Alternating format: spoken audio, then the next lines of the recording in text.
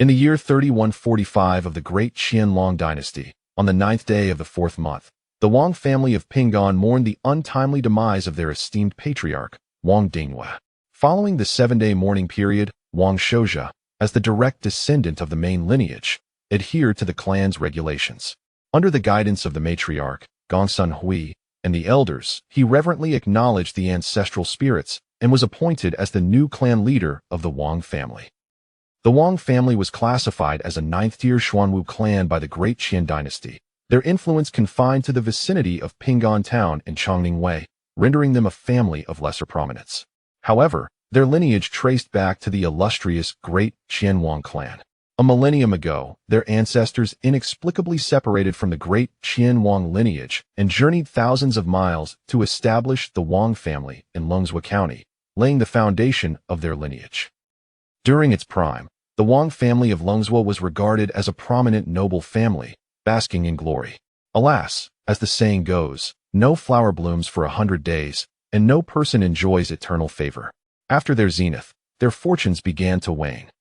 Centuries later, in the year 3095 of the Longcheng era, the talented Wang Shouxian, along with his family, ventured southward to Chongning Wei, settling at the confluence of the Luping mountain range and the Yin River. There, they toiled to establish a settlement, thereby contributing significantly to the establishment of the Pinggan Wang family. In his prime, Wang Zhouxian reached the late stage of the Lingtai realm, exerting formidable influence over Pinggan town. His pride was further amplified by his granddaughter, Wang Longyan, whose exceptional talent saw her attain the 7th layer of qi refinement by the age of 18. She was admitted to the prestigious Zifu Academy, breaking through to the Lingtai realm by 30 and advancing to the mid-stages before 60, earning the Academy's substantial recognition and support.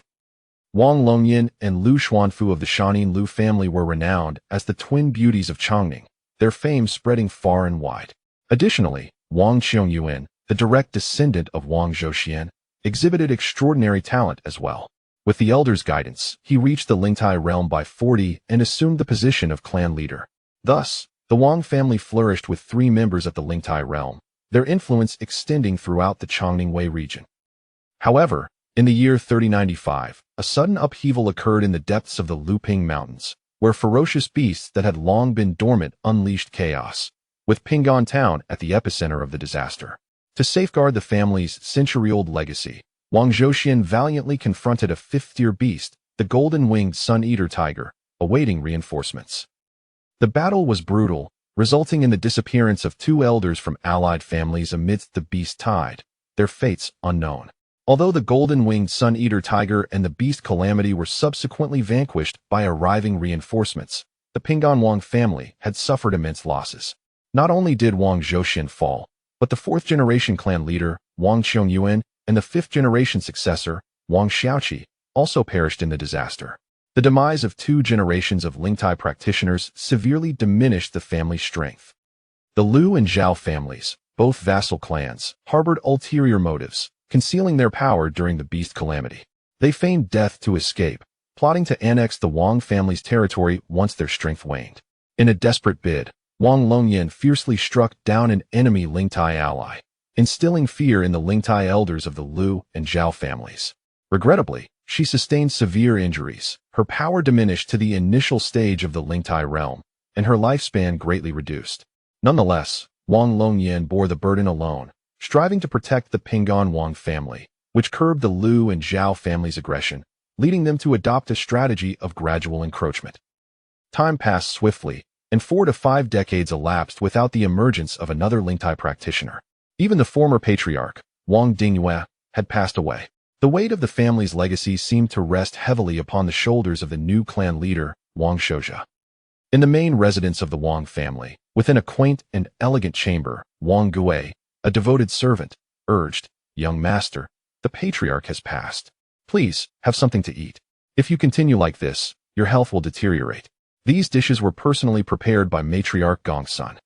With a sigh, Wang Shouja set aside the chronicles of the Wang clan and, regaining clarity, reflected, "Who would have thought that a mere accident would transport me to a fantastical realm, where I have inexplicably become the leader of a declining Xuanwu clan?" Alas, the burdens appeared to be quite heavy. It turned out that 3 days prior, Wang Shouja had fainted in front of his father's coffin while mourning. Upon awakening, he found himself transformed into a traveler of this new world. The ensuing days of memory integration left him in a state of disorientation, leading others to believe he was merely grieving, unaware of the profound changes within him that had propelled him into the role of clan leader.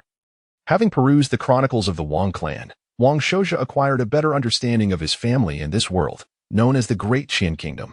The kingdom was founded upon Xuanwu clans, with the royal family being the most prominent. Numerous other Xuanwu families dotted the landscape like stars in the night sky.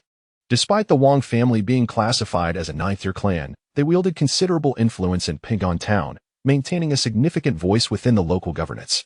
In fact, during his great-grandfather's era, the Wang family was the undisputed authority in Ping'an, their power extending to the surrounding regions of Chongningwei. However, following the catastrophic battles detailed in the chronicles, which led to the loss of many family elites, their fortunes had steadily declined. Even with Wang Longyan's efforts to uphold the family's legacy, the encroachment of the Liu and Zhao families proved relentless. Wang Shouja had a nagging suspicion that something was amiss regarding those battles. Why did the Liu and Zhao families dare to conceal their strength and ultimately betray the Wang family? Why did the reinforcements arrive so belatedly? The chronicles were vague, leaving many questions unanswered. Nevertheless, Wang Shouja decided to remain vigilant. Subsequently, the former Patriarch, Wang Dingyue, sought breakthroughs in the perilous outer realms, hoping to attain the Lingtai realm. However, his ambitions met with tragedy, resulting in his untimely demise and further exacerbating the Wang family's decline. If unforeseen circumstances did not arise, the Wang family's territory would gradually be consumed by the other two families in Ping'an Town, leading to the collapse of their once great lineage and reducing their bloodline to that of commoners. Yet, this world is rather intriguing, mused Wang Shouja, his eyes narrowing as he gradually melded his memories. It seems that the former Wang Shouja, though young, was not an inconsequential figure. His memories revealed that Wang Shouja had been hailed as a prodigy, his talent only slightly inferior to that of Wang Longyan among the descendants of Wang Zhouxian. This was encouraging news, at least he had not been reborn as a mere wastrel. Concerned by the fluctuating expressions on Wang Shao's face, the servant Wang Gue anxiously remarked, "Master, please rest. I will fetch a physician at once." "It is unnecessary, I am well enough," Wang Shouja interjected, halting his servant's departure. "Wang Gue, you may leave. I require some solitude to contemplate." "Understood." Wang Gue complied, carefully closing the door behind him. Lifting the delicately crafted sandalwood food box, an exquisite aroma wafted forth. The box was divided into compartments, containing rice, vegetables, meat, and a piece of steamed fish. Stimulated by his appetite, Wang Shouja quickly seized his chopsticks, placing a piece of meat into his mouth. The flavor was remarkably rich, far surpassing the usual tastes he had known, evoking memories of the luxurious imported beef he had sampled before his journey.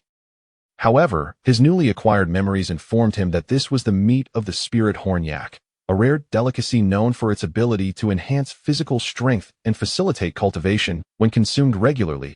He was once the young clan leader, gifted with extraordinary talent and the foremost beneficiary of his family's resources, thus naturally entitled to such privileges. Wang Shouja felt a gentle surge of warmth coursing through his body, marveling at the rapid restoration of his vitality. He could not help but exclaim inwardly that indeed it was exquisite meat under the allure of culinary delights. He quickly devoured the scant portions of yak meat with a few deft chopstick movements. Ordinary fishermen would dread encountering such ferocious beasts, fearing for their lives, as a moment's delay could lead to capsized boats and tragic fates. The chef had expertly removed all the fish bones, leaving the meat tender, marinated to perfection, and accompanied by a refreshing sensation that danced within him, rendering the experience utterly delightful. The rice was no ordinary fare. Each grain was plump and glistening, offering a firm, springy bite infused with a rich fragrance reminiscent of orchids, belonging to the renowned spiritual delicacy Bayuji rice. This meal left Wang Shouja with an unparalleled sensation of satisfaction, banishing the feelings of weakness and lethargy, replaced instead by vigor and vitality. If every meal could be so sumptuous, his cultivation would surely progress at an extraordinary pace. Yet, this was evidently an impossibility. The family's former glory had long since waned. Even his elevated status could not justify such extravagant indulgences, let alone for other family members. As the newly appointed clan leader, he could not disregard the welfare of his kin by relentlessly appropriating their resources for his own sustenance. Should he pursue such selfishness, it would not be long before the clan would face disintegration and swift demise. Even if he yearned for a feast of gourmet delicacies, he must aid the Wang family in growing stronger. System. Wang Shouja lay on his bed, digesting his meal, and calmly summoned with his mind. His heart sank with an increasing sense of trepidation in this fantastical realm teeming with formidable experts and ferocious beasts. How could one possibly thrive without a golden finger? Chapter 2. Where has the system gone? It appears that I must proceed cautiously, one step at a time. Wang Shouja's expression was slightly grave. Yet he soon found solace in the realization that, even in the absence of a golden finger, he possessed certain advantages. At the very least, after merging with his memories, he discerned that although this world was replete with formidable masters, its development in terms of livelihood and advanced thought paled in comparison to that of Earth. Even as an ordinary office worker, a mere university graduate, he held some leverage. As Wang Shouja prepared to summarize his advantages, he recalled the name of Lu Leoi. His brow furrowed slightly as memories surged forth. It was his uncle, Wang Dinghai. Wang Dinghai, the sixth in the lineage of male descendants, was of average talent and cultivation but was notably skilled in aquatic affairs, thereby overseeing one of the family's fishing fleets. The fact that Wang Dinghai had been attacked suggested that there had been unexpected developments regarding the family's fishing enterprise, providing an opportunity for Wang Shouja to observe this world firsthand. Calm down. What good does it do to panic? Reflecting on this, Wang Shouja composed himself. After a brief reprimand, he stated calmly, "Prepare the carriage. We shall go take a look." "Yes, master," Wang Gui responded promptly, hastening away to make the necessary preparations. Wang Shouja, guided by his memories, exited the house and strolled leisurely toward the main gate, taking the time to observe the various architectural features and structures of the residence, confirming them against the images in his mind. Along the way, he chanced upon his stepmother, Gongsun Hui, who wore a grave expression as she led several family guards hurriedly toward the front door. Wang Shouja bowed respectfully, "Greetings," and, with the memories now intertwined, Wang Shouja understood that he had lost his mother at a young age, and Gongsun Hui was his father Wang Dingyue's second wife, bearing a legitimate daughter named Wang Lumiao, who was now 8 years old. Thus, while Gongsun Hui was indeed his stepmother, she was not his biological mother. Nevertheless, her nurturing nature meant she had always treated him as her own, caring for him in every aspect, which deviated from the conventions often found in typical fantasy novels. Upon seeing Wang Shouja, Gongsun Hui approached and grasped his hand, her face filled with concern. "Sure, why are you out here? Have you had your meal? Is your health better?" The family guards promptly bowed in greeting. Gongsun Hui's expression darkened slightly, and after a moment's hesitation, she said, "Since you have inherited the position of clan leader, you will inevitably face these matters. Now that your health is restored, let us go and see." "Yes, and together." They exited the main residence. The plaque at the main gate bore the grand characters Ping and Wang clan, exuding an air of magnificence. Yet, alongside the weathered columns and white lanterns inscribed with the character for establishment, swaying in the wind, there was an undeniable sense of the Wang family's decline.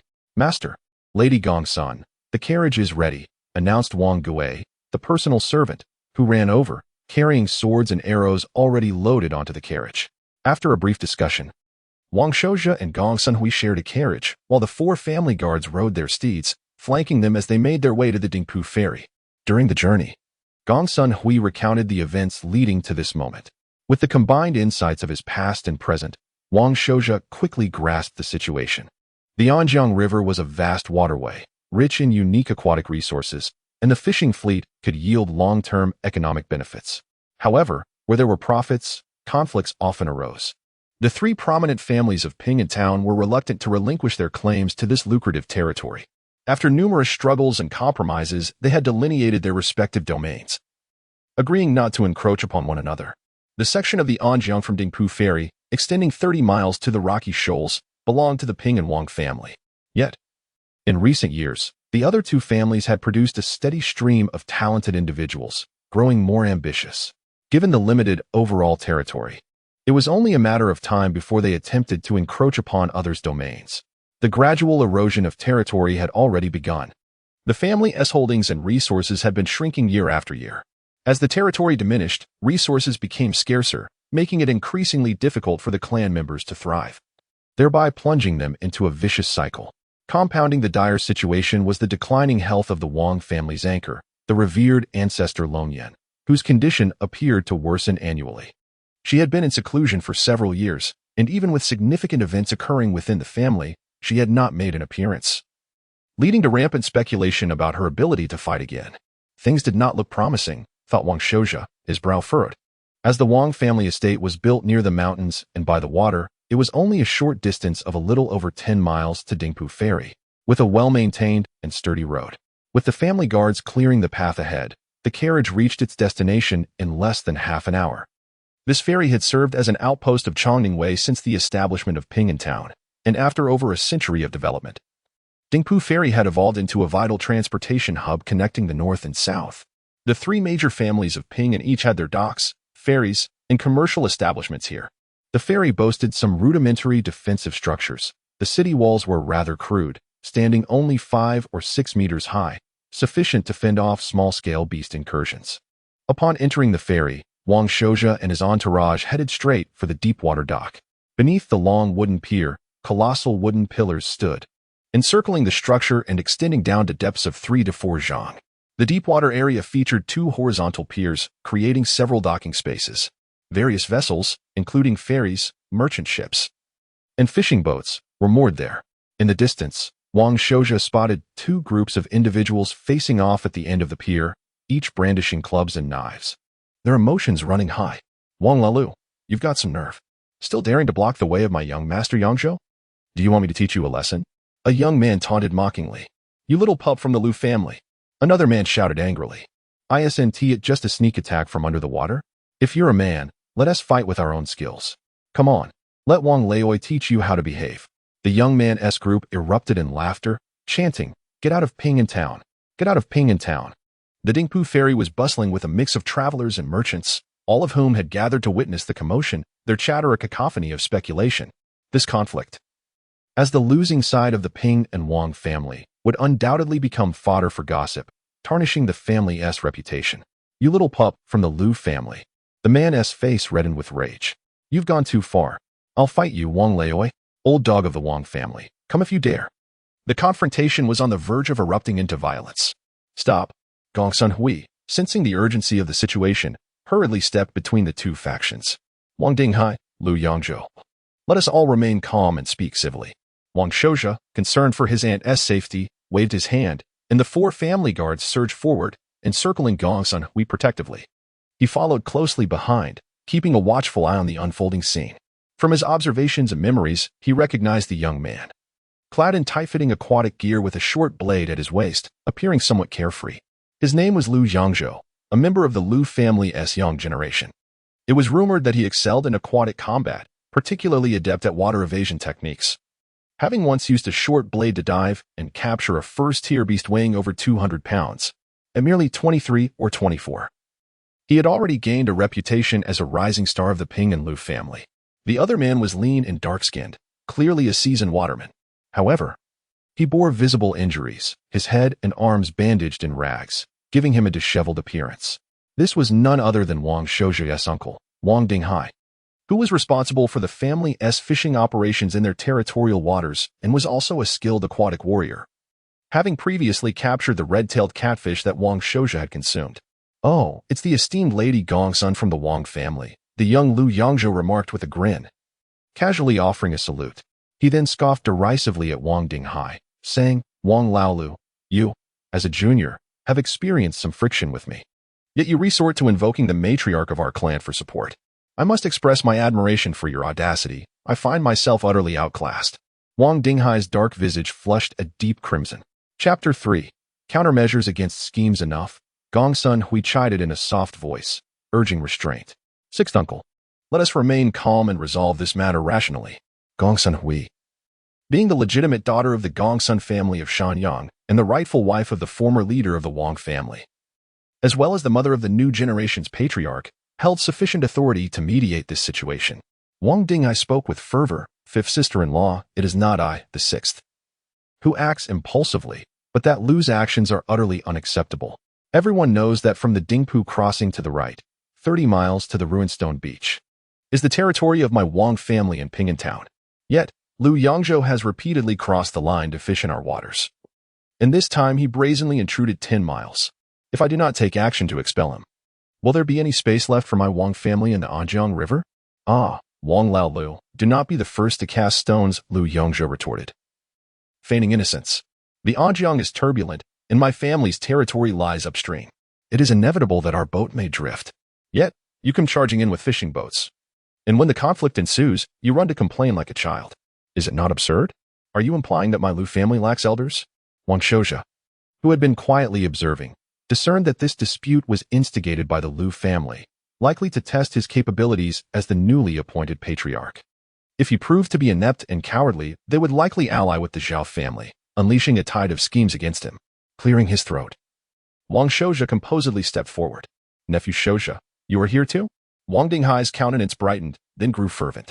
Quickly, tell your sixth uncle that this young man is resorting to underhanded tactics. Your sixth uncle is unwilling to accept this and wishes to challenge him fairly. It was indeed the young patriarch of the Wang family, which caused Lu Yongzhou to narrow his eyes slightly, revealing hints of apprehension and jealousy. The Lu family was wary of Wang Shouja. Should he ascend to the Lingtai realm, the dynamics of Ping'an Town would shift dramatically. The onlookers began to murmur, intrigued by the newly appointed young patriarch of the Wang family. Their conversations hinted that the previous patriarch, Wang Dinghui, had passed away too soon. And had he lived another decade, the situation would have been vastly different once Wang Shouja matured. Sixth uncle, victory and defeat are common in war, Wang Shouja said, narrowing his eyes and lowering his voice to test the waters. But, do you truly believe you can secure a win against him? Should you lose again in front of so many, it would damage our family's reputation. Wang Dinghai hesitated briefly before responding. I have clashed with that Lu lad several times, and we have always been evenly matched. However, today feels different. His water evasion technique seems to have improved significantly, making him slippery like an eel. Caught off guard, I suffered a setback. But do not worry, nephew. I will fight with all my might to win this round. An improvement in his water evasion technique? How intriguing. Wang Shouja mused, grasping the opponent's strategy. The Lu family aimed to provoke Wang Dinghai's pride, intending to have Lu Yongzhou defeat him publicly and diminish the Wang family standing. If emotions could be further inflamed, a wager could be established, making their scheme even more perfect. Wang Shouja assessed the situation and declared, Sixth uncle, I will handle this matter. Wang Dinghai hesitated but soon calmed down upon seeing Wang Shouja's composed demeanor. Shouja, be cautious. The Lu family excels at deceit. Rest assured. Sixth uncle, I will not be at a disadvantage, Wang Shouja reassured him, then surveyed the crowd before speaking loudly.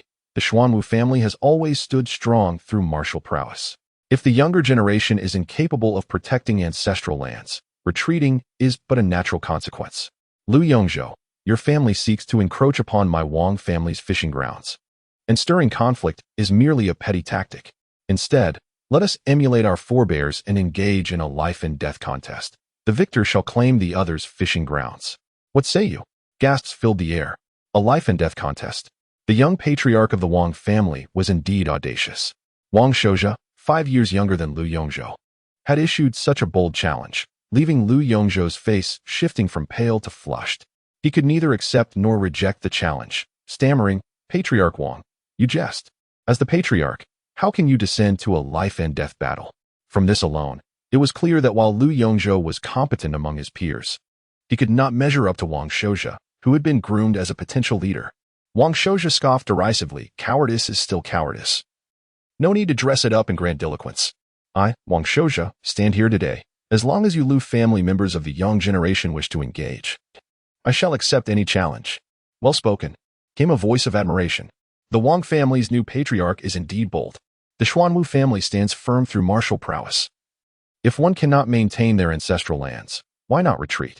As the speaker emerged, a middle-aged man clad in ornate robes, flanked by several formidable bodyguards, strode forth with an inscrutable smile, fixing his gaze on Wang Shouja.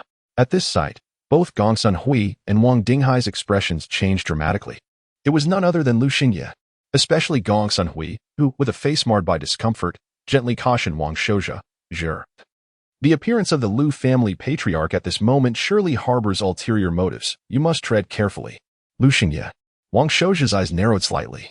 The current patriarch of the Ping and Lu clan, it was said that his martial prowess was not the mightiest among the Lu, having yet to transcend the 8th layer of qi refinement at the age of 40. However, in Wang Shouju's recollection, this individual was notoriously cunning, renowned as a proverbial smiling tiger.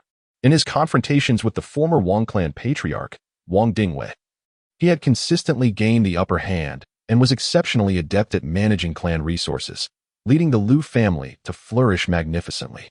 How could this be? Wang's patriarch remarked. Though his words held merit, as the leader of a clan, how can you resort to bullying the weaker?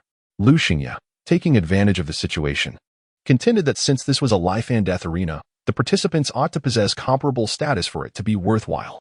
The Lu patriarch's assertion is indeed reasonable. Wang Shouju nodded earnestly in agreement. You and I, from the Wang and Lu families, have had our share of conflicts and grievances. Since we are to engage in a life and death contest, it would be fitting for both clan leaders to take the field themselves, thereby establishing our equal standing. What? Lu Xingye's countenance twitched. The patriarch was proposing to personally enter the life and death arena? Had Wang Shouju lost his senses? First, he had taken aim at Lu Yongzhou, and now he was directly targeting Lu Xingye. Was he prepared to assail anyone in sight? Was that truly what I meant? The surrounding merchants and travelers, along with other individuals at the ferry, fell into a stunned silence, grappling with the shock of witnessing two family patriarchs poised for a personal duel. Was such impulsiveness truly necessary?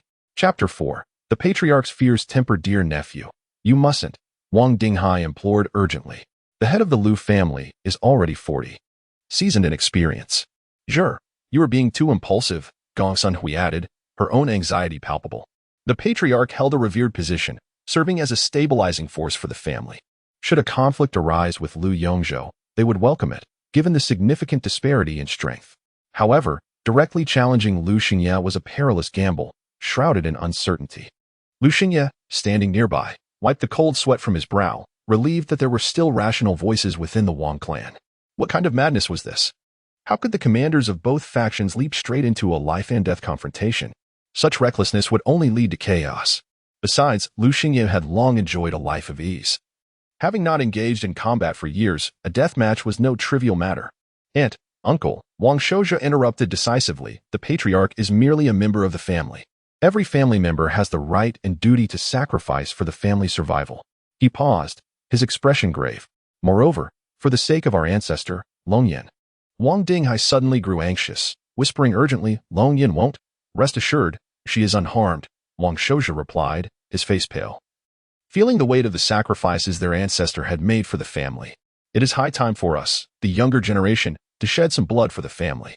Yet, his words seemed to veil a deeper concern. Without further ado, Wang Shouju turned his gaze toward Lu Xingye. Lu family head, since our families are at odds, why not seize this opportunity for resolution? Let us sign a contract for a life and death duel. The loser shall withdraw from the Anjiang fishing grounds, and the family will not pursue any grievances. His words resonated with a tone of resolution. Very well, Lu Xingye conceded, recognizing the youthful valor of the Wang patriarch. Since there are grievances between our families, let it be a king versus king duel to settle matters. The onlookers, eager for spectacle, relished the rarity of witnessing a confrontation between two powerful patriarchs, and they began to clamor in excitement, raising the stakes of the situation. By heavens, this lad resembles a hungry wolf, Lu Xingye thought, his brow furrowing as he contemplated the implications of the shifting tides. With a sudden surge of composure, he feigned a congenial demeanor, saying, My dear nephew, it is worth mentioning that I have long been acquainted with your father. Is it too much to call you nephew? Our three families have coexisted in Anjiang for many years, and we ought to support one another. Such trivial conflicts should not escalate to this extent. Are you suggesting that the Lu family is prepared to cover my uncle's medical expenses? Wang Shouju narrowed his eyes, a mocking smile playing on his lips. Compensate for medical expenses? Lu Xingye's expression darkened. Nevertheless, he was adept at concealing his true intentions behind a facade of amiability. Family disputes are inevitable. Yet given that this incident was indeed Zhongzhou's fault, we must acknowledge it. Here are 30 gold coins as an apology to Brother Dinghai. With that, Lu Xingye produced 3 banknotes, each worth 10 gold coins, and cheerfully placed them in Wang Shouju's hands. It is said that you, dear nephew, are a dragon among men, with potential rivaling that of our ancestor Longyan. You will undoubtedly become the pillar of Anjiang in the future. 30 gold coins?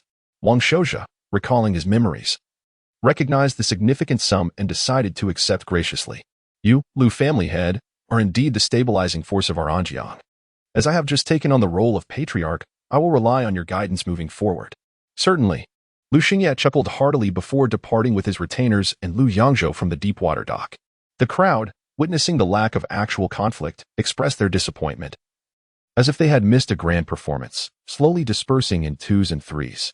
However, Gongsun Hui exhibited no joy, her brow furrowed with concern. Uncle, Aunt, since we are here, why not take a look aboard your ship? Wang Shouja smiled. I have yet to sail with you. Excellent, excellent. I shall show you some fishing techniques, Wang Dinghai replied enthusiastically. As they prepared to board, Wang Shouja summoned several retainers, whispering instructions, after which they dispersed to carry out their tasks. Wang Shouja then followed Gongsun Hui and Wang Dinghai to the deepwater berth. Meanwhile, outside the Dupu ferry, the impetuous Lu Yongzhou wore a disgruntled expression. Patriarch, we had agreed to extract a piece of flesh from the Wang family. Yet how did it end with us apologizing? Yongzhou, you are still too young, Lu Xingye replied lightly, hands clasped behind his back, a smile on his face. As the saying goes, this moment is different from that moment. In the current situation, we must not provoke the Wang family. Rather, we should exercise caution to avoid conflict. Lu Yongzhou felt a surge of frustration and confusion. I deduced that the old hag Wang Longyan's days are numbered, Lu Xingye remarked, his eyes narrowing with cunning insight. The Wang family resembles a dying tiger, the most dangerous time. If we push too hard, it may provoke a fierce backlash. While my Lu family is not afraid, I would prefer not to see the Zhao family benefit from our missteps. Wang Longyan. The name stung like a thorn in Lu Xingye's throat. As long as she lived, the Lu family would not dare to sever ties with the Wang family completely. Is this truly the case, Patriarch? Lu Yongzhou exclaimed with excitement. Previously, Wang Longyan had remained in seclusion, absent even during significant events such as the succession of the Wang family head, leading Lu Yongzhou to speculate. Lu Xingye chuckled coldly. Witnessing Wang Shouja's impatience, attempting to gamble everything in a life and death duel, confirms my suspicions. I cannot allow him to have his way. Within 2 to 3 years, at most 4 to 5, once Wang Longyan passes, Patriarch, must we wait so long? Lu Yongzhou felt bewildered. What do you understand? The rise and fall of a family cannot be accomplished in a day, Lu Xingye replied, waving his sleeve as he prepared to board the carriage with the support of his retainers. We have waited for many years. Surely we can endure a few more. Besides, there is much preparation to be done before Wang Longyan's demise. Yangzhou, remember, do not engage in conflict with the Wang family without my orders, or face the consequences of family discipline. Yes, Patriarch. Lu Yongzhou, simmering with frustration yet helpless, respectfully saw Lu Xingye's carriage off. As Wang Shouja instructed several retainers to remain at the dock for their tasks, he boarded the medium-sized fishing boat, the Dinghai, along with Gongsun Hui and Wang Dinghai.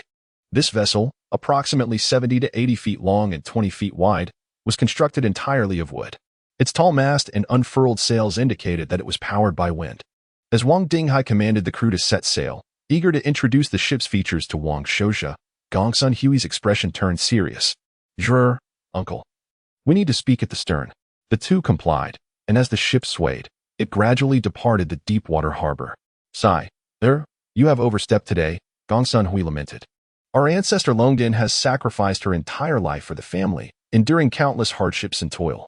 How could you utter such reckless words, especially in public? Furthermore, you even sent your retainers to spread rumors.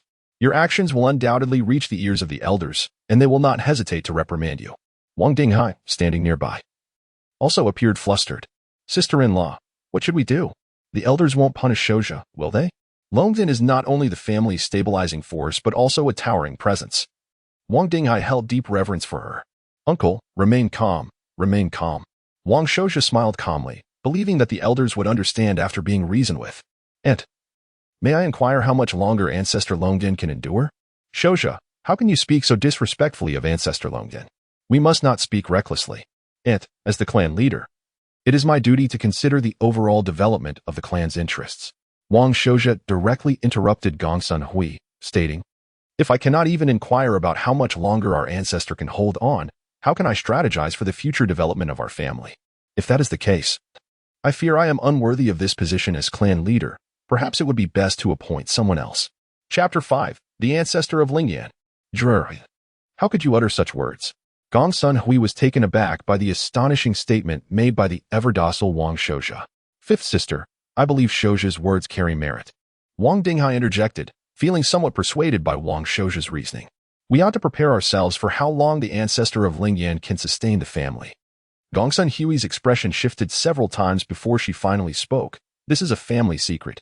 A few days ago, when I reported to the ancestor of Lingyan, she personally told me that if she refrains from taking action, she can maintain her grip for another 20 years. However, if she does take action, the outcome is uncertain. 20 years. Wang Shouja pondered quietly, realizing it was considerably longer than he had anticipated. This indeed presented an opportunity for a turnaround. Sure, you are our family's sole hope. Gongsun Hui said gravely.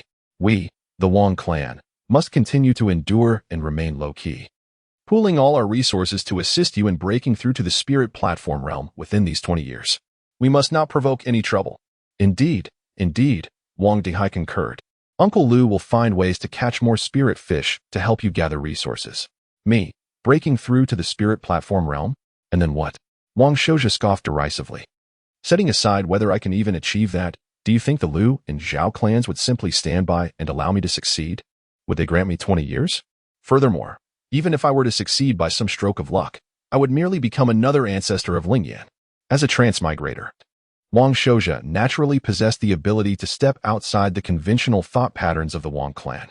His words sent chills down the spines of Gongsun Hui and Wang Dinghai. Until now, they had lived under the protection of the ancestor of Lingyan, believing the Lu and Zhao clans would not truly sever ties. However, if Wang Shouja, whom they had pinned all their hopes on, genuinely had a chance to break through to the spirit platform realm, how could the Lu and Zhao clans idly watch? Enough. I intentionally hinted at the ancestor's dwindling time. I believe that with Lu Xingye's cunning, he would never choose this moment to take the lead against our Wang clan. Therefore, I will continue to subtly spread the word, giving the Lu and Zhao clans a countdown of about 5 years, Wang Shouja declared. Whoever dares to provoke us within those 5 years will face our wrath. We will strike with all our might against them, and at a critical moment, we can summon the ancestor of Lingyan to stabilize the situation. In Wang Shouja's view, the ancestor of Lingyan was akin to a trump card. The true power of the trump card lay not in the moment it was played, but in the deterrence it provided beforehand. Brilliant! Wang Dinghai exclaimed, slapping his thigh. Our family is like a dying beast. They fear our desperate retaliation before our demise. Thus, they would not only refrain from bullying us, but would also seek ways to appease us. No wonder Lu Xingye, that old fox, obediently offered 30 pieces of Qian gold as compensation. Moreover, now that our Wang clan has a clear deadline, such a tempting piece of meat laid before us will surely stir thoughts in the Lu and Zhao clans, who previously allied due to a common enemy. While they bide their time, they cannot be without ulterior motives, Wang Shouja remarked with a smile. One must remember that greed and dissatisfaction are fundamental aspects of human nature. The forthcoming situation will undoubtedly become intriguing, if we can find a way to subtly fan the flames. Upon hearing Wang Shouja's analysis, both Gongsun Hui and Wang Dinghai gasped in astonishment, exchanging fearful glances. Yet, simultaneously, a glimmer of hope emerged within them, a hope for their family's potential resurgence. Aunt, Uncle Lu. This matter is of utmost confidentiality concerning the survival of the Wang clan, Wang Shouja stated earnestly, clasping his hands. Firstly, I hope you can keep this secret. Secondly, I hope you can trust and support me unconditionally. This was Wang Shouja's true intent. His youth made him vulnerable to scrutiny, even within the role of clan leader. Thus, he needed to present some shocking ideas to win over key figures and secure allies. Gongsun Hui, his biological mother, would be his future support. And Uncle Wang Dinghai was straightforward and easy to rally. Taking a deep breath, both Gongsun Hui and Wang Dinghai solemnly pledged their commitment. As the trio conversed, the medium-sized fishing boat, under the control of the crew, departed from the deep-water dock, entering the rapids of the Yin River. The breadth of the Yin River far exceeded Wang Shouja's imagination, stretching endlessly into the horizon, the distant Du Ferry becoming increasingly indistinct. As they ventured deeper into the Yin River, the winds and waves intensified, causing the vessel to sway violently. Even Wang Shouja, at the pinnacle of the 6th layer of qi refinement, felt a tinge of nausea. Similarly, Gongsun Hui, accustomed to a life of comfort, appeared somewhat pale and uneasy. Aha! Fifth sister, Shouja, a fishing boat is not as stable as a ferry. When the boat sways, you must not resist the tilt with your bodies, but instead move with the rhythm like a weeble, Wang Dinghai patiently instructed them on how to navigate the tumultuous waters. Both Wang Shouja and Gong Sunhui, being practitioners of the Xuanwu realm, quickly adapted to the rocking of the boat, their innate abilities and physical prowess allowing them to adjust swiftly. Wang Shouja, in particular, mimicked Wang Dinghai, anchoring his feet like stakes on the deck, swaying rhythmically with the waves, gradually finding a sense of ease and comfort. Shouja indeed possesses remarkable talent. Allow me to demonstrate how I usually fish, Wang Dinghai said with enthusiasm, eager to showcase his skills, as few in the family had shown interest in watching him fish. I have no doubt, uncle, that your skills are exceptional, but let us first allow the regular fishermen to give it a try, Wang Shouja suggested. Wang Dinghai was momentarily taken aback but soon chuckled. Shouja, are you testing the fishing crew's abilities? Very well, the fishermen aboard this flagship vessel are all skilled hands. Wang Gaodang, come demonstrate for the clan leader. Yes, Captain. A young lad, agile as a monkey, descended from the mast.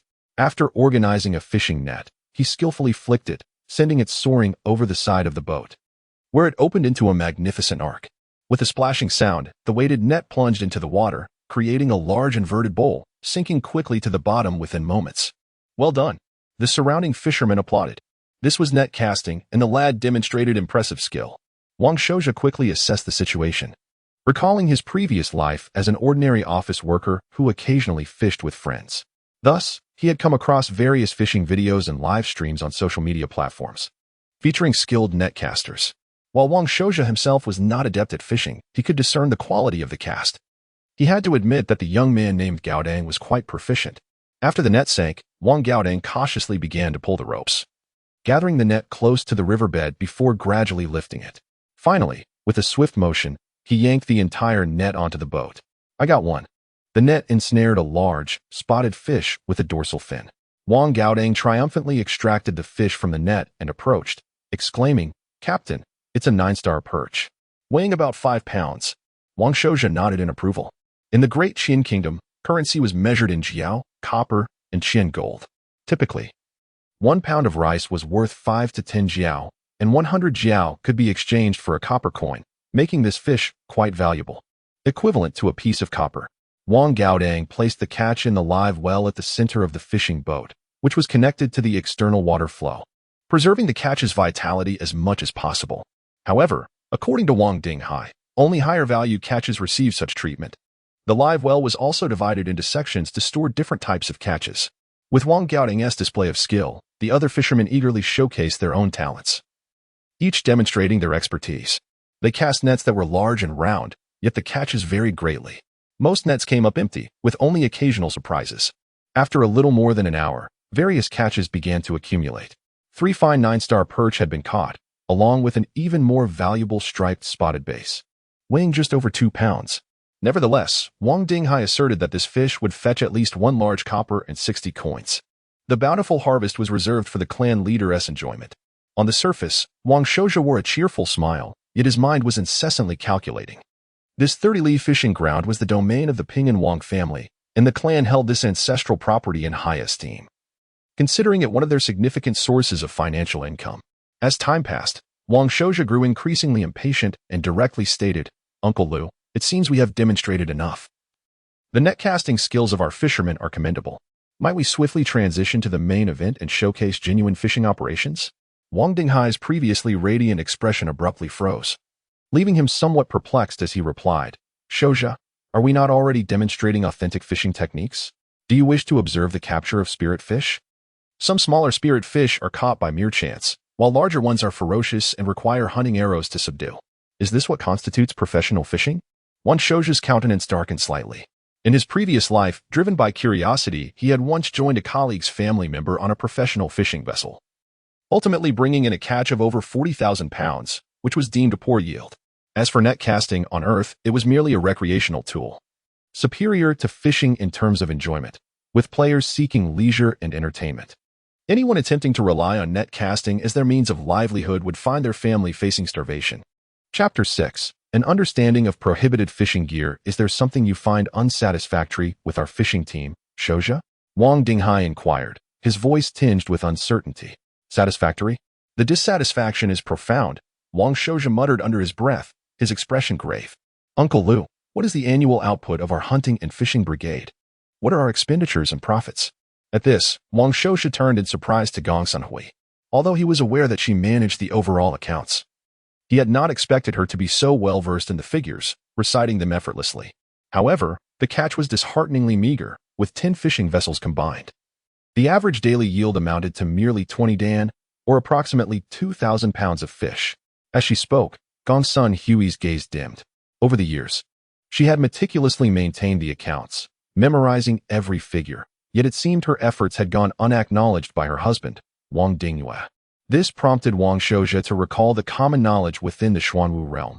Marriages among the Xuanwu clan traditionally occurred between legitimate heirs, and Gong Sunhui, as a legitimate daughter, was destined to wed a junior patriarch from another family. Similarly, Wang Shouxia would inevitably marry into a family of legitimate daughters. As the conversation drifted, Wang Shouxia, invigorated by Gong Sunhui's clarity regarding the accounts, posed a question. Previously, Uncle Lu introduced me to the considerable value of our catch. Why is it that, despite an annual yield of approximately 6,700 dan, the total value amounts to only 486 gold coins? Please, continue. With a newfound enthusiasm, Gong Sunhui elaborated on the expenses and net profits. Considering the current 46 fishermen, our annual expenses, including monthly allocations, total 151 gold coins. The maintenance of the 10 fishing vessels, alongside repairs for various tools, incurs an additional 92 gold coins. Furthermore, our average annual tax amounts to 72 gold coins, and the average compensation per year is 60 gold coins. After deducting all expenses, our average annual net profit stands at 221 gold coins, excluding the offerings owed to your Uncle Lu, which are accounted separately. Upon hearing this, Wang Dinghai felt a flush of embarrassment, stammering. How can the net profit be so scant? I had assumed we would generate at least 400 to 500 gold coins in pure profits annually. If Uncle Lu has any doubts regarding the accounts, he is welcome to review them at any time, Gong Sunhui replied calmly. No, fifth sister-in-law. That was not my intention, Wang Dinghai hastily clarified, waving his hands. I am but a simple fisherman. Shouxia, what merit can there be in such tedious accounts? Allow me to demonstrate my skills. Shouxia, the Anjiang River can be perilous, with hidden currents and the occasional ferocious aquatic beast, Wang Dinghai contended. Even with utmost caution, some fishermen may still lose their lives in the Anjiang. Without substantial monthly payments and compensations, no one would be willing to join the fishing brigade. Regarding taxation, Gong Sunhui explained, taxes are assessed based on the size of the fishing vessels. Small ships are taxed at 6 gold coins annually, while medium vessels are taxed at 18 gold coins. Fixed taxation, indeed, Wang Shouxia acknowledged, understanding that in such an economically underdeveloped world, fixed taxes were the most pragmatic approach. Having absorbed all this information, Wang Shouxia bowed respectfully to Wang Dinghai. Uncle, I had no idea that fishing in the Anjiang was so perilous. Your contributions to the family over the years are truly commendable. Wang Dinghai, relieved, responded with a dry chuckle, as long as you do not fault the fishing brigade for its meager earnings. To be honest, when fifth brother was clan leader, I proposed expanding the fishing fleet. Managing 10 vessels is one thing. Managing over 20 would pose no issue. I would also recruit more fishermen, which would increase the family's earnings. After all, the 30-li stretch of the Anjiang can easily accommodate over 20 fishing boats. Indeed, the Lu family's fleet comprises over 20 vessels. Wang Shouxia remarked, intrigued. Please, do share more. Wang Dinghai's face brightened, sensing a kindred spirit. Fifth sister-in-law, I knew this could be done. Yet, I did not understand why fifth brother opposed it when I was willing to contribute more to the family. Shouxia, are you in favor of expanding the fleet? Wang Dinghai inquired cautiously. No, I do not agree, Wang Shouxia replied thoughtfully. What? Wang Dinghai's expression darkened. Even Gong Sunhui looked perplexed at Wang Shouxia, wondering why he had just expressed willingness to consider it. This is a different time, Wang Shouxia mused. For the family to thrive, it requires gold coins. To generate more gold, we must enhance the efficiency of our family assets. But how can we increase efficiency without expanding the fleet? Wang Dinghai gazed expectantly at Wang Shouxia. With a mysterious smile, Wang Shouxia proposed, Uncle, you are the expert in fishing. I have a few ideas to discuss with you. Have you ever considered a fishing method called trawling? It involves 2 vessels working in unison. Following this, Wang Shouxia knelt beside Wang Dinghai and sketched a diagram on the deck. Trawling was a conventional fishing practice on Earth, a specialized method that surpassed the effectiveness of mere net casting. Without the excellent natural ecology of the Anjiang, Wang Dinghai's rudimentary fishing techniques would likely leave him empty-handed. However, Wang Shouja was aware that trawling could severely harm the natural ecosystem, and he was reluctant to endorse it. Yet the family's current predicament demanded growth, lest they face extinction. At worst, once the family flourished, they could abandon such methods of natural fishing. Shouja, this notion is quite ingenious, Wang Dinghai, a professional in his own right, quickly grasped the concept but furrowed his brow. However, constructing such a large net poses significant challenges, and our fishing vessels may not be able to tow it. Indeed, they cannot, Wang Shouja conceded, recognizing the issue. Traditional sailing vessels lack the power to drag a massive net.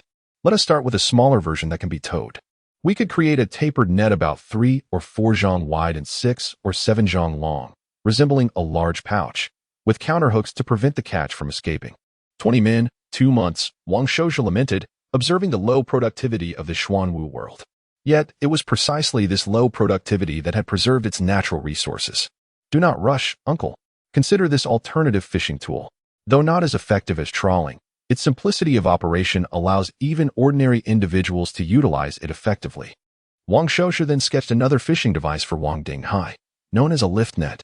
This method bore similarities to net casting, yet instead of descending from above, it ensnared fish from below. Although more complex than net casting, once constructed with proper fixation and leverage, it proved more efficient and required minimal effort. Its advantage lay in its accessibility. Any ordinary laborer, even miners, could operate it. Moreover, the lift net had a more advanced variant known as a river blocking net, which, if successfully manufactured, would possess even greater potential than a small trawl. Shouja, where do you conjure such extraordinary ideas? Wang Dinghai exclaimed, excitement trembling in his voice. If we can realize this, we shall surely prosper. Idle hours spent perusing an ancient text, Wang Shouja replied casually. Wang Shouja remarked, Sixth uncle, let us explore the earth trap and the soul-stirring formation. These 2 fishing tools, both natural and remarkably lethal, have been deemed so potent that they have been placed on the national list of prohibited fishing gear. Their formidable capabilities are evident, and both are classified as passive fixed fishing devices. Once installed and deployed, they merely require periodic checks at designated times and locations, akin to idly playing a game where one need only collect rewards at intervals. Wang Dinghai was nearing madness. As a practitioner of the Xuanwu profession of fishing, Wang Shouja seemed to have unveiled a whole new world for him. Chapter 7. Capturing the red-scaled eel Uncle Lu. These matters are secrets crucial to the family's rise. Confidentiality is paramount, Wang Shouja solemnly declared, temporarily abandoning his intention to popularize lure fishing with Wang Dinghai. I understand. I shall exercise utmost caution in all of this. I would appreciate it if the family could assign me 2 retainers when the time comes, Wang Dinghai replied, trembling with excitement. Additionally, I have some thoughts regarding the net. We can swiftly transform a net using a casting method. Let us first test its effectiveness, he continued, his eyes sparkling with anticipation for the experiment. The area from the landing dock to the rocky shore belonged to the Wang clan, and ordinary folk would neither dare nor wish to approach the riverbank. After all, it remained undeveloped, merely cleared, harboring various unforeseen dangers. Next to the small dock stood a concealed wooden cabin, a refuge from storms. Wang Dinghai settled Wang Shouja and Gongsun Hui in this modest abode, leaving Wang Godin to attend to them before hastily departing. This is the first time I've seen Uncle Lu so fervent, Gongsun Hui remarked. It seems that the fishing strategy you proposed, Zhe, will yield remarkable results. All of this is derived from ancient texts. Practical experience is necessary to ascertain its efficacy. I hope it proves beneficial for the family.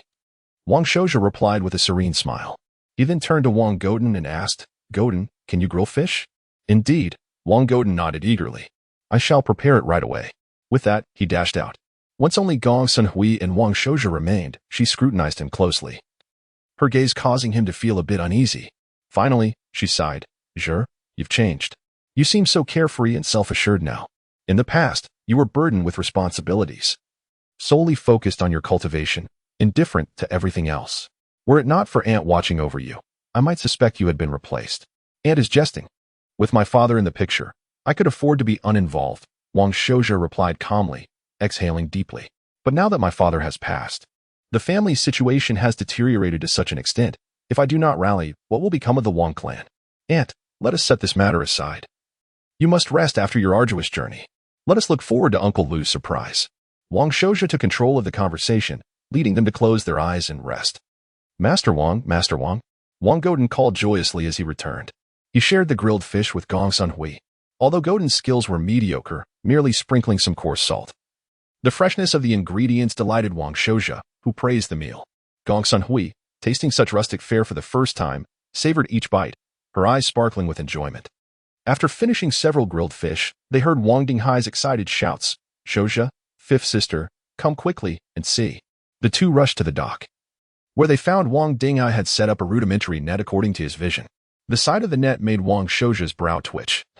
The four supporting poles were as thick as a man's arm, while the main pole was even thicker than a thigh. This contraption is excessively cumbersome. It must weigh 200 or 300 pounds, far beyond what an ordinary person could manage. Wang Dinghai stood on the wooden dock, effortlessly pulling on the cable, causing the heavy net to rise from the water with ease. I had forgotten that he is a 5th-level practitioner of Qi.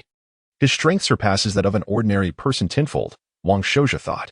With a resounding splash, the net ensnared a large fish. The fish thrashed violently but was restrained by the net, and before it could react again, it was pulled from the water, lying helplessly at the center of the net.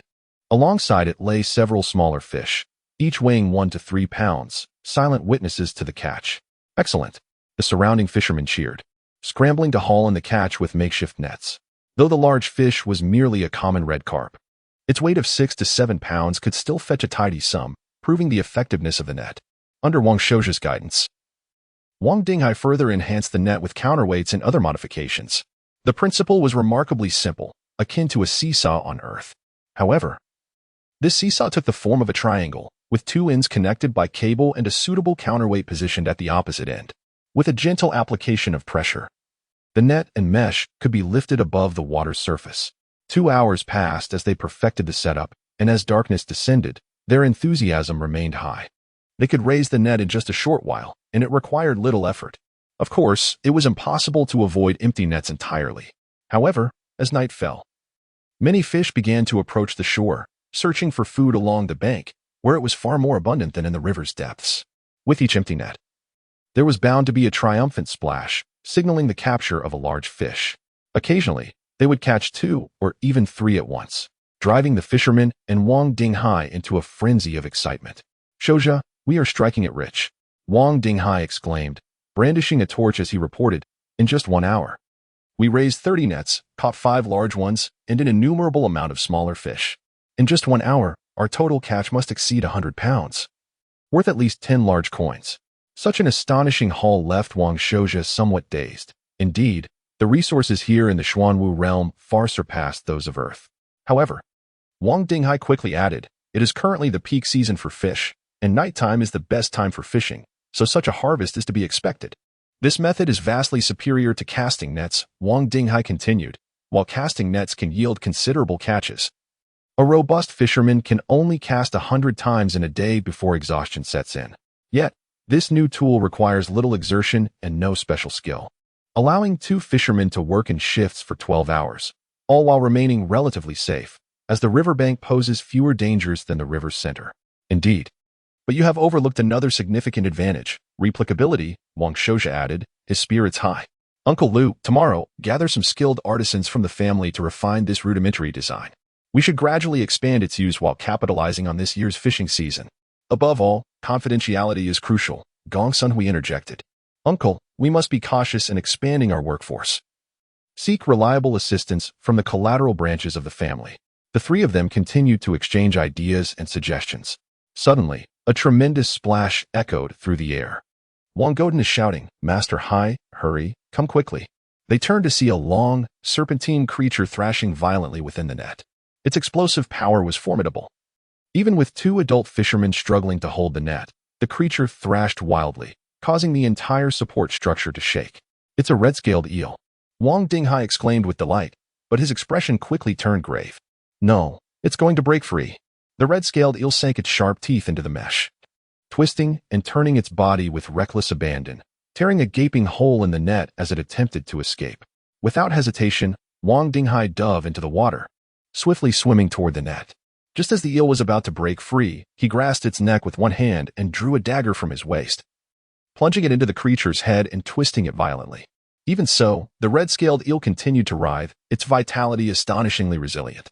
After what felt like an eternity, the creature finally succumbed, its life ebbing away. Wang Dinghai dragged it ashore and laid it on the rudimentary dock. The creature measured over 2 meters in length, its girth surpassing that of a thigh, and its body was covered in crimson scales. A first-tier aquatic beast, the red-scaled eel. Uncle, this specimen must be an adult, weighing at least 100 pounds, right? Wang Shouja and Gong Sunhui were also curiously observing. Haha, not just that. This creature weighs at least 150 pounds and is worth no less than 30 to 50 taels of gold. Wang Dinghai plopped down on the ground, panting, his eyes gleaming with excitement. If this fierce beast were to plunge into the water, your sixth uncle might indeed find it a challenge to subdue it. However, this red-scaled eel is a treasure in itself. Master, today we owe it all to your fortuitous fortune. Ha ha ha, tomorrow, I shall proudly showcase it at Dingpu Dock.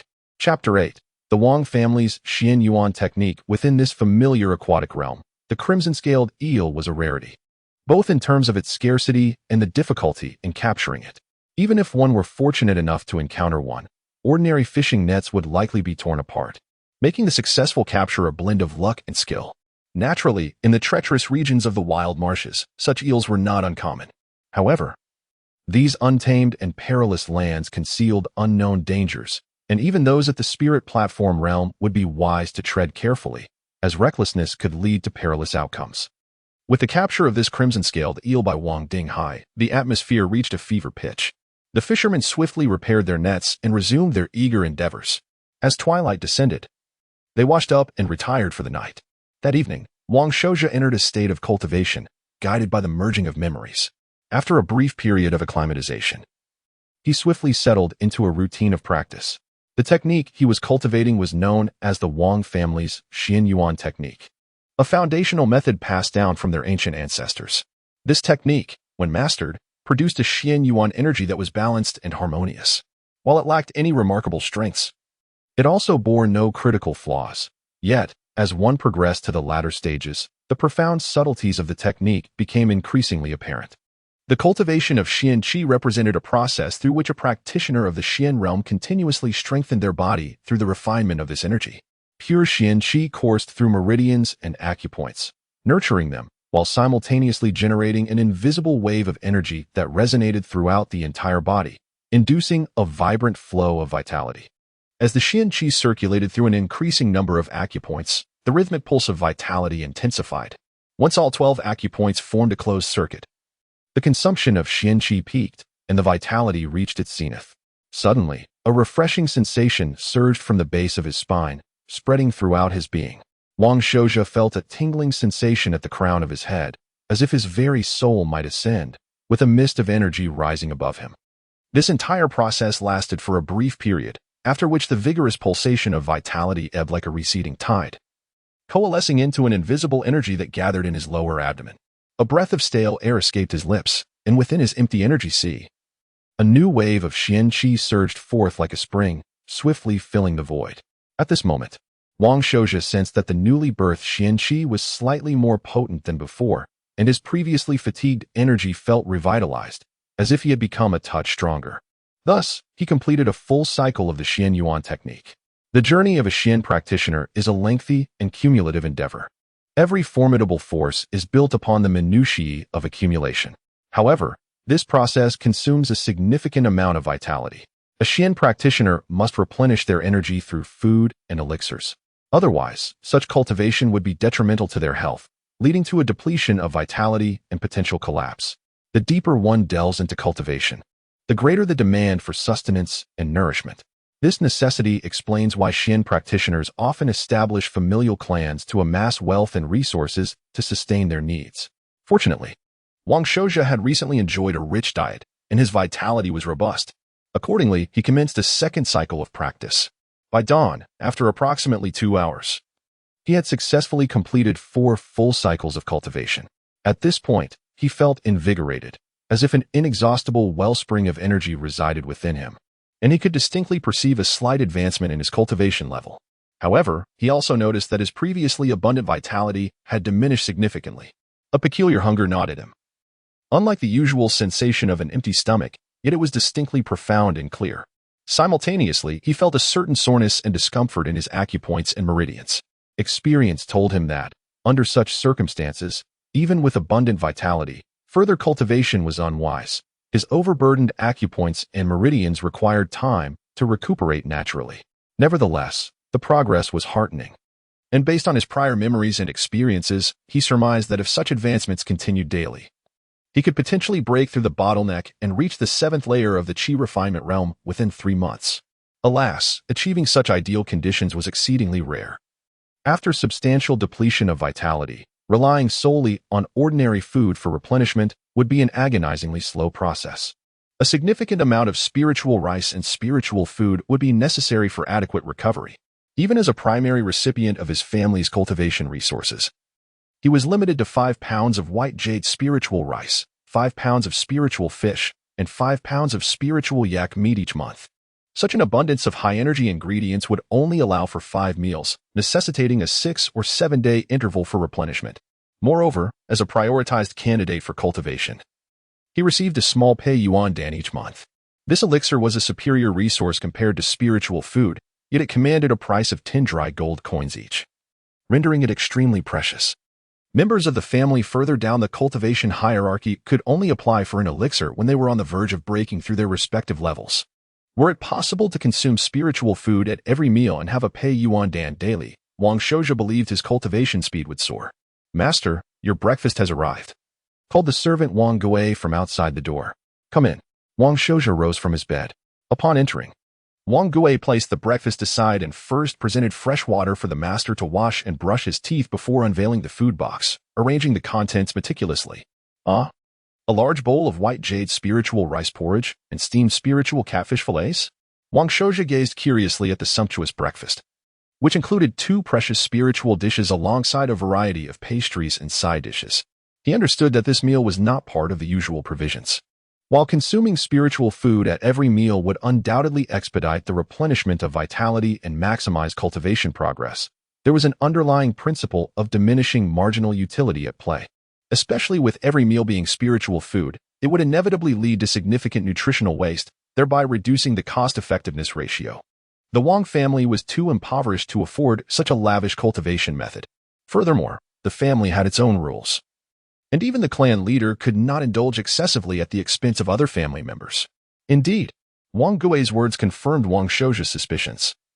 This meal had been prepared by Aunt Gongsun Hui from her own rations. The instruction to not be overly polite further stifled any objections Wang Shouja might have had. Very well, I shall not squander Aunt's kindness.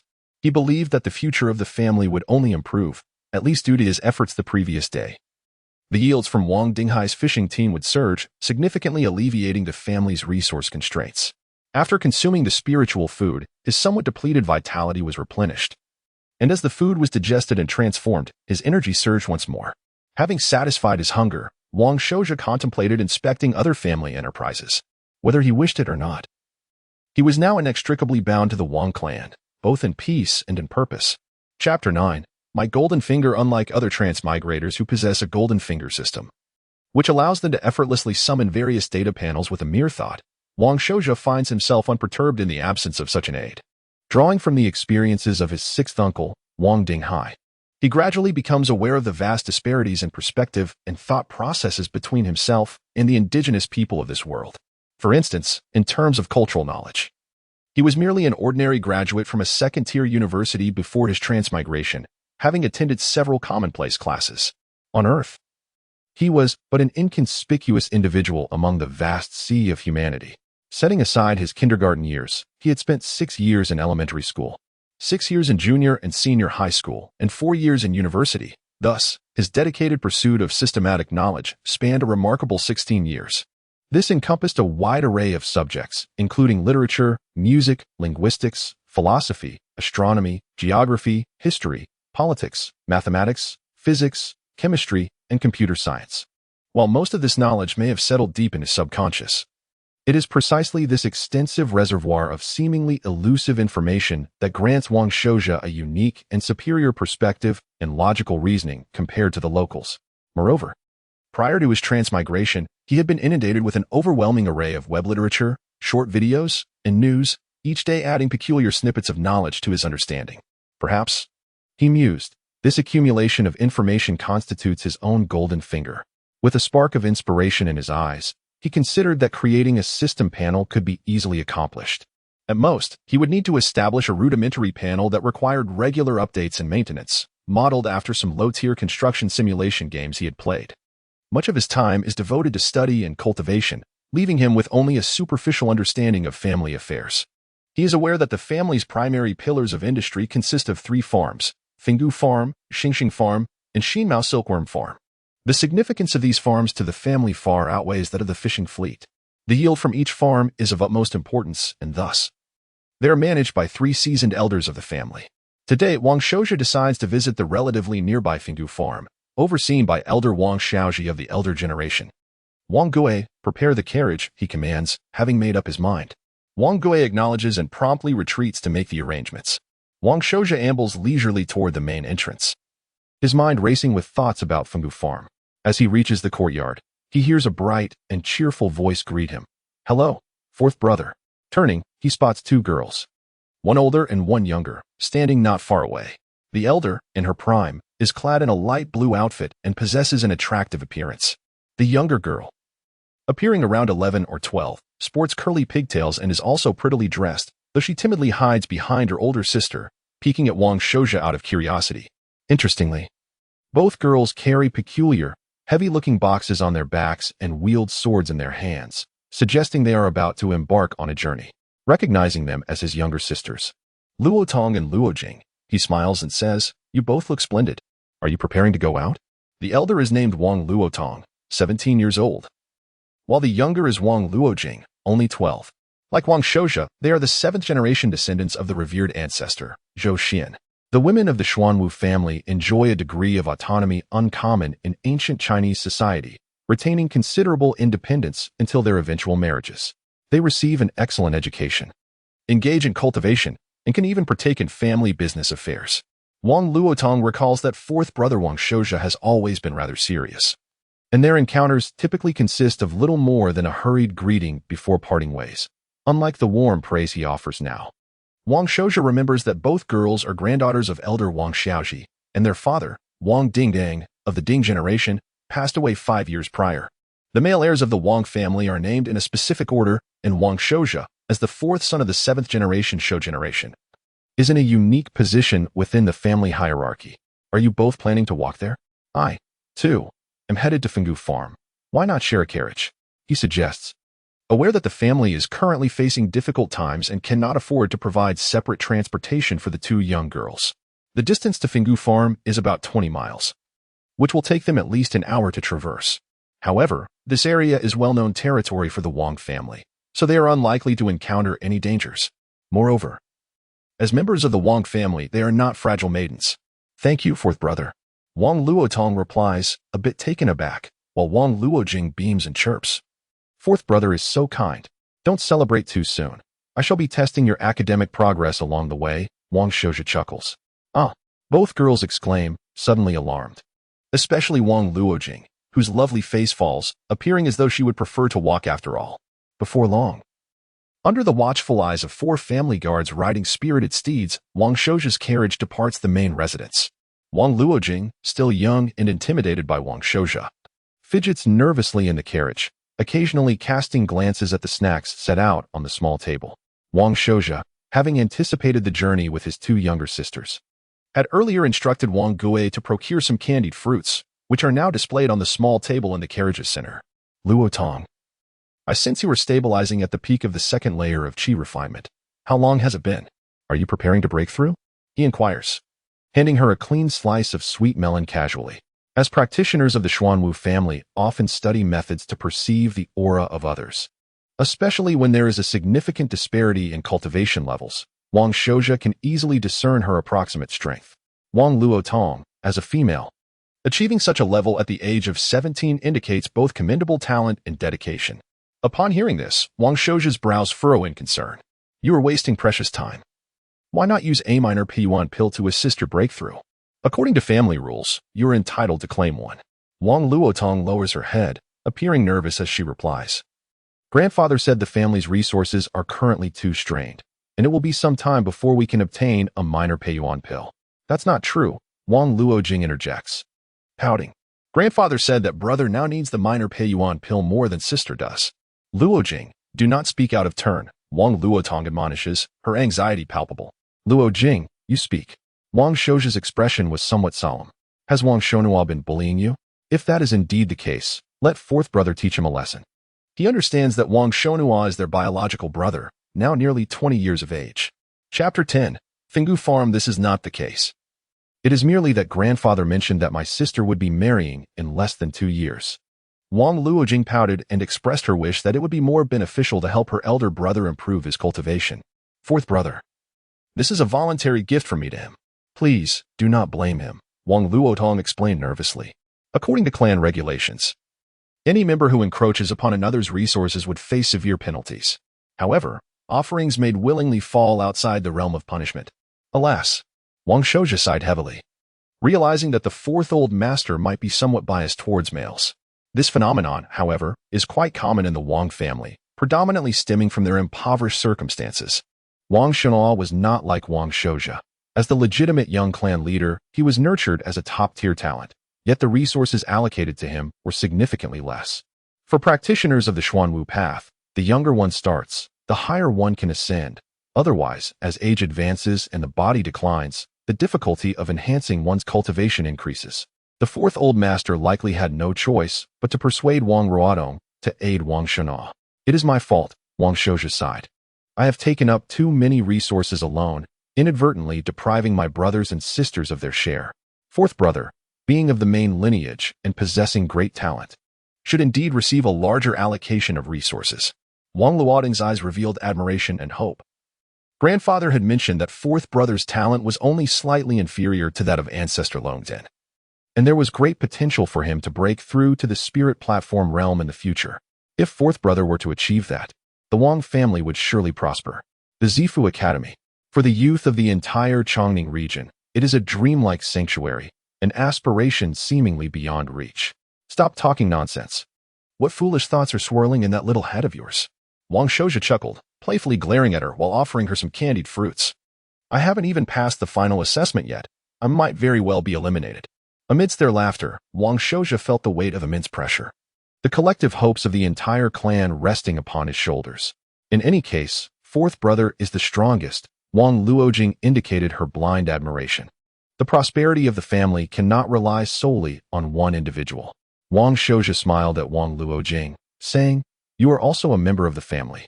You too must strive diligently. I see that you possess considerable talent, having already reached the high-level chi refinement realm at such a young age. With hard work, you might even gain admission to the Zifu Academy, becoming as exceptional as Ancestor Longyan.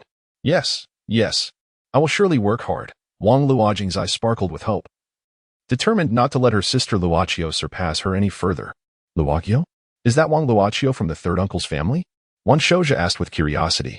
Has she already reached the peak of the first level, on the verge of a breakthrough? She has indeed broken through, Wang Luojing pouted, visibly displeased. Not long ago, she came to flaunt it to me. Her talent is quite remarkable, Wang Shouju remarked, surprised. I remember she is only 11 years old. Her potential seems to rival my own. Clearly, the younger generation of the Wang family is not inferior to the Liu or Zhao families. It is merely the scarcity of resources that stifles their growth. He furrowed his brow, deep in thought. Take Liu Yongzhou, for instance, at around 23 or 24 years old. He had already reached the 5th level's high tier, which is considered quite exceptional among the youth. If Wang Ruodong were provided with ample cultivation resources, her future achievements could very well rival those of Liu Yongzhou. Unfortunately, she is a girl, and the family is too impoverished. Subsequently, Wang Shouju casually inquired about their academic studies, only to find their progress lacking, particularly in mathematics, which they had studied poorly. This prompted a frown from Wang Shouju, who promptly reprimanded them. This is quite embarrassing. Your lovely heads are filled with nothingness. Although the Xuanwu family is built upon martial prowess, cultural knowledge is also the foundation of a family's legacy. Fourth brother, we won't dare again. Wang Luodong and Wang Luojing lowered their heads, visibly chastened. The distance from the Wang family residence to Fingu Farm is merely 20 miles, with a solid dirt road wide enough for 2 carts to pass each other. On both sides, fields of wheat are planted, making for a smooth journey. As it is early summer, The vegetation is lush and vibrant. Waves of green wheat sway in the wind, resembling a vast azure sea. This season marks the grain-filling stage of the wheat, with pleasant weather and abundant sunshine, a clear sign of good fortune. While conversing with his two younger sisters, Wang Shouja arrived at Fenggu Farm in less than an hour. Most farms are typically situated on fertile land, and this particular stretch lies adjacent to the main flow of the Yin River, with a small stream about 10 feet wide meandering through Fenggu Farm. The ancestors had diverted the stream, creating several 3-foot-wide ditches, which from above make the area resemble a large Chinese character for abundance, hence the name Fenggu Farm. Built along the waterways, rows of modest houses, though simple, each have small front and back courtyards, where fruits and vegetables can be cultivated and chickens can be raised. Each backyard has simple stone steps leading down to the ditches for washing and cooking. In the ditches, groups of ducks and old geese frolic and forage, their honking creating a lively racket. The fields before the houses are well tended, with waves of wheat swaying in the breeze, creating a breathtakingly beautiful rural landscape. Having lived in the city for a long time, Wang Shouja was instantly captivated by this idyllic and leisurely scene. Initially, upon entering this fantastical world, his understanding had been limited to battles and conflicts, yet he had not anticipated such exquisite pastoral beauty. Earlier, a family servant had come to notify them, but even so, Wang Shouja and his two sisters waited by the riverside for a quarter of an hour before Wang Xiaoji emerged from the vast fields. At over 70 years of age, his skin was tanned from the sun, yet he remained sprightly. After removing his straw hat, he approached Wang Shouja with a smile, saying, "Shouja, what brings you here today?" Fourth grandfather, Wang Shouja replied respectfully with a slight bow. Grandfather, Wang Luotong and Wang Luojing greeted him dutifully. "What are you two girls doing here? Shouldn't you be at home studying and cultivating?" Fourth old master Wang Xiaoji frowned, reproaching them. "There are plenty of pests and insects in the fields. What is there to enjoy?" The two girls turned pale from the scolding. Their heads hung low, too timid to respond. Fourth grandfather, Wang Shouja interjected. "The fourth and fifth sisters missed you, so I took the liberty of bringing them to visit. It is not their fault. Shouja, do not spoil their tempers too much, lest they feel wronged in their future marriages." Wang Xiaoji softened his tone towards Wang Shouja. "You came at a fortuitous time, last night. A group of wild boars invaded the wheat fields, and we managed to hunt down the largest one. We have been cooking it since morning. Come. Fourth grandfather invites you to feast on wine and meat. I thought of coming to the farm on a whim this morning. It appears my intuition was correct." As I caught a whiff of something delicious from afar, Wang Shouja chuckled, "I suppose I am indeed quite fortunate. You are the pillar of our family, so of course you are blessed." Wang Xiaoji smiled as he led Wang Shouja into the main courtyard of the farm, with the two girls following closely behind. The main courtyard of the farm is constructed from a mixture of bricks, tiles, and wood, with a simple and unadorned design, primarily serving as residence for the clan members, servants, and retainers. In the courtyard, farming tools are stacked in a corner, and some free-range chickens are kept, embodying the essence of rural life. Wang Xiaoji was beckoning Wang Shouja in the courtyard, where a stone round table was set, surrounded by 5 or 6 stone stools. Several peasant women had arranged an array of fruits and tea before they busied themselves in the kitchen. During this time, 2 young girls were also sent to the kitchen to lend a hand. According to Wang Xiaoji's reasoning, girls should familiarize themselves with the kitchen to avoid future hardships in their marital homes. Wang Shouja understood that this was a tradition in the Xuanwu world. Although families of the Xuanwu lineage typically employed dedicated cooks, personally preparing food signified heartfelt intentions, much like the matron Gong Sunhui, who often took it upon herself to cook delectable dishes for Wang Dingwei and Wang Shouja, symbolizing a bond of closeness between them. Chapter 11. The hope of the entire family. Wang Shouja arrived today with a purpose, yet he remained unhurried and composed. He casually conversed with Wang Xiaoji, recounting anecdotes and extraordinary events. When he mentioned that he and his 6th uncle, Wang Dinghai, had fortuitously captured a 150 red-scaled eel the previous night, Wang Xiaoji slapped his thigh with excitement, exclaiming, "That rascal Dinghai wouldn't catch one in 2 years. He must have benefited from your auspicious influence." Although not as exceptional as the red-tailed spirit gar, the red-scaled eel was still considered a highly nourishing delicacy, ranking among spiritual foods.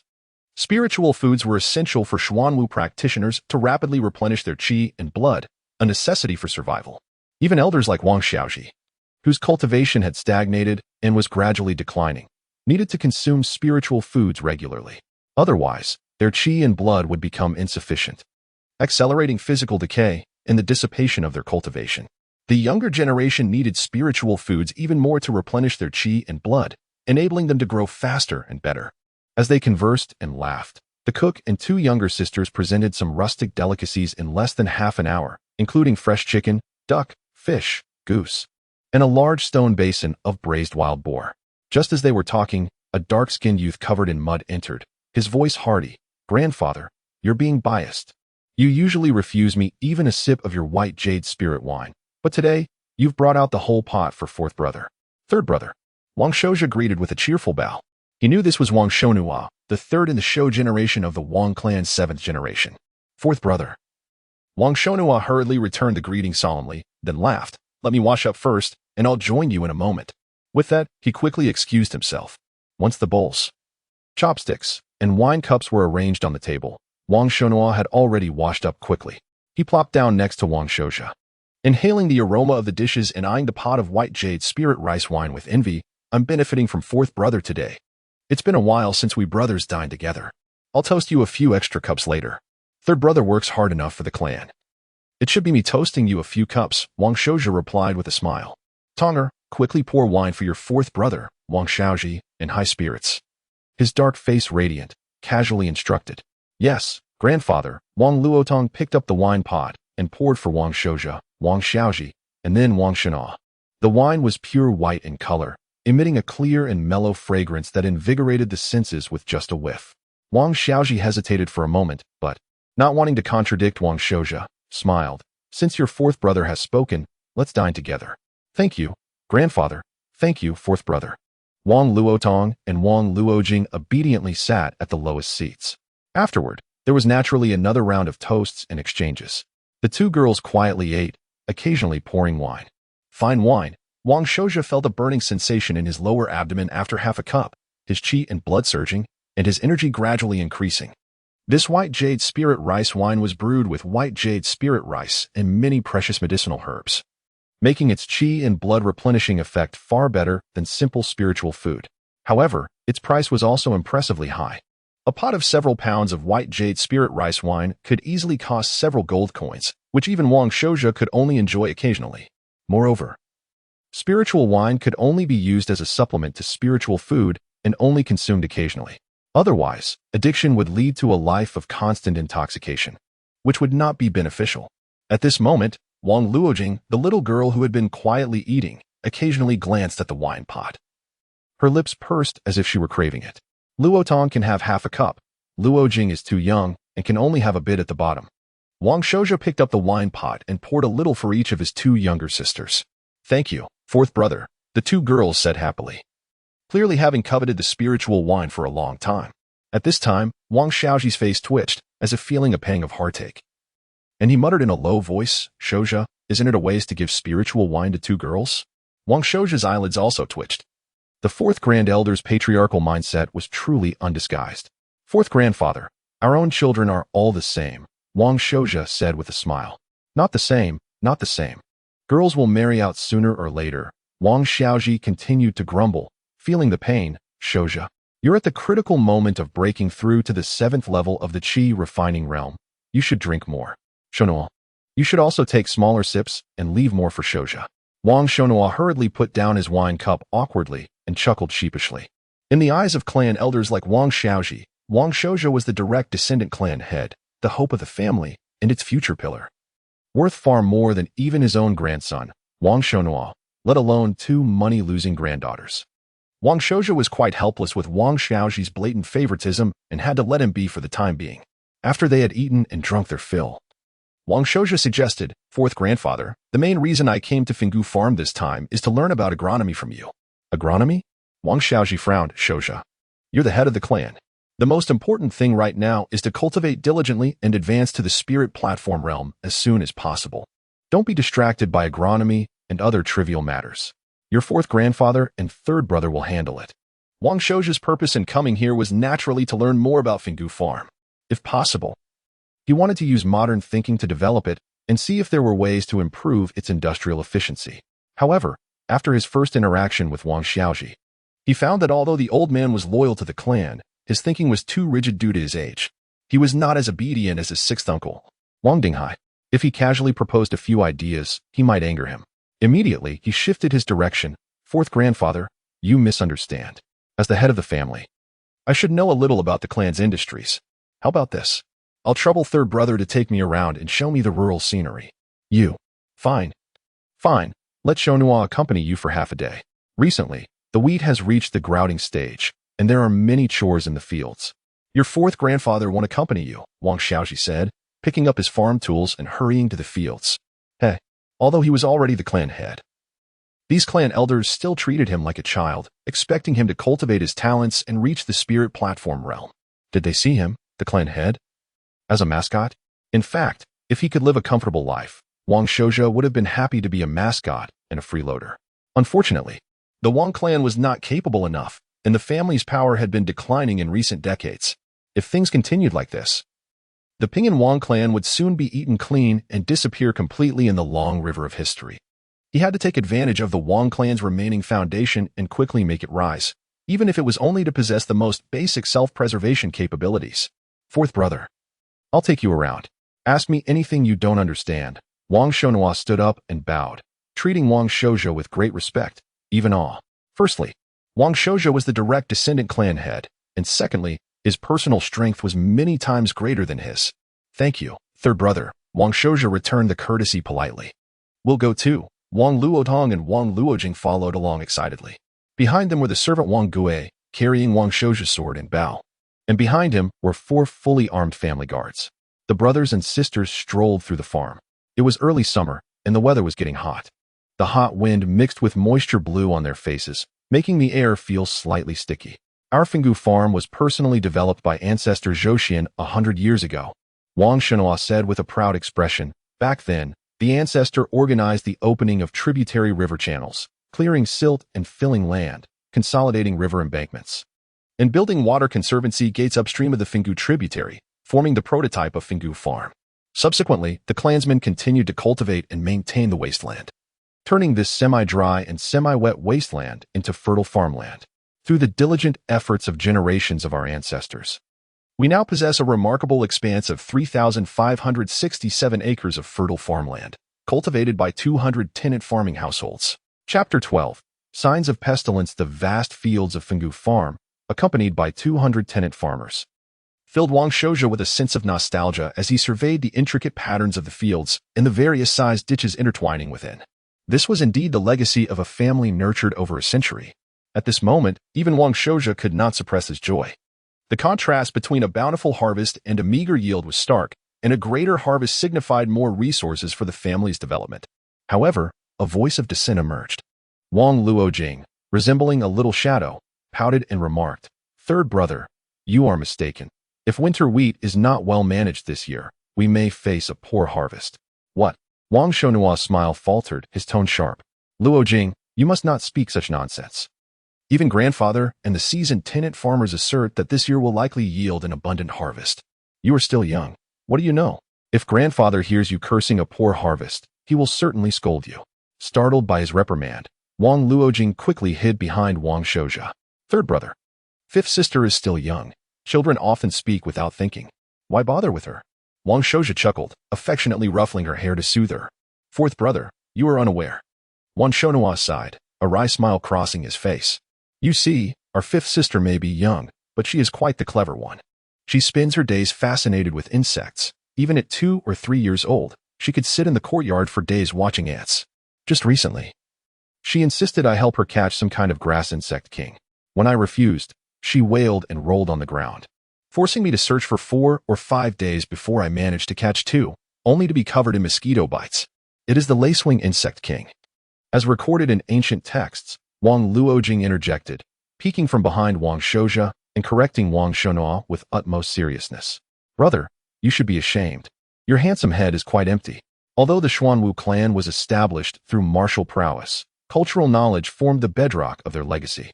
This last remark was a playful mimicry of Wang Shouja's admonishments directed at Wang Shonua. Wang Shonua's face darkened, and he could only mutter, yes, I am ignorant. Next time you ask for my help, I will not assist you in catching insects. I will ask fourth brother for assistance. He is 1,000 times more capable than you, Wang Luojing declared, tugging at Wang Shoujia's sleeve, finding confidence in him as her support. This elicited a smile from Wang Shoujia. Recognizing her eccentricity, she was merely shy in his presence, while Wang Shonhua appeared exasperated to the point of fainting. All right, Luojing. Why do you think a year of favorable weather would lead to a poor harvest? Wang Shoujia casually inquired. Do not fear, it matters not if you are wrong. Bolstered by Wang Shoujia's support, Wang Luojing found her courage. Last winter was too warm. We only had a light snowfall. Wang Shonhua rolled his eyes. While it is said that a timely snowfall heralds a bountiful year, it is merely a saying. Does a lack of snow guarantee a poor harvest? Not at all.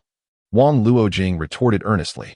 Last year's warm winter and this spring's favorable rains have indeed been beneficial.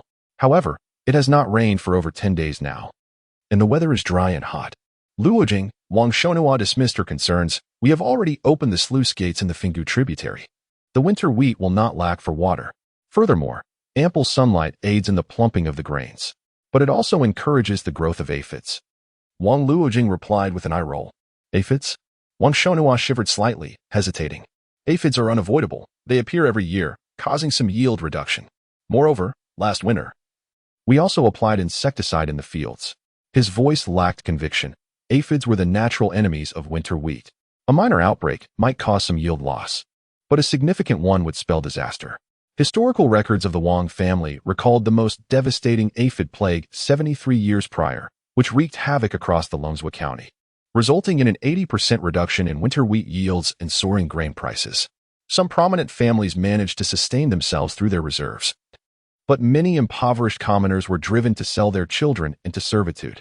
Even more terrifying was that the plague persisted into the third year, overwhelming even the wealthiest families. Had it not been for the intervention of the Zifu Academy, which supplied large quantities of grain and produced substantial amounts of ancient insecticide, the entirety of Longswa County might have faced starvation. Wang Shoujia frowned. Luojing, do you have any means to substantiate your claims? Fenggu and Xingxing farms were the two major grain-producing estates of the Wang clan. If an aphid outbreak were to occur, it would only exacerbate their plight. Brother, examine several of the maturing wheat ears, Wang Luojing suggested, her expression serious. Wang Shonhua felt a wave of unease wash over him as he walked to the fields, casually plucking a wheat ear to inspect. He found some green specks on the ear that had just begun to fill with grain. After checking several more, he confirmed that they all bore signs of aphids, albeit in varying quantities.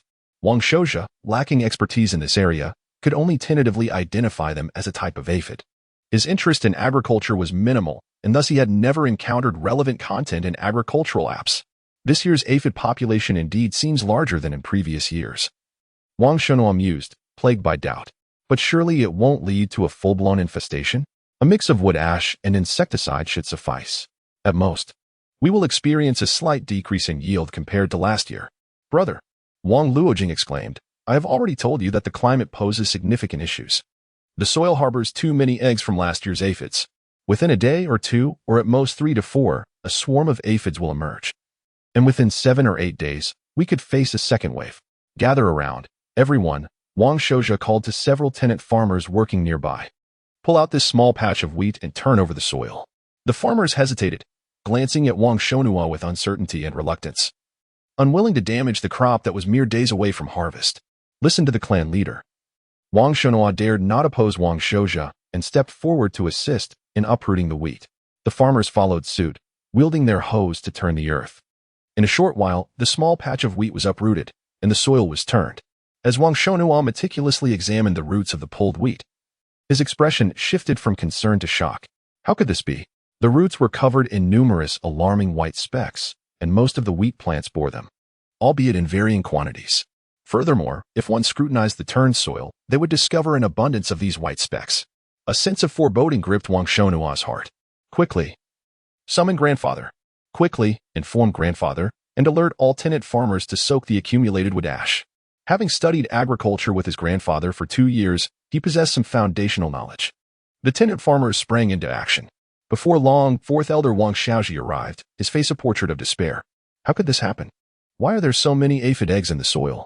After last autumn's harvest, we followed the usual practices of deep tillage and applied insecticide. Could there be an issue with the insecticide? Grandfather, last year was a warm winter, Wang Luojing cautiously reminded him. You little girl, I've been farming for a lifetime. How could I not understand? Wang Xiaoji retorted, as if his tail had been stepped on. 10 years ago, it was also a warm winter. With the climate identical to this year, yet Longzhou enjoyed a bountiful harvest, and granaries overflowed. I suspect the problem lies with the insecticide. That wretched Qian family business must have sold us counterfeit insecticide, and I foolishly stockpiled a large supply at a low price. As they exchanged words, Wang Shouja recalled some fragmented knowledge, furrowing his brow as he remarked, the Qian family business is widespread across Longzhou and has always placed great importance on its commercial reputation. If they were to sell counterfeit insecticides, leading to a locust plague in Longzhou, they would undoubtedly be unable to bear such consequences. Could it be possible that, through repeated confrontations with insecticides, some highly resistant aphids have survived, gradually developing widespread resistance? In his previous life, although Wang Shouja had no direct experience with agriculture, he was aware that bacteria, viruses, and other organisms continuously undergo genetic mutations and evolution, a process that is almost entirely unpredictable, though most are ultimately eliminated by nature. However, it is reasonable that some aphids evolving towards resistance have survived and proliferated through repeated encounters with insecticides. Yet, Wang Xiaoji could not comprehend the concept of biological evolution and merely frowned, saying, Shouja, do not speak nonsense here. The insecticide worked perfectly well before. Why has it suddenly become ineffective this year? Grandfather, I believe fourth brother has a point, Wang Luojing interjected. You seem to have forgotten that over the past few years, we have often heard you complain that the insecticide is becoming less effective. Why do we still encounter aphids every year? Wang Xiaoji's expression stiffened, growing increasingly grim. In recent years, particularly since the bumper harvest a decade ago, there has been a gradual increase in aphids, but since the overall situation remained manageable, it was merely a source of annoyance. Wang Shouja was almost certain that this was a case of highly resistant aphids proliferating. The unusually warm winter of the previous season had allowed most insect eggs to survive, and coupled with this year's favorable climate for aphid growth, it had led to the current predicament. This wave of trouble was significant. Even Wang Shouja couldn't help but feel a chill run down his spine. He lacked the ability to concoct new pesticides. It was indeed a case of misfortune piling upon misfortune. Under such calamity, the Wang family's circumstances would undoubtedly become increasingly dire. Fourth brother, Wang Luojing pulled Wang Shouja aside, whispering, I have a way to deal with the aphids, but I fear grandfather and do not dare to speak. What? Wang Shouja was taken aback, looking at her in disbelief. Chapter 13. Talent. The spirit bug master fourth brother, do you not believe me? Wang Luojing's delicate face fell slightly. Fourth brother, I suggest you listen to that girl, the elder Wang Luotong chimed in. Although younger, Wang Luojing had always been fascinated by insects, possessing profound knowledge about them and an uncanny ability to attract them. How intriguing. Wang Shouja's spirits lifted as he gazed intently. Please, tell fourth brother how you plan to deal with the honey bugs. Take your time, we have plenty of it. In recent years, he had often heard his grandfather lament about the overwhelming number of honey bugs, which resulted in a decreased grain yield compared to previous years. Wang Luojing timidly responded, therefore, I think if I can help grandfather with the honey bugs, he would be very pleased. I could then plead with him not to marry off my sister. I don't want her to leave. Wang Luodong's complexion paled suddenly, and she lowered her head, hesitant to speak. Such matters were not for her to decide. If you truly can resolve the honey bug catastrophe, fourth brother promises to protect you both, Wang Shouja assured confidently. As long as you do not wish to marry, then you shall not. Thank you, fourth brother, Wang Luojing beamed with joy. In fact, I have read in the insect treatise that ancient people used lacewing larvae to combat honey bugs. But they have become increasingly rare in recent years. Last year, I raised some honey bugs and lacewing larvae, and it proved effective. Thus, this year, I entrusted my brother to capture 2 lacewing larvae kings from the mountains. I invested considerable effort in taming them. Wait a moment. Wang Shouja's expression shifted. What is the insect treatise? And you managed to tame lacewing larvae kings? The insect treatise is simply that, a classic I found in our family library, Wang Luojing replied innocently. It contains methods for taming insects. It's not very difficult. Fourth brother, if you wish to learn, I can teach you. Not very difficult. Wang Shouja's face darkened. Having merged with the memories of his previous life, he was quite familiar with the Xuanwu realm.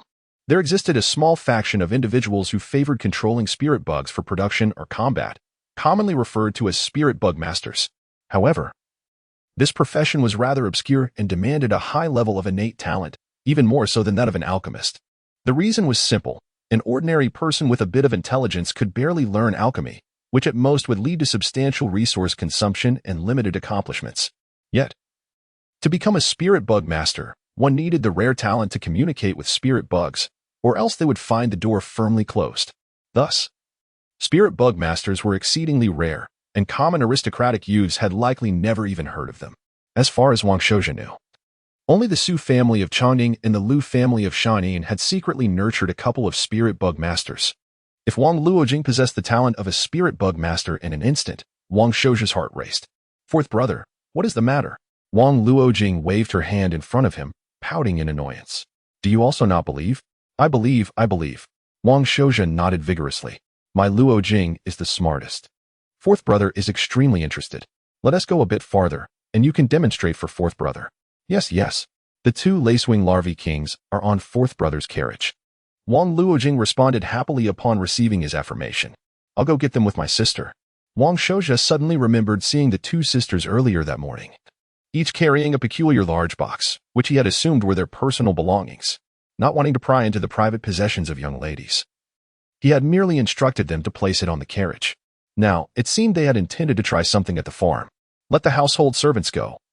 Wang Shouja waved his hand. The servants stationed nearby swiftly approached, bowing respectfully. Patriarch, what are your orders?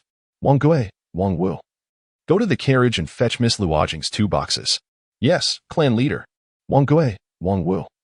You all go to old Master Wang's side and see if there is any assistance needed. Wang Shouja dismissed them all. Considering that Wang Xiaoji seemed to be contemplating methods to combat aphids using wadash juice, likely in need of manpower, the household servants were all Xuanwu practitioners, whose efficiency surpassed that of ordinary tenants when utilized properly. Most importantly, as matters remained uncertain, he did not want to draw unnecessary attention.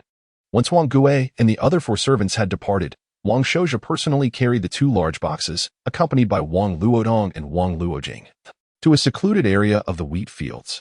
The 3,000 or so acres of land stretched out like an ocean. This area was empty and uninhabited, perfect for their demonstration.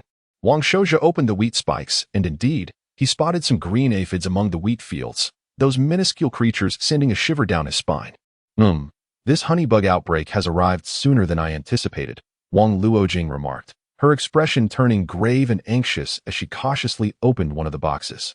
Wang Shouja peeked inside, his fear of clusters overwhelming him, as the box was filled to the brim with leaves, from which hung numerous delicate threads, each adorned with countless tiny dots. Fourth brother, sister, could you lend a hand? Wang Luojing began to take out the leaves, placing each one about a yard in diameter. Carefully down. Wang Shouja's lips twitched. This little girl had quite the audacity, even daring to command the clan leader. Yet, he complied, following Wang Luojing's instructions. With his formidable cultivation, he grasped a leaf and tossed it with ease, ensuring it landed precisely in place. Following Wang Luojing's guidance, approximately dozens of leaves were required per acre of wheat field, and with only 1 box opened out of the 2, they had barely managed to cover 10 acres. A mere drop in the bucket compared to the thousands of acres of wheat.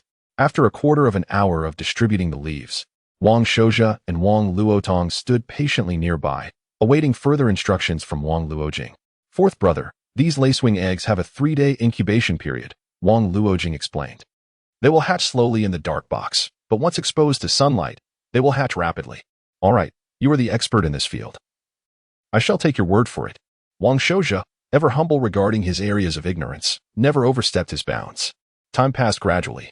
Within less than half an hour, the initial few leaves began to change, and peculiar little insects struggled to break free from their shells. The leaves were now right in front of them, allowing for clear observation of the tiny creatures, each measuring barely 2 millimeters, resembling elongated beetles, with 2 large pincers protruding from their heads, rendering them quite unsightly. Upon hatching, they remained motionless, quietly hanging onto the threads. After a while, they finally began to move, sliding down the threads onto the leaves, slowly dispersing in all directions as if they possessed an innate ability to sense the presence of food, leisurely climbing up the wheat stalks. Suddenly, one of them encountered an aphid and pounced ferociously, using its pincers to grasp the aphid, its mouth parts piercing into the aphid's body to begin sucking. In a mere quarter of an hour, the unfortunate aphid was drained to a hollow shell, scattering into the wind. Following this, the lacewing larva continued its ascent, seeking its next prey. Impressive, Wang Xiaozhi marveled. These little creatures are truly fierce. Fourth brother, when I previously raised lacewing larvae, I calculated that they require only 10 days to pupate, during which they can consume nearly 1,000 honeybugs. When they first emerge, they are quite small, only able to eat a few dozen each day for the first couple of days, Wang Luojing explained, seemingly unfazed by the scene. If this is indeed the case, then while this wheat field of over 10 acres may experience some yield reduction, it is certainly salvageable.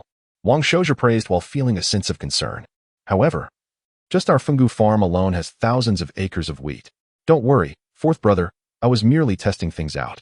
Wang Luojing opened yet another box, revealing not the densely packed lacewing larvae, but a collection of vividly colored small beetles. This struck Wang Xiao's as familiar, prompting his astonishment as he exclaimed, "Is that not the seven-spotted ladybug? Does your elder brother recognize it as well?"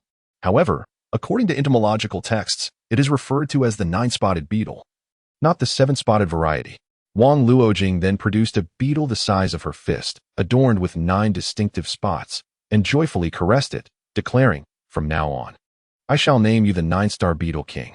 Chapter 14. The Biological Legion of the 9-Star Insect King. Wang Xiao's lips twitched slightly. His fifth sister, usually unassuming, possessed an unsettling aura behind the scenes. Buzzing. At that moment, Wang Luojing retrieved a small bamboo flute from her waist and brought it to her lips, producing a unique rhythm, sharp and high-pitched, a sound that pierced the ears. However, the 9-Star Insect King was acutely familiar with this sound. With a flap of its wings, it emitted a continuous buzzing noise, prompting the other small 9-star insects in the box to take flight, surrounding their king like a swirling, unpredictable cloud. Under Wang Luojing's command, the 9-star Insect King charged toward the wheat fields, followed by a swarm of thousands of insects, like a tempest unleashed. Though they were all ladybugs, those of the Xuanwu realm were evidently more ferocious. They settled upon the somewhat withered wheat ears, seizing any aphid in sight to feast upon.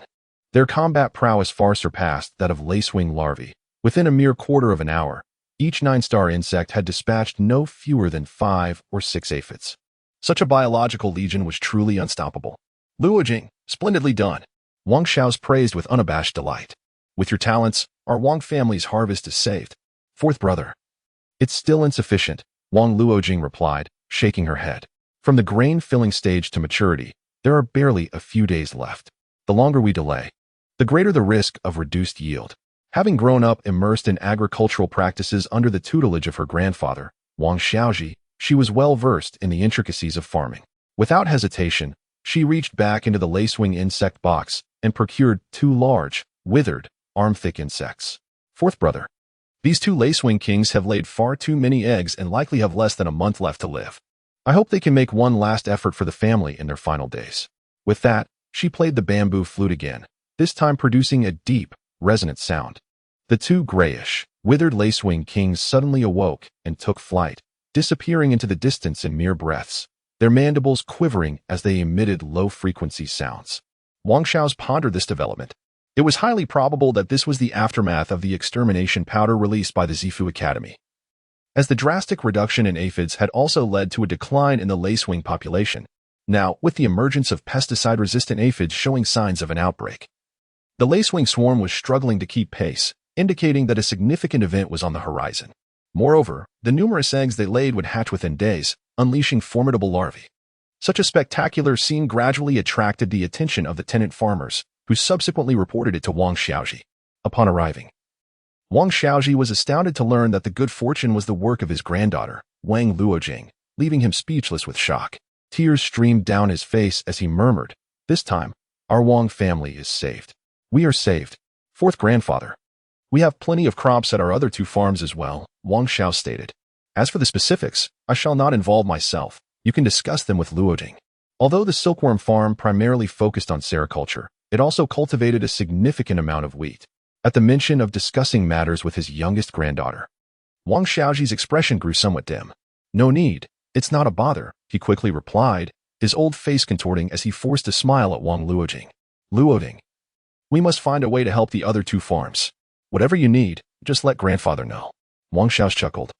Recognizing that while Wang Xiaozhi was stubborn and favored males, his loyalty and sense of belonging to the family were beyond reproach. If only he could shift his perspective, he could still serve as a pillar for the clan. Seeing Wang Xiaozhi's attitude shift, Wang Xiao's pulled him aside, his expression grave. Fourth grandfather. It seems this pestilence is not an isolated issue for our Wang family. I cannot say for certain about Longzhou, but the overall reduction in yield in the vicinity of Changningwai may reach 40 to 50%. Isn't that a good thing? Wang Xiaozhi paused, then chuckled. If other families suffer losses, we shall reap a bountiful harvest. In this world, the line between good and bad fortune is often blurred. Wang Xiao's replied coldly, sometimes what appears to be a blessing can turn into a curse. Wang Xiaozhi's expression shifted, and he soon grasped the implication. You mean other families will envy us? If it were merely envy, that wouldn't be problematic. Wang Xiao's expression remained solemn. As the saying goes, it's not the lack of resources that troubles us, but the inequality of distribution. If we, the Wang family, prosper while others suffer, it's not just our adversaries who may harbor resentment. Even families with whom we share amicable relations might feel envious. A single misstep could turn our Wang family into a target for scorn. What shall we do then? Wang Xiaozhi lamented. Our Wang family is already on shaky ground. If you were to further incite him, he is merely an elder long accustomed to farming, with little understanding of these matters. Do not fret, fourth grandfather. Sometimes, misfortune can turn into fortune, Wang Xiao's replied confidently. It all depends on how we navigate the situation to steer it in our favor. Let us consider our approach. First, the Su family of Changning, the Gongsun family of Shanyang, and the Lu family of Shanin. These three families have long-standing ties through marriage with our Ping and Wang family, and naturally, we must find ways to assist them. Among these three families, Wang Xiao's held the Gongsun family in the highest regard. Not merely due to his current stepmother's lineage, but also because their familial ethos was notably generous and straightforward, showing no disdain for the currently beleaguered Ping and Wang family. Of course, this was also related to the previous intermarriage between their main lines. The current head of the Gongsun family, Gongsun Mo, had a grandmother from the Wang family's fourth generation. The Su family of Changning itself was a powerful Xuanwu clan, rivaling the Ping and Wang family at its prime, with both main lines enjoying close ties of marriage.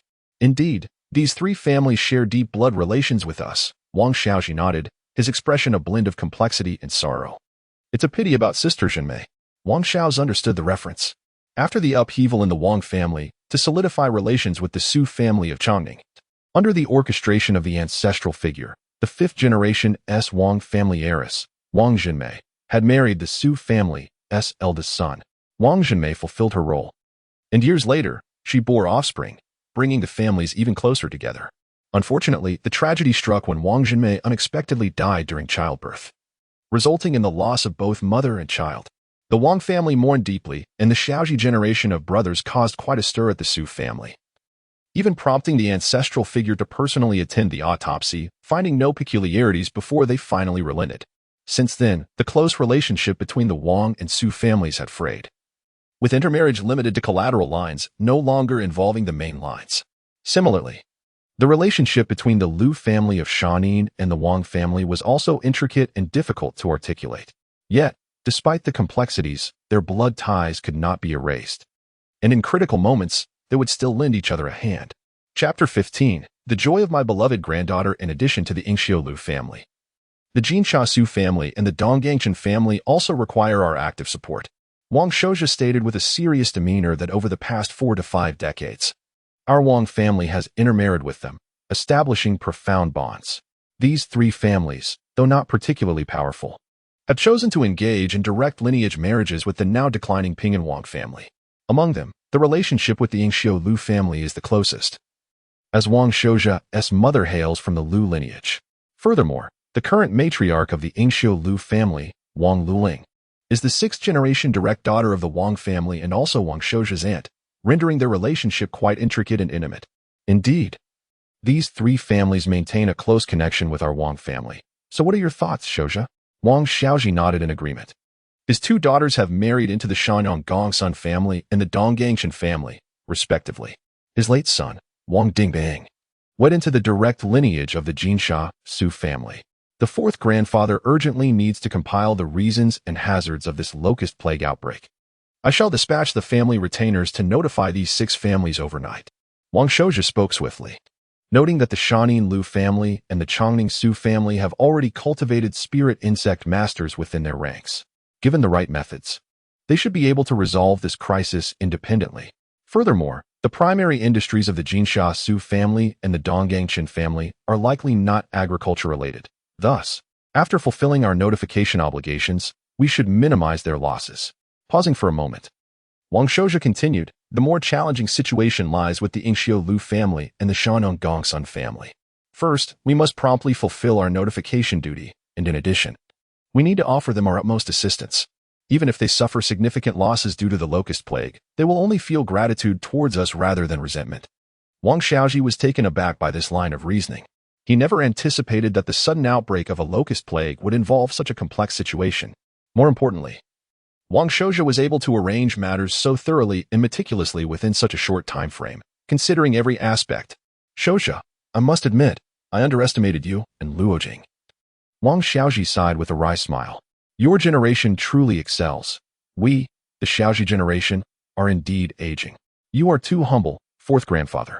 If it weren't for your generation safeguarding our ancestral heritage, we, the younger generation, would have nowhere to stand, Wang Shouja modestly replied, then added with a cold smile. Except for those 6 families, particularly the Lu and Zhao families. Wang Xiaoji's expression turned serious. Rest assured, Shouja, within the next 10 days, our Wang family's 3 major farms will surely seal off all news. Unexpectedly, Wang Shouja grinned. The locust plague outbreak cannot be concealed. Every family has agricultural experts. Within 3 days, the entire Chongningwei region will be in an uproar. By the way, fourth grandfather, did you not stockpile a batch of insecticide at a low price? Mentioning this, Wang Xiaoji's expression filled with regret. Indeed, last winter's insecticide was at an unprecedented low price, and I thought our 3 major farms would require it.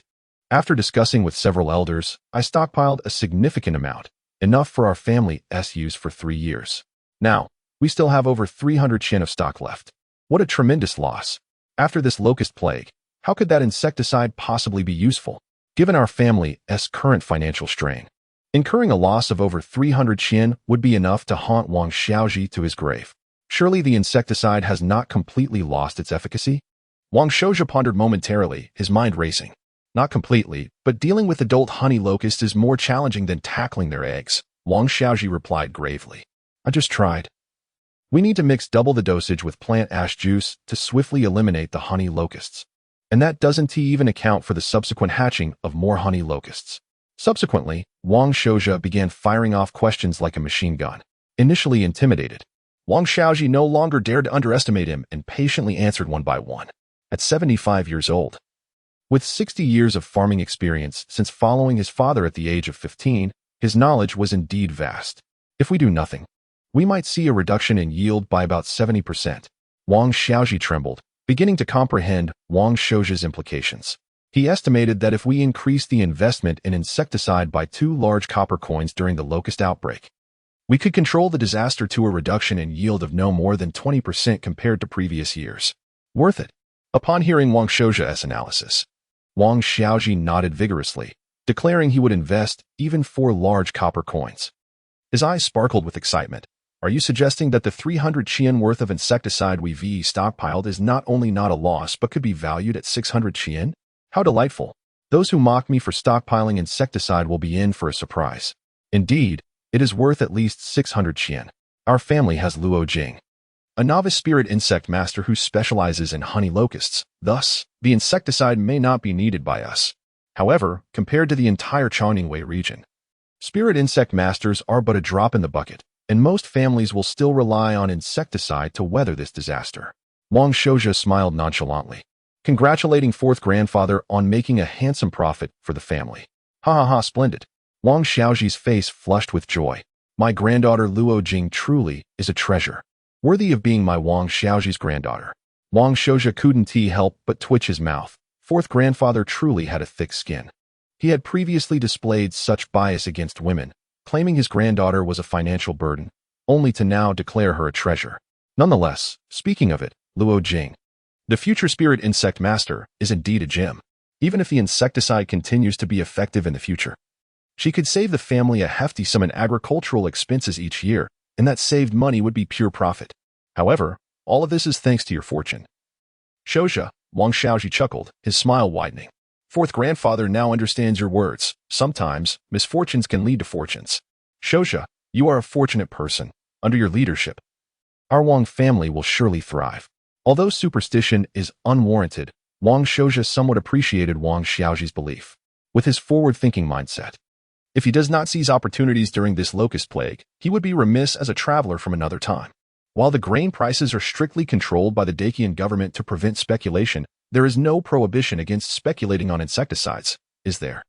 A plan is gradually taking shape in his mind. Chapter 16. The Qian Family Trading Firm that night. Wan Shao's promptly notified the closely related families to prevent any discord arising from their misfortune towards the Wang family, who remained unscathed. Even if they had already discerned signs of the pestilence, it would not hinder the Wang family's goodwill. Besides this, Wang Shao's took only 2 family retainers. Riding through the night. Upon reaching Dingpu Ferry, they secretly crossed the Yin River using the family fishing boat and hastened towards Chongning Guard City, arriving just as dawn broke. The walls of Chongning City, illuminated by the morning sun, stood majestic and resplendent. Towering over Tinjiang high, the fortifications were constructed from solid black stone bricks, with soldiers in armor and equipped with bows and crossbows stationed atop the battlements. Every few tins of zhang, a massive crossbow was positioned for defense. Despite being merely a county seat, Chongning Guard City surpassed many renowned cities on Earth in its imposing stature. This world was not ancient Huaxia. Perilous beasts roamed the outer realms, and in the event of a beast tide, these high walls would be humanity's only shield. Peaceful Town also boasted walls, but they paled in comparison to those of the Guard City. The horses of Wang Shao's and his 2 retainers came to a gradual stop before the city gate. Dismounting, they mingled with the early crowd entering the city, primarily composed of farmers, small merchants, and artisans. Upon seeing Wang Shao's, who led a tall, fine steed and was adorned in splendid attire, the common folk instinctively parted to show respect. In the Dacian kingdom, the Xuanwu clan represented a privileged class, and even the most fallen of noble families could not be compared to the commoners. At the East City Gate, 2 fully armored soldiers approached to examine Wang Shao's family token before respectfully inviting him into the city. Once inside, he wasted no time and led his horse directly to the Qian family trading firm. The firm was renowned throughout Longswa County, boasting immense strength and a sterling reputation. They were the principal managers of the pest eradication powder produced by the Purple Academy, which alone had brought them substantial profits, not to mention their other ventures. Producing the Wang family token, he left his retainers outside and was escorted into a private chamber of the trading firm, where a maid served fruits and tea before retreating. Wang Shao's calmly sipped his tea, surveying his surroundings. Even though it was merely a private chamber of a branch firm, it was lavishly decorated with exquisite wooden screens and a variety of antique ornaments, each item worth a fortune. With his relatively modest knowledge, he could recognize the value of the decor, amounting to hundreds or even thousands of Qian gold, showcasing the Qian family's formidable wealth. Truly one of the dominant clans in Longswa. As a traveler from another world, Wang Shao's understood the psychological tactics employed by the Qian family trading firm. After waiting for about 15 minutes, a plump, genial-looking middle-aged man entered, exuding an aura of affability. The head of the Ping and Wang family graces us with his presence. Qian apologizes for not welcoming you properly. Wang Shao's narrowed his eyes. The subtle implications behind the man's courteous words were significant. He had only assumed the position of clan leader a mere 2 or 3 days prior, and given the current decline of the Ping and Wang family, such a change in leadership would hardly attract much attention. Yet, the Qian family trading firm had taken note and swiftly identified him within a quarter of an hour. Truly, they were a formidable commercial titan in Longswa, possessing exceptional information-gathering capabilities.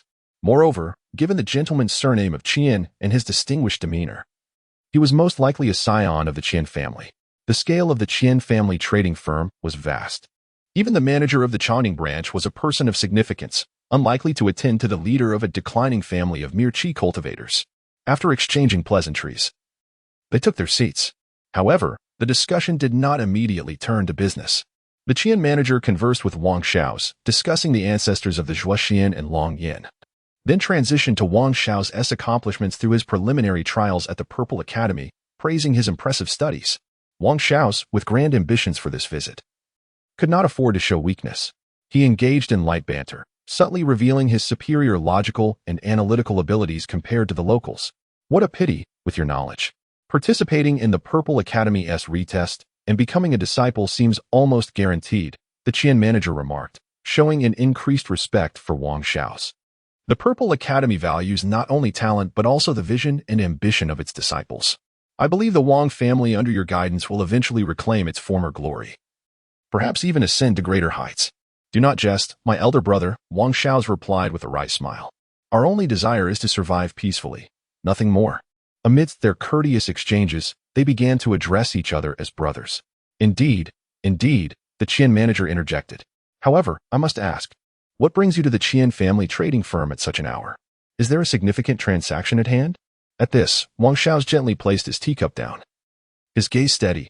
I require your assistance, my elder brother. I need 5,000 bags of pest eradication powder. Upon hearing this, the Qian manager was momentarily taken aback. Disbelief etched on his face. After a long pause, he suppressed his astonishment and said, Are you jesting with me, my brother? Why would you think that? Wang Xiao responded nonchalantly. Surely, the vast Qian family trading firm would not lack 5,000 bags of pest eradication powder? My brother, do you know how significant 5,000 bags are? Each bag weighs approximately 100 pounds, diluted enough to treat 100 mu of fertile land. 5,000 bags equate to enough for 500,000 mu of farmland, the Qian manager explained, his brow furrowed.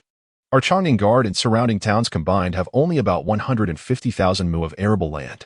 I am aware, Wang Xiao replied, his expression unwavering and earnest. The Qian manager's demeanor shifted, a spark of intrigue igniting within him. Are you not jesting, then? Of course not, Wang Xiao affirmed. Although the Ping and Wang family is merely a ninth-grade minor clan, we are not so foolish as to misjudge the gravity of the situation. Very well. You have indeed surprised me immensely, my brother.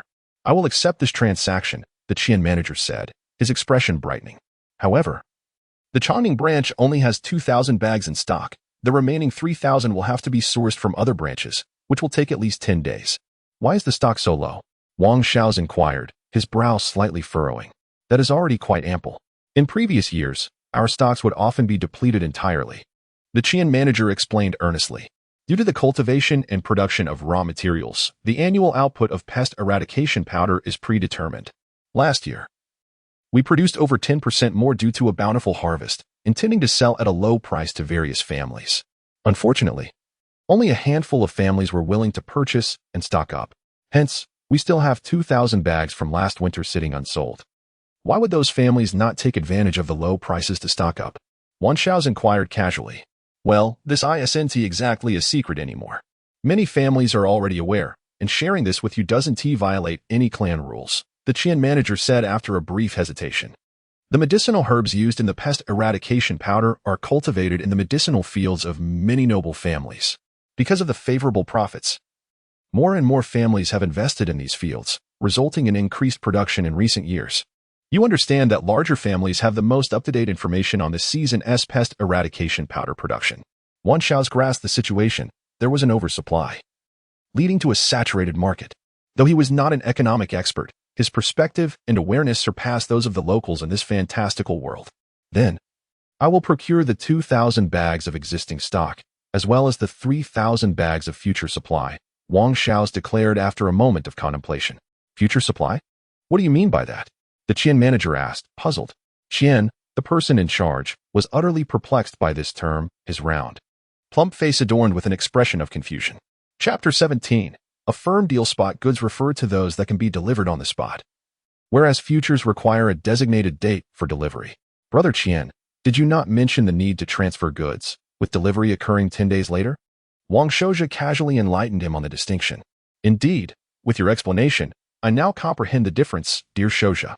Brother Qian's spirits lifted, and with a sly glance, he murmured, Xiao, your 5,000 bags of insecticide surely aren't for your own use. Have you perhaps discovered a new business opportunity? Haha. Since Brother Qian has termed it a new opportunity, Wang Xiao smiled as he sipped his tea. I am merely assisting your esteemed trading house in clearing its inventory while reaping a modest profit for myself. It is a mutually beneficial arrangement. Please, Brother Qian, offer a fair price. Ha ha ha. A mutually beneficial arrangement, indeed. Your words are quite amusing, Xiao, so I shall refrain from further inquiries. In that case, I shall offer you a 10% discount on those 5,000 bags of insecticide, totaling 4,500 Qian gold coins. 4,000. 4,002 is the lowest I can go, dear brother. 4,002 it is. But I must utilize the credit of the Wang family of Pinyin to settle this payment. Wang Shouja replied calmly, a month from now, I will deliver the full amount of 4,200 Qian gold coins without fail. Since you mentioned no contract, I shall draft one, Wang Shouja stated earnestly. I have already contacted the merchant ships. In 3 days, I will send someone to your warehouse to retrieve 2,000 bags of insecticide, with a second batch to follow in 10 days. Should your house default on the delivery or fail to provide the goods, you will owe us 3 times the value of the goods as a penalty. Rest assured, our Qian trading house has upheld its credibility for hundreds of years. Brother Qian solemnly affirmed, no matter what, we will deliver the goods on time and in full. I trust in your credibility. But this transaction is of great significance to our humble Wang family, Wang Shouja replied, his expression grave. A written contract would put my mind at ease. The two spent a full hour meticulously outlining the details of the contract to ensure clarity on all terms, despite Wang Shouja's fastidiousness. Haha, Wang Shouja merely chuckled. What is this? On Earth, some complex business contracts far exceed the simplicity of this rough agreement, leaving outsiders baffled. Finally securing the contract. A heavy burden lifted from Wang Shouja's heart. Although he understood that even if the contract lacked extensive details, the Qian trading house would not betray its credibility. The reputation built over centuries is a merchant's most valuable asset. As for sending experts to eliminate a family over a mere sum of money, that was utterly inconceivable. Though the venerable ancestor Longyan's life was nearing its end, he remained a respected figure from the Zifu Academy, harboring unknown trump cards. Should he choose to act with desperation, he could potentially take down a practitioner of the spirit platform realm. This evaluation of circumstances solidified Wang Shouja's decision to take the risk. There was no choice. The Wang family was impoverished, so much so that even a single cultivation pill had to be meticulously calculated, leading to a vicious cycle. If there was anything to feel regret over, it would be for Brother Qian. He had only recently reached middle age and served as a minor manager in a remote branch of the Qian family. Clearly not hailing from a prominent background within the deeply rooted Qian clan, this loss-making operation could very well place the burden of responsibility squarely on his shoulders. Brother Qian, it has been a pleasure collaborating this time. Wang Shouja stood to take his leave, adding softly, if all goes well, I will soon present you with a significant reward. Brother Qian was taken aback, then chuckled heartily. Thank you for your kind words. I shall see you off, dear Shouja. With laughter and banter, Brother Qian escorted Wang Shouja to the door. Upon leaving the Qian trading house, Wang Shouja felt a wave of elation wash over him. In just 3 days, he would significantly alleviate the Wang family's financial crisis. Master, 2 family generals who had been waiting outside approached respectfully, leading horses. Wang Zhong, Wang Yong. Wang Shouja smiled. I haven't been out in ages. Let us enjoy a leisurely stroll around Weiqing. Of course, master, the 2 generals replied in unison, accompanying Wang Shouja as they wandered casually through the city. During the time of Ancestor Zhou, the Wang family had reached its zenith with 47 family generals, one of whom had achieved the 9th level of qi refinement. Now, however, the Wang family could only boast 9 generals, with the highest cultivation at merely the 5th level of qi refinement. Family generals differ from family servants. They are no longer bound by servitude, but rather are vassals, distinct from contracted outsiders. Most family generals are trusted confidants cultivated from within the family, enjoying a higher status and better treatment. Yet lacking the freedom to come and go as they please, they are bound to serve their family for life. Their fates, along with the cycles of life and death, are inextricably linked to their master's fortunes, sharing in both glory and misfortune. It is for this reason that some families often seek to bind their lineage more closely by marrying off side branch or junior offspring to exceptionally talented family generals, thereby strengthening ties and improving bloodlines. The 9 family generals of the Wang family today all trace their lineage back to those personally nurtured by Ancestor Zhou, and their descendants exhibit a high degree of loyalty. Wang Zhong, I believe your youngest son is already 7 or 8 years old, correct? Has he demonstrated Xuanwu aptitude?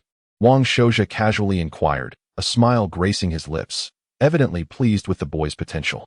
The distinction between first class and non-first class in Xuanwu aptitude is crucial, as it signifies cultivation potential. Among the lower-tier aptitudes, there are further classifications, and being rated as a lower-tier C class is already considered a second tier, warranting significant investment from the family for development. Indeed, the son of a tiger does not give birth to a dog, Wang Shouja praised, with proper guidance. He may surpass you in the future. Thank you for your kind words, Master, Wang Zhong beamed, the wrinkles at the corners of his eyes deepening.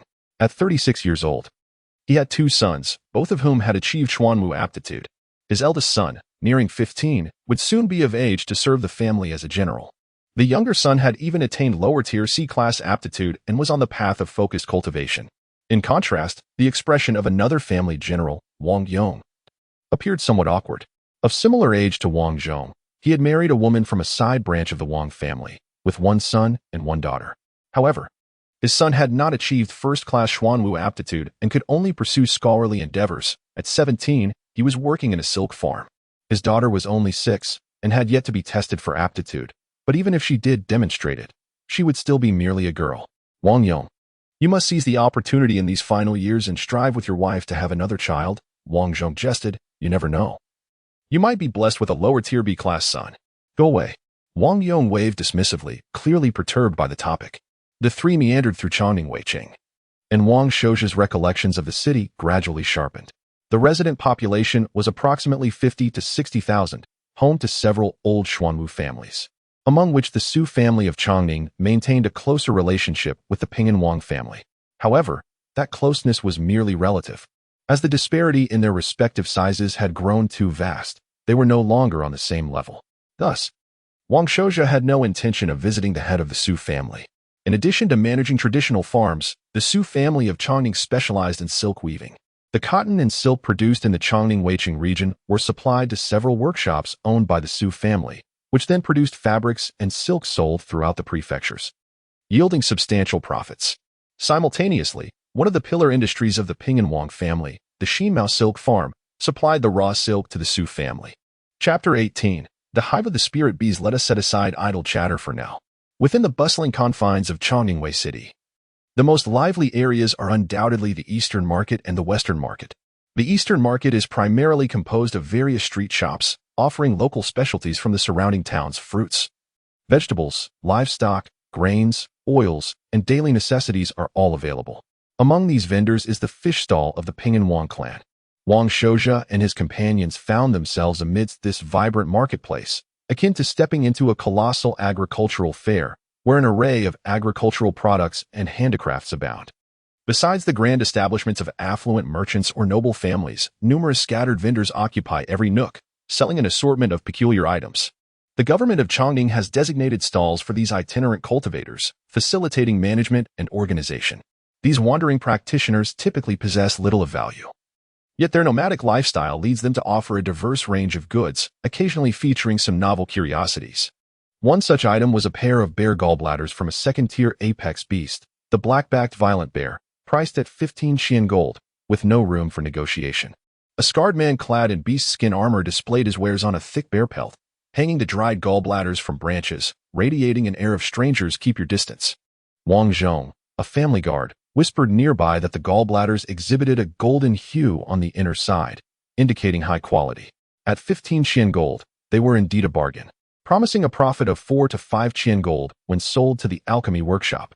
Could the master suspect it as a scam?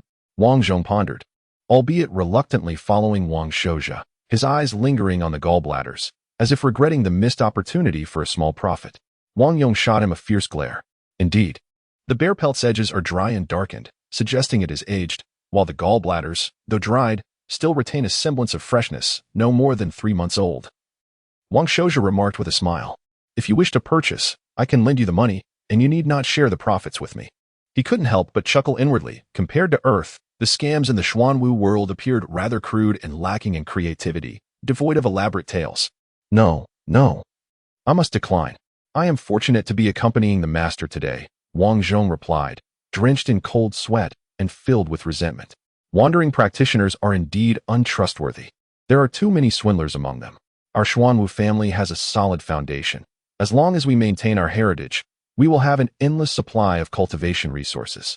Wang Shouja calmly articulated, wandering practitioners are rootless drifters, relying solely on their own means for resources, leading to a naturally arduous existence, often veering towards deceit and theft. Moreover, once they transgress, they can simply vanish without a trace, easily altering their identities. If these practitioners could effortlessly acquire resources, Why would our ancestors have striven to establish a legacy, risking their lives to protect our family's foundation? Your reasoning is sound. Both Wang Zhong and Wang Yong gradually found themselves increasingly admiring Wang Shouja. They sensed a distinct difference between the new family head and the previous one, as he succinctly elucidated the contrasting circumstances of wandering practitioners and noble families. From that moment on, they regarded the eclectic assortment of vendors with heightened vigilance, perceiving any wandering practitioner as a potential fraud. What is the price for this hive? At that moment, Wang Shouja crouched before a stall where the proprietor, a disheveled man in his 40s, appeared to be at the pinnacle of the third level of qi refinement. This was a typical state for many wandering practitioners, whose inferior talents, lack of systematic cultivation methods, absence of guidance from elders, and unstable resources made it exceedingly difficult for them to thrive. Upon noticing Wang Shouja's opulent attire and the two fully armed family guards behind him, the vendor recognized he was not an ordinary person. Is this a robbery? Wang Yong's expression shifted, hand resting ominously on his weapon, exuding menace. That hive is scarcely the size of a head, capable of yielding only 2 taels of spirit honey at most. A mere handful of bee larvae could barely suffice for a single dish. It could hardly fetch more than a few qian gold. Please, sir, do not be upset, the vendor replied, visibly intimidated. This hive is freshly harvested, and many of the larvae are still alive. If your esteemed family has a spirit insect master, it might be possible to cultivate a colony of tiger-head spirit bees. Many wandering practitioners, though not particularly powerful, possessed a certain level of insight. You are mistaken. There are no known spirit insect masters in the entire Chongningwei region. I merely seek to sample this rare item for culinary purposes, Wang Shouja stated, producing 10 qian gold, enough for a single small peiyuan pill. Take it or leave it. Add a corner to the price, and I shall depart. After a moment's hesitation, the vendor reluctantly acquiesced. Young master, in the prefecture, this would be worth 20 qian gold. But unfortunately, by the time it reaches there, these larvae will perish. Had the larvae been viable for a few more days, the vendor would have gladly trekked to the prefecture for the 10 qian gold profit. Once the deal was struck, Wang Shouja instructed Wang Yong to package the hive for transport, dismissing the vendor with little further conversation. While it was not an extraordinary bargain, it was certainly not a loss either. If gifted to his younger sister, Wang Luojing, it might yield unexpected results. If she managed to cultivate the tiger-head spirit bees, it would contribute a unique industry to their family. In the wild, tiger-head spirit bees were nearly extinct, found only in remote areas, and searching for them could take months. After perusing the stalls of wandering practitioners, they ultimately found nothing else of interest. Before long, they arrived at the heart of the Eastern Market. At their family's fish stall, the sign Pinyin Wang clan fish stall spanned across 3 storefronts, exuding an air of cleanliness and sophistication far superior to the chaotic vendor stalls. Gazing upon the Wang fish stall, a wave of nostalgia washed over Wang Shouja, stirring deep emotions within him. This establishment, along with the additional courtyard behind it, represented the last vestige of the Wang family's assets in Chongningwei City. 50 years ago, following 2 major battles, the prestige of the Pinyin Wang clan had plummeted. In a bid to nurture new talents at the spirit platform realm to support the family, the Wang clan had resolutely liquidated many of their fixed assets in Chongningwei City. Regrettably, their hopes for the promising second uncle, Wang Dingtian, were dashed when he passed away at the tender age of 20, leaving no heirs. The 6th uncle, Wang Xiaohan, achieved the 9th level of qi refinement in his 40s and attempted to break through to the spirit platform realm. However, after exhausting vast resources, he failed and remains at the 9th level at the age of 65. As for Wang Shouja's father, Wang Dingyu, his fate was even more tragic. When resources were insufficient to support a breakthrough to the spirit platform realm, he rashly ventured into foreign lands in search of opportunity, ultimately losing his life. Indeed, had they continued to liquidate family assets, such as selling off the 3 major farms, they could have certainly gathered the resources needed for Wang Dingyu's attempt at the spirit platform realm. However, that would have been a gamble. A failure would render the Pinyin Wang clan destitute overnight. Wang Shouja sensed that if he were to reach the pinnacle of the 9th level of qi refinement, the family might resort to selling off all their assets in one final gamble for his success. Yet, if they reached that point, it would only signify Wang Shouja's own failure as a transmigrator. 4th brother, what brings you here? Just as Wang Shouja was lost in contemplation, a voice of surprise echoed, breaking his reverie. Chapter 19. The legendary fiancé. Before them stood a robust adult male clad in coarse linen, diligently engaged in labor. With a loud clang, He set down a crate of salted fish he had been shouldering and approached with a cheerful demeanor. Wang Shouja steadied himself and recognized him as the second son of the Shou family, Wang Shui. He promptly clasped his hands in greeting, a smile adorning his face. Brother, why are you dressed this way, and why are you personally working? Wang Shui chuckled helplessly. Uncle Lu has inexplicably lost his senses and sent someone to deliver the entire stock of salted fish from the Dingpu storeroom, insisting that I expedite the sales. The staff is currently overwhelmed, and here I am, unloading the goods. He gestured towards several carts lined up behind him, nearly obstructing the road. Wang Shouja was well aware of the reason. It was attributable to his own suggestions and ideas. This year's catch from the fishing team had been exceptionally abundant. If the salted fish in stock were not promptly sold, the subsequent influx of fresh catches would render the preserved fish unsellable. Zhong and Yong, assist with the unloading. Wang Shouja instructed, waving his hand. Yes, master. The two family guards responded immediately, eager to help. One was at the 4th level of qi refining, and the other at the 5th, possessing strength and physique far surpassing that of ordinary folk. With Wang Shui also at the 5th level, the 3 martial practitioners worked together, and the unloading proceeded swiftly. In less than a quarter of an hour, the cargo from the carts had been stored away, and the road was clear once again. After cleaning himself up, Wang Shui intended to entertain Wang Shouja in the backyard, but was politely declined. Instead, they found a cozy spot within the fish stall to sip tea and engage in conversation. Fourth brother, our fish stall primarily sells salted fish, smoked fish, fresh fish, and live fish, Wang Shui explained as he poured tea. Most of our dried goods, like salted fish, are purchased in bulk by traveling merchants for sale in the northwest. Fresh fish is supplied to vendors within Changningwei City, who come to our stall at dawn to collect their orders. Additionally, we supply several restaurants in the city with fresh and live fish, which we deliver ourselves, albeit at a slightly higher price. Moreover, prominent families and wealthy merchants also have significant daily demands for fresh and live fish. Thus, our stall is busiest from early morning until noon. In just a few words, Wang Shouja grasped the operational model of the Wang family's fish stall, primarily aimed at maximizing the sale price of the fishing team's catch, yielding a net annual profit of approximately 200 gold coins. It was precisely because the net profit was modest that the responsibility had fallen to the 7th-generation family member, Wang Shui.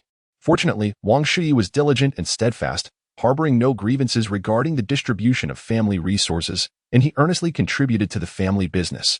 Brother, you have worked hard over the years, Wang Shouja said earnestly, bowing slightly. Lingtai realm. Wang Shouja sighed inwardly, realizing that all the family members had placed their hopes upon him. It was this hope that compelled him to work tirelessly. Rest assured, our Wang family will flourish. Wang Shouja replied confidently, by the way, I heard that the nephew of Zhongsheng possesses commendable talent, apparently at the lower grade level of the 3rd tier. Upon mentioning Zhongsheng, a look of delight spread across Wang Shui's honest face as he scratched his head and remarked, that lad is quite capable, better than his father. It appears that my bloodline is indeed commendable. Indeed, brother, credit must also go to sister-in-law's lineage, Wang Shouja teased.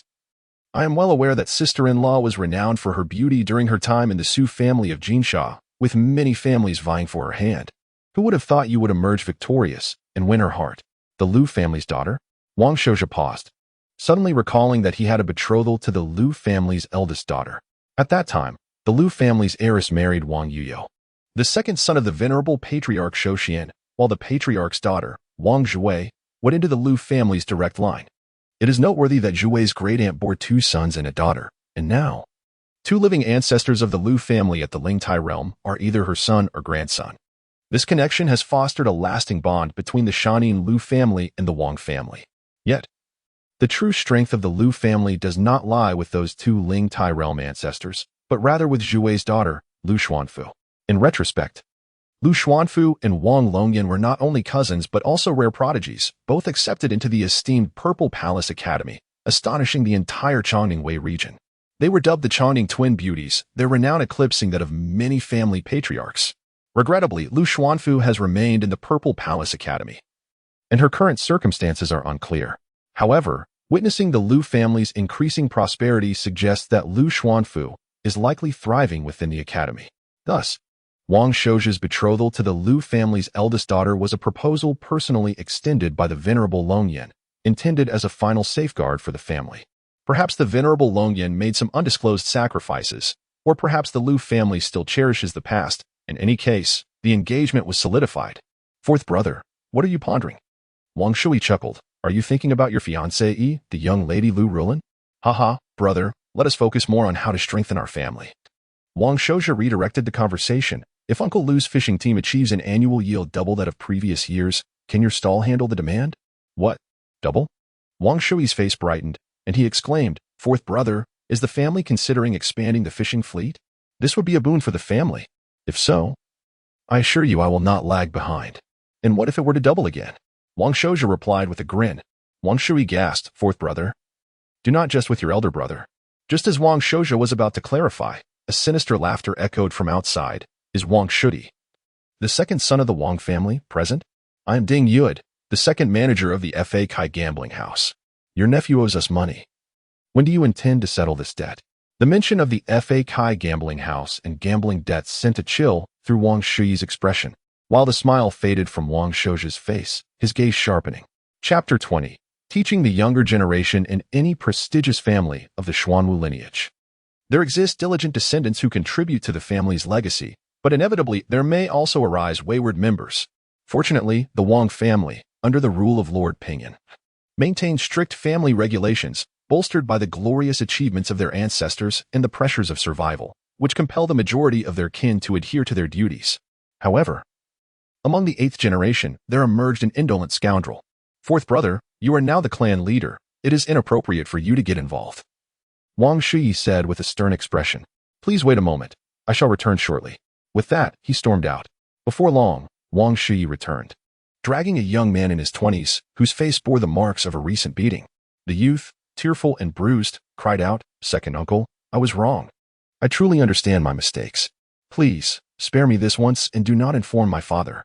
You little wretch, Wang Shui exclaimed in fury, delivering a kick that sent the young man rolling on the ground. How can you still plead for mercy when you have sunk to such depths? You have the audacity to ask for my protection?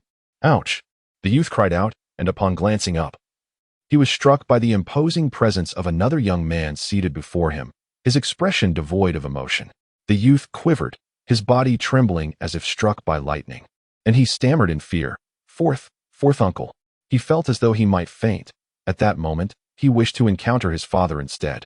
For his father's reprimand would be far gentler compared to what awaited him from his fourth uncle. How much have you lost? Wan Shao's asked coldly. This little wretch has only been here for just over a month and has already lost a total of 20 Qian gold at the gambling den. Along with his mother's pocket money and a small Peiyuan dan he sold secretly, totaling a staggering 40 Qian gold. Wang Shui's anger flared. The family's modest fish stall could only earn 200 Qian gold after a year of hard work by 2 or 3 dozen employees. Yet this boy squandered 40 Qian gold in gambling, enough to purchase 4 small Peiyuan dan. Fourth uncle, I was wrong. I truly was, the youth whimpered, collapsing to the ground, bowing repeatedly before Wang Shao's, pleading for another chance. You have already been given too many chances, Wang Shui asserted vehemently. The family intended for you to work at the Xinmao silkworm farm under your elder brother to learn the trade properly. Instead, you squandered your days with disreputable friends and dared to harass virtuous women. Subsequently, your grandfather and mother pleaded for leniency, allowing you to join your 6th uncle's fleet. Yet, you found that too arduous and secretly ran away to me. I regret ever taking you in. This dazzling world of Changningwei has blinded you. Wang Shao's pondered for a moment before speaking slowly. Zhong Wei, as the eldest of the Zhong generation, you ought to set an example for your younger siblings. However, you have proven utterly disgraceful. Being the son of the eldest brother, it was his responsibility to educate you. Yet, I, as the direct descendant and clan leader, also possess the authority and obligation to discipline inept family members. Fourth uncle, Wang Zhongwei quaked in fear, for the sake of my father. I for my great-grandfather's sake very well, Wang Shao's interrupted coolly, since you enjoy gambling, I shall indulge you in a wager. Let us see if the Qian gold is in my hand. He produced a Qian gold coin, holding it in his palm. Guess correctly, and we shall pretend today's events never occurred. If you lose, I shall take one of your hands, but out of consideration for your great-grandfather. You may live on as a parasite within the clan. What? Wang Zhongwei's eyes widened in terror. Fourth uncle, I do not wish to gamble. I do not wish to. Wang Shui's expression darkened, and just as he was about to intercede, Wang Shao silenced him with a wave of his hand, stating coldly, Even if the second elder or your elder brother were here, it would make no difference. Wang Shi quivered, instinctively sealing his lips, unwilling to plead further. Although they were all members of the Wang family and brothers of the Shou generation, Wang Shao's held the esteemed position of the clan's direct lineage and leader. Cherished since childhood by the revered ancestor Longyan, they could not be compared. After intimidating Wang Shuyi into silence, Wang Shao's turned his icy gaze back to Wang Zhongwei, declaring, "If you refuse to gamble, I shall take that as your admission of defeat. Extend your hand." "And no, I will gamble, I will," Wang Zhongwei exclaimed. "I bet the Qian gold is in your right hand." A cold glimmer flashed in Wang Shao's eyes as he slowly opened his empty right palm. "Zhongwei, you have lost." "No, please." Wang Zhongwei wailed, "Fourth uncle, grant me another chance, just one." "Are you certain?" "I am certain, I am certain." Wang Shao's opened his left palm, which was equally bare. His gaze, sharp as a blade, pierced Wang Zhongwei. "Zhongwei, one must uphold their word. To gamble is to accept defeat." "Wang Zhong, Wang Yong." "Yes." "Clan leader." Two family guards stepped forward, hoisting the now limp Wang Zhongwei, whose face turned ashen, trembling uncontrollably as he begged, "Fourth uncle, spare me, spare me." Clang.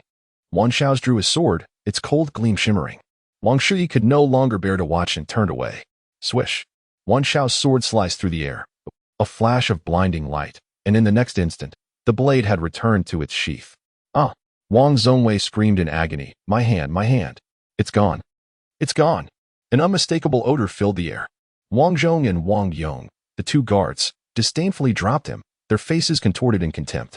How could the scion of the esteemed Wang family differ so greatly in character? This Wang Zhongwei was already 20 years old, 2 years older than the clan leader himself. Slap. Wang Shuyi rushed forward, striking Wang Zhongwei to silence his cries, furious and disgusted. "Enough. Stop your wailing, you disgraceful wretch. Hurry and thank your fourth uncle." "My hand. It's still here. It's still here," Wang Zhongwei exclaimed, tears streaming down his face in relief, as he repeatedly bowed to Wang Shao's, crying, "Thank you, fourth uncle. I promise to mend my ways and become a better person. Thank you, fourth uncle." Wang Zhongwei dared not argue, prostrating himself before Wang Shao's. Wang Shuyi shot a fierce glare at Wang Zhongwei before hastening to catch up with Wang Shao's, sighing, "Fourth brother, I understand your intention to teach that little wretch a lesson, but what?" Wang Shao's retorted with a cold smile. "Do you think the second elder or the elder brother would come to his aid?" "I am not worried about grandfather or elder brother," Wang Shuyi replied helplessly. "You know, my sister-in-law, Su, hails from the direct lineage of the Chongning Su family, having been raised in luxury with a somewhat spoiled disposition. While you are justified in depriving Zhongwei of resources, she may not take kindly to it. However, if you transfer those resources to Sister Luotong, she might use it as an opportunity to create a stir. Regardless of whether sister-in-law comes from the Su or Lu families, she is now part of our Wang clan." Wang Shao stated calmly, "I believe that someone raised in such a prestigious family must possess wisdom and understanding. She will eventually realize my intentions are rooted in benevolence." Wang Shuyi opened his mouth, hesitating to speak, aware that although sister-in-law Su was fierce, she might not dare to confront Wang Shao's. He felt a weight lift from his heart. Chapter 21. Opening a new world for second brother. The trivial interlude did not weigh heavily on Wang Shou's mind. Instead, he redirected the conversation to the main topic. "By the way, second brother, the value of live fish in your fish stall is the highest, isn't it?" "Indeed," Wang Shui replied. "Aside from the spirit fish, the most prized live fish include various esteemed species such as bass, catfish, perch, and mullet, all celebrated for their freshness and highly sought after by affluent families and merchants. The only requirement is that they must be alive." Wang Shui frowned as he continued. "Uncle Lu's fishing fleet has live water tanks, and when the fish are brought ashore, they must be transported overnight to Chongning City using specialized horse-drawn carriages. We also need to ensure that the fish reach the buyers in the shortest possible time. Even with minimal transit time, many errors can occur, leading to a mortality rate of 60 to 70%. Once they die, their value diminishes by half, relegating them to mere fresh fish." After a moment of contemplation, Wang Shouju remarked, "Thus, the costs associated with transportation and the mortality rate of the live fish are two critical factors. If we can resolve these issues, even without increasing the catch, we could still earn a significant profit annually. If fourth brother can devise a method to reduce the mortality of live fish, we could conservatively estimate an additional income of 70 to 80 gold coins each year." Wang Shui lamented, unable to hide his distress at the loss of pure profit. Let me see your existing plan first, he said. Follow me, fourth brother. Wang Shouyi led Wang Shouja to the backyard of another residence, where two horse-drawn carriages were parked. Unlike ordinary carriages, these lacked passenger compartments and instead housed large wooden barrels. One carriage is filled with live water and fish, while the other contains only live water. Every hour, we must replace a portion of the water in the fish barrel. Yet, even with this, the more live fish we have, the higher the mortality rate. I have been contemplating whether to add another carriage for live water, but this would significantly increase costs. To use an entire carriage just for water exchange seemed excessive. Wang Shouyi was even considering adding another carriage. However, Wang Shouja understood that this was not entirely Wang Shouyi's fault. In this world imbued with mysticism, everyone was preoccupied with enhancing their cultivation and martial prowess. Of course, not all elite individuals neglected the study of natural sciences. However, those who achieved any breakthroughs tended to hoard their knowledge, keeping it strictly confidential, making it difficult to disseminate. It was not their fault. Even the knowledge Wang Shouja had acquired was reserved solely for family use, and he had no intention of sharing it with others. To successfully keep live fish for gradual consumption, one must ensure the water tank meets 3 essential conditions. First, the dissolved oxygen level in the water is critical for the fish's survival. Oxygen is finite, and the more fish placed in a barrel, the greater the oxygen consumption. This can be mitigated through oxygenation. Secondly, temperature plays a pivotal role. Higher temperatures increase fish activity, leading to greater oxygen consumption and the production of toxic substances like ammonia. Therefore, maintaining a relatively low temperature in the water is also highly effective. After considering these 3 points, the two entered Wang Shouyi's study. Wang Shouja sketched a simple diagram, illustrating a filtration system at the top of the fish barrel, where water would rain down into the barrel in a manner akin to the simplest form of oxygenation. He then explained the principles of oxygen and toxins to Wang Shouyi in the simplest terms possible, having worked in the fish stall for over a decade. Wang Shouyi quickly grasped Wang Shouja's principles, exclaiming, "Now that you mention it, I suddenly understand much more.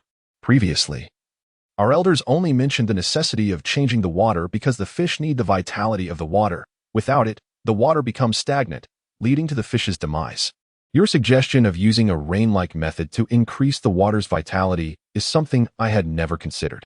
This is derived from ancient texts. Its effectiveness remains to be seen. But further experimentation is necessary." Wang Shouja nodded inwardly, appreciating that the term vitality was far more comprehensible than the cumbersome term oxygen. Fish consume vitality and excrete toxins. The increase in waste leads to more toxic gases. By employing layers of cotton cloth, crushed charcoal, and gravel for filtration, we can eliminate these toxins from the water, ensuring the fish's survival. How did I not think of this? Wang Shouyi became increasingly animated. Furthermore, your insights regarding temperature conditions are quite valid. The colder the weather, the lower the mortality rate of live fish. They tend to perish more in summer. It makes sense that in warmer weather, fish are more active, requiring more vitality. Hence the better conditions for transport at night. If we add some ice to the water, the theories imparted by Wang Shouja seem to open a new world for Wang Shouyi, illuminating many previously perplexing matters.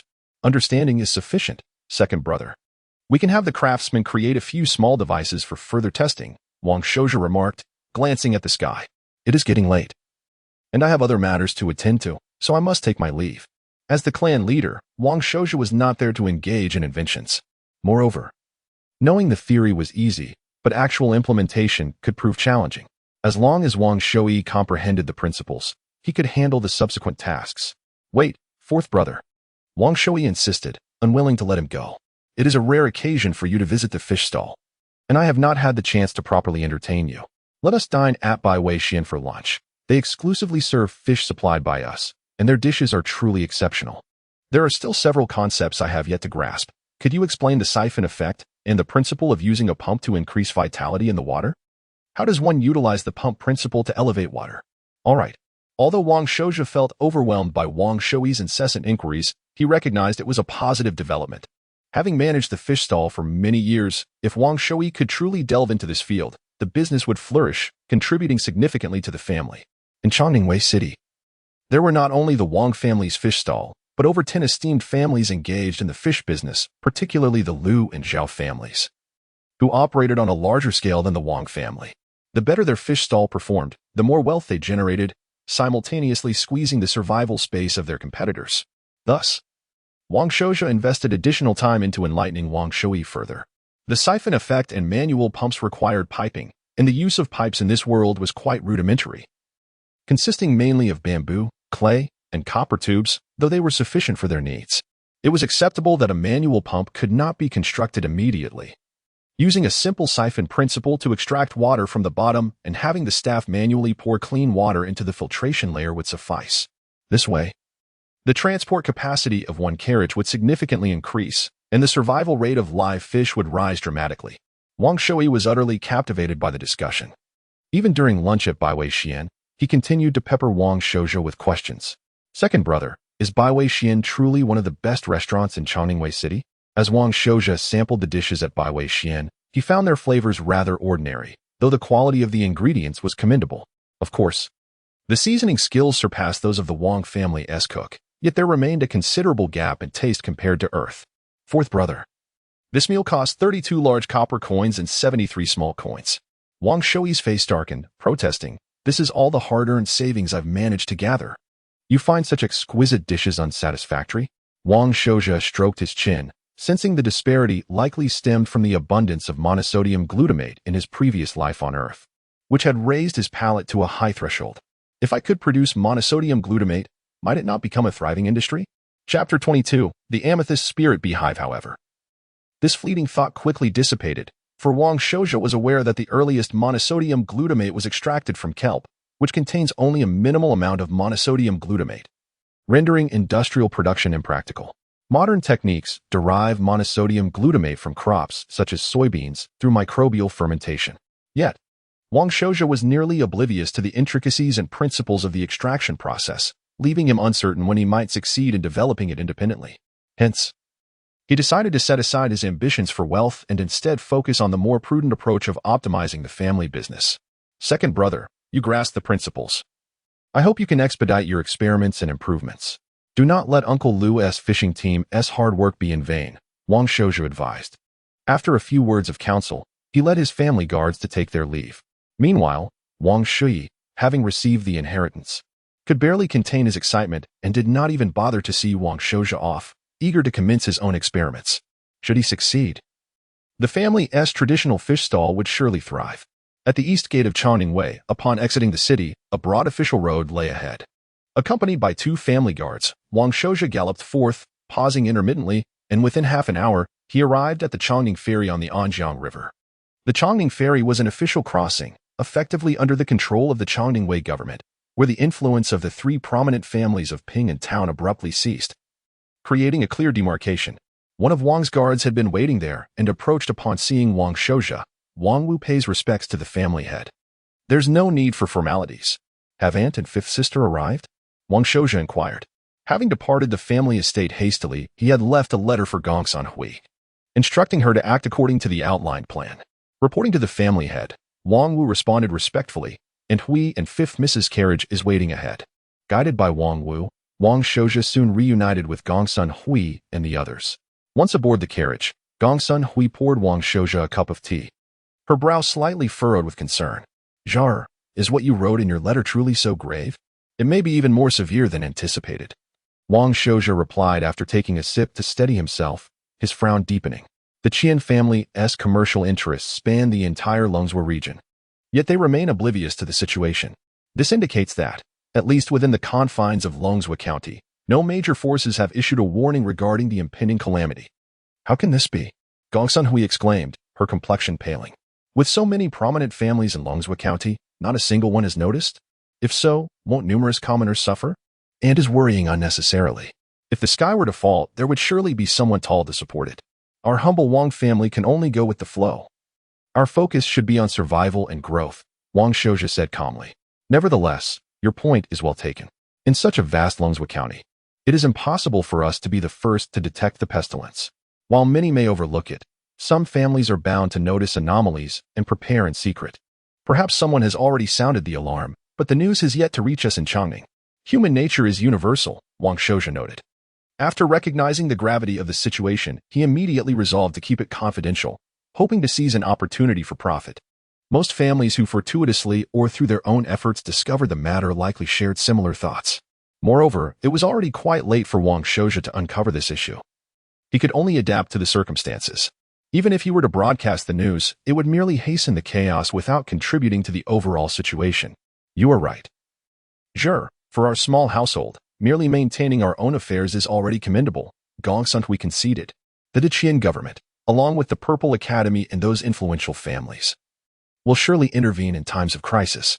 Sure, your willingness to assist the Gongsun family at this juncture is deeply appreciated. And, what are you saying? The Gongsun and Wang families have intermarried for generations, and our bloodlines are intertwined. It is only natural that we support one another, Wang Shouja smiled. Besides, I have not visited my grandfather in quite some time and should pay my respects. As Wang Shouja was aware, the ties between the Gongsun and Wang families run deep. Take the current patriarch of the Gongsun family, Gongsun Mo, for instance. His maternal grandmother was Wang Lingdai, the fourth-generation legitimate daughter of the Wang family. And Gongsun Hui would even refer to her as great-grandmother. Similarly, the Wang family had intermarried with the Gongsun family in the fourth generation, making Wang Shouja's great-grandmother a Gongsun. Upon mentioning grandfather, Gongsun Hui paused momentarily, then her face brightened with delight. Sure, you have truly grown up and matured. Although Gongsun Hui was not Wang Shouja's biological mother, she was his legitimate mother, and her father, Gongsun Mo, was indeed Wang Shouja's maternal grandfather. Wang Shouja had always been somewhat reclusive, and during his few visits to Gongsun Mo, their interactions were rather distant. For Gongsun Hui, after marrying Wang Dingwei, she had only given birth to a legitimate daughter and borne no legitimate sons, thus channeling all her attention towards her legitimate son, Wang Shouja. According to the laws of the Deqian kingdom and the established rules followed by all Xuanwu families, the relationship between a legitimate mother and her legitimate son, regardless of biological ties, was considered a genuine maternal bond. While Gongsun Hui conversed, fifth sister Wang Luojing remained quietly seated, her demeanor obedient. Even though she found the conversation dull, she merely blinked and refrained from speaking. Luojing, I have brought you a gift. Tell me if you like it, Wang Shouja said, presenting a wrapped package. As Wang Luojing opened it, she gasped in delight, covering her mouth in surprise. This hive is perfectly spherical, with a hexagonal opening and a slightly crystalline hue. Could it be the legendary amethyst spirit bee hive? Thank you, fourth brother. This is wonderful. Wait. What is an amethyst spirit bee? Wang Shouja remarked, slightly taken aback. Luojing, your knowledge seems lacking. This is clearly a tiger head spirit bee hive. Wang Luojing blinked in surprise, biting her jade-like finger. I see, fourth brother, you were testing me again. The insect chronicles state that tiger head spirit bees and amethyst spirit bees resemble one another in their first stage, with the slight distinction that amethyst spirit bees are more slender. However, their hives differ significantly. Tiger head spirit bee hives are generally flatter with a coarser entrance, while amethyst spirit bee hives are typically round and exhibit a crystalline texture. This hive belongs to a nest of amethyst spirit bees still in their first stage, merely showing slight crystallization. If they were to advance to the second stage, the hive would grow at least tenfold and gradually take on an amethyst-like appearance. As they spoke, Wang Luojing carefully extracted several bee pupae, her small face filled with concern. The person who harvested the hive was truly foolish. Many pupating larvae have perished. Oh no! This is indeed an amethyst spirit bee, and there are hardly a few living pupae left. What a pity. Is it truly an amethyst spirit bee? Wang Shouja's expression turned curious. Have I stumbled upon a fortunate find? As the young clan leader, he had to acquire a wealth of knowledge. The tiger head spirit bee was relatively common, and he was quite familiar with it. However, his understanding of the amethyst spirit bee was limited. He knew only that it was a rare variety capable of growing into a second-stage spirit bee. I merely wandered through the market and chanced upon this hive. Knowing fifth sister has the potential to become a spirit insect master, I purchased it for her, Wang Shouja chuckled, recalling that he had bartered for it at merely 10 Xian gold, realizing both he and the wandering cultivator had made a fortunate oversight. Not just an oversight. You were completely blind, Gongsun Hui teased playfully. The amethyst spirit bee, once fully matured, produces amethyst spirit honey, renowned for its restorative and beautifying properties, serving as a primary ingredient in various second-stage spirit elixirs. If one could produce amethyst queen honey, it would be classified as a standard third-stage spirit material and is one of the main components of the famous third-stage elixir, the Spirit Awakening Elixir.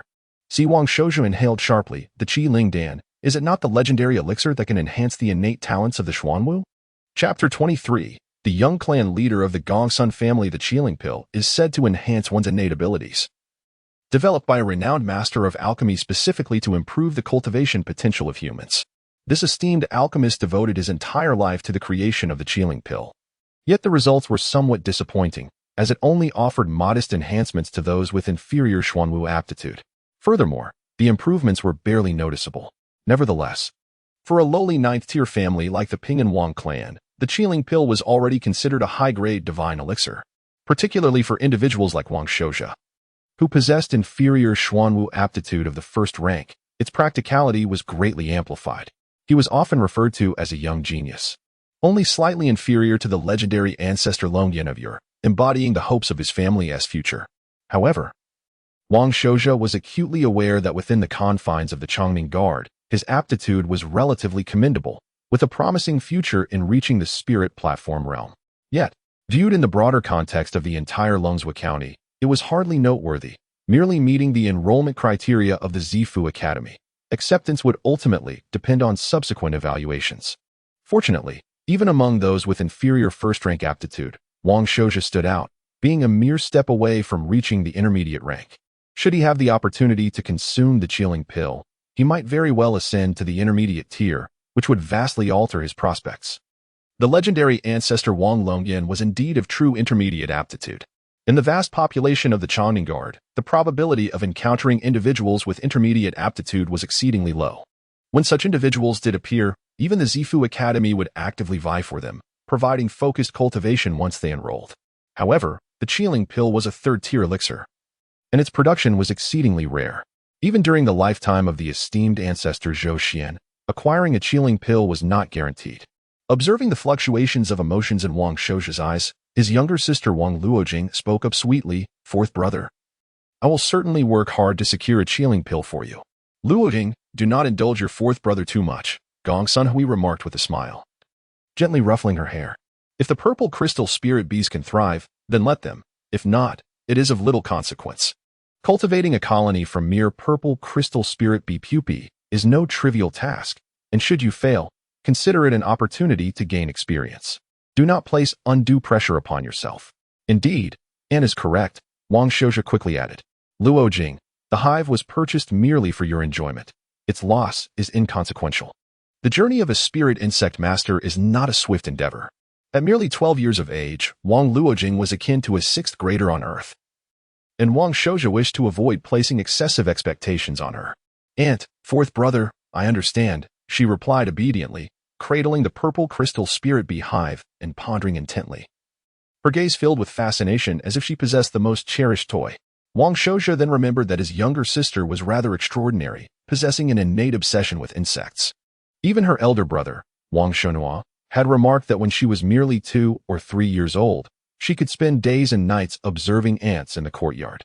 Very well, let her indulge in her pursuits, he thought as he and Gongsun Hui discreetly fell silent, making a concerted effort not to disturb her. The carriage traveled smoothly along the official road, particularly after entering Shanong town, where the path was exceptionally even. The Gongsun clan had been entrenched in this territory for over 2 centuries, their roots firmly established. Due to their involvement in several unique industries, they maintained high standards for their roads, investing considerable sums each year in their upkeep. The carriage glided along the solid, well-maintained surface, and lifting the curtain revealed the distant mountains with their prominent ridges. To the northwest lay Longji Mountain, known as Shanin, while to the southeast was Shanyang, dominated by the Gongsun clan, with the Lu clan holding sway over Shanin. Wang Shouja and his companions chose to pass through Chongning Ferry, deliberately avoiding the waters near Shanin Gorge, which belonged to another prominent family, the Zhao clan. Upon entering the territory of Shanyang, within less than half an hour, they heard the sound of galloping hooves as several riders swiftly approached along the main road. Among them was Wang Un, one of the family generals, dispatched ahead to inform the Gongsun clan of their arrival. As Wang Shouja's carriage approached, Generals Wang Wu and Wang Yung urged their steeds forward, creating a safe distance between the riders and the carriage. This was their duty to protect the family, regardless of whether there were kin among the approaching riders. "Wang Un, quickly report to the family head," he called out as the riders halted and dismounted. "The young clan leader of the Gongsun family has come to welcome the family head and Lady Gongsun." His voice was loud enough that it reached Wang Shouja within the carriage. He was surprised to witness such youthful exuberance from Lady Gongsun, prompting a smile within him. He realized that although she usually appeared dignified and serious, she had been merely 19 when she married Wang Dingwei, giving birth to sister Luomiao at the age of 22, making her only 30 years old.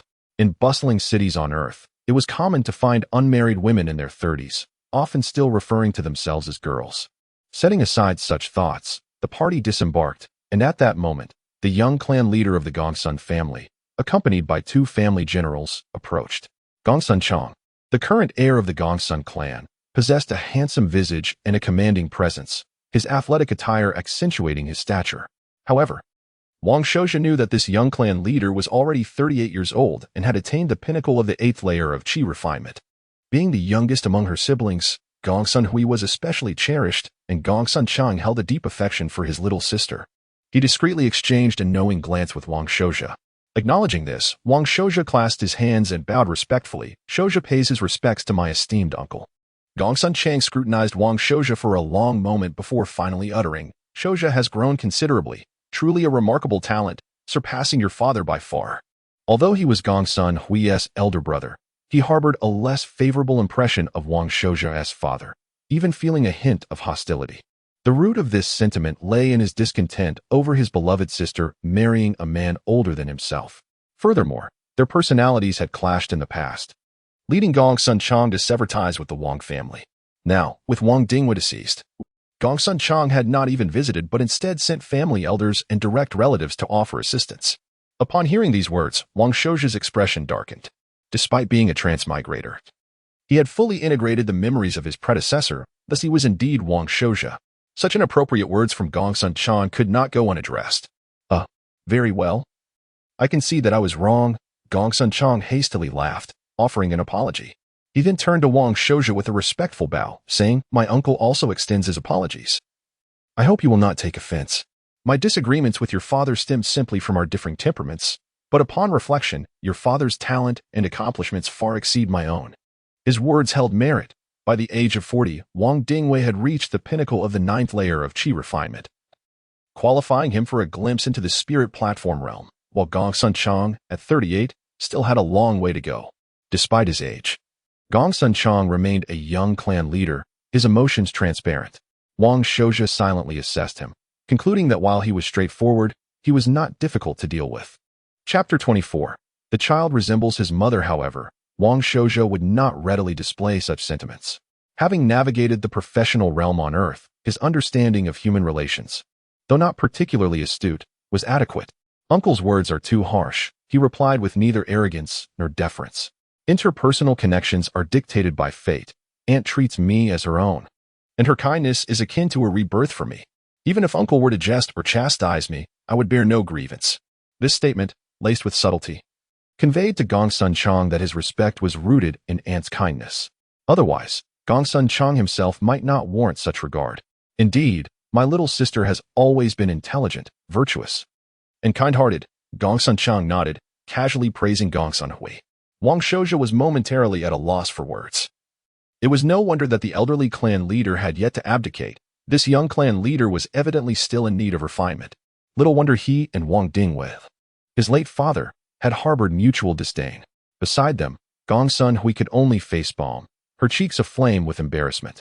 Her elder brother, despite his commendable attributes, lacked emotional intelligence. Should she not be kind-hearted? Must she then ostracize the non-biological younger heir? Would that not render her a person of vile disposition? She hastily added, "Jor is my biological son. Caring for and nurturing him is my duty." She then inquired, "By the way, brother, how is father's health?" Meanwhile, Gongsun Hui reflected deeply. Previously, she had not given it much thought, but now, witnessing Jor ascend to the position of clan leader, she felt a growing disparity between him and her elder brother. A sense of unease began to creep in regarding the future of the Gongsun clan. Her brother had truly squandered 38 years of life. The black steed that Wang Shouja had previously ridden was now being led by a family guard, proving its utility. Wang Shouja understood Gongsun Hui's intentions. The Wang clan was currently weakened, relying heavily on the deterrent presence of the venerable Longyan. Strengthening ties with the Gongsun clan would greatly benefit the Wang family. Thus, Wang Shouja rode forth on the black steed, engaging in casual conversation with Gongsun Chang. His demeanor towards Gongsun Chang was polite, grounded in Gongsun Hui's favor, devoid of any unprincipled flattery towards the Gongsun clan. In any realm, familial bonds and alliances are forged upon the foundations of mutual benefit and equivalent strength. The strong do not grant additional respect merely due to your obsequiousness or sycophancy. Conversely, Gongsun Chang observed Wang Shouja and found this young nephew to possess a demeanor and eloquence that greatly surpassed his peers. Moreover, at such a young age, he was on the verge of reaching a high level of qi refinement, a potential that was boundless. Such a talented youth was rare within the entire Gongsun clan of Shanyang, especially when compared to Gongsun Yan, his own son, who was merely a year younger. While he had previously regarded that boy favorably, the comparison now left Gongsun Chang feeling somewhat despondent. In his frustration, he instinctively grew closer to Wang Shouja, saying, "Zhur, you rarely visit Shanyang. Stay a few more days. I will have your cousin Xiaoyin accompany you for a hunt in the mountains. Thank you for your kindness, uncle." Wang Shouja replied, bowing. "However, the affairs of the clan are quite demanding. As the clan leader, I must take my leave after paying respects to my grandfather." At this, Gongsun Chang felt a pang of disappointment. Indeed, this young nephew had become clan leader at merely 18, while he, at 38, was still but a junior clan leader. The old clan leader showed no signs of abdicating. The main residence of the Gongsun clan was constructed against Longji Mountain, its steep terrain providing natural defenses. High, sturdy walls and watchtowers surrounded the estate, exuding an imposing aura. This time, Wang Shouja accompanied the family as Gongsun Hui's biological son, not as the clan leader for formal exchanges. After a brief exchange of courtesies, they were ushered into the main hall. Within the hall, the current clan leader Gongsun Mo and his rightful wife Gongsun Chun sat at the head, both donned in formal attire, reflecting their respect for Gongsun Hui and Wang Shouja. Dutiful daughter pays her respects to father and mother. Gongsun Hui approached, tears streaming down her cheeks. Mother, the Wang family treats their daughter exceedingly well. Yet, at the mention of her late husband, her composure faltered once more, grief overwhelming her. Alas, that foolish boy Dingwei should never have taken such reckless risks. Could he not have simply lived a quiet life with you? Gongsun Chen's face mirrored her regret and sorrow, lamenting the hardships their family had endured. Enough. You foolish old woman, do not speak so recklessly, Gongsun Mo interjected sternly. As practitioners of the Xuanwu, we ought to strive forward bravely. Dingwei, as clan leader, must have compelling reasons for his actions. He merely fell victim to unfortunate circumstances. Do I not understand? Is it not your fault, you old fool? Gongsun Chen retorted, her agitation rising.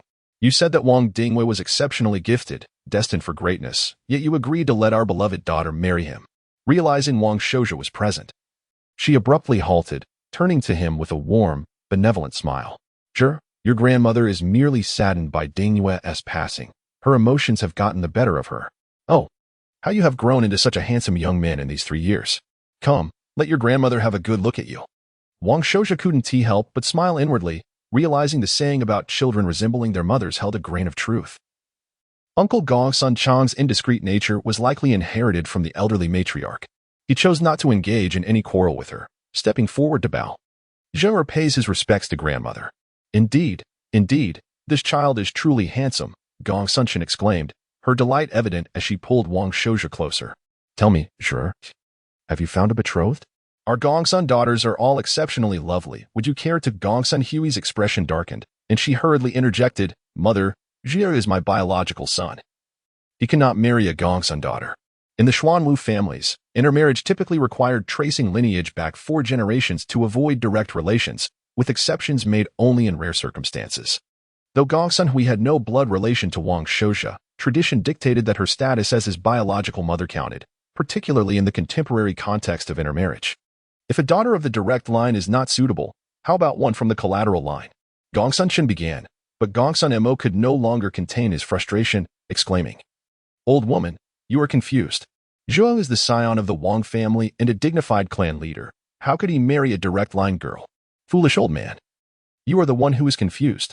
If the Gongsun family cannot find a suitable match, then let him marry a Qin family girl instead, Gongsun Chen retorted. The daughters of the Dongangchen family are renowned for their beauty and intelligence. Mother, there are no suitable girls from the Dongangchen family for sure either. Gongsun Hui replied helplessly. In fact, Luai was promised to the Chun clan's junior leader years ago and is set to marry this year. However, with Dingyue's recent passing, She must observe a year of mourning before the wedding can proceed. Oh, could it be my grandnephew Chinfangjia? Gongsun Chen's face instantly brightened. I have met that boy. He is steady and talented. The Wang family has good taste. It is a pity that mother, please do not speculate so wildly. Gongsun Hui quickly interrupted her matchmaking attempts. Is already betrothed to the daughter of the Liu family from Shanin. The Liu family from Shanin? Gongsun Chen's expression changed abruptly. Chapter 25, The Little Spirit Tea of Shanyang. What merits does the Liu family of Shanin possess? Qin voiced his grievances, remarking on their inflated egos and incessant scheming. In my estimation, the Liu family of Shanin and the Gongsun family of Shanyang are merely separated by the Dragon Ridge Mountain, which abounds with resources and minerals. Their frequent conflicts preclude any notion of amicability. Gongsun Chang hurriedly assisted the rambling elder, while Gongsun Hui said, do converse with your grandfather. I shall take a moment to speak with my mother. Gongsun Hui had already accomplished her goal of facilitating the conversation between Gongsun Mo and Wang Shoujia. It would be inappropriate for her to participate further, so she took Wang Luojing's hand and departed. Once they had left, Wang Shoujia respectfully greeted Gongsun Mo. Shoujia pays his respects to grandfather. There's no need for such formality. Come, taste the spirit tea cultivated by your grandfather, Gongsun Mo responded, having anticipated Wang Shoujia's arrival. He promptly ordered the servants to present the spirit tea and spirit fruit. In the Xuanwu family, spirit tea and spirit fruit are considered luxuries, necessitating the use of spirit fields for cultivation, resources that are strategically significant to each family. Gongsun Mo had merely set aside several acres of spirit fields for the purpose of entertaining esteemed guests. As for the Wang family of Pingan, they were left with only enough spirit fields to cultivate the precious Baiyu spirit rice, insufficient even for their own consumption, let alone for the less profitable spirit tea and spirit fruit. Thank you, grandfather. With spirit tea and spirit fruit at his disposal, Wang Shoujia was gracious and settled down to savor them. The teacup, intricately carved from spiritual jade, held a rich, red-hued brew that released a captivating aroma, immediately uplifting his spirits. A sip revealed a subtle bitterness that soon gave way to a refreshing coolness, clearing his mind and dispelling any lingering gloom. Haha. I did not expect you to possess an appreciation for tea. Gongsun Mo felt a sense of reassurance, realizing his precious pearl had not been squandered. He proudly introduced. This tea is known as Shanyang's Little Spirit Tea, a wild variety I stumbled upon deep within Dragon Ridge Mountain in my youth. After decades of meticulous cultivation, we now produce over 1 pound each year, and even my 2 venerable ancestors hold it in high regard. Allow me to gift you a tael each year. At the mention of gifting a tael, Gongsun Mo's lips twitched slightly, revealing a hint of reluctance. It was understandable. Cultivating spirit tea was far more labor-intensive than growing Baiyu spirit rice, and certainly not akin to the dense tea plants found on Earth. Typically, only a few spirit tea plants could be nurtured in an acre of spirit field, requiring diligent care and maintenance. The processes of harvesting, rolling, and fermenting were equally demanding, making even a tael of spirit tea quite costly. Thank you, grandfather. I shall graciously accept. Wang Shoujia, aware of Gongsun Mo's intention to support him, would not refuse. Among the Wang family, he alone was worthy of Gongsun Mo's investment, much like how Gongsun Mo had once married his daughter to Wang Dingyue as a second wife. Should Wang Shoujia ascend to the spirit platform realm one day, he would undoubtedly remember this familial bond. More importantly, Gongsun Mo and his wife were deeply fond of Gongsun Hui, and as Wang Shoujia was her legitimate offspring, he represented her future within the Wang family. Thus, for the sake of his daughter, Gongsun Mo would surely find ways to allocate some resources to support his grandson-in-law. Of course, all of this hinged on Wang Shoujia's considerable potential and his harmonious relationship with Gongsun Hui. After sharing pleasantries, they finally broached the main topic. After sipping his tea, Gongsun Mo's demeanor became increasingly serious. Upon receiving the letter you sent this morning, I harbored some doubts. However, after visiting the farm to investigate and consulting with the experienced farmers within our clan, I can confirm your concerns. As you indicated, a pestilence of aphids is indeed likely to occur, potentially leading to a reduction in yield of over 60% this year. Grandfather, there's no need for such externalities. Wang Shoujia interjected. Even without my warning, given the rapid spread of aphids in recent days, every family will be alerted, either today or tomorrow. The initial signs of aphids are often subtle. Every year, there are minor reductions in yield due to their presence. Thus, when a few aphids appear, farmers typically take it in stride. However, once an outbreak occurs, The aphid eggs hidden in the soil can emerge within a remarkably short time, catching everyone off guard. Grass lacewings, 9-star insects, and even the insect king are still merely common creatures, hardly warranting attention in ordinary times. Yet, in the depths of the Shanyang Mountains, there are at least some to be found. Then let us not delay any further. Please, grandfather, dispatch trusted family members to accompany us.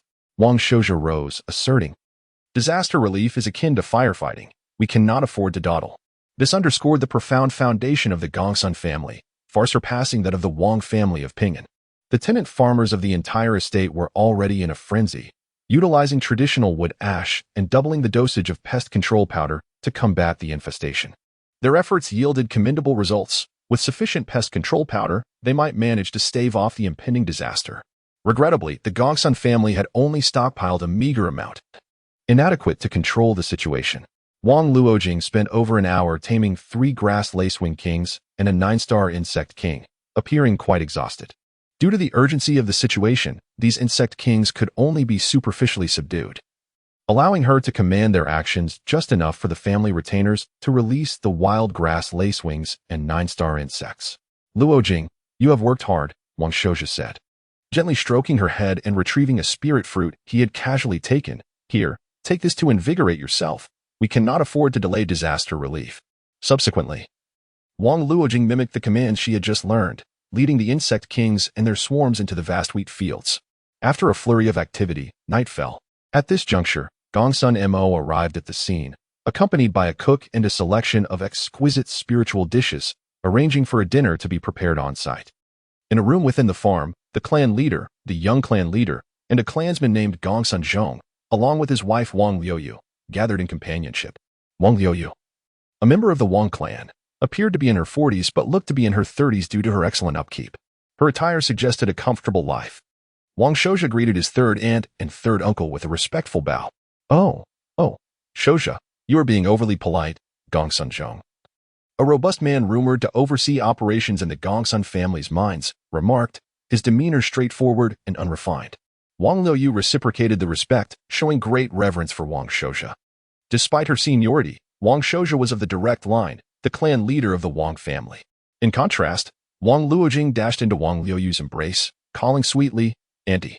In terms of blood relations, Wang Liuyu was the second daughter of the fourth elder, Wang Shaoji, making her Wang Luojing's genuine aunt, and their bond was naturally affectionate. Chapter 26. Dream Butterfly. Wang Liuyu held Wang Luojing close, inquiring with genuine concern about her well-being, clearly feeling sympathy for her niece who had lost her father at a young age. She even went so far as to offer her a banknote of 10 qian gold. Aunt, Jinger cannot accept this. I have heard that cousin Zhua is currently striving to reach the 3rd level of qi refinement. Please save it for him. Wang Luojing repeatedly shook her head, refusing to take it. Typically, young clan members receive their cultivation resources primarily from the family. Additionally, closer relatives, such as parents, often find ways to support the younger generation. However, due to the death of Wang Luojing's father, Wang Dingdang, 5 years prior, she found herself at a disadvantage in this respect. Jinger, just take it. Your father is no longer here, and as your aunt, I cannot help but support you. Wang Liuyu said with slight annoyance. Please accept it, Luojing, Wang Shouja chimed in with a smile, urging her not to disappoint her third aunt's kind intentions. He was well aware that this gesture came after both Wang Luojing and Wang Shouja had demonstrated significant value. The esteemed Gongsun Mo had specifically invited his third aunt and uncle to join them, intending to strengthen the familial bond and play the emotional card. Moreover, with Wang Luojing destined to become a spirit insect master, the time to cultivate connections was now. Wang Shouja was naturally pleased to see the relationship between the families grow closer, as the Gongsun clan's comprehensive strength far surpassed that of the Wang clan. Yes, fourth brother. Thank you, third aunt. Wang Luojing obediently accepted the gift. Subsequently, the two families gathered joyfully around the dining table. However, this time the center of attention was not Wang Shouja, but rather Wang Luojing. Wang Luojing, Gongsun Mo said kindly as he personally served her a bowl of exquisite spirit rice, accompanied by generous portions of spirit yak meat and spirit fish. You've worked hard today. Eat more, and do not hesitate. Wang Luojing felt a bit flustered and glanced weakly at Wang Shouja. In any family, resources are distributed uniformly and as a direct descendant. Her status within the family did not afford her a high ranking. The amount of spirit food allocated to her each month was quite limited. Such lavish feasting was unheard of. She bit her lip, torn between desire and hesitation. Eat, and do not let your grandfather's kindness go to waste, Wang Shouja said gently, stroking her head. From now on, I will strive harder to ensure our family enjoys a good life. Yes, thank you, fourth brother, and thank you, grandfather Gongsun, Wang Luojing said, gratefully picking up her chopsticks and savoring the spirit rice with great satisfaction. Observing her relish the meal, Wang Shouja felt a mix of comfort and the heavy burden of responsibility as the clan leader. The expense of over 1,000 Qian gold was substantial for both the Gongsun and Wang clans. What weighed heavily on Gongsun Mo's mind was the friendly signals Wang Shouja had sent to their family.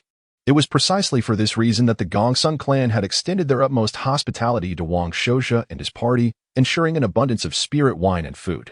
The cost of this meal alone would easily exceed 12 Qian gold. Our grandfather and I are too generous, Wang Shouja said, taking a sip of spirit wine. It seems we are fortunate. We just happened to encounter my sister's newfound understanding of insect control techniques. Beside them, the young clan leader Gongsun Chang was visibly excited. It seems that you are indeed fortunate, Shouja. Just after becoming the clan leader, you discovered a spirit insect master from within the family. I wonder if Luojing has a suitor? Perhaps we should consider our little Yin? Huh? Wang Luojing, engrossed in her meal, widened her eyes in surprise. As if startled by this proposition. Uncle, Luojing is only 12 years old, Wang Shouja replied, his tone laced with discontent. Moreover, my cousin is from the Gongsun clan's direct line. While Luojing is merely a direct descendant, they may not be well matched. Not at all, not at all. Gongsun Chang continued enthusiastically. A good girl like Luojing would never be looked down upon by our family due to her bloodline. Wang Shouja sighed. You may not mind. But our family certainly does. After a pause, Gongsun Hui interjected, take, for instance, the Gongsun family's 16,000 acres of fertile land. With one application of medicine per season and 2 seasons in a year, the annual expenditure on pest control exceeds 300 Qian gold. If our Wang clan were to charge Gongsun clan 200 Qian gold for pest control services provided by the spirit insect master, would this business be worth pursuing? Gongsun Hui's words seemed to awaken everyone present. Even Gongsun Mo gasped, looking at Wang Luojing with utmost seriousness, as if she were a gold mine. The earning potential of a spirit insect master was indeed formidable. Wang Shouja had already contemplated this business venture. However, relying solely on Luojing as a spirit insect master, her limited capacity would restrict her to managing only 5,000 to 6,000 acres within a short time frame. Nevertheless, even then, assisting various families with pest control could yield a profit of at least 700 to 800 Qian gold annually, even at a friendly discount. Moreover, spirit insect masters excel at nurturing spirit insects, and among them are numerous economically viable species, such as spirit silkworms and spirit bees. Thus, Gongsun Hui spoke Wang Shouja's thoughts aloud. Gongsun Chang, you are being overly optimistic. No family would willingly part with such a treasure. Shouja, you truly are fortunate. Gongsun Chang said, his gaze towards Wang Shouja filled with envy and jealousy, wishing their family could produce a spirit insect master as well. However, spirit insect masters are not easily found. Firstly, the number of individuals possessing the talent for spirit insect mastery is exceedingly rare, requiring a unique ability to communicate with insects, a rather obscure gift. Secondly, most families lack a lineage of spirit insect masters, making it difficult to identify such talent among their members. According to the information held by the Gongsun clan, there were only 3 spirit insect masters in the entire Changningwei region, hailing from the Shanin Lu clan, the Chongning Su clan, and 1 serving in the Chengwei government. With the Gongsun and Wang clans both eager to foster goodwill, their dinner was filled with laughter and joy. The next day, rejuvenated, Wang Luojing resumed her training with the newly captured grass lacewing insect king and the 9-star insect king. With her previous experience, she appeared to have made considerable progress, managing to tame several insect kings in just half an hour. By afternoon, she had already released the insect kings into 2 different farms, leaving the Gongsun clan's members to continue capturing wild grass lacewing and 9-star insects to replenish the farm's wheat fields. With the insect kings in control, those grass lacewing and 9-star insects would not stray far. Fourth brother, the taming of those insect kings is still too shallow, Wang Luojing said, feeling somewhat fatigued after completing her tasks. I fear it won't be long before they regain their wild instincts, so I must return in a few days. Fourth brother, Let's visit the Yingxiu Lu clan first. Luojing, you seem a bit tired, Wang Shouja said with concern. Why not rest for a night before we go? Fourth brother. I am fine, Wang Luojing replied, shaking her head. The signs of an impending insect plague are becoming increasingly obvious. If we wait until tomorrow, the Lu clan will suffer significant losses. Fourth brother, I understand the relationship between the Yingxiu Lu clan and you. Indeed, in terms of pure blood relation, the connection between the Yingxiu Lu clan and Wang Shouja was exceptionally close. His late mother had been a young lady of the Lu clan, and the sister of Lu Zhengxiong, the current clan leader of the Lu family. Furthermore, Lu Zhengxiong's legitimate wife hailed from the 6th generation of the Wang clan's direct line, making her Wang Shouja's own aunt, Wang Luling. Such intermarriage customs were frequently practiced among the families of the Xuanwu lineage, where the intermarriage of direct lines would elevate the kinship between the two families to its zenith. The only unexpected event was the untimely passing of Wang Shouja's biological mother, Lu Mingxue, when he was merely 6 years old, leaving behind a young son and daughter. In Wang Shouja's recollections, the memory of his mother remains the most resilient, and to this day, the thought of her invokes profound sorrow. Fortunately, his stepmother, Gongsun Hui, treated him with exceptional kindness from an early age, embracing him as her own, which gradually allowed him to accept her and alleviated much of his emotional turmoil. As the intertwining of memory and sentiment deepened, Wang Shouja began to feel an increasing sense of belonging in this world, as if he had grown up here all along, while the memories of Earth began to fade into the realm of dreams. Chapter 27. Family Values and Education. Thus, it falls upon Luojing to bear the burden. Wang Shouja was reluctant to delay further, allowing Lu to suffer unwarranted losses. Moreover, Lu's two uncles treated both him and his sister, Wang Luai, quite well. Even if they could only meet once every couple of years, Lu would often send family retainers to deliver gifts to Wang Shouja, Wang Luai, and even to their cousin, Wang Luomiao. It wasn't too laborious. After indulging in delightful delicacies these past few days, Wang Luojing chuckled, brimming with energy. As she spoke, she playfully demonstrated her strength with a flourish. Enough of that, you skinny little girl. Save the theatrics for another time. We must set off quickly. Wang Shouja replied warmly with a smile. In a bit, you can sip some spirit and take a good nap in the carriage. Fourth brother, I will grow up, protested Wang Luojing, pouting slightly, displeased by her brother's teasing. I am not belittling you, nor would I dare to, Wang Shouja reassured her, taking her small hand as they boarded the carriage. My dear Luojing is destined to become a great spirit bug master. Who knows? I might even rely on your protection one day. How could I possibly underestimate you? Then it's settled. If anyone dares to bully fourth brother, Luojing shall unleash her bugs upon them. All right, whatever you say. Now, off to sleep you go. The carriage rolled steadily along the smooth road, with Wang Shouja riding a magnificent black stallion, flanked by several family retainers providing protection. The route to the Lu family in Yingxiu offered two paths, one traversing the sunny side of Longji Mountain and the other winding around the shaded side. Naturally, they could not venture towards the Lu family on the shaded side at this time. Thus, they chose the sunny route. This was also one of the primary reasons why Wang Shouja prioritized assisting the Gongsun family on the sunny side and stabilizing the crisis. Originally, Gongsun Chang had intended to accompany them, but Wang Shouja declined. Partly, he could hardly endure Gongsun Chang's low emotional intelligence, and partly because the Gongsun family was currently preoccupied with disaster relief efforts, leaving them short-staffed. Additionally, Aunt Gongsun Hui had voluntarily stayed on the sunny side, claiming she wished to keep company with her parents. In truth, she understood her position and recognized that visiting the Lu family was somewhat inappropriate. As the caravan proceeded, they entered a dense forest, and the path began to grow uneven and bumpy. Wang Shouja frowned slightly. Wang Zhong, this road is rather treacherous. How much farther until we reach Yingxiu? Head of the family, this forest marks the boundary between the sunny side and Yingxiu, spanning approximately 7 or 8 li in width. Wang Zhong, the family retainer, replied confidently. Once we pass through the woods, we will arrive at the renowned Yingxiu Lake. You haven't visited Yingxiu in several years, and previously, you took the main road on the shaded side, so this area may be unfamiliar to you. Everyone, remain vigilant. The woods can be perilous.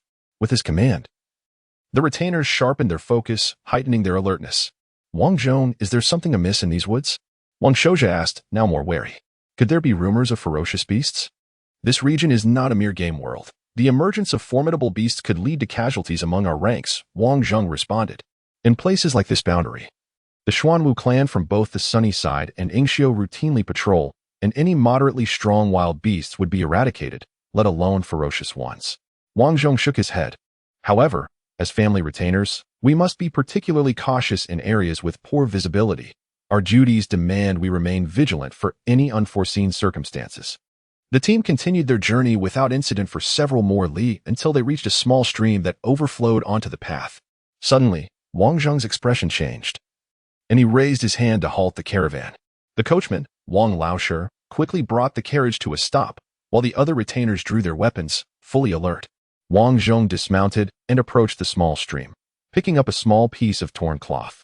His expression turned grave as he addressed Wang Shouja, head of the family. This fragment was cut with a sharp blade and bears traces of blood.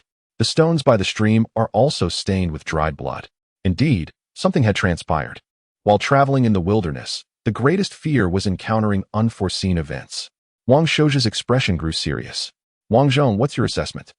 It appears to belong to a family retainer or a common member of the Xuanwu clan, Wang Zhong replied. Or perhaps a wandering merchant. Typically, traveling merchants travel in groups. Wang Zhong shook his head. However, head of the family, observe these footprints. They seem to belong to a single individual who has ventured deeper into the forest, as if fleeing from pursuit. This person is likely an escaped rogue cultivator or a traitor from some clan, having heard our approach and hurriedly sought refuge in the woods. Can we capture him? Wang Shouja asked solemnly. Since we are coming from the sunny side, we have not heard of any escaped rogues or traitors. So it is highly probable that this individual has come from Yingxiu. Regardless of the circumstances, we must apprehend him first. Wang Yong, Wang Wu, you two follow him. Wang Shouja commanded. Safety is our priority. If any danger arises, seek assistance immediately. Yes, head of the family. The three family retainers acknowledged the command and spread out slightly, forming a triangular formation as they tracked the trail. Before long, a mournful cry echoed from deep within the forest. Head of the family, we have succeeded. Wang Zhong exclaimed as he threw a captive onto the ground. This scoundrel appears to be at the 4th level of qi refinement, judging by his attire. He seems to be a rogue cultivator. The man, with a fearful gaze and his mouth gagged, writhed in an effort to attract Wang Shouja's attention. Let us hear what he has to say, Wang Shouja instructed. Yes, head of the family. Wang Zhong removed the rag from the man's mouth. Dear sir, no, I mean. Esteemed lord, the middle-aged man, whose appearance was somewhat disheveled, immediately began to plead for mercy. I was merely passing through this esteemed area without committing any offense. I beg you, spare my life. I have some Qian gold and a Xuanwu cultivation technique. Consider it a humble ransom for my life. Whether you have committed an offense remains to be seen, Wang Shouja replied, signaling Wang Zhong. Wang Zhong quickly searched the man, finding nearly 5 Qian gold, 17 large copper coins, and 56 coins of lesser value. His belongings yielded no valuables, only a tattered Xuanwu cultivation manual titled Minor Zhou's Blood Transport Technique. Wang Shouja perused it, frowning deeply. This was a basic cultivation manual, one that the Wang family had preserved for its servants and retainers' initial trainings, and it contained several evident errors. Nonetheless, it was consistent with the state of a down-and-out rogue cultivator, as they prioritized spiritual advancement and would spend any meager funds they obtained on cultivation resources. How are you injured? Wang Shouja inquired, noting a deep knife wound on the man's shoulder. I encountered bandits, the rogue cultivator replied earnestly, panic evident on his face. In my haste to escape, I fled into the woods, intending to tend to my wound when I stumbled upon you, my lord. That is a lie. This area is a boundary between the Gongsun clan of the sunny side and the Lu clan of Yingxiu. Which bandit would dare commit a crime here? Wang Zhong rebuked. Speak the truth, or I shall sever your head. Unjustly accused, my lord, unjustly accused. The rogue cultivator cried out. Those bandits disguise themselves as traveling merchants, specifically targeting wandering cultivators. They would never dare to attack esteemed lords of the Xuanwu clan. This explanation seemed plausible. However, Wang Shouja remained unmoved. Take him to Yingxiu. Let the Lu family investigate the matter. If your words are true and you are not a criminal, we shall return your belongings and release you. The Xuanwu clan adhered to a code of conduct, regardless of whether he possessed a few Qian gold or even dozens or hundreds. Wang Shouja would never compromise his principles for mere profit, nor would he resort to murder or silencing witnesses. This pertains to the values and education within a family. Engaging in such actions could sow deep-seated perils for the family's reputation. What thoughts might those involved harbor? Could it foster a mentality reminiscent of ruthless bandits? Will their moral compass become distorted? A family or faction that prioritizes profit above all else may thrive temporarily, but it can never maintain such arrogance indefinitely. Any lineage that has endured for a century, or even several centuries or millennia, must possess commendable teachings and traditions, along with a reputation of high esteem. Its members are inevitably bound by rigorous codes of conduct and principles. Yet, upon hearing Wang Shouju's words, the solitary cultivator immediately turned ashen, crying out, "My lord, I was wrong. Please do not take me to Ingshu.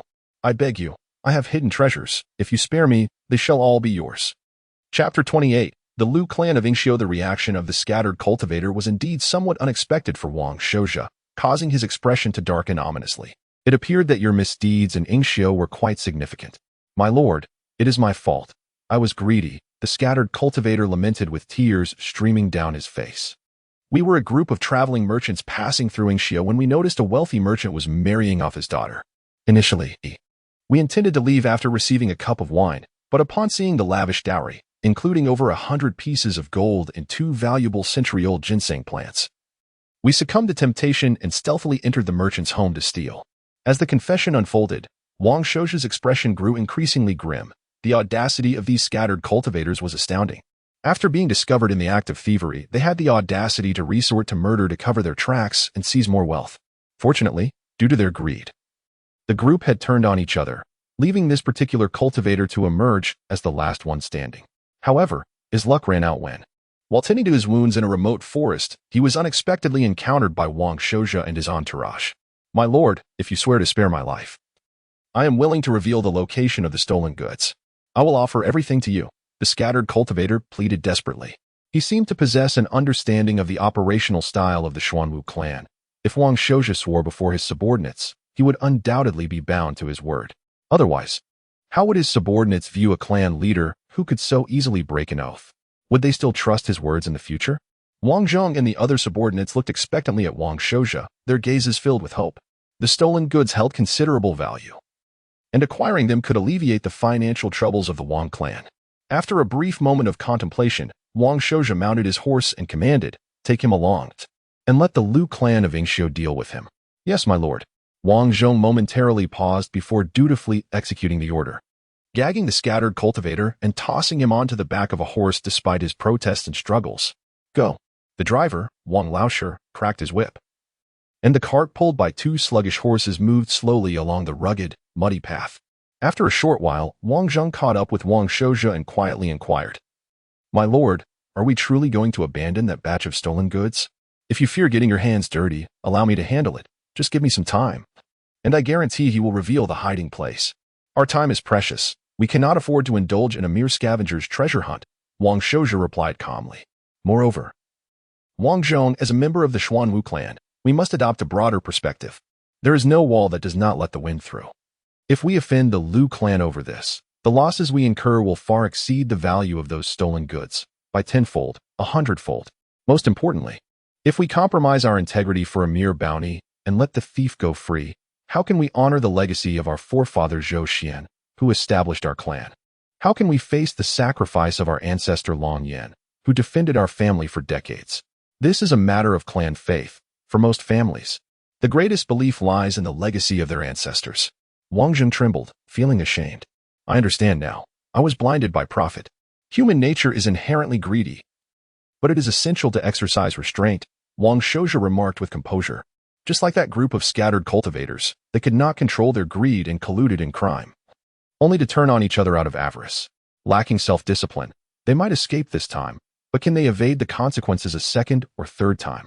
"My lord, if those scattered cultivators escape once, won't they be free from future offenses?" Wang Yong interjected, riding closer. "Such individuals may exist, but they will undoubtedly be in the minority." Wang Shouju chuckled. "Consider this.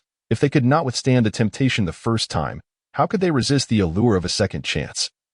Having already tasted the sweetness of ill-gotten gains, their greed will eventually lead to their downfall. I do not wish to acquire those stolen goods. Rather, I fear my inability to control my own greed, which might gradually lead our clan to ruin." The subordinates fell into deep contemplation, their eyes reflecting admiration for Wang Shouju's wisdom. Wang Zhong remarked, "My lord, I have a premonition that our Wang clan will surely rise under your leadership. Ha! Your flattery, though somewhat crude, is appreciated, Wang Shouja replied. My lord, I am not flattering you. I sincerely believe so. Indeed, my lord, we share the same sentiment. The other subordinates chimed in agreement. Meanwhile, within the cart, Wang Luojing, who had long awakened and overheard everything, gazed with shining eyes, deep in thought. Being with fourth brother brings such a sense of security and stability. For no other reason, but for fourth brother, I must strive to share the burdens on his shoulders. In less than half an hour, Wang Shouja and his entourage emerged from the forest and onto the broad main road. The expansive lake occasionally showcased a large fish leaping, sending up a spray of water. Various waterfowl glided through the dense reeds. Undoubtedly, Yingxiu Lake was not only stunning in its scenery but also rich in natural resources. Compared to the majestic, turbulent waters of Anjiang, Yingxiu Lake exuded a more exquisite and graceful charm. At that moment, a cavalry squadron galloped towards them from a distance, halting before Wang Shouja and his group. Whoa! The leader was a muscular man in his 30s, equipped with a strong bow and a sword at his waist, exuding an imposing aura. Upon seeing Wang Shouja, he was momentarily taken aback before bursting into hearty laughter. Sure, it has only been a short while since we last met. Yet you seem to have grown even more impressive. It appears that your demeanor has changed since becoming the clan leader. Uncle, you need not have gone through the trouble of coming to greet me. Wang Shouja quickly bowed in respect. This man was Lu Jingjie, Wang Shouja's maternal uncle and a pillar of the younger generation of the Lu clan of Yingxiu. In just over 30 years, he had already reached the 8th level of qi refinement, showing promise for a breakthrough to the spirit platform realm. Not long ago, he had traveled to Ping'an Town to attend the funeral of Wang Dingwei, so it was only natural that Wang Shouja had not seen him for long. What a coincidence! Wang Shouja smiled. I just came from Shanyang and happened to capture a criminal on the way. Preliminary interrogation suggests he is part of the same group you mentioned. What? Lu Jingjie was slightly taken aback. Wang Shouja then handed over the criminal to Lu Jingjie and recounted the entire sequence of events. I leave the criminal to you. But he has already hidden the stolen goods. I believe it is best if you handle the interrogation. The Xuanwu clan possessed various privileges locally, but also bore the responsibility of safeguarding the common folk. Yes, second master, a grim-faced and fierce-looking man stepped forward, sneering cruelly. This thief has quite the audacity to commit crimes on our Lu clan's territory. Should he fall into my hands, I assure you he will wish for death. Such threats caused Wang Shouja to regard him with greater scrutiny. He was quite skilled in interrogation. Lu Jingjie chuckled. You could send a capable subordinate to learn a thing or two. Wang Shouja remained non-committal on the matter. In contrast to the Gongsun clan of Shaoyang, whose main residence was built halfway up the mountain, resembling an impregnable fortress, the Lu clan's main residence was situated on a peninsula in Yingxiu Lake, surrounded by water on 3 sides, a natural defensive position. In terms of blood relations, Wang Shouja had deep ties with the Lu clan, and he was naturally afforded a warm welcome. Before entering, a girl dressed in red rushed out and threw herself into Wang Shouja's embrace. Cousin Shouja, I missed you so much. Lu Xiaoxiao, the current clan leader, Lu Jingxiong, had a daughter late in life, who was the apple of his eye. However, before Wang Shouja could respond, Wang Luojing, who had been hiding behind him, suddenly grasped his hand. Fourth brother, I am feeling a bit unwell. Unwell? Wang Shouja was taken aback and hurriedly grasped her small hand, expressing concern. Where does Luojing feel unwell? Could it be that you caught a chill while sleeping in the carriage? However, before he could finish his sentence, he noticed the 2 young ladies locking eyes, their animosity towards each other unabashed and palpable, igniting sparks between them. Chapter 29. Ice crystal do drink, who are you? Lu Xiaoxiao clung to Wang Shouja's arm and glared at Wang Luojing, saying, hurry up and let go of my cousin Shouja's hand. A young lady should have some modesty. In the Changningwai region, most young women from noble families named their children quite casually, without adhering to generational rules. However, the Ping'an Wang family, with its ancient lineage, had its matriarch, Ancestor Zhou Xian, personally establish naming conventions for females, and such customs naturally continued. I am the younger sister of fourth brother. He dotes on me the most, Lu Xiaoxiao declared. Wang Luojing, unyielding, seized the other side of Wang Shouja's arm and taunted, I see you are the one lacking modesty. Rushing into fourth brother's embrace at first sight. You lie. Cousin Shouja cherishes me the most, Lu Xiaoxiao retorted, her cheeks puffed in indignation. Every time we meet, Cousin Shouja brings me gifts. Fourth brother is the best to me. Just the other day, he gifted me a purple crystal beehive worth over 200 qian gold. Wang Luojing held her head high, exuding an air of triumph. Cousin Shouja, I want a purple crystal beehive too. Lu Xiaoxiao felt a pang of jealousy, beginning to cling to Wang Shouja in a playful manner. Accustomed to being pampered, she likely had no understanding of what a purple crystal bee even was. Wang Shouja, momentarily speechless, wondered how it was that two young girls were already bickering over him upon first meeting, especially Luojing, who was actually a year younger than Lu Xiaoxiao. Typically well-behaved, now vying for his affection. Shouja, did you really buy a purple crystal beehive for the child to play with? Lu Jingjie, accompanying them, expressed his astonishment. That's quite extravagant. I'm curious how you will manage your cousin now. 200 Qian gold was indeed a considerable sum for both the Wang and Lu families. For example, Wang Shouja's uncle, Wang Dinghai, with his fishing fleet of 10 boats, could only earn about 200 Qian gold after a year of arduous labor, battling the elements. As one of the pillars of the Wang family, the Fenggu farm, with 200 tenant farmers and thousands of acres of farmland, would yield only 600 to 700 Qian gold in profit annually, and that was before accounting for expenses. Wang Shouja had prepared some small gifts for the Lu family, but they were mere trifles. Uncle, there is more to this than meets the eye, Wang Shouja said with a wry smile. Why don't you persuade my cousin? Even if I were sold, I couldn't procure a purple crystal beehive. I'm not able to persuade her. Lu Jingjie quickly shook his head. That girl is the most spoiled. Even the matriarch dotes on her, and my brother has no way to deal with her. Shouja, you'd better fend for yourself. The matriarch dotes on her? Wang Shouja was somewhat bewildered. Lu Mingqing, the matriarch of the Lu family, was of the Ming generation and was over 100 years old. In terms of lineage, he was Wang Shouja's great-grandfather. Most ancestors of the major Xuanwu families rarely made public appearances, often engrossed in secluded cultivation, only emerging for significant events. In his 18 years of life, Wang Shouja could count the number of times he had seen Ancestor Mingsheng on one hand, with only one instance where he had been summoned, when he was 7 and had displayed considerable talent, receiving praise and resources from the ancestor. It was remarkable that this little girl, Lu Xiaoxiao, could win such favor from their great-grandfather. However, given the circumstances, he could not produce a gift worth 200 Qian gold. Even if he could, he would be loath to part with it. He could only dismiss her with a perfunctory remark. Xiaoxiao, that beehive was a lucky find by your cousin. Meanwhile, Wang Luojing clung to Wang Shouja's arm, displaying a victorious demeanor, which prompted him to roll his eyes at her childish jealousy. Nevertheless, this was merely a minor episode, and Wang Shouja chose not to dwell on it. Subsequently, under the guidance of Uncle Lu Jingjie, Wang Shouja and Wang Luojing made their way to the main hall of the Lu family residence. Meanwhile, the family patriarch, Lu Zhengxiang, along with his wife, Wang Luling, was already dressed in formal attire, awaiting their arrival. Lu Zhengxiang, in his 50s, had a square face and sported a few strands of beard, exuding a remarkable presence. His wife, Wang Luling, was Wang Shouja's biological aunt, in her 50s as well. However, with good maintenance and elegant attire, she appeared as a graceful middle-aged beauty. Shouja, quickly. No need for formalities, Lu Zhengxiang said, stepping forward to support Wang Shouja.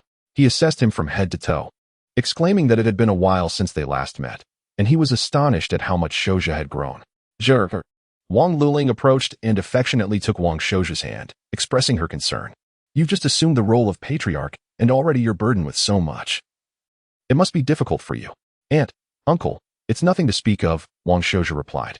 Our families are interwoven by blood. It is only natural for us to support one another. Having a Lu family matriarch as his mother, Wang Shouja held deep feelings for the Lu family. The intermarriage of the previous generation had further strengthened their bond. After some polite exchanges, Wang Luling pulled Wang Luojing aside to chat, while Lu Jingxiang sat opposite Wang Shouja for a discussion. However, instead of the usual spiritual tea, he presented the Lu family's specialty, the iced crystal dew drink. The Lu family, benefiting from their advantageous location by the Yingxiu Lake, not only excelled in aquaculture but also cultivated a unique underwater spiritual plant known as the crystal dew grass. This grass bore thumb-sized spiritual fruits resembling grapes, transparent as cicada wings. When the juice was extracted and chilled, it became a refreshing beverage. As Wang Shouja took a sip, the icy clarity flowed down his throat, spreading a refreshing sensation throughout his body, making him feel utterly invigorated, as if he had undergone a thorough cleansing. This was actually the third time Wang Shouja had tasted the iced crystal dew drink, a rare delicacy that cost several Qian gold per cup. Even the Lu family's direct descendants seldom had the chance to enjoy it. Not only did Wang Shouja receive a cup, But Wang Luojing also got one. It was her first experience with such a fine drink, leaving her wide-eyed in astonishment. After enjoying the exquisite beverage, they were treated to a sumptuous spiritual meal, invigorating both Wang Shouja and his sister. Following the feast, the conversation turned to serious matters. Wang Luojing would collaborate with the Lu family members to carry out an extermination operation against pests. The plan was straightforward, mirroring the methods employed by the Gongsun family of Shanyang. Moreover, the Lu family's land was not extensive, totaling only about 6,000 to 7,000 acres, making the task manageable. Originally, Wang Shouja intended to assist. However, just before setting out, he received a message from Ancestor Mingxing, summoning him for a meeting. This left Wang Shouja feeling rather uneasy. Could it be that Lu Xiaoxiao had gone to complain about him to Ancestor Mingxing, causing the ancestor to harbor discontent towards him? Yet, this absurd thought dissipated swiftly. After all, Ancestor Mingxing was the steadfast anchor of the Yingxiu Lu family, unlikely to involve himself in the trivial squabbles of the younger generation. Chapter 30. The Ancestor Mingxing. Soon, Wang Shouja, under the guidance of a maid, arrived at the rear courtyard of the Lu family's main residence, the secluded retreat of the esteemed Ancestor Mingxing. This place, situated by the picturesque Yingxiu Lake, featured a towering and magnificent pavilion that afforded a breathtaking view of nearly half the lake. The gentle breeze, the sound of crashing waves, the leaps of fish, and the songs of birds all harmonized to blend the structure seamlessly with nature. Standing before the pavilion, named Yingxiu Xingminjiu, Wang Shouja clasped his hands in respect and announced, "I am Wang Shouja of the Wang family, seeking an audience with Ancestor Mingxing. Come in." A gentle voice resonated in Wang Shouja's ears. Following the instruction, he stepped inside, ascending the sturdy wooden steps to the upper levels of the pavilion. Outside the window, an elder clad in gray sat with his back towards Wang Shouja, comfortably settled in a grand armchair, skillfully casting a fishing line into Yingxiu Lake. His demeanor was remarkably relaxed, yet to Wang Shouja's discerning eyes, he appeared as inscrutable as an unattainable mountain or an unfathomable lake. Beside him sat a girl of 12 or 13, garbed in red, who happened to be Wang Shouja's cousin, Lu Xiaoxiao. She was pouting and glaring at Wang Shouja, clearly still upset. "Great-grandfather, you said my cousin Shouja is infuriating." Lu Xiaoxiao huffed. "Why does that Wang family sister have a purple crystal spirit beehive while I do not?" Wang Shouja scratched his nose, caught between laughter and tears. This girl had truly run to their ancestor to complain. "And how should I discipline your cousin?" the elder asked with a hint of amusement. "Did you not say previously that you liked him the most?" "I do," Lu Xiaoxiao insisted, "but mother said the Wang family is currently in dire straits, lacking funds. I believe my cousin must be very short on money. Why not, great-grandfather? Give him 500 Qian gold so he can buy a purple crystal spirit beehive for me? Then I won't be angry with him anymore." "Why 500 Qian gold?" the elder inquired, astonished. "A regular purple crystal spirit beehive is only worth 200 to 300 Qian gold. Has inflation soared to such heights? Buying a hive is quite difficult for cousin Shouja," Lu Xiaoxiao replied, a serious expression on her face. Wang Shouja nearly choked at her logic. This cousin was indeed quite formidable. To obtain a beehive, she was prepared to have Ancestor Mingxing subsidize her cousin. Unable to listen any longer, he coughed twice and said, "I greet Ancestor Mingxing." However, Ancestor Mingxing paid Wang Shouja no mind and continued his conversation with Lu Xiaoxiao. "If your cousin Shouja buys you the hive, will you listen to your great-grandfather's words?" "I will." Lu Xiaoxiao nodded vigorously. Mingxing nodded slightly and turned to Wang Shouja with a smile, casually tossing several gold notes in his direction. Wang Shouja hurriedly caught them, only to find they were 5 notes of 100 Qian gold each. His expression one of astonishment. What had just transpired? "Esteemed ancestor," Wang Shouja exclaimed, a cold sweat trickling down his back. "This is absolutely unnecessary. If Xiaoxiao truly desires a purple crystal spirit beehive, I shall find a way to purchase one myself. Enough.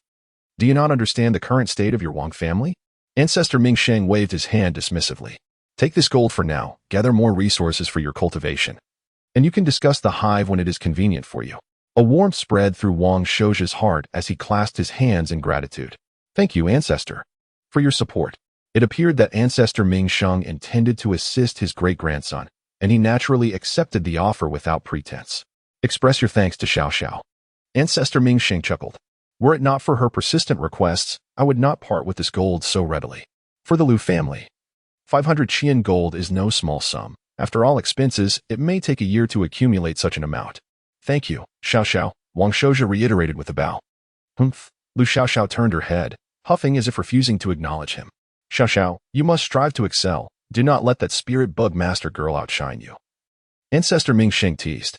If you manage to learn the ways of the formation master and become a first-level formation master, your cousin Shouja will surely see you in a new light. Formation master?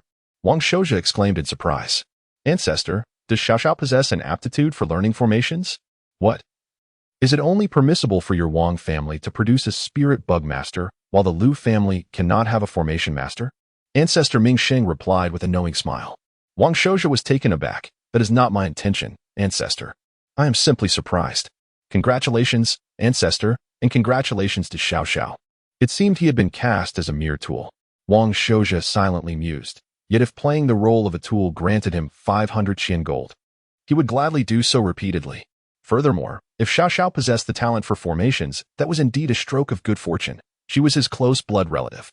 However, reluctant to squander the rare opportunity to converse with Ancestor Mingxing, Wang Shouja clasped his hands and inquired, Ancestor, I have several obscure aspects regarding cultivation that I hope you might enlighten me on.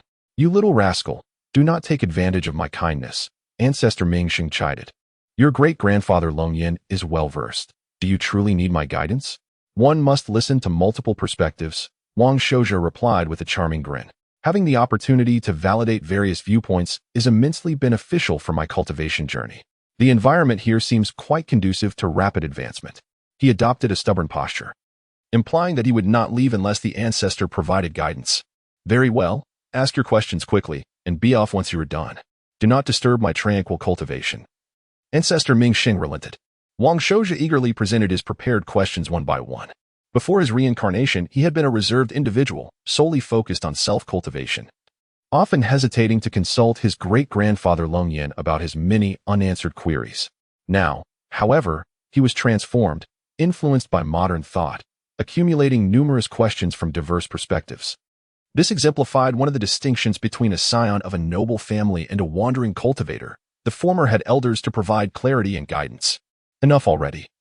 I too have my own cultivation to attend to, Ancestor Mingxing exclaimed after more than 2 hours of questioning. This boy had an insatiable curiosity. If he continued to pose such peculiar queries, the elder feared he might soon find himself at a loss for answers, for matters beyond his understanding. He could not fabricate responses. If he misled the younger generation, it would spell disaster. Enough is enough. Lu Xiaoxiao, who had initially pretended to listen attentively, grew increasingly bored and eventually dozed off beside them. Thank you, Ancestor, for your insights. I feel as though a fog has lifted, Wang Shouja expressed gratefully, rising to bow. I wish you a swift mastery of your profound abilities and an ascension to the realm of the celestial. These words brought a smile to Ancestor Mingxing's face. Though he was still trudging along the path to mid-stage Lingtai, who among those who had attained Lingai did not aspire for further advancement. It is worth noting that those beneath the Lingai realm are mere mortals, with lifespans barely reaching a century. Upon reaching Lingtai, one's lifespan can double, extending to a maximum of 200 years. This is precisely why those at Lingai are referred to as ancestors, as they continue to live. They witness their descendants perish before them. Chapter 31. The Chronicles of the Bee Tamer, particularly among those adept in health preservation. The venerable ancestors of the Lingtai lineage often live to an age remarkably close to 2 centuries. In such circumstances, it is not uncommon to witness the birth of one's 8th or even 9th generation of descendants, should one further ascend to the realm of celestial beings. The ultimate longevity could extend to 400 years. The prosperity of the entire family would rise in tandem, a phenomenon aptly described as even the chickens and dogs ascend to heaven. Thus, in a moment of elation, the esteemed Ancestor Mingxing produced an ancient tome bound in animal hide. Bestowing it upon Wang Shouja, this is the Chronicles of the Bee Tamer, a congratulatory gift for the Wang family, marking the emergence of a spiritual insect master. It is the compilation of notes from a solitary practitioner of the Lingai realm, renowned for his mastery over spiritual bees, containing invaluable techniques and insights on nurturing various types of spiritual bees. However, be advised that this is merely a transcription and some omissions may be present. It is intended for reference only. Wang Shouja was momentarily taken aback, then expressed his gratitude with exuberance. Thank you, Ancestor, for your timely assistance. Presently, Luo Jing possesses the innate talent of a spiritual insect master, yet the family's singular volume, insect scriptures is evidently insufficient. This Chronicles of the Bee Tamer is undoubtedly focused on spiritual bees, offering immense benefits to Luojing, who possesses a purple crystal spiritual bee nest. Having received this boon, you may depart swiftly. Do not linger before my eyes. Ming Sheng urged with a hint of impatience. Farewell, farewell, Wang Shouja replied, having already gained considerable advantage from his visit. He quickly tucked the Chronicles of the Bee Tamer into his robes and respectfully exited the Ying Xiaosheng Ming Wet Pavilion. From a distance, Ming Sheng observed Wang Shouja's retreating figure, feeling a mix of joy and melancholy. The joy stemmed from recognizing that this heir of his bloodline exhibited remarkable potential for the future. The melancholy arose from the realization that, among the 2 generations of young men from the Lu clan, none could rival Shouja. Fortunately, there remained Lu Xiaoxiao. Ming Sheng affectionately caressed the head of the slumbering Lu Xiaoxiao, reflecting, "This child has awakened the ancestral Lihua physique of our Lu lineage. Although somewhat diluted, it is indeed extraordinary. The heavens have favored our Yingxiu Lu clan. Each legacy of the Xuanwu families is not as straightforward as it seems. Every ancestor who ventured forth to establish a family was a figure of exceptional talent." After acquiring numerous benefits and bidding farewell to Ming Sheng, Wang Shouja was led by a maidservant to the guest quarters, Yakaju. This was a designated lodging for esteemed guests of the Lu clan. An entire lakeside courtyard reserved for his stay, with several auxiliary rooms flanking it for the family S-guards and attendants. The family S-guards and Wang Luojing had gone to assist with disaster relief. Seizing the rare opportunity for tranquility, Wang Shouja requested the Lu maidservant to prepare a bath, allowing him to soak and wash away the weariness accumulated over the past days. Subsequently, he instructed that he not be disturbed and entered a state of meditation. Both the Gongsun clan and the Yingxiu Lu clan had extended their finest spiritual sustenance to host Wang Shouja and his companions, and throughout the journey, they had indulged in a feast, leaving little time for proper digestion of the nourishing energies. Moreover, having recently sought advice from Ming Sheng regarding various cultivation inquiries, he experienced a profound enlightenment. Upon entering deep meditation, he swiftly transitioned into a state of cultivation. This practice continued until the dawn of the following day. His meridians and acupoints had entered a state of fatigue, with his vigorous energy significantly depleted. However, his eyes sparkled with vitality, clearly indicating substantial progress. He had taken another resolute step closer to the 7th layer of qi refinement. This filled Wang Shouja with delight, as the integration of some modern earth philosophies and the guidance from Ming Sheng had rendered the path of qi refinement considerably clearer. Upon exiting his chamber, Wang Zhong had long been awaiting outside. He clasped his hands in greeting, saying, "Patriarch, uncle has come to visit. Hearing that you were in closed-door cultivation, he refrained from disturbing you and is currently in the parlor awaiting your presence." Wang Shouja instructed Wang Zhong to lead the way to the parlor while casually inquiring, "How did the disaster relief efforts fare yesterday?" Everything proceeded smoothly. After receiving our correspondence, the Lu clan made extensive preparations promptly, Wang Zhong remarked in admiration. "Miss Luojing is truly remarkable. She managed to control several 9-star insect kings within a short time, effectively suppressing the signs of an impending insect disaster." Wang Zhong spoke of Luojing with evident respect, showcasing the esteem in which her performance was held by the clan's retainers. Clearly, Luojing exhibited considerable talent in the realm of spiritual insect mastery, progressing significantly in a brief span. Reflecting on this, Wang Shouja entered the guest parlor. Greeting Lu Jingjie with a respectful bow, "Shouja has arrived late. I hope my uncle can forgive me." "No harm done," Lu Jingjie replied warmly, rising to his feet. "Shouja, we owe a great deal to your support. The insect disaster was effectively curtailed at the onset, preventing a catastrophic reduction in grain yield. Such a decline would not only incur economic losses but could also trigger a cascade of repercussions. The Dacian dynasty is founded upon the Xuanwu families, and while they enjoy various privileges in their locality, they also bear the responsibility of safeguarding the land and its people. The balance of power and responsibility far exceeds that of ancient Earth-esque gentry. My uncle is overly courteous. The Wang and Lu clans are bound by blood, and mutual assistance is only natural," Wang Shouja replied humbly with a smile. After a brief exchange of pleasantries, Lu Jingjie continued. "The case of the wealthy merchant's annihilation has also reached a conclusion. That solitary practitioner was not particularly resilient. After merely 2 hours of interrogation, he confessed everything, and the hidden contraband has all been recovered. He will soon be executed publicly as a warning to others. The wandering of solitary practitioners remains a latent threat." Wang Shouja furrowed his brow, realizing that without proper oversight of incoming solitary practitioners, similar incidents would inevitably recur. Thank you, uncle, for mediating this matter. Wang Shouja expressed with satisfaction regarding the outcome. 50 Qian gold is no trifling sum. Many solitary practitioners would go to great lengths for such wealth. After receiving his reward, Wang Shouja proposed to take his leave. He had numerous matters to attend to and could not remain involved throughout. Thus, he entrusted the safety operations to the Liu and Gongsun clans. Following a round of farewells, he handed the chronicles of the bee tamer to Wang Luojing, just as he settled into a separate courtyard behind the Wang family's fish stall, intending to rest before paying a visit to the Qian family trading firm the following morning. He was unexpectedly met by Qian Shu, the head of the Qian family trading firm, who had arrived ahead of schedule at the Wang family's courtyard.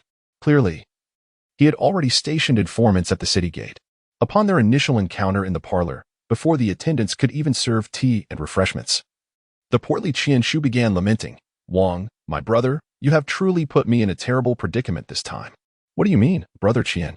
Wang Shouja inquired while personally pouring tea for Qian Shu, maintaining a composed demeanor. I acted with good intentions to assist your trading firm in clearing out the pest control inventory. Was I in the wrong? Brother, you flatter me. Exploiting information gaps for profit is the way of business, Wang Shouja chuckled. Were the roles reversed, you might have been even more ruthless than I. Information gap, information gap. Qian Shu muttered in resignation, before sighing, brother, I concede that you have a point. However, your refusal to part with a single coin while reaping substantial gains has truly left me in a dire situation. If I cannot resolve this matter smoothly, the repercussions for me may be quite severe.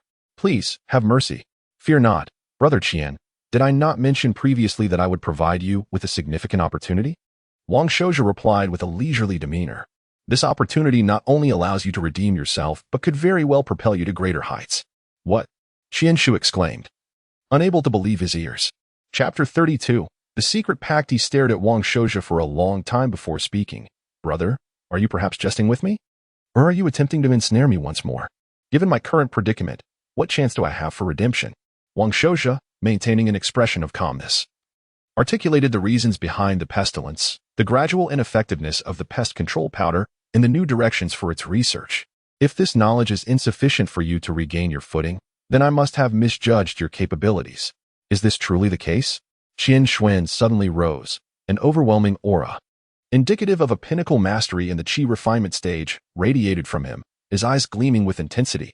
If this is indeed a significant achievement, then you, my dear brother Wang Shouja, shall be recognized as my true brother. Such a powerful presence. Even Wang Shouja was slightly taken aback. Qian Xuan had concealed his prowess so well. Truly, the Qian family of Longswa was formidable. Even a mere branch manager possessed such strength. One could glimpse the vastness of the Qian family's influence from this. Was Qian Xuan hoping to leverage this achievement to aspire for a breakthrough into the spirit platform realm? Wang Shouja narrowed his eyes, understanding that the display of power was not mere bravado, but rather a declaration of Qian Xuan's worth and potential. You understand me well. Qian Xuan resumed his benign demeanor after revealing his strength. To be candid, I am a collateral descendant of a direct bloodline within the Qian family. You can imagine the status and treatment I receive within the family. My journey to this point has been fraught with hardship.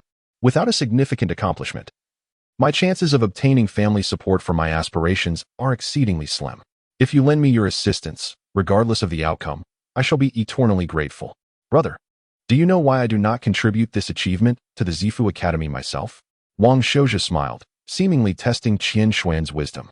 The matter of the pest control powder is of great significance, and your Wang family is far too weak, Qian Xuan replied with a smile.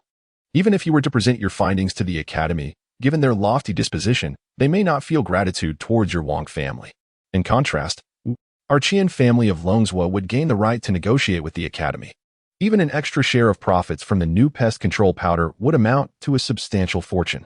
Thus, dear brother, your choice to entrust this achievement to me aligns perfectly with the maxim you mentioned earlier, maximizing benefits. Wang Shouja, sipping his tea, interjected, indeed, that is the term. Exactly. Qian Xuan affirmed seriously. However, this arrangement comes with a precondition. I, Qian Xuan, must show gratitude and loyalty to you, brother Shouja. We can draft a secret pact regarding this matter. Should I violate the terms, you may expose the pact to the public, ruining my reputation. You are aware that our Qian family values reputation above all. Once lost, the consequences are dire. Qian Xuan proved to be a discerning ally. Wang Shouja felt a sense of reassurance. In these times, one must be wary of false friendships. From his prior interactions, he discerned that Qian Xuan was a meticulous and perceptive individual. Otherwise, how could a collateral descendant have thrived to this point? Brother, if we sign this pact, we shall be comrades in the same boat, Wang Shouja inquired. You must consider this carefully. Though his words were somewhat exaggerated, Wang Shouja could sense Qian Xuan's genuine intent and promptly resolved to draft the secret pact. With the conviction of addressing malevolence preemptively, Wang Shouja crafted the terms of the pact meticulously, ensuring clarity in responsibilities and obligations, devoid of apparent loopholes. Upon reviewing the pact, Qian Xuan stood momentarily stunned. Not due to the complexity or severity of the terms, but rather their simplicity and equality. He realized that his future, whether to languish in obscurity or soar to great heights, rested entirely in Wang Shouja's hands. Even a slightly more stringent condition would have been understandable, given his circumstances. Brother Shouja, this pact, should we perhaps include additional constraints upon me? Qian Xuan inquired, furrowing his brow slightly. Brother, I seek an ally, not a subordinate. Wang Shouja replied nonchalantly while enjoying his tea. As allies, we must uphold principles of fairness and mutual respect, supporting one another. If, at any point, you feel the pact has lost its significance, you may refer to the final clause. Upon compensating your ally with 10,000 gold, the pact shall be rendered void. Qian Xuan inhaled deeply, signing and sealing the contract before bowing with respect. Your magnanimity is unparalleled, Brother Shouja. I vow that as long as you do not betray me, I shall remain steadfastly loyal to you. Otherwise, may the heavens strike me down. You exaggerate, my brother. From this day forth, we are bound as brothers. We shall share in each other's fortunes and misfortunes. Wang Shouja was greatly satisfied with this outcome. After securing the pact, he presented the previously prepared documents to Qian Xuan, believing that the latter would navigate the subsequent operations more adeptly than he could. As Qian Xuan scrutinized the documents, his expression shifted from disbelief to admiration. Incredible. This information is invaluable. It addresses the issue of potential ineffectiveness of future pest control powders. This compilation was crafted by Wang Shouja himself, articulated in accessible language detailing the origins of the honeybee's resistance. He offered no suggestions on adjustments or experimentation, allowing the Academy to explore on their own. Moreover, he had no intention of developing a new pest control powder, as the stakes were far too high. This would equate to imposing a pest control tax across all fertile lands in Longzhou, a sum so astronomical it could obliterate the Wang family.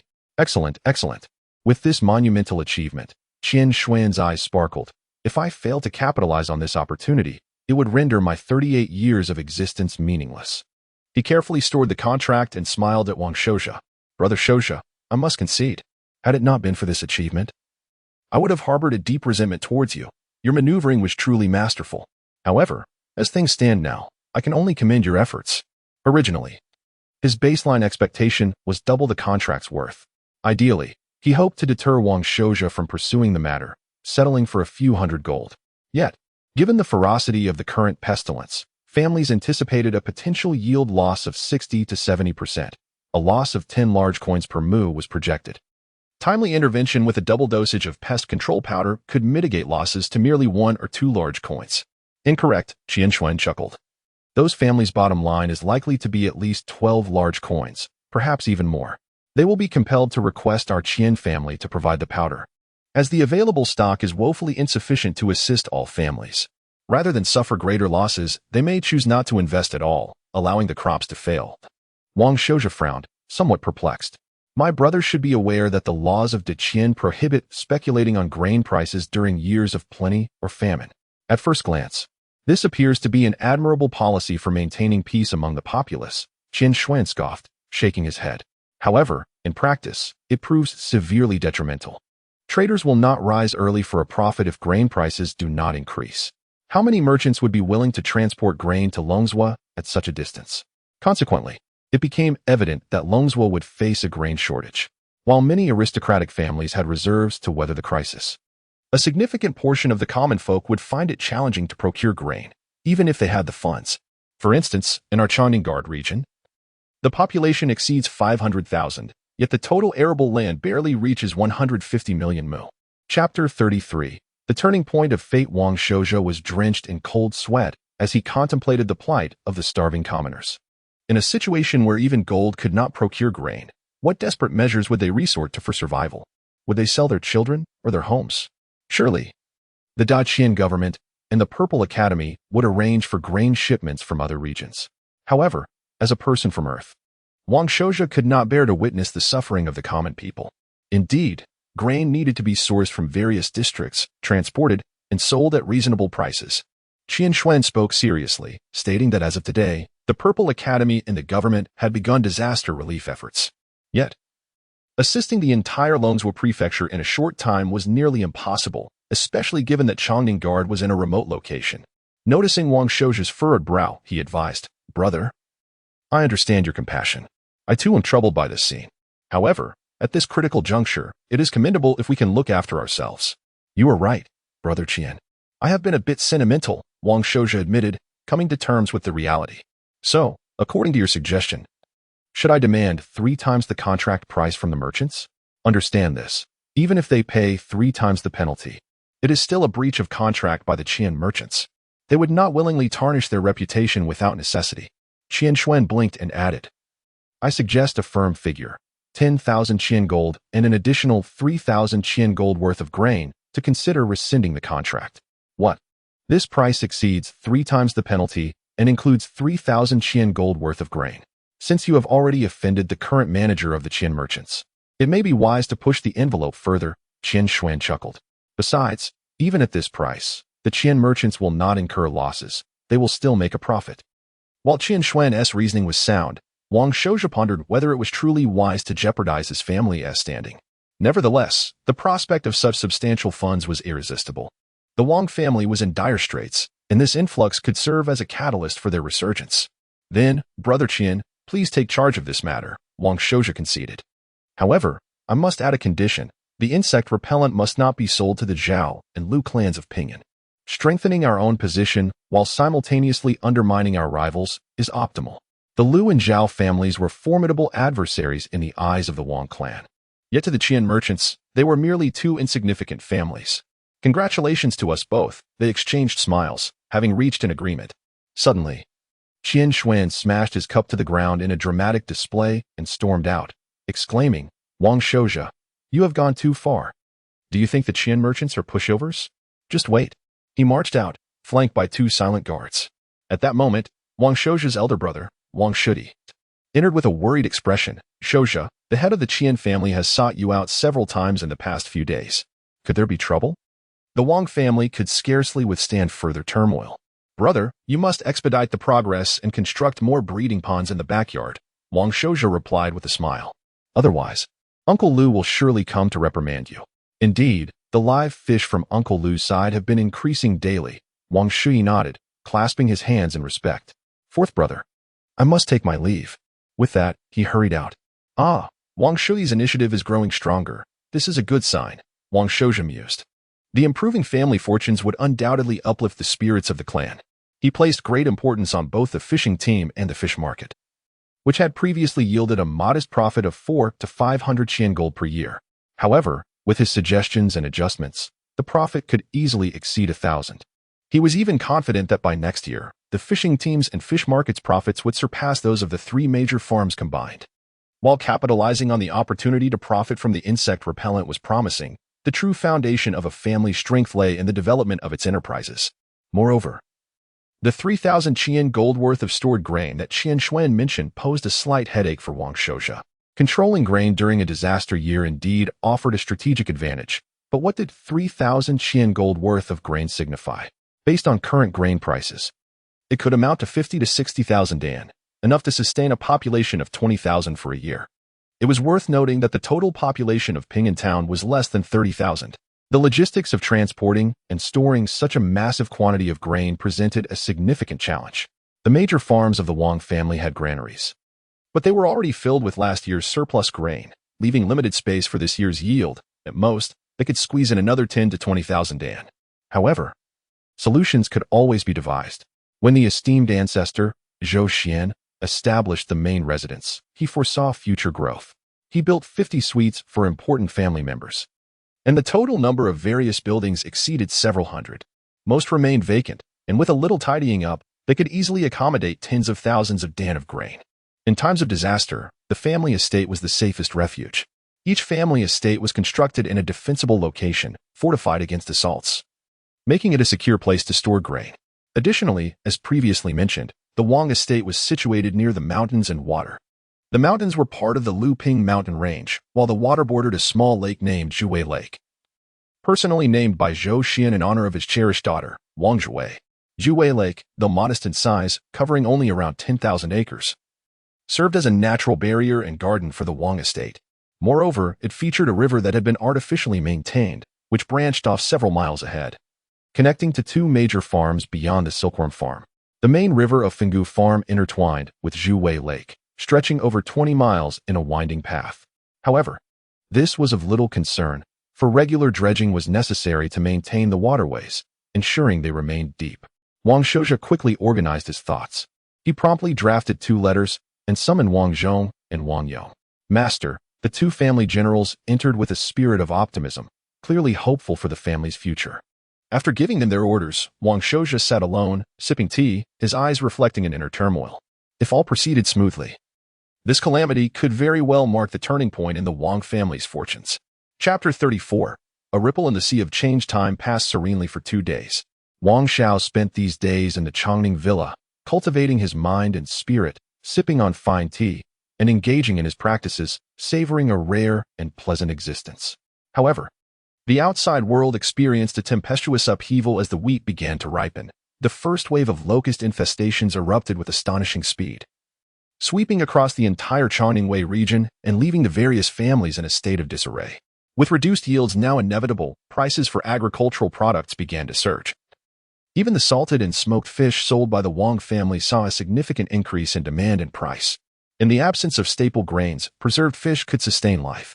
All commercial grain outlets had ceased external sales, while the state-run grain shops began rationing their supplies, leading to long queues as the city guards intervened to maintain order. As Wang Shao sipped his tea and absorbed the flood of incoming reports, his heart was tumultuous. Had it not been for the gem that was Wang Luojing within his family, he too would likely have been overwhelmed by anxiety. Rather than observing the storm with a leisurely demeanor, "Fourth brother, the Qian family has sent word," Wang Shui announced as he entered the courtyard, his brow furrowed. Additionally, Uncle Lu has sent over a stock of salted and smoked fish, and astonishingly, half of it has already sold out in just 2 days. Other families have started restricting purchases or significantly raising prices. Should we not consider a price increase as well? Should we also limit sales of salted fish? Upon reading the letter, Wang Shao's brow creased further.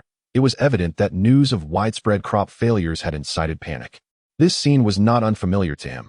He had witnessed countless instances on Earth where ordinary citizens, faced with calamity or rumor, succumbed to collective panic buying. Moreover, the speed at which the salted fish was selling was remarkable. The inventory that had arrived over the past few days amounted to around 800 or 900 dan. Prior to the price increase, the salted fish varied in price from 20 to 30 copper coins per gene, with a dan typically costing between 20 and 30 large coins. Now, prices had surged to 30 to 40 large coins per dan, and sales had accelerated. What of the live and fresh fish? Wang Shao's inquired. Indeed, the ripple effects were far-reaching. The outbreak of resistant aphids had instantaneously impacted various sectors. As prices for essential commodities such as salt and firewood rose, everything else followed suit.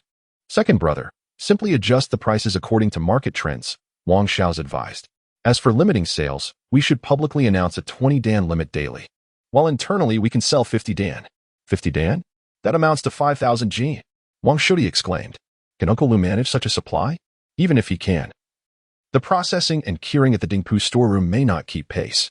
During the peak fishing season, if the fishing crews operated as they had in previous years, 10 boats could reliably catch several thousand gene, with each boat averaging only a few hundred gene of common catch. Most of this would be cured or smoked at Dingpu's storeroom, which under normal circumstances could produce a maximum of 800 dan per month. However, the operations there had been fully replicated and streamlined, allowing even ordinary hands to contribute. Daily yields would steadily rise, and during this peak fishing season, it would not be unusual for the entire fishing crew to collectively catch over 10,000 gene. We can increase our processing manpower and utilize the vacant spaces at Fenggu and Shengsheng farms. Furthermore, We can enlist all available family servants and relatives to ensure that this month's production of smoked and salted fish exceeds 2,000 dan, Wang Xiao's commanded. Second brother, you will oversee this initiative entirely. As long as Uncle Lu can keep up, I have no fears. Instantaneously, Wang Shui felt a surge of motivation. 2,000 dan of smoked and salted fish in a month was no small feat, requiring at least 3,000 or 4,000 dan of fresh fish for production, as the weight would significantly diminish post-slaughter and smoking. If Uncle Lu could indeed meet the supply demands, this was a golden opportunity for profit, and he, Wang Shui, could not afford to lag behind. Historically, catches during the fishing season were the cheapest, leading to a significant portion being processed into smoked and salted fish for gradual sale. In previous years, the total production and sales of smoked fish barely reached 2,000 dan, while the total sales of fresh and live fish amounted to around 2,000 dan annually. The overall revenue struggled to surpass 1,000 Qian gold, with half of that allocated to the fishing crew's accounts. However, the current situation was markedly different. If this month could indeed yield over 2,000 dan and 1,500 dan of smoked and salted fish sold at the post-increase price of 40 large coins per dan, the revenue would reach 600 Qian gold. This did not account for the potential sales of fresh fish, which could very well match the usual annual turnover. Thus, Wang Shui felt his blood surge with excitement. If not now, then when? Very well, I will leave everything in your capable hands, second brother. Wang Xiao's pinned a family decree, signed it, and affixed the family seal, handing it over. With this, you may mobilize our household guards and servants, and draw upon the family treasury for Qian gold. There is no need for Qian gold just yet, Wang Shui replied, taking the decree with exhilaration. This stock of salted fish is selling too quickly. I still have around 200 Qian gold on hand, which is sufficient for our operations. Brother, stay busy. But do not make any errors or oversights in the accounts, Wang Xiao's cautioned nonchalantly. Wang Shui stiffened, his expression turning serious as he quickly replied, Fourth brother, rest assured. As a member of this family, I shall uphold our family rules. Every month, I will reconcile the accounts with Aunt Wu, ensuring no discrepancies arise. Much appreciated, second brother. Wang Xiao solemnly bowed. This opportunity was a rare one, and whether the Wang family could escape its decline depended on the collective efforts of all its members. Wang Xiao felt a sense of satisfaction. Despite his second brother's lack of extraordinary talent and cultivation, he was exceedingly diligent in family affairs. Compared to their uncle Wang Dinghai, who was rather unrefined, Shui was far more meticulous and prudent. You overestimate me, fourth brother. This is merely my duty. Wang Shui replied hastily, clasping his hands in respect. If that is all, I shall take my leave to attend to various matters. Once he departed, Wang Xiao collected himself and opened the letter from Qin Xuan, inviting him to meet outside Changningwei at the Jucai Zhuang. The coded message indicated that Qin Xuan had fulfilled his end of the agreement. Yet, while he trusted Qin Xuan, he dared not take risks this time. Prioritizing caution above all else, he made a slight adjustment to his appearance and left the city, not heading directly to Jucai Zhuang, but rather riding his black steed toward the direction of Shanyang. After a short ride, he arrived outside a modest estate where he met Wang Zhong. Wang Zhong, how did the arrangements proceed? Wang Xiao inquired. Reporting to the master, I am pleased to say that the young clan leader of the Gongsun family has arrived as promised and is currently awaiting you in the estate, Wang Zhong replied, slightly excited, having waited outside for 7 or 8 hours. The Wang family's influence primarily lay on the southern bank of the Anjiang River, and to find multiple transport carts on the northern bank, they had to rely on the Gongsun family of Shanyang. Given the current amicable relations between them, he felt confident that his request would not be met with resistance. Upon entering the leisure estate belonging to the Gongsun family outside Changning, he met with Gongsun Chang and clasped his hands in greeting. Xiao's greets my esteemed uncle. I apologize for keeping you waiting. You didn't keep me waiting long. However, I am curious about your mysterious request for 20 heavy transport carts for mineral transport. What is your intent? Gongsun Chang, a rather impatient man with low emotional intelligence, inquired eagerly upon their meeting. It is nothing particularly special. Wang Shouja calmly remarked, it is merely a matter of transporting 50 or 60,000 dan of aged grain. Since he had been allowed to participate, the quantity could hardly remain concealed. In that instant, Gongsun Chang's eyes nearly bulged out of their sockets. Dear nephew, are you unaware that grain is now exceedingly difficult to procure? And you casually mention transporting 50 or 60,000 dan. He felt an overwhelming urge to curse. In comparison to this grandnephew, he, the 38-year-old young clan leader, felt as if all his years had been spent in vain. Chapter 35. Establishing the Transportation Route Shouja. From where did you procure 50 to 60,000 dan of grain? Gongsun Chang took a deep breath, almost disbelievingly. The Gongsun clan of Shanyang was indeed powerful, possessing farmland of around 10 to 20,000 mil. However, even so, the yield of a single season could not reach 50 to 60,000 dan. Furthermore, the output from the family lands had to be shared with tenant farmers, along with annual taxes per mu, and additional provisions for seed reserves and pest control. It is evident how astronomical a figure 50 to 60,000 dan truly is. Even under normal circumstances, gathering such an immense quantity of grain would be exceedingly difficult, let alone in the current state of affairs. I procured it through friends, purchasing it from the Qian family's trading firm, Wang Shouja replied. Uncle, we must not delay.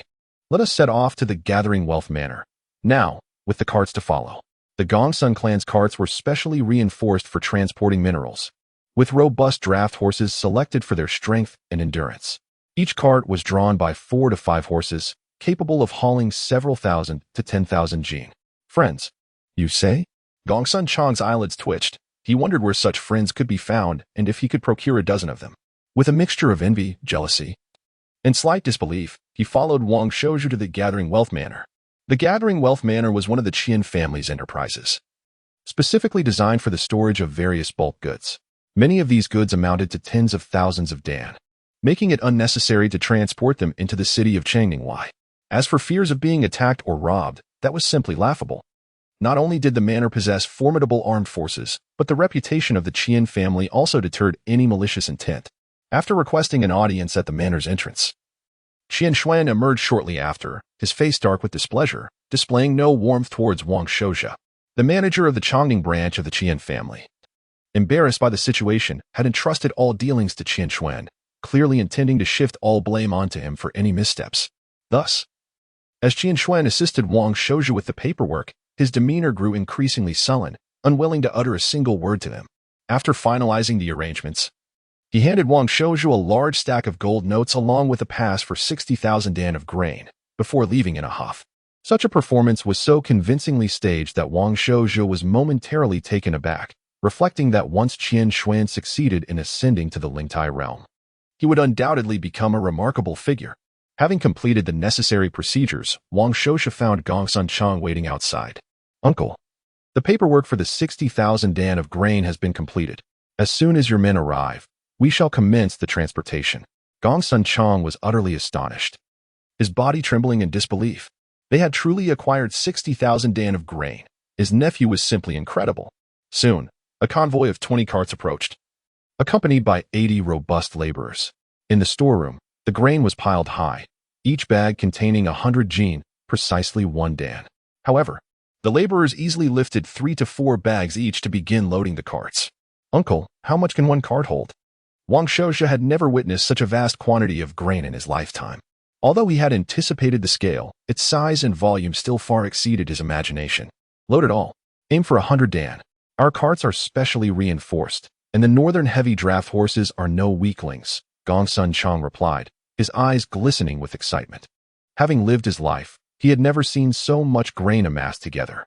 For the powerful Gongsun clan of Shanyang, stockpiling 20,000 dan was already sufficient to feed thousands of strong laborers for a year. With the clan's tenant farmers, miners, and family members combined, their population barely reached a few thousand. 100 dan? That was over 10,000 jin of grain. Wang Shouja was momentarily taken aback, realizing just how fantastical this world was. Not only were ordinary people's strengths significantly greater, but even the power of these northern heavy draft horses was astonishing. Moreover, these were not even spirit beast class war horses. Otherwise, their strength would be even more formidable. Yet, even with all this, it was merely 2,000 dan. At this rate, would they need to make 30 trips? Well, they would have to take their time. There was no expectation of transporting this batch of grain in a short period. Fortunately, at this moment, Qian Xuan reappeared, still wearing a stern expression. Our Qian trading firm places great emphasis on our commercial reputation and will not put our clients in a difficult position. You may rent our heavy-duty transport carts at the rate of 2 copper coins per day for each cart, which includes the cost of the driver and the feed for the heavy draft horses. The loading and unloading will be your responsibility. It was evident that Qian Xuan had taken a risk to assist. However, Gong Sun Chong nearly spat blood in frustration. While the offered price was fair, it undermined his previous efforts, did it not? Originally, he had hoped to leverage this opportunity to coax his nephew into sharing some grain with him. Then let us rent another 30 carts, Wang Shouja said joyfully. The Qian trading firm possessed a far greater number of carts than the Gong Sun clan, and their business extended throughout Longzhou, ensuring a high cargo capacity that rivaled that of the Gong Sun clan's carts. Once all 50 carts were fully loaded, they set off from the Gathering Wealth Manor. After passing a fork in the road, they took the route towards Shanyang, veering towards Anjiang after a couple of miles, arriving at the edge of a dense forest. At this point, the carts could no longer proceed. However, just 100 steps into the forest lay a vertical cliff approximately 5 to 6 zhang high, with a natural water bay below, around 20 to 30 zhang wide. At this time, Wang Dinghai, Wang Shouxia's sixth uncle, had already received a letter from home and was waiting with the fleet. They had constructed a temporary slope path using all available boats, including fishing and ferry boats. Although the transportation was laborious, it was highly discreet. From the carts to the forest, and then to the cliff and the boats, Wang Shouxia positioned the laborers to stand in formation, 3 steps apart, passing the grain in a relay manner. The Fingu farm had even more manpower, with 200 tenant farmers. They easily dispatched 150 strong laborers to assist. Using the same method, they transported the grain through the Fingu sluice and temporarily stored it at the Fingu farm. The available boats on the inland river were insufficient, only numbering 5 or 6, which meant the final leg would require slow and careful transport. The successful establishment of this transportation line relieved Wang Shouxia, yet it left him with a strong sense of dissatisfaction regarding his family's transport capabilities. Firstly, there was an excessive reliance on public docks, lacking the initiative to develop private, concealed small docks. Secondly, the inconvenience of the route from Anjiang to the inland river arose from the inconsistent water levels on both sides, necessitating careful management of the sluice gates to prevent flooding. This highlighted the urgent need to construct a sluice that could accommodate the passage of vessels. Lastly, the family exhibited clear shortcomings in both boat and cart transportation. Perhaps, at the current scale of the Wang family, these weaknesses were not glaringly apparent. But as the family continued to grow, these deficiencies would significantly hinder their development. It was evident that establishing a comprehensive transportation channel of their own was an urgent necessity. Chapter 36. The cohesion of family. The vessels navigating the inland rivers are diminutive. The largest among them measures merely 6 zhang in length, reaching its limit with a mere 4 to 500 loads of grain. Their carrying capacity pales in comparison to that of riverboats, and they are propelled solely by the labor of oarsmen, relying on paddles and poles for movement. Fortunately, the waters of the inland rivers are tranquil, allowing the boats to make their way, albeit slowly, through the meandering 20-mile waterway, which takes over an hour to traverse. The speed of the journey amounts to little more than 2 kilometers per hour. As the fleet navigates through the narrow mouth of the river, it enters Zhuwei Lake, which is slightly oval in shape, stretching approximately 6 to 7 miles in length and 4 to 5 miles in width, with a total area exceeding 10,000 acres. The lake's surface is pristine and magnificent, surrounded by mudflats and reed beds, exuding a sense of untouched beauty. While the indigenous people may perceive it as desolate, Wang Shouxia, accustomed to bustling cities and the pervasive marks of civilization, finds this primitive landscape profoundly comforting, even uplifting his spirits. He muses that such an expansive body of water would be ideal for nurturing spiritual fish. However, Zhuwei Lake suffers from a significant drawback. Its shallow waters, generally less than 1 zhang deep, are laden with sediment. Not only would it be unsuitable for cultivating spiritual fish, but even the farming of ordinary large fish would be hampered by the low water levels. In this fantastical realm, large-scale fish farming is not the norm. Typically, fishermen capture small fish and release them into ponds to grow freely. This is largely due to the abundant wild fish in the area, where even rudimentary fishing techniques yield satisfactory catches. Additionally, the limitations of fishing technology make it challenging to invest in aquaculture in the vast expanse of the lake, where fishing remains arduous. Thus, wild capture in the bountiful Anjiang region is preferred. Take Uncle Wang Dinghai, for instance. It takes him 2 months with 20 weavers to barely produce a small dragnet. The difficulty of establishing large-scale nets in the expansive lake is readily apparent. The greatest challenges in fish farming lie in water quality management, density control, disease management, and scientific feeding techniques. A moment's negligence could lead to mass mortality among the fish, resulting in catastrophic losses. Nevertheless, in a world as vast as this, numerous families from the Xianyuan clan have already made strides in aquaculture. For instance, the Yingxiu Lu family has acquired some knowledge of fish farming techniques and has developed an industry around it. However, the Xianyuan clan has always been secretive about their production technologies, guarding their methods closely. In some core industries, even female family members are excluded from participation for fear that they may divulge secrets should they marry outside the clan. Even with the connection Wang Shouja has with the Lu family, acquiring their fish farming techniques remains an impossibility. The insular nature of each family's technology has similarly contributed to the overall stagnation of production techniques within the Xianyuan world. While the patent strategies of Earth may be criticized, they have undeniably sparked a technological renaissance, resulting in a flourishing of inventions in a short time. Despite this, Wang Shouja believes it is better for the Xianyuan world to refrain from such a proliferation of ideas. His greatest advantage lies in his broad knowledge and foresight that surpasses that of this world. He may only grasp the vague outlines of many technologies, but he is aware of their existence and general direction. For instance, he knows of the renowned monosodium glutamate, an exquisite product that transformed human taste perception. If tasked with reproducing it, he would likely fail after years of effort. However, if he were to assemble a group of intelligent individuals dedicated to studying such matters, with a clear direction and a stroke of good fortune, they might achieve results within 20 to 30 years.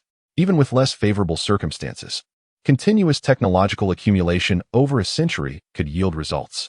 Similarly, the equipment for spinning or weaving, such as the illustrious Jenny textile machine, is beyond Wang Shouja's capability to design. Yet he is aware of its existence and has a vague understanding of its principles. By gathering skilled artisans to gradually develop the concept, success would eventually be realized. Should such an invention come to fruition, its impact would far surpass that of Wang Luojing, the spiritual insect master. Of course, these remain mere conjectures. Without a solid foundation of family strength, introducing such innovations would only lead to self-destruction. Not to mention, the Chongning Su family, primarily focused on textiles, would undoubtedly turn against the Wang family, for the Jenny textile machine would threaten the very foundation of their existence. But let us set aside such musings for now. The fleet to which Wang Shouja belongs gradually quickens its pace on Juwei Lake, and within half an hour, they arrive at the wharf behind the Wang family estate. Although this wharf is seldom used, several farms transport grains and crops to the family through this waterway. While slower than land routes, water transport allows for larger loads and reduces the need for horse-drawn carts, which are far more expensive to maintain. At the usually deserted wharf, the scene is bustling with activity, led by two women. One is Wang Shouja's aunt, Gong Sunhui, while the other is the young and graceful Wang Luotong. Standing a short distance behind her, trailing them are 4 family guards, 3 of whom are female. Notably, among the 9 family guards of the Wang household, 3 are women. As the boat approaches the wharf, a distance of 7 or 8 zhang remaining, Wang Shouja deftly leaps into the air, soaring toward the dock like a great bird. In mere moments, he lands steadily on the wharf. His leaping prowess far surpasses any long or high jump champion on Earth. Yet it does not reach the fantastical heights of those who can soar through the skies with a single punch capable of shattering mountains. Thank you for your hard work, Aunt. This will suffice for now, Wang Shouja expresses, feeling warmth and gratitude. His aunt, Gong Sunhui, truly considers matters from the perspective of the Wang family, diligently supporting his leadership. Fourth brother, Wang Luotong, greets him with a bow, her eyes reflecting a hint of emotion. Previously, fourth brother had entrusted her with certain tasks through letters, signifying his esteem for her. She, too, wishes to contribute to the family like her sister Wang Luojing. You've worked hard, Luotong. Oh, have you reached the 3rd layer of qi refinement? Wang Shouja inquires, narrowing his eyes.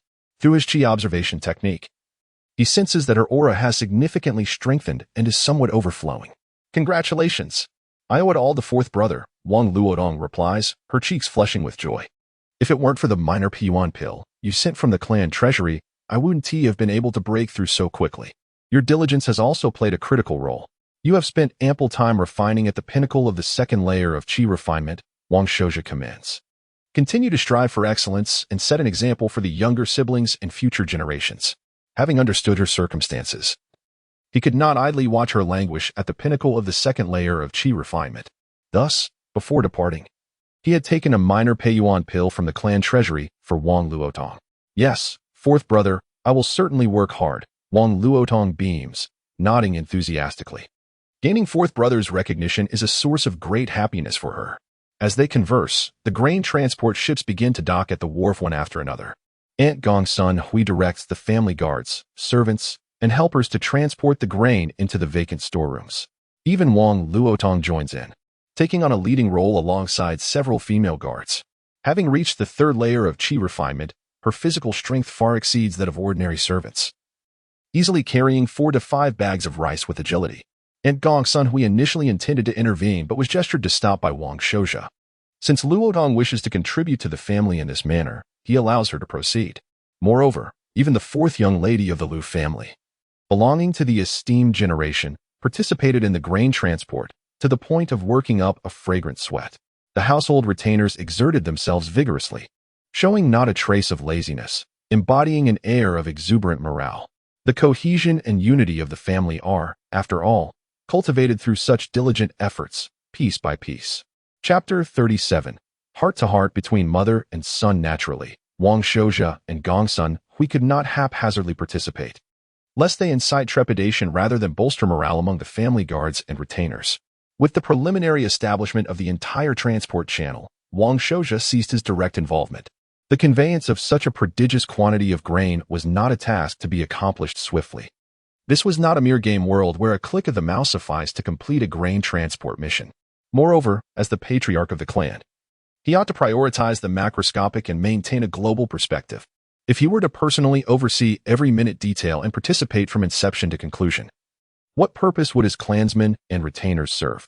While conversing with Gongsun Hui, they traversed the expansive rear garden and entered the main residence of the Wang clan, eventually ambling towards the courtyard where he had spent his formative years as the young patriarch. Wang Gui, his personal attendant, was supervising 2 retainers in the renovation of the courtyard. Upon sighting Wang Shouja and Gongsun Hui, he promptly advanced to offer his respects. Greetings, clan head, madam. Wang Gui was an intimate companion of Wang Shouja. He possessed an impeccable background, originating from a collateral branch of the Wang clan. Crucially, he was a talented youth from the collateral lineage who had attained a low-grade C aptitude. Despite his status as a personal attendant, he had served the young patriarch since childhood and was destined to become a confidant of Wang Shouja. Once he established his own family and produced offspring with aptitude, he would have the opportunity to be incorporated into the direct lineage of the clan, with his name being inscribed in the family genealogy. Spirituality? Wang Gui, having attended Wang Shouja for a decade, had rarely witnessed it and was momentarily bewildered. Shouja, absolutely not. This was intended for your sole consumption by your maternal grandfather. Gongsun Hui promptly demurred. These years are pivotal in your development. You must strive to reach the 8th or even 9th level of the qi refining realm as swiftly as possible, which would befit your stature as clan head. Esteemed madam, please do not decline. Are you not curious about the origins of this batch of aged grain? Partake of some spiritual tea, and I shall enlighten you at your leisure. Wang Shouja resolutely invited, rebuking Wang Gui. What are you dawdling for? Prepare the tea at once. Yes, yes, yes, Wang Gui responded with alacrity, hastily departing. Seeing the resolute nature of her son, Gongsun Hui acquiesced. They sat opposite each other at a square table in the parlor of his courtyard. Before long, the attendant Wang Gui presented a pot of spiritual tea, accompanied by an assortment of fruits, candied delicacies, and other refreshments, before bowing and withdrawing. Madam, there is no exigency for such measures, Wang Shouja said with a nonchalant smile, pouring tea for both of them. I am quite content with this courtyard and have grown accustomed to it. You and Miss Lum Yao should reside there comfortably and refrain from unnecessary alterations. How can this be termed unnecessary alterations? You are now the head of the family and should reside in the main courtyard, Gongsun Hui asserted. Furthermore, while you may be accustomed to this place, the young lady from the Lu clan may not be. Once she enters the Wang clan, I shall entrust her with the management of accounts and finances, as is customary in aristocratic families. Wang Shouja demurred. When the lady from the Lu clan marries into the family, she will be your daughter-in-law. Such usurpation is unseemly. Let us defer this matter for now. Pray, madam, partake of some tea, and I shall elucidate the details of my recent endeavors. There are numerous matters that require your counsel. To Wang Shouja, Madame Gongsun Hui was mature, composed, and possessed considerable prestige within the clan due to her status. Even the prestige of the several elders paled in comparison to hers. If the revitalization of the clan could be achieved through mere cultivation, he would not object. However, His vision and objectives were far beyond the comprehension of the elders and clansmen. As a young clan head, any sweeping reforms he sought to implement would inevitably encounter resistance from the conservatives. Madame Gongsun Hui, as the scion of the illustrious Gongsun clan of Shaoyang, would be his most formidable and steadfast ally. After a brief pause, Wang Shouja recounted the circumstances surrounding his acquisition of substantial funds and grain from the Qian clan merchant house. Naturally, he concealed his clandestine alliance with Qian Shuian. Gongsun Hui's mouth gradually widened in astonishment, her eyes widening in disbelief. This is simply inconceivable and audacious beyond measure, to rely on foreknowledge of impending insect plagues, and to act with such decisiveness, manipulating the Qian clan at will. Such maneuvers were beyond Gongsun Hui's imagination. She was also filled with trepidation, considering that Shouja had mortgaged the family's reputation for 4,200 taels of gold.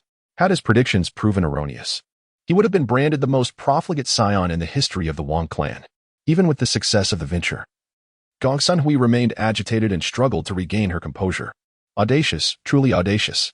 Pray, madam, do not attribute blame to Shouja for not consulting you beforehand. The opportune moment was fleeting and did not permit protracted family deliberations, Wang Shouja said calmly, sipping his tea. These funds may be injected into the family accounts, but internally, we shall merely announce to the elders that I have secured funding from the Gongsun clan of Shanyang and the Lu clan of Yingshou, lest the venerable gentleman be unable to process such news and create unnecessary complications. I understand, Gongsun Hui replied, imbibing 2 cups of spiritual tea to soothe her nerves and dispel the turmoil in her mind. She now comprehended why her son had invited her to partake of spiritual tea while imparting this information. The impact of the news was too overwhelming, and he feared she would not be able to withstand it. Composing herself, Gongsun Hui slowly remarked, Shouja's invitation to partake of spiritual tea is likely not solely for the purpose of informing me of this news, is it? Haha, madam possesses discerning eyes, and my meager intentions cannot be concealed, Wang Shouja replied with a smile.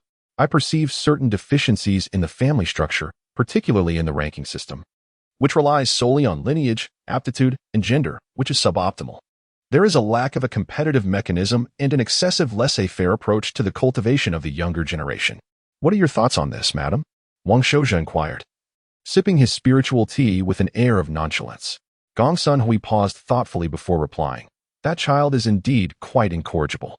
As the clan head and an elder, you are entitled to discipline him as you see fit, and even temporarily deprive him of cultivation resources as a form of punishment. However, you must ultimately consider the sentiments of the second elder and your uncle Ding Chuan, as well as your elder brother Shouxin, all of whom have dedicated their lives to the family's prosperity.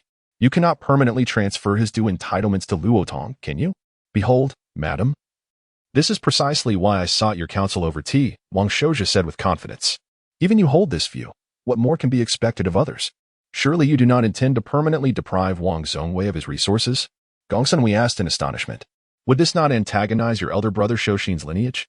Gongsun Hui was slightly taken aback. If even your words are insufficient, whose words would suffice? As he was about to respond, a middle-aged woman's voice echoed from beyond the door. Fourth uncle. Is fourth uncle Shouja at home? Gongsun Hui's countenance shifted slightly. It is Zongwei's mother, Su Shi. This woman hails from the Su clan of Chongning and is known for her haughty demeanor. Shouja, you must exercise caution in your dealings with her. Wang Shouja, however, smiled confidently. Madam Jest, Su Shi is my sister-in-law. We are all family, and there is no question of animosity. He personally opened the door to greet her, extending his hand in a warm gesture. Sister-in-law, your visit is unexpected. Had I known, I would have personally escorted you to the residence. Even Gongsun Hui was taken aback by such a display of smooth adaptability. Her son was truly formidable. She now believed that her brother Gongsun Chang was far inferior to him, and even her late husband Wang Dingwei paled in comparison. Chapter 38. What sorcery has the fourth brother unleashed? Before Wang Shouja stood a meticulously attired middle-aged woman, adorned with a jeweled hairpin and jade bracelets, her feet clad in elevated cloud-patterned boots. Draped in an opulent, multicolored silk skirt embroidered with cloud motifs, she exuded the elegance of a city's esteemed matron. Furthermore, she had taken great care in her appearance, her face dusted with powder and her lips tinted a delicate crimson. At first glance, she seemed scarcely 40, resembling a refined woman in her late 20s, indicative of her diligent self-care. It was evident that her husband, Wang Shouxin, doted on her and indulged her whims. Yet, her eyes bore a hint of redness, suggesting she had recently wept. Remarkably, she carried a large bamboo basket, its contents concealed beneath a red cloth. Upon encountering Wang Shouju's courteous demeanor, Su Shi felt her initial tension and hostility dissipate somewhat, and she humbly returned the greeting. Su Shi pays her respects to Uncle C. "Dear sister-in-law, you are too kind," Wang Shouju replied with genuine warmth. "Please, come in and rest in the side hall. My aunt is here as well." He graciously ushered Su Shi into the side hall. Su Shi's expression tightened as she hastily bowed to Gong Sun Hui upon seeing her. Su Shi pays her respects to Lady Hui, proud and haughty by nature. As a direct descendant of the Chongning Su family, she had married Wang Shouxin with a sense of inferiority. Yet, despite her arrogance, she dared not display it before the legitimate daughter of the Gongsun family, especially one who was the wife of the former clan leader and the current clan leader's mother, and thus her elder. "Oh, so it is the Shouxin family that has come. What brings you here?" Gongsun Hui's words carried a hint of authority. Yet her smile was inviting. "Come, take a seat. You must try the Mountain Yang small spirit tea cultivated by Shouju's grandfather." Her tone implied a reminder of Su Shi's status as the wife of Wang Shouxin, subtly warning her against any presumptuousness. "And no, in front of Lady Hui." "I could not possibly take a seat," Su Shi replied awkwardly, having not anticipated Gongsun Hui's presence. Otherwise, she would have never dared to seek out Wang Shouju at such a moment. Moreover, the tea they were drinking was clearly spirit tea, a luxury that someone of her standing in the Chongning Su family could scarcely hope to enjoy, let alone after marrying Wang Shouxin. "Uncle C, you are the pillar of our family," Su Shi said, a hint of flattery in her smile as she presented the basket. "Sister-in-law thought you might be overexerting yourself in your cultivation and brought some fresh ingredients to nourish your body. I shall not intrude on your conversation any longer." She set down the basket, preparing to leave. Su Shi was quite taken aback, her demeanor a blend of surprise and anxiety as she glanced at Gong Sun Hui. "Shouju is the head of the Wang family. If he invites you to sit, you should take a seat." Gong Sun Hui softened her tone slightly. Only then did Su Shi, albeit hesitantly, sit down. Despite her lavish attire, she felt her status diminished in the presence of the more modestly dressed Gong Sun Hui. Wang Shouju summoned Wang Gui, instructing, "Inform the main kitchen to prepare a large piece of pig meat sent by the fourth elder. It should not be overly stewed. Additionally, find a skilled cook to set up a small kitchen in our courtyard to slice 2 pounds of spirit yak meat. Oh, and bring that jug of spirit wine as well. Handle the fresh fruits and vegetables as you see fit." "Yes, master," Wang Gui replied. "By the way, the sixth elder sent a fresh red-scaled eel into the family ice cellar. The most precious spirit eel blood has been processed into blood tofu. Said to have been caught by you personally, belonging to your private stock, meant only for your consumption." "Understood, master," Wang Gui acknowledged before taking his leave. "Uncle C, this is too lavish and burdensome for you." Su Shi trembled as she spoke. "Let us keep it simpler." "What is this, dear sister-in-law? Wang Shouxin is my elder brother, and you are my sister-in-law. It is rare for our family to gather for a meal. How can we be casual?" Wang Shouju poured a cup of spirit tea for Su Shi. "Please, sister-in-law, sample this Mountain Yang small spirit tea while it is hot. It is best enjoyed warm." Su Shi hesitantly sipped the tea, its bitterness and unique aroma enveloping her senses. In that moment, she felt an urge to weep. Having spent 19 years as a daughter of the Chongning Su family and 21 years married to the Pingan Wang family, she had never had the fortune of tasting spirit tea. This first cup of spirit tea was graciously offered by Wang Shouju. Initially, she had come prepared to plead with him, and if that failed, to create a scene to draw the attention of the clan. For her son, she was willing to cast aside all dignity. Yet, she never anticipated that Wang Shouju, as a member of the esteemed clan and the current clan leader, would treat her with such respect and hospitality as a sister-in-law. "Uncle C, about that matter." Su Shi found herself at a loss for words. Wang Shouju's kindness towards her and her husband suggested that perhaps there was still hope for resolution. Before long, the family cook arrived, and after greeting Wang Shouju, she prepared to start a fire in the small kitchen. However, Wang Shouju stopped her. "No need for too much fuss. Simply slice the fresh ingredients. The spirit yak meat and red-scaled eel should be cut into thin slices and arranged nicely.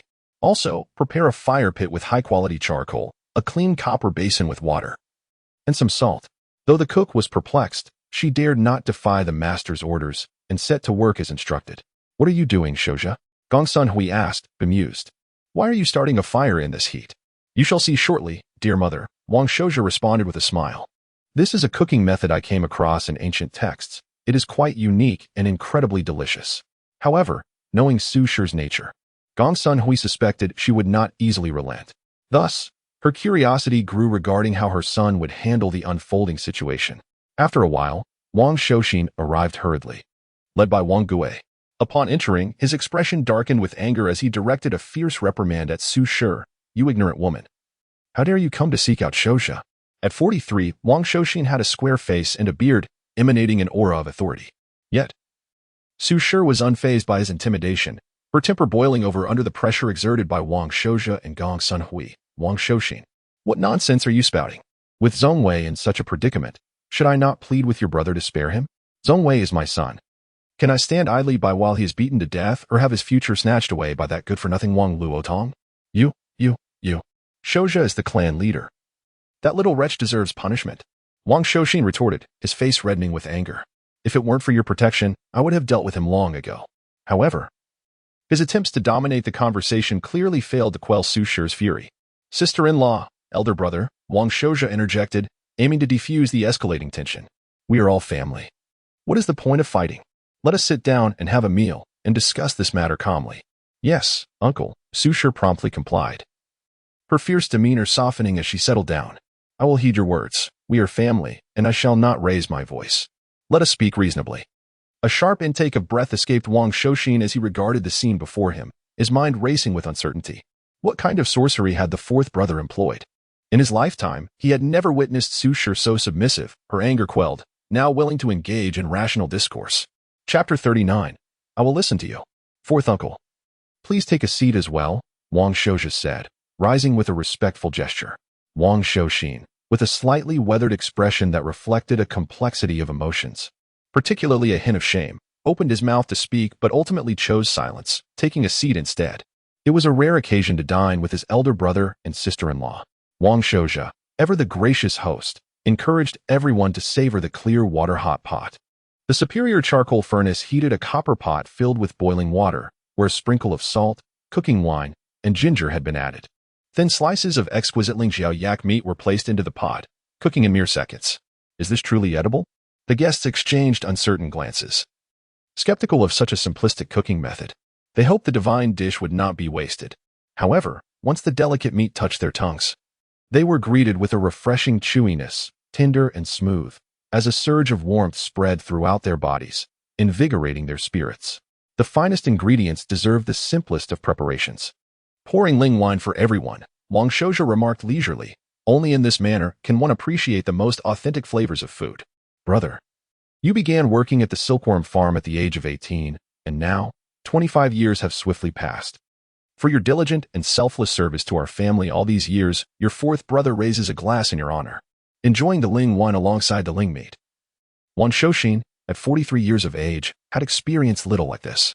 Wang Shouxia's words warmed his heart, prompting him to quickly raise his cup and respond, "It is deserved. Truly deserved." After they both downed their drinks, Wang Shouxia solemnly turned to Su Shi, saying, "Sister-in-law, you have been part of the Wang family for 21 years, giving birth to 2 sons and 2 daughters for our 8th generation. Your hard work and contributions are monumental. You are a great benefactor of our lineage. I toast to you." The Ling wine was indeed sweet and invigorating, lifting spirits. "Auntie, in your prime. You married my father and not only managed the household with great effort, but also treated my siblings as your own, caring for and nurturing us all." Wang Shouxia raised a 3rd cup, adding, "This kindness and virtue will forever be etched in my heart." Gong Sun Hui paused, her nose tinged with emotion, and with a playful glare in her almond-shaped eyes, replied, "Luai is my legitimate daughter, and you are my legitimate son. Caring for and nurturing you both is simply my duty. Why speak of it?" Yet, despite her words, she drank the cup of Ling wine with joy, feeling that Wang Shouxia's gratitude validated her many years of hard work. As the conversation unfolded, the atmosphere relaxed, and after several rounds of wine, the group began to feel the effects of the intoxicating beverage. Wang Shouxia's next words prompted even Wang Shouxin to pause, his gaze filled with expectation. Despite his disdain for that wayward child, he could not deny the fact that he was still his son. What parent does not wish for their child to succeed? "Sister-in-law, brother, we are family," Wang Shouxia stated earnestly, setting down his cup. "Zhong Wei is my nephew and the hope of our young generation. You both wish for your son to excel, Should I, as his fourth uncle, wish for him to fail? Indeed. Fourth uncle speaks wisely, Su Shi smiled. Whatever guidance you suggest, we shall heed. It's quite simple. From now on, all young members of the family under 30 will be evaluated based on their character and achievements. Wang Shouja declared, revealing his ultimate goal. I will establish 5 tiers based on merit, each with differing family allowances and resources. I will outline various standards and conduct annual assessments. What? Gongsun Hui was taken aback. While the family did categorize the younger generation, it was typically based on bloodline, potential, and age, which remained static. Moreover, I will introduce a comprehensive merit system for the entire clan. Anyone who contributes to the family will earn merit points that can be exchanged for various cultivation resources, including Ling tea, Ling wine, techniques, and treasures from the family vault. Wang Shouja explained earnestly. As long as one possesses the ability, they can acquire more cultivation resources. In essence, Wang Shouja's proposal mirrored the systems found in novels and games, preventing the scenario where all family members received equal benefits regardless of effort. Although many family members were diligent, this approach was unsustainable in the long run. In times of shared hardship, everyone was motivated to work. However, once the family became affluent, attitudes would inevitably shift. But how does this relate to Zhongwei? Su Shi asked, her voice wavering, as she was deeply disappointed in her son's actions. Yet, no matter her discontent, he remained her son. Fourth brother is correct, Wang Shouxin chimed in, slamming his hand on the table in agreement. That wayward child has had it too easy. If he doesn't face some hardship, how will he grow? But if Zhongwei continues to lack effort, Su Shi hesitated, wouldn't he miss the best opportunities for cultivation? If he cannot be motivated under such circumstances. Wang Shouja scoffed, sister-in-law, can you still expect him to achieve anything worthwhile in this life? Fear not. Although our Wang family may be somewhat impoverished, we can still raise a slacker. You have another son. I see Zongchang is doing quite well, if I recall. He's only 13 and already at the second level of qi refining. With proper guidance, he could become a pillar of our family. Mentioning Wang Zongchang brought looks of relief to Su Shi and Wang Shouxin, regardless of the circumstances. Their younger son was proving himself to be more capable than his elder brother. You are right, Shouja, Wang Shouxin declared, seemingly resolute. Let us give that wayward child one last chance. If he still fails, I shall consider him as if he never existed. Su Shi appeared anxious, about to speak when Wang Shouja reassured her, sister-in-law, do not fret. How could elder brother and I harm Zhongwei? If he continues down this path, I will take charge. I refuse to believe I cannot manage that boy. With those words, Su Shi's anxiety subsided, and she expressed her gratitude to Wang Shouja, fourth uncle. I will defer to your judgment. Unbeknownst to her, her gaze now held a newfound respect and trust for him. With the matter settled, the group shifted topics. Wang Shouja and Wang Shouxin engaged in brotherly banter, their cups clinking as they shared their camaraderie, finishing the pot of Ling wine. Gongsun Hui observed the scene with a blend of relief and admiration. If Zhongwei's situation was not handled properly, it could create a rift between the brothers. Yet, Wang Shouja managed the situation adeptly, uniting Su Shi and Wang Shouxin on common ground. After all, if even the least promising Wang Zhongwei was to follow the path of meritocracy, what reason would the others have to oppose it? Auntie, regarding the family merit system, I would appreciate your assistance in organizing and managing it, Wang Shouja suggested, believing Gongsun Hui to be the best candidate for the task. Thus, they began to discuss the intricacies of the merit system. Meanwhile, Wang Shouxin boasted, you should consider who my brother is. If it weren't for the responsibility of the family business, fourth brother might already be a student at the Purple Mansion Academy. Today, Wang Shouja's actions filled him with pride, allowing him to stand tall before Su Shi. Look at you, old man. What do you intend to do? Su's words were only half spoken when Wang Shouxin seized her, causing her brows to furrow in frustration, her temper flaring uncontrollably. Isn't our fourth brother praising you as a great benefactor? With that, Wang Shouxin hoisted Su and made his way toward the bedroom, declaring, as a couple, we must not disappoint our fourth brother. We ought to bear more children and contribute further to the family. Wang Shouxin, you wretched man, do you take me for a fool? Chapter 40. The obsession with the golden finger. The subsequent 5 or 6 days unfolded in tranquil monotony.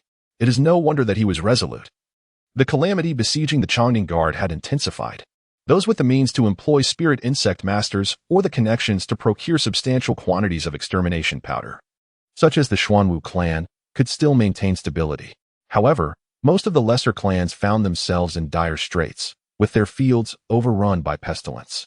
They could only rely on copious amounts of wood ash to combat the insects, but with the ever-increasing swarms of honey insects, their efforts proved futile, leading to inevitable large-scale crop failures. Moreover, Wang Shouja had heard even grimmer news. This disaster was likely to spread beyond the Longswa prefecture. Consequently, grain would become increasingly valuable. Simultaneously, Wang Shouja remained diligent, engaging in daily cultivation.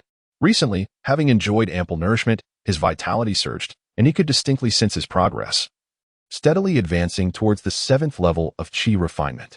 Of course, the path of cultivation was fraught with challenges. It was a gradual process of physical transformation and enhancement, requiring painstaking effort and perseverance. He often wished to emulate the protagonists of fantastical novels, effortlessly ascending through realms with a mere pop of a pill or by slaying a chicken with a sword, rapidly accumulating experience points. However, in his world, such notions were mere fantasies. Regardless of who it was, the attainment of cultivation realms was rooted in relentless effort and dedication. Aside from his cultivation, Wang Shouja busied himself with his system panel. Since he had traversed into this world without a system, he had to rely on his own ingenuity to create a rudimentary system panel. The first matter of concern was the family's expenditures.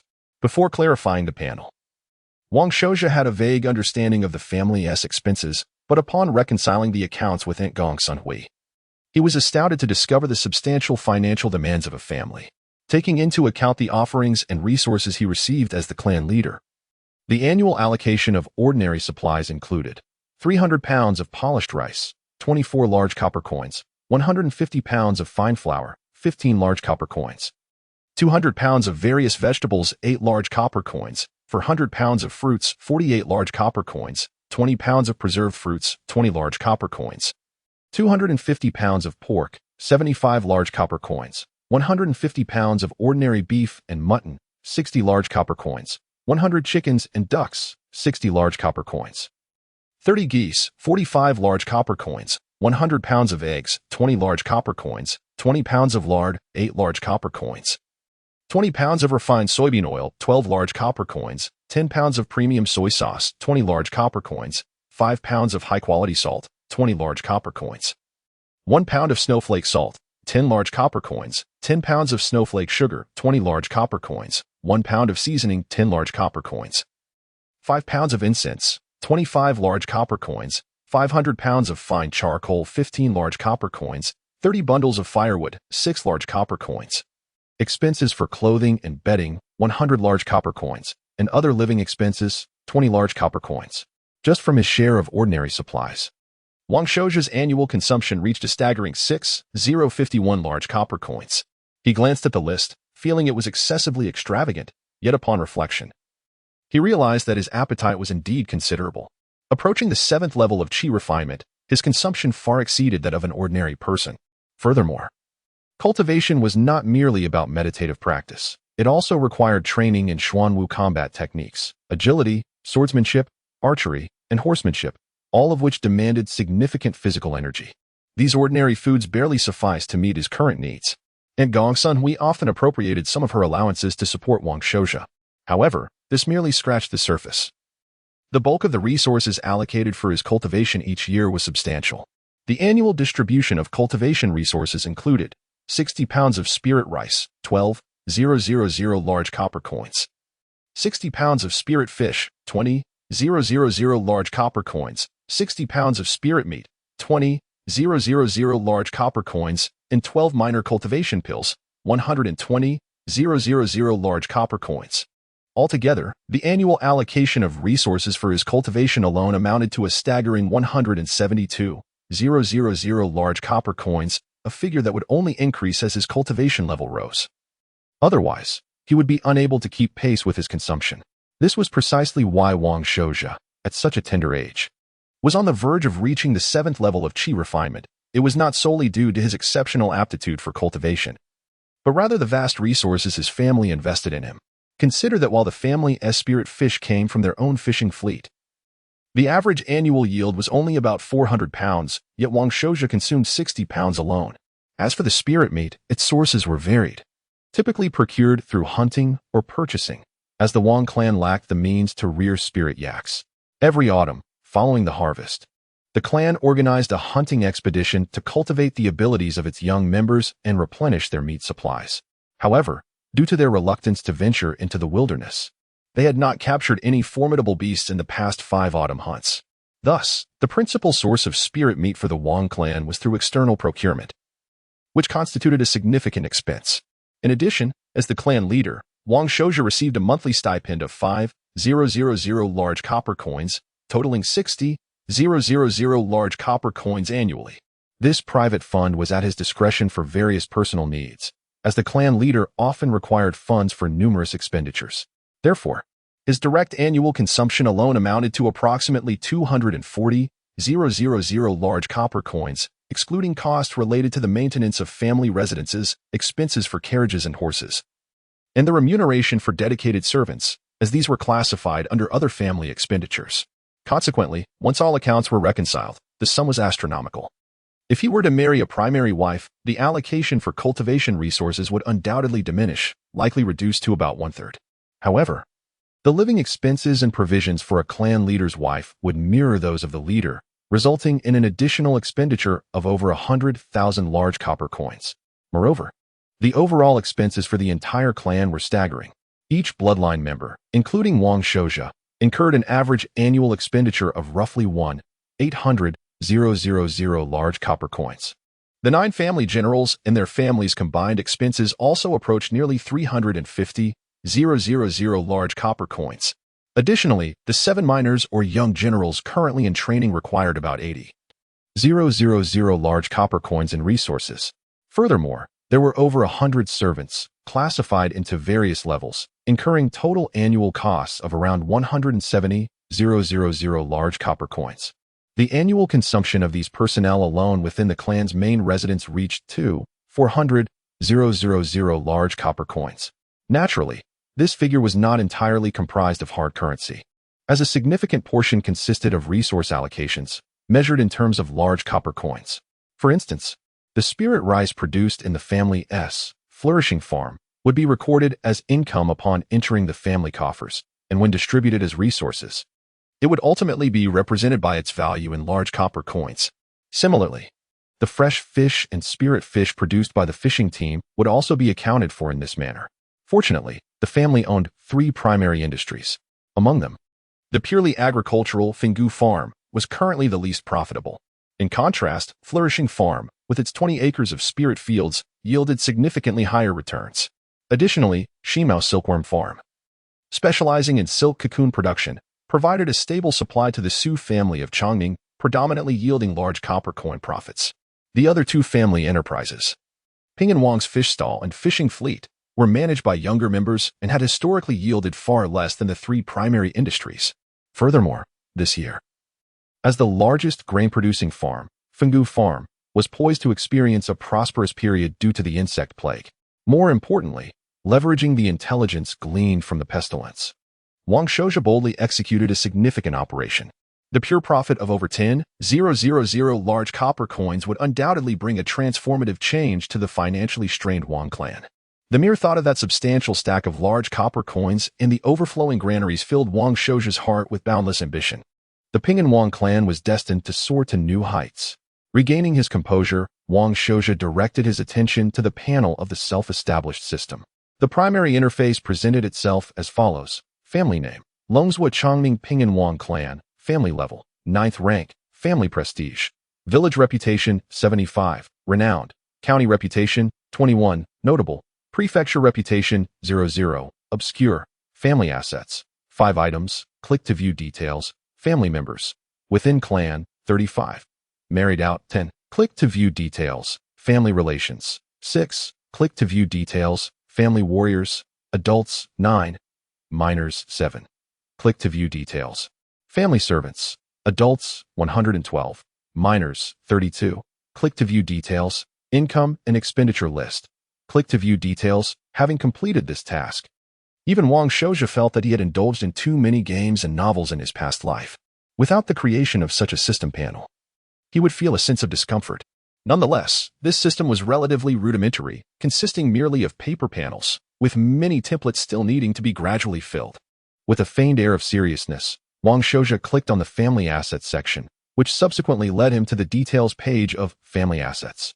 In truth, he merely retrieved a small booklet detailing the family's assets, which he had painstakingly bound himself. Chapter 41. An audience with the ancestor Longyin. The family industry comprises 5 segments: the fishing brigade, the Chongning fish shop, the Fenggu farm, the Xingxing farm, and the Xinmao silkworm farm. Naturally, Wang Shouja clicked on the fishing brigade for further details. The page transitioned to the fishing brigade's overview. Fishing brigade: small fishing boats, 9 medium fishing boats, 1 crew members, 46 family head. Wang Dinghai average annual revenue over the past 5 years, 606 Qianjin average annual expenditure over the past 5 years, 385 Qianjin average annual net profit over the past 5 years, 221 Qianjin average annual catch of spiritual fish over the past 5 years, 400 gene improvement direction, development of diverse fishing gear for mixed operations. This year's target, net profit goal, 1,000 Qianjin. Spiritual fish target, 1,000 gene. This succinct panel encapsulates the financial data prior to Wang Shouja's tenure, presenting not only the improvement directions but also this year's profit objectives. According to Wang Shouja's estimation, these goals are easily attainable, especially as they are currently in the peak season. Due to a recent pestilence causing food shortages, fish, as a staple substitute, will inevitably see a price surge. For both the fishing brigade and the fish shop, his overall profit target stands at 2,000 Qianjin. However, the sole dilemma lies in the potential ecological imbalance that may arise from increased catch volumes, although significant issues are unlikely to manifest in the next few years. Nonetheless, this approach is not sustainable in the long run. For a Xuanwu family, a stable and enduring source of income is the true backbone of their enterprise. Short-term windfalls merely serve as supplements to the family business. Industries like the Fenggu farm represent genuine legacies, capable of providing resources to a Xuanwu family for centuries. This is of paramount importance. The world of Xuanwu is replete with opportunities for sudden wealth, be it through fortuitous discoveries or the remnants of predecessors' fortunes, or even through the demise of high-tier ferocious beasts. Such miracles can lead to overnight riches. Yet, what follows such sudden wealth? Resources can be depleted, and only a solid foundation can ensure longevity. Even if the resources amount to 200 Qianjin remain unchanged, over 20 years, one would require 4,000 Qianjin. It is, of course, unrealistic to expect stagnation. As he ascends to the 7th or 8th level of Qi refinement, the resource consumption will escalate rapidly. To reach the 9th level of Qi refinement from his current level, he would need to expend at least 8,000 Qianjin in resources. Where will these resources come from? They are meticulously squeezed from the annual outputs of the family's various industries. Only those family assets that can consistently generate benefits over time are the true foundation of a family. Consequently, given the current state of the Wang family, there is insufficient strength to cultivate a second Wang Shouja. Otherwise, even if one possesses slightly inferior aptitude, with enough resources invested, a young master could still be nurtured. In fact, had Wang Shouja received a 2-fold increase in resource investment, he would not require 2 decades to reach the pinnacle of Qi refinement, perhaps only 15 years, or even 10 or less. This illustrates why solitary cultivators struggle to achieve success. They lack roots and foundations, and while they may occasionally stumble upon resources, they may also find themselves facing starvation if fortune does not favor them. Those solitary cultivators who attain the Lingtai realm either possess extraordinary talent coupled with luck or have experienced a series of exceptionally fortuitous events. Thus, although Wang Shouja's resources exceeding 10,000 Qianjin may seem substantial, they merely represent several years of family expenditures in their current strained circumstances. Without careful planning, this may only ignite a brief flare of success for the Wang family, leaving them without the means to sustain it. As he gazed at the rudimentary system panel he had created, his mind raced with thoughts on how to allocate the funds judiciously, a matter he had been contemplating for several days. What does the family lack the most at present? Certainly, it is a strong practitioner at the Lingtai realm. Such an individual could replace Ancestor Longyin and serve as a long-term protector of the family. After all, Ancestor Longyin's injuries have yet to heal, and her condition is deteriorating. Yet, can the resources exceeding 10,000 Qianjin support the cultivation of a Lingtai realm expert? Clearly, this is far from sufficient. If Lingtai realm practitioners were so inexpensive, the Wang family would have easily resolved this issue long ago. In fact, all Xuanwu families would be inundated with Lingtai realm ancestors. Thus, this option can be dismissed from consideration. Should these funds be entirely devoted to expanding family assets? Wang Shouja pondered this as well, but how much new territory could be developed with just over 10,000 Qianjin? It is well known that industries deemed as pillar assets are characterized by their large-scale, lengthy development cycles and relatively low return on investment. For instance, how much effort and capital from predecessors have been poured into the Wang family's Fenggu farm? What is its normal annual profit? In prosperous years, a net profit of 700 to 800 Qianjin is already commendable. In the long run, increasing investment in pillar industries is essential. However, distant water cannot quench immediate thirst. Thus, this notion remains under consideration for now. Alternatively, should he purchase a substantial amount of cultivation resources for himself and promising family members? This too had crossed Wang Shouja's mind. Yet, there exists an increasingly tight marginal effect. Can he, Wang Shouja, rely on consuming minor Peiyuan pills daily to reach the Lingtai realm? Clearly, that is impossible. Even reaching the 9th level of qi refinement may not be feasible. Even if he were to exhaust his resources to reach the 9th level of qi refinement within a few short years, what would that solve regarding the fundamental survival issues of the family? If even he, the most talented young person in the family, cannot achieve this, how could the other family members hope to? Furthermore, these resources fall far short of what is needed to challenge the Lingtai realm. Not to mention, adjusting the mental and physical state of his 6th uncle, Wang Xiaohan, to a level capable of breaking into the Lingtai realm is no small feat after much contemplation. Wang Shouja concluded that if this sum could somehow be utilized to treat ancestor Longyan's injuries and extend her life, it would be the most pressing concern. However, it is evident that this amount alone could not fully heal her. If spending over 10,000 Qianjin could resolve her condition, the family would have long since sold everything to do so. Therefore, even if she could be healed, the cost would inevitably surpass that of nurturing one or even multiple Lingtai realm experts. Perhaps a significant investment could alleviate her injuries and prolong her life. This option will be noted for future consideration, as Wang Shouja furrowed his brow in contemplation. He envied those who possessed genuine golden finger systems in their transmigration. They could resolve every difficulty with ease, living carefree while achieving remarkable feats with reckless abandon. Yet, upon deeper reflection, he found the world to be quite realistic. The path of a strong practitioner requires steady, deliberate steps. As he ruminated, his aunt, Gongsun Hui, dispatched her maid, Xia He, to summon him, stating that Ancestor Longyan wished to see him. An audience with Ancestor Longyan? Wang Shouja was momentarily taken aback, then immediately gathered his spirits. The ancestor had often secluded herself in recent years and rarely summoned family members. Even during the funeral of Wang Dingyue, she did not make an appearance, indicating her deteriorating health. Even Wang Shouja, the most favored among the 7th generation, had not seen the ancestor for over a year. Usually, it was Aunt Gongsun Hui who attended to her. "Thank you, Miss Xiaohe," Wang Shouja replied with courtesy. Xiaohe hurriedly offered a respectful bow, saying, "Master, you are being too courteous. If there are no pressing matters at hand, please allow me to accompany you to meet the ancestor. Many of the accounts belong to my elder sister, and she assisted in their calculation and organization." Subsequently, Wang Shouja followed Xia He towards the secluded courtyard where the revered ancestor Longyan resided, which was situated near Zhuwei Lake. In a short while, Wang Shouja arrived at the abode known as Longyan Residence.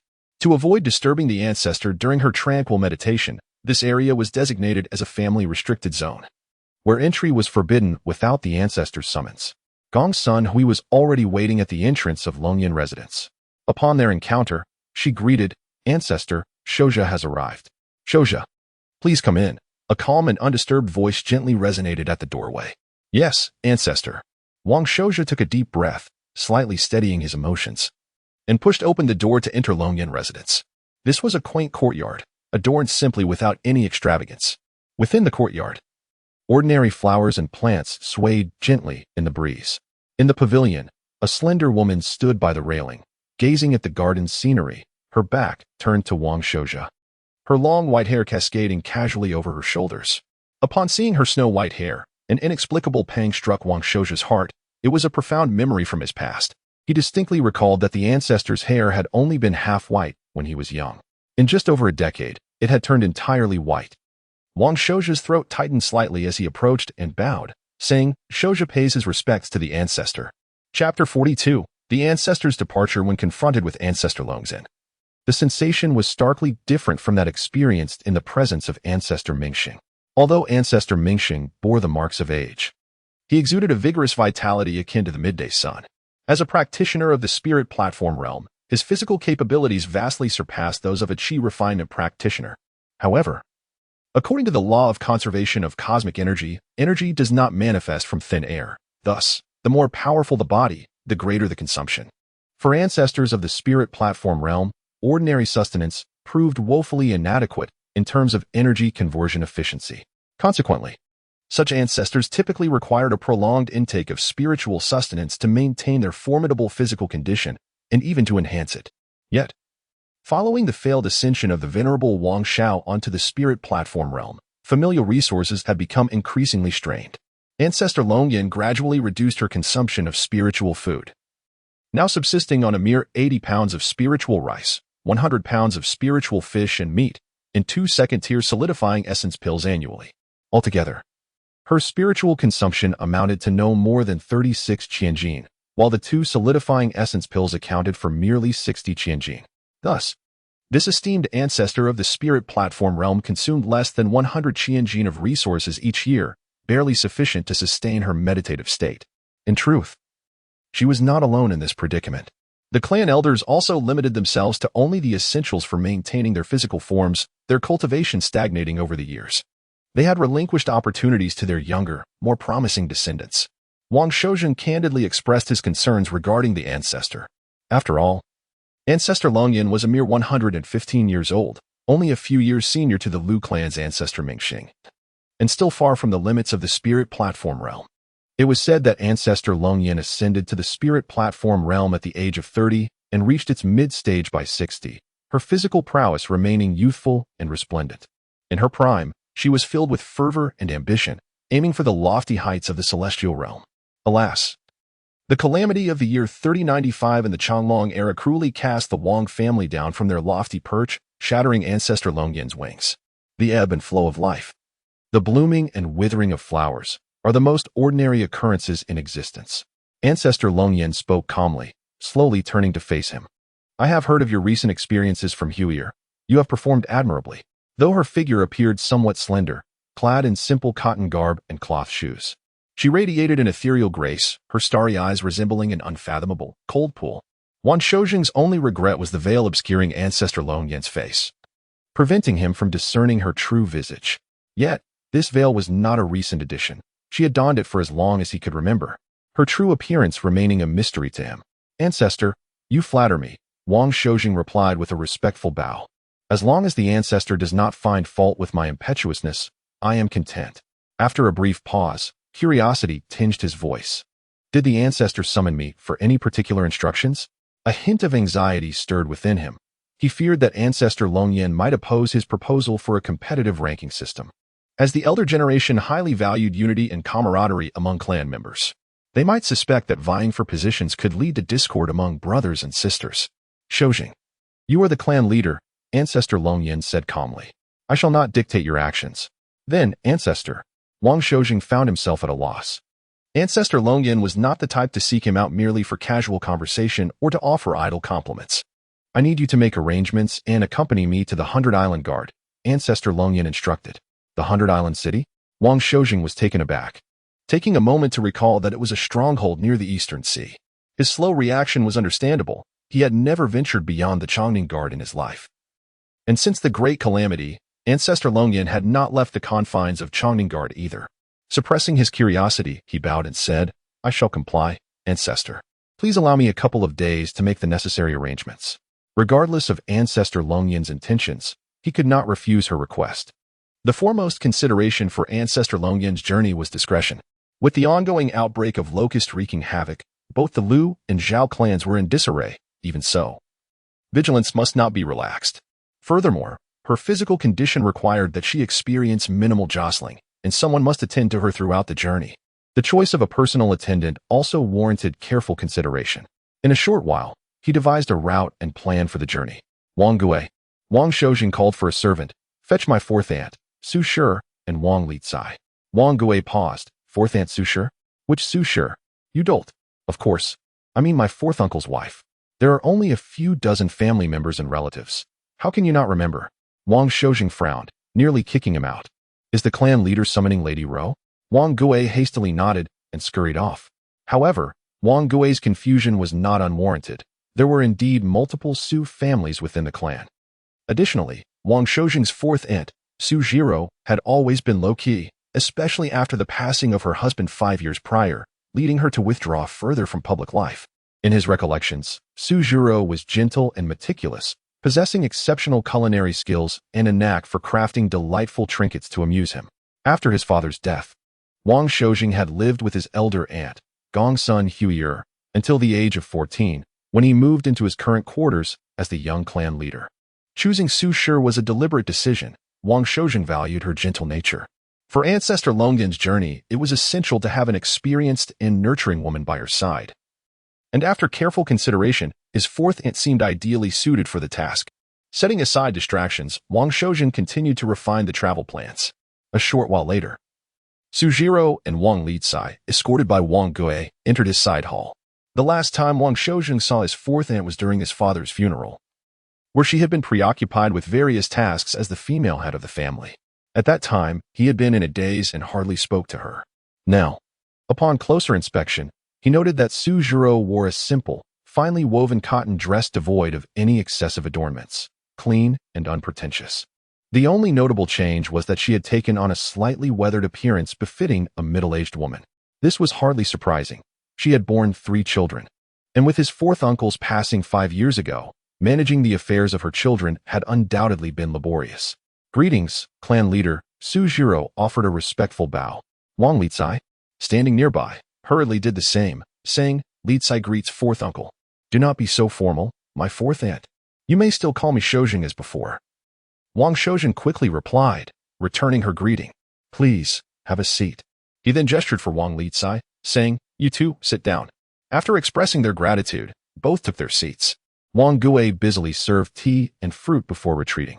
Wang Shoujing conversed with Sujiro for a while before shifting his attention to Wang Litsai, who was nibbling on a piece of candied fruit. He smiled and asked, What have you been up to lately, my dear? This young lady was the daughter of his elder brother, Wang Shoujing, now 16 years old, and the eldest among the 8th generation of the clan's lineage. Hence the affectionate nickname Big Girl bestowed upon her by her generation. It seems you were quite diligent, he remarked. Genuinely pleased to see a girl in the family devoted to her studies. Well, I shall quiz you on your lessons. If you pass, there will be a reward. What? Wang Litsai's beautiful, cherubic face turned pale with fright, and her calves began to tremble. Her fourth uncle was a formidable figure, far more fearsome than her father, Wang Shoujing. Just look at the dismal fate of her older brother, Wang Zonwei, to understand her trepidation. Filled with regret, her eyes glistened with unshed tears. Had she known that today she would be summoned by her fourth uncle to be tested on her studies, she would have undoubtedly devoted herself to diligent preparation in the days leading up to this moment. Yet, who could have foreseen such an occurrence? Her mind buzzed with confusion. Truly a calamity that had descended upon her unexpectedly. Alas, Wang Shoujing's countenance darkened. For the lass was so consumed by trepidation that it was evident she had been remiss in her studies. Yet, she dared to profess diligence in both reading and cultivation. Shouja, prithee cease tormenting the girl. Observe how thou hast brought her to tears, remarked with gentle amusement, embracing the maiden. Fear not, child, thy fourth uncle doth jest. Were he truly to examine thee, would he summon thee alone? Ah, I perceive, Wang Lizzie exclaimed, relieved. How frightful. I must needs partake of a candied plum to soothe my nerves. Whereupon she plucked a plum and savored it with relish. Wang Shouja's face grew yet darker. Her transition from sheer terror to gluttony was far too swift. Was she truly so incorrigible? He had intended to select 2 female members of the clan to accompany the esteemed matriarch Longyan, attending to her needs. One of more mature years, possessing a steady demeanor, and another younger, with vigor and stamina. He held his fourth aunt, Sujiro, in high regard. However, Wang Lizzie presented a predicament. Among the younger women of the clan were his own sister, Wang Luoi, his fourth cousin, Wang Lutong, and his niece, Wang Lizzie. As the journey would traverse Donggang, and his sister Wang Lui was betrothed to the young master of the Chun clan of Donggang, it was deemed inappropriate for her to be seen there publicly. Lutong was occupied with the final stages of grain transport. Upon completion, Wang Shouja intended for her to assist Lady Gongsun Hui in managing subsequent affairs, providing her with valuable experience. Thus, he refrained from disrupting her plans. After careful consideration, the only suitable candidate with time to spare was Wang Lizzie. Yet, her simple-minded nature tempted him to seek a more astute attendant. However, the notion was fleeting. Since she neglected her studies, it would be more prudent to bring her along and instill discipline. Moreover, a general aversion to scholarly pursuits had taken root among the young women of the clan, including Lu Tong and Lu Jing. Doubtless, others were similarly inclined. The boys, at least, felt the weight of familial expectations. Su Zhiro, despite some reservations, nodded in assent. As you wish. Shouja. Wang Lizzie's mind was abuzz with curiosity and excitement. A journey. Was her fourth uncle taking her to Chongning Ward for amusement? In her mind, Chongning Ward was a distant realm, seldom visited. Thus, 2 days swiftly elapsed. At break of dawn, as the sky began to lighten, a black awning boat, some 40 to 50 feet in length, departed from the wharf behind the Wang clan's main residence and entered Pearl Vale Lake, making its way towards Fenggu Farm. This was Wang Shouja's chosen route. He sought to keep the Matriarch Long Yan's departure discreet. Traveling by carriage to Dingpu Ferry would be far too conspicuous. It was preferable to follow the grain transport route, passing through Fenggu Sluice Gate, where the clan held sway. The Matriarch Long Yan was accompanied by a small retinue, Wang Shouja, along with his bodyguards Wang Zhong and Wang Yong, his fourth aunt Su Zhiro, and the last Wang Lizzie. In total, 6 souls.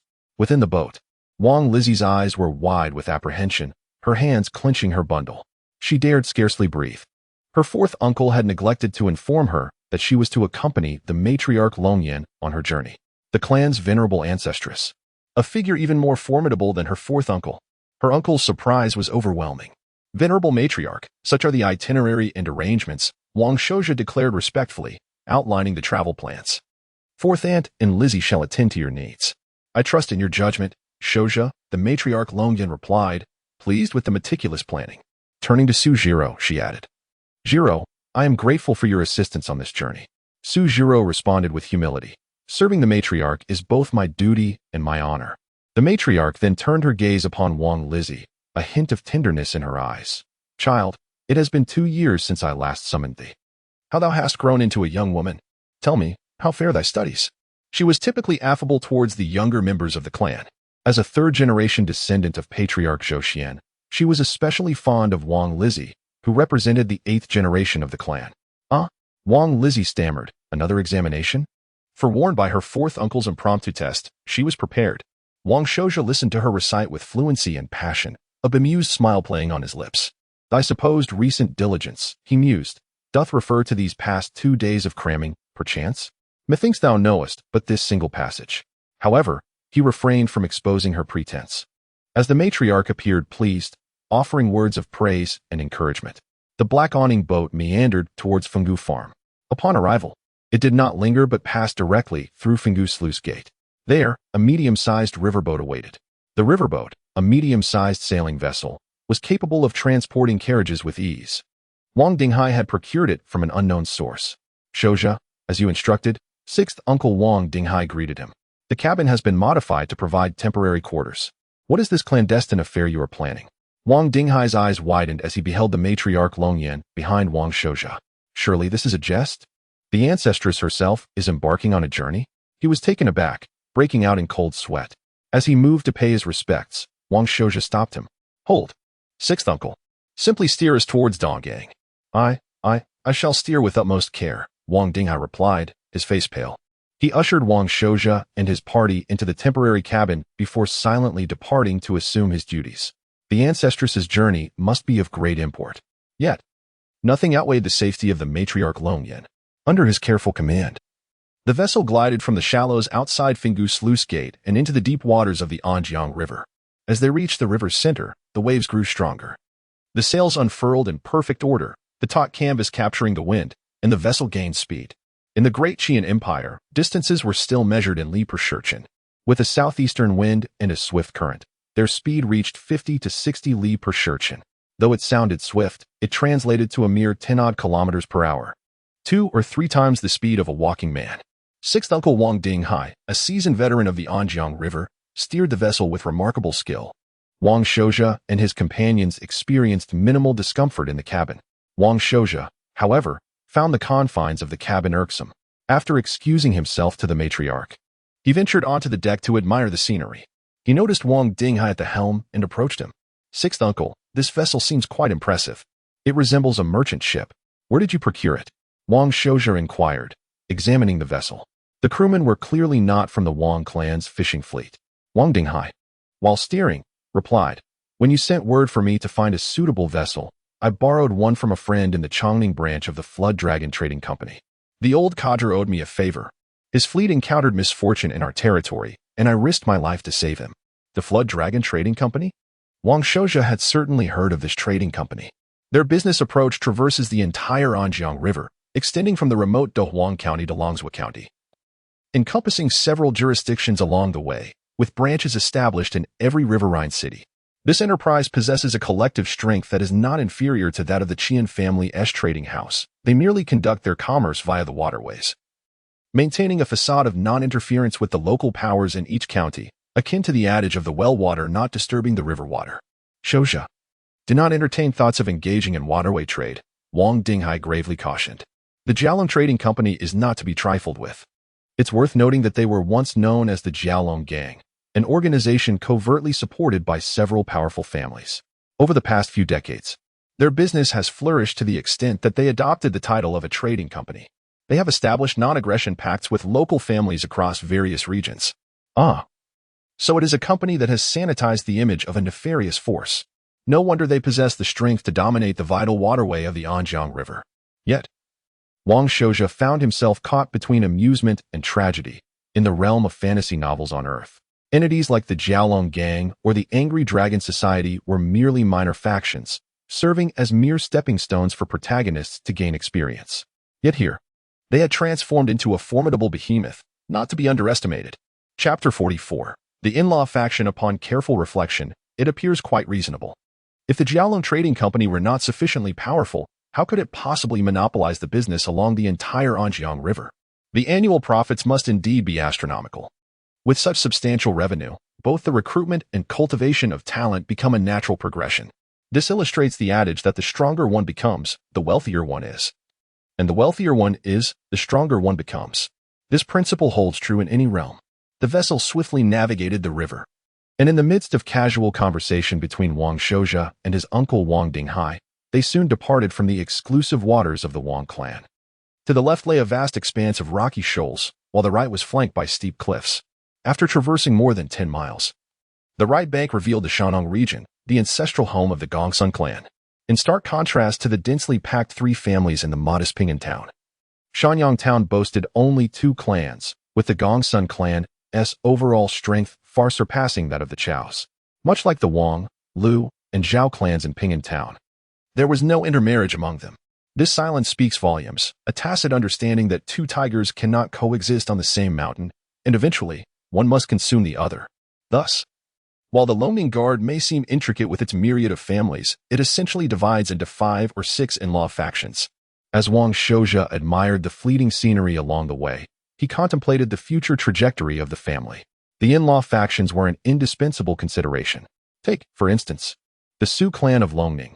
Currently, the Su family boasts 3 spirits of the Lingtai realm, with their most formidable ancestor reaching the late stages of Lingtai, rivaling the Wang clan at its zenith. However, as in-laws, they still maintain a direct lineage through marriage. The main business of the Xiangmao silk farm, which focuses on mulberry cultivation and silkworm rearing, relies heavily on the Su clan. Notably, the price for the silk cocoons is significantly higher than that offered by others, attesting to the Su clan's continued regard for the Wang family. Should there come a day when Wang Shouja attains the Lingtai realm, would he not also remember the Gongsun and Lu clans with fondness? Anyone could find themselves in dire straits. After all, the Wang clan was once extraordinarily prosperous before experiencing a sudden decline. "Shouja, look, that's the Zhao clan's fishing fleet," Wang Dinghai suddenly exclaimed. Wang Shouja's gaze swept across the river, spotting a fishing fleet operating several miles away, with 2 medium-sized fishing vessels among them. The fleet, comprising over a dozen fishing boats, appeared quite formidable, suggesting that their fishing operations surpassed those of the Wang clan. This was hardly surprising, as among the 3 families in the small Pingan town, the Wang clan was currently the weakest. This was due both to the Wang clan's unfortunate fate and the combined pressure exerted by the Zhao and Lu clans. Yet, Both the Zhao and Lu clans understood that should the Wang clan collapse, Ping'an Town would inevitably become their battleground, evidenced by their mutual avoidance of intermarriage. They still employ outdated netting techniques with their fleet, Wang Dinghai remarked with a smirk, his sense of superiority evident. It was no wonder. Since Wang Shouja had imparted the technique for fixed lift nets, Wang Dinghai had stealthily constructed 30 of them in various concealed locations along the banks. Nearby, he had even erected rudimentary thatched huts for 2 fishermen to alternate shifts. These fixed lift nets, utilizing the principle of a seesaw, made fishing remarkably simple. Manageable even for an ordinary teenager without excessive effort. The behavior of fish is such that they tend to approach the shore at dusk, drawn by the abundance of food and the safety the night brings. During the fish migration season, a single fixed lift net could yield 1,000 to 2,000 pounds in a single night under fortunate circumstances, while even a less favorable night would still net 400 to 500 pounds. With 30 lift net fishing spots, they averaged a catch of 20,000 pounds daily in recent days, a staggering haul. To maintain secrecy, Wang Dinghai had ceased daytime operations of the lift nets, dismantling them and covering the frames with grass. As dusk approached, they would swiftly reassemble them to take advantage of the night for fishing. The daytime catch paled in comparison to the nighttime yield, thus increasing the need for discretion. As they swiftly passed the Zhao clan's fishing vessels, the journey from Fenggu Lock to Donggang would span approximately 120 miles, taking nearly 2.5 hours under favorable conditions. The river widened into a grand trumpet shape, the waters calming. To the left lay the expansive and uninterrupted Luping mountain range, a perilous territory known for its untamed wilderness. The deeper one ventured, the more ferocious the beasts became, posing a threat even to those of the Lingtai realm who wandered carelessly. To the right, however, stretched a vast alluvial plain. Based on Wang Shouja's observations from the map and the landscape, this area appeared to be a significant alluvial plain, known for its fertility and home to the illustrious Donghai Guard in Longzhou County. Donggang Town, the furthest extension of Loning Guard toward the east, bordered the Donghai Guard region. Donggang boasted an advantageous geographical position with a natural deepwater harbor. Over time, it had evolved into a prosperous port with flourishing cargo trade. The Chun clan, an in-law family of the Wang clan in Donggang, was among the notable families in this area. Although the Chun clan was relatively young, having been established for less than a century, it had already produced 2 ancestors of the Lingtai realm, with the elder over 100 years old and the younger in his 70s. The current clan leader, Chen Dui, only 42, had reached the pinnacle of the Qi refining realm and was preparing to challenge the Lingtai realm within the next couple of years. Every 30 years, a new ancestor of the Lingtai realm emerged from the Chen clan, highlighting their substantial financial resources and favorable fortunes. As Wang Shouja gazed at the thriving buildings of Donggang, he couldn't help but feel a sense of melancholy regarding the prior misfortunes of the Ping'an Wang clan. Fortunately, he now stood at the helm of the family. Suddenly, a ship emerged from the inner bay, notably flying a large family flag depicting a golden bird soaring over the sea. A flag signaler on the lookout tower waved the banner. Shouja Wang Dinghai exclaimed with delight. That is a vessel from the Chun family of Donggang, signaling to inquire if we are guests of the Wang clan. It seems they have sent someone to greet us. Indeed, Wang Shouja nodded in acknowledgement. He had previously dispatched his family guards to inform the Chun family of their itinerary, and it was customary for them to come out and welcome guests as part of their normal interactions. Wang Shouja surmised it was likely the young clan leader, Chen Fangjie, as that fellow was soon to become his esteemed brother-in-law. Chapter 45. The Chen family of Donggang, unless Chen Fangjie is absent from Donggang. His failure to come and greet would signify utter disdain for the Wang family. Given the profound kinship between the two families, such an affront is unequivocally improbable. With Wang Shouja's keen eyesight, he recognized the young man from afar. Indeed, it was Chen Fangjie, the young patriarch of the Chen family in Donggang. Last year, after he became engaged to Wang Shouja's direct sister, Wang Luoi, he had visited the Wang family. He had also represented the Chen family to pay his respects when Wang Dingwei passed away. However, since they had not yet formally wed, propriety dictated that he could not don mourning attire. Chen Fangjie had evidently spotted Wang Shouja, his face lighting up with a smile. With a powerful push against the ship's railing, he leaped over like an arrow released from a bow, performing a graceful somersault before landing solidly on the deck. With a playful tone, he reproached Wang Shouja, "Shouja, why didn't you inform me of your arrival in Donggang a few days earlier? I could have dispatched a boat to fetch you." Indeed, Chen Fangjie was to become his future brother-in-law. Yet, until their marriage was formalized. One must exercise caution in addressing such relations. As they spoke, Wang Shouja discreetly assessed him. Compared to the previous year, the now 1-year-older Qin Fangjie radiated even more vitality. Even Wang Shouja, with his formidable prowess, found it challenging to discern Qin Fangjie's cultivation level. It was evident that Qin Fangjie had achieved the 7th layer of qi refinement at a remarkably young age, and not just the initial stage of it. Such a feat positioned him as an exceptional young talent, rivaling Wang Shouja himself at first glance. Nonetheless, Wang Shouja felt a profound sense of confidence. He believed that Qin Fangjie's overall abilities could only be likened to his former self before his transmigration. Presently, Wang Shouja was certain that, at Qin Fangjie's age, his own cultivation would far exceed that of his counterpart. Simultaneously, Qin Fangjie was studying Wang Shouja with astonishment. Previously, he had perceived Wang Shouja as a gifted individual with a strong work ethic, yet somewhat immature in demeanor. However, he was taken aback by the transformation that had occurred in such a short span. Wang Shouja's poise and presence had undergone a remarkable metamorphosis. More astonishingly, Wang Shouja's aura subtly exerted pressure upon him, suggesting that he was on the verge of breaking through to the 7th layer of qi refinement. An 18-year-old at the 7th layer of qi refinement. In the entire Changningwei region, this achievement was exceptionally rare. Qin Fangjie recalled that he himself had only reached the same level at 19. This prospective brother-in-law was indeed formidable. With this thought, Qin Fangjie's desire for camaraderie deepened. Shouja, what are you saying? Between us, there is no need for such formality. After you meet my father, allow me to show you around Qinport and relieve your mind. Brother Qin, under normal circumstances, I would not refuse, Wang Shouja replied with a smile. However, after visiting my uncle, I must make my way to 100 Islands Guard. Although he too held the title of Patriarch, Qin Dui, the head of the Qin family, was to be his sister's future father-in-law, thus demanding respect and a visit. Qin Fangjie's expression grew slightly serious. Earlier, you mentioned this in your correspondence. However, Shouja, I must caution you. 100 Islands Guard is a remote island city where the influence of Longswa County is rather weak. It is a place where all sorts of people intermingle, unlike our orderly Changningwei. Continuing along the Anjiang River, one would soon reach the eastern seas. The vessel borrowed from his 6th uncle, Wang Dinghai, would have no difficulties navigating the Anjiang. Yet, venturing into the open sea posed a different challenge altogether. Ocean-going ships must not only be large and stable but also possess exceptional storm resistance and be manned by experienced sailors. In sum, the mysterious and unpredictable ocean was not as easy to traverse, especially in this fantastical realm. Nonetheless, it is not overly troublesome, Qin Fangjie said after a moment's hesitation. As you may know, our Qin family's merchant ships sail to 100 Islands Guard once a month, primarily transporting various goods. Apart from the crew quarters, we have a few guest rooms available, though the overall conditions are rather modest. If you truly wish to go, I could arrange for some accommodations. And we could set sail this afternoon, arriving at 100 Islands Guard by the following morning. However, our ship can only dock there for 5 days. Wang Shouja would certainly not be so impolite as to request a separate vessel for himself, and he promptly expressed his acceptance of the arrangement, asking Qin Fangjie to secure 3 guest rooms. With the itinerary established, Qin Fangjie was pleased to comply.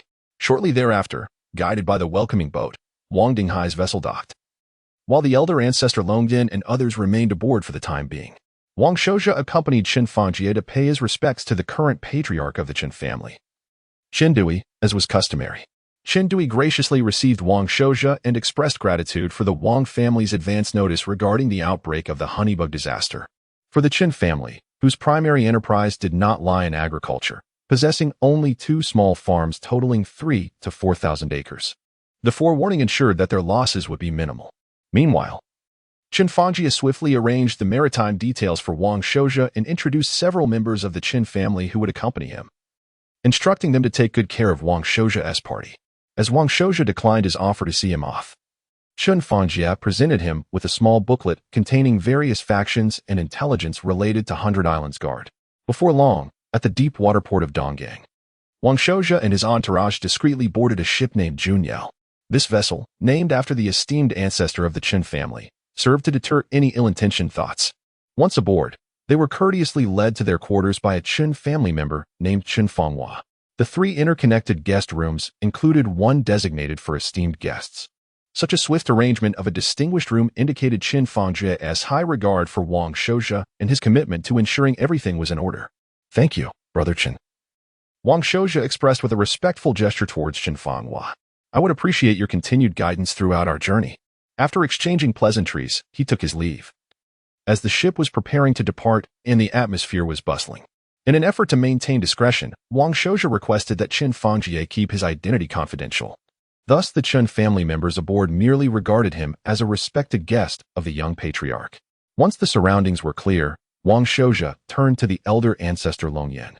Bowing respectfully, Elder, I apologize for having you travel on a merchant vessel. It would be no small matter to charter a private ship, both in terms of expense and complexity. And I kindly ask you to ensure the elder ancestor's comfort, Wang Shouzhe added to Sujiro. As this journey will take over 20 hours, we must not let the elder become fatigued. Rest assured, Shouzhe, I will take excellent care of the elder. Aunt Sujiro assured him solemnly, before assisting Elder Longyan to the distinguished quarters. The guest quarters were divided into inner and outer chambers, allowing esteemed guests and accompanying personnel to rest separately. Just as Wang Lizai was about to eagerly follow them inside, Wang Shouzhe called her to halt. Come here first. I have something to discuss with you. Yes, fourth uncle. Wang Lizai's heart raced, wondering if she had erred in some way. She followed him into the adjacent room. Looking mournful, Wang Shouzhe observed her expression and playfully flicked her forehead. What kind of face is that? I am your fourth uncle, not a man-eating monster. Wang Lizai hastily corrected her demeanor, forcing a sheepish smile. Chapter 46. The Golden Sands of the 100 Islands witnessing such an infuriating expression. Wang Shouzhe felt his lips twitch slightly. After taking a few deep breaths to steady his emotions, he waved his hand and said, All right. You haven't done anything wrong. Let's sit down and talk. Wang Lizai promptly found a stool, barely perching on it.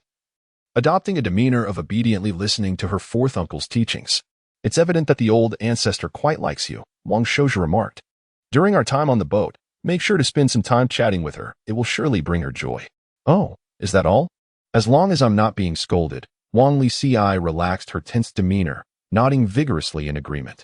She shifted back on the stool for better balance, instinctively pulling out a piece of candied fruit to calm her nerves, and began to enjoy it with a sense of tranquility. Her carefree appearance caused Wang Shouzhe's eyelids to twitch. Subtly, he retrieved 2 books from his pocket and tossed them to her. These are selected poems and prose of the Long Left and the Hermit's Notes from Chuiju Mountain, which I just bought from Donggang. They are said to be quite rich in literary depth. After a pause, he continued, This morning, when I heard you reciting Observing the Night Sky from Tianlan, your voice was full of emotion and rhythm. It seems you have a talent for literature. Take the time to thoroughly read these 2 books and recite them to the old ancestor to relieve her boredom. She adores children who engage in reading and studying. I'm sure it will bring her great happiness. What? Wang Lizai's eyes widened, her candy forgotten. A look of horror spread across her cherubic face. Fourth uncle, are you a demon? Your surprised expression is quite gratifying, Wang Shouzhe replied with a gentle smile. Do you like them? Tears rolled down Wang Lizai's cheeks, yet she struggled to suppress her grievances, forcing a smile as she choked out. Thank you, fourth uncle. I absolutely love them. Wang Lizai felt utterly despondent, as if the vibrancy of life had faded away, leaving only a grim shadow before her. Fortunately, there were still the candied fruits. The sweet taste seemed to become the only burst of color in her otherwise drab existence, a wellspring of hope. By the way, Wang Shouzhe added thoughtfully, candied fruits are fine in moderation, but too much can harm your teeth and lead to weight gain. Just look at how round your face has become. Hand them over. Fourth uncle will keep them safe for you. Boom. His words struck Wang Lizai like thunder, and she could no longer contain her tears, frantically pulling out a bag of candied fruit. Not another? She asked, before producing another bag. Hee, followed by yet another. After extracting a total of 5 bags, she clutched the 2 books and burst into tears. There are none left, truly none left. Fourth uncle, it's getting late. I'm going to read. In a flash, she dashed away, as if fleeing from a sea of blades. Once she was gone, Wang Shouzhe chuckled to himself, feeling a sense of contentment as he brewed a pot of tea. Little girl, can fourth uncle not manage you? He mused that training his niece was merely a minor interlude. After taking a brief respite, he pulled out a pamphlet given to him by his future brother-in-law, Qin Fangjie, and began to peruse it. Although the Wang family had heard of the 100 Islands Guard, information within the clan was sparse and outdated. The Qin family of Donggang, having more interactions with the 100 Islands Guard, naturally possessed more detailed intelligence. This pamphlet documented the various factions, families, and conditions of the 100 Islands Guard, as well as characteristics of individuals not to be trifled with. The more he read, the more alarmed Wang Shouja became. The influence of the 100 Islands Guard was indeed far more intricate than that of the Chongning Guard. There were dozens of families, some weak yet occupying their own islands, while others were formidable, spanning multiple islands.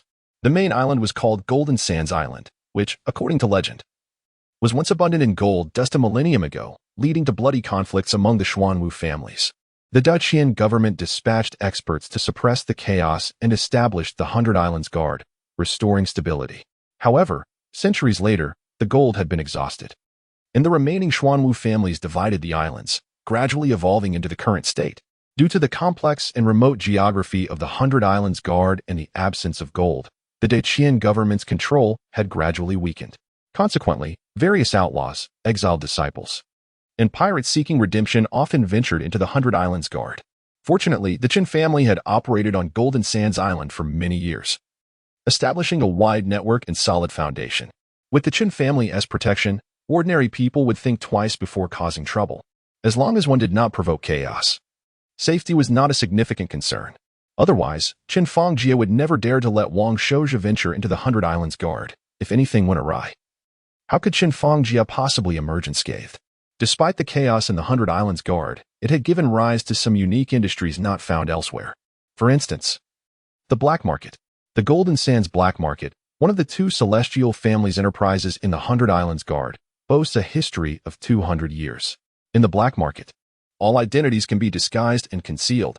As long as you have money, you can secretly obtain anything you desire or discreetly sell your items, even contraband or stolen goods. The black market does not concern itself with who you are or where your money and items come from. It only maintains order and a reputation while taking a commission.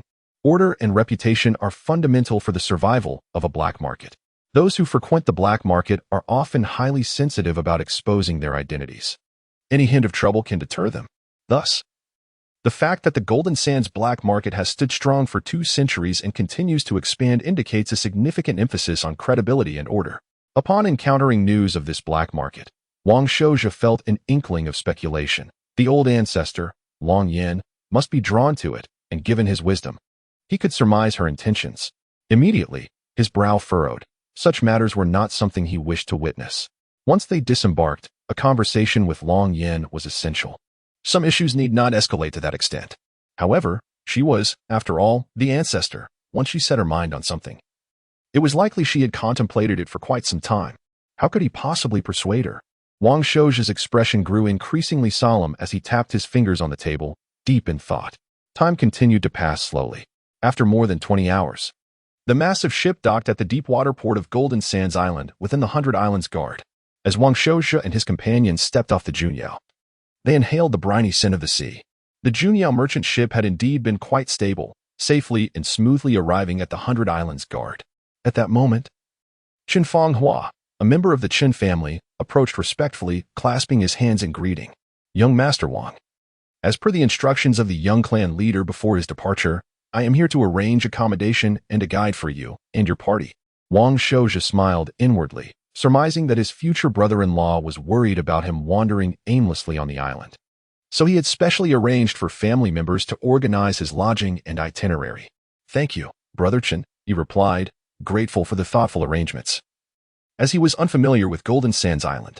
Additionally, he appreciated Qin Fangjie's consideration, knowing that young Master Wang had female companions. Qin Fanghua had arranged for a carriage, while Long Yin, the fourth aunt, and the eldest girl boarded the vehicle. Wang Shouja, along with his loyal guards, Wang Zhong and Wang Yong, were assigned 3 fine steeds. Subsequently, Qin Fanghua, accompanied by a guard, led Wang Shouja and his party toward the inner city of Golden Sands Island. As they walked, Qin Fanghua engaged Wang Shouja in casual conversation about the local customs and culture of Golden Sands Island, mentioning that although it was the largest island in the 100 Islands Guard, the rocky terrain and various impurities made it challenging to cultivate fertile land. In our vessel's cargo, half consists of staple food crops and various meats, alongside some household utensils. These commonplace items yield a decent profit in the 100 Islands Guard. Qin Fanghua does not shy away from this well-known commercial knowledge, evidently aiming to foster a closer rapport with Wang Shouja. Is it not stipulated by the Deqian laws that foodstuffs should not be speculated upon? Wang Shouja inquired, slightly perplexed. Young Master Wang. The enforcement of Deqian laws in the 100 Islands Guard is not particularly stringent, Chun Fanghua replied with a smile. Moreover, we are not speculating on food. Rather, we are engaging in barter. Although the 100 Islands Guard has a low yield of grain, it abounds with various marine delicacies, particularly oyster ash, which can still fetch a respectable profit when transported inland. Wang Shouja is aware that during this era, maritime trade is inherently lucrative, yet it is fraught with considerable difficulty and risk. Constructing a merchant ship is not only costly, but also demands profound expertise. Additionally, training sailors and maritime professionals is a formidable challenge. Even a minor mishap could lead to a shipwreck, resulting in catastrophic financial loss. Thus, for ordinary families to venture into the maritime trade realm is nearly an impossible endeavor. It is no wonder that the Chun family of Donggang has flourished remarkably within a mere century. Chapter 47. Turnaround. Ancestor Longyan, what is lime ash? Wang Shouja, momentarily distracted from his thoughts on maritime trade, inquired with curiosity. Lime ash is a building material crafted from oysters, shells, and similar substances through processes such as kiln firing. Qin Fanghua explained. When mixed with river sand in suitable proportions, it serves to bond bricks and stones effectively, rendering them as solid as a single entity. It is frequently employed in the walls of noble families or government buildings. Due to its limited availability, it is not particularly inexpensive. As a young master of noble lineage, it is understandable that you may be unfamiliar with this basic construction material. Ah, I see, Wang Shouja exclaimed, enlightened and filled with joy. Indeed. Experiencing the world is far more enlightening than reading countless books. I have gained considerable knowledge. Could it be some sort of variant of cement? Wang Shouja pondered slightly, realizing he had not previously considered cement. If he could produce such a substance, even if temporarily withheld from external sale, it would greatly benefit his family's foundational projects. However, his understanding of cement production was rather vague. Yet, with a clear direction and a willingness to invest in manpower and resources, success would be inevitable. Moreover, concrete structures are remarkably sturdy. Whether for constructing homes or water conservancy facilities, they would significantly enhance the family's overall safety. Thus, Wang Shouja promptly included the cement industry in his future research plans. Young master, the best offerings of Baideawei are its exquisite seafood delicacies, Qin Fanghua remarked. Storing and transporting fresh seafood is quite challenging, which is why most of what reaches the inland regions are preserved or dried products. To truly enjoy seafood, one must seize the opportunity to savor it while it remains fresh. I shall arrange for you to sample some today. Thank you for your kind intentions, Brother Qin. Wang Shouja politely declined. However, the journey at sea has been arduous, and my family is rather fatigued. It would be better to rest for a few days, and I shall host a gathering to express my gratitude. He and Ancestor Longyan did not embark on this long journey to Baideawei merely for a taste of exquisite seafood. Moreover, Wang Shouja had a wealth of matters to discuss with Ancestor Longyan. Very well, as you wish, young master. However, the young clan leader has instructed us to treat our esteemed guests well, so please do not put me in a difficult position. Let the Qin family host you. Qin Fanghua replied with a smile. As they conversed, they soon arrived at the city of Jisand in Baideawei. The city stood proudly atop the island, constructed from locally sourced rugged rocks. Wang Shouja took note that the gaps between the rocks were filled with a grayish-white lime substance, which must be the lime ash Qin Fanghua had mentioned earlier. The main city walls were also made of lime ash, indicating the high durability of this binding agent when mixed with sand. However, he wondered how its solidity compared to that of cement and concrete. This question would require Wang Shouja to develop cement to verify. Upon entering Jisand City, the group temporarily settled into a fine establishment. Under Qin Fenghua's guidance, they secured a spacious courtyard with several elegant rooms, accommodating everyone comfortably. Wang Shouja and the others retreated to their respective rooms to rest, and after freshening up, he took a moment to relax before visiting Ancestor Longyan. Standing at the door, he knocked softly and called out, "Ancestor, Shouja seeks an audience."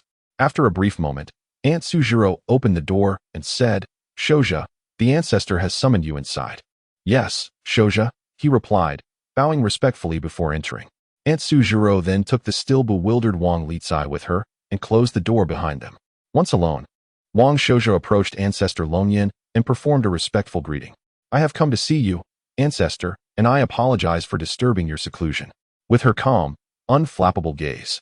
Ancestor Longyan swept over Wang Shouja and remarked, "You appear grave, Shouja. Are you here to dissuade me from selling my spiritual treasures?" Wang Shouja couldn't help but smile wryly. Ancestor Longyan was indeed quick to get to the point. Nevertheless, he had already contemplated this matter and replied with sincerity, "Upon reviewing the intelligence reports from Baideaway, I discovered that Jeansand Island harbors a notorious black market, which prompted me to speculate on the purpose of your visit. However, I have a question. Are you intending to sell the Longyan sword or the tortoise-scale shield?"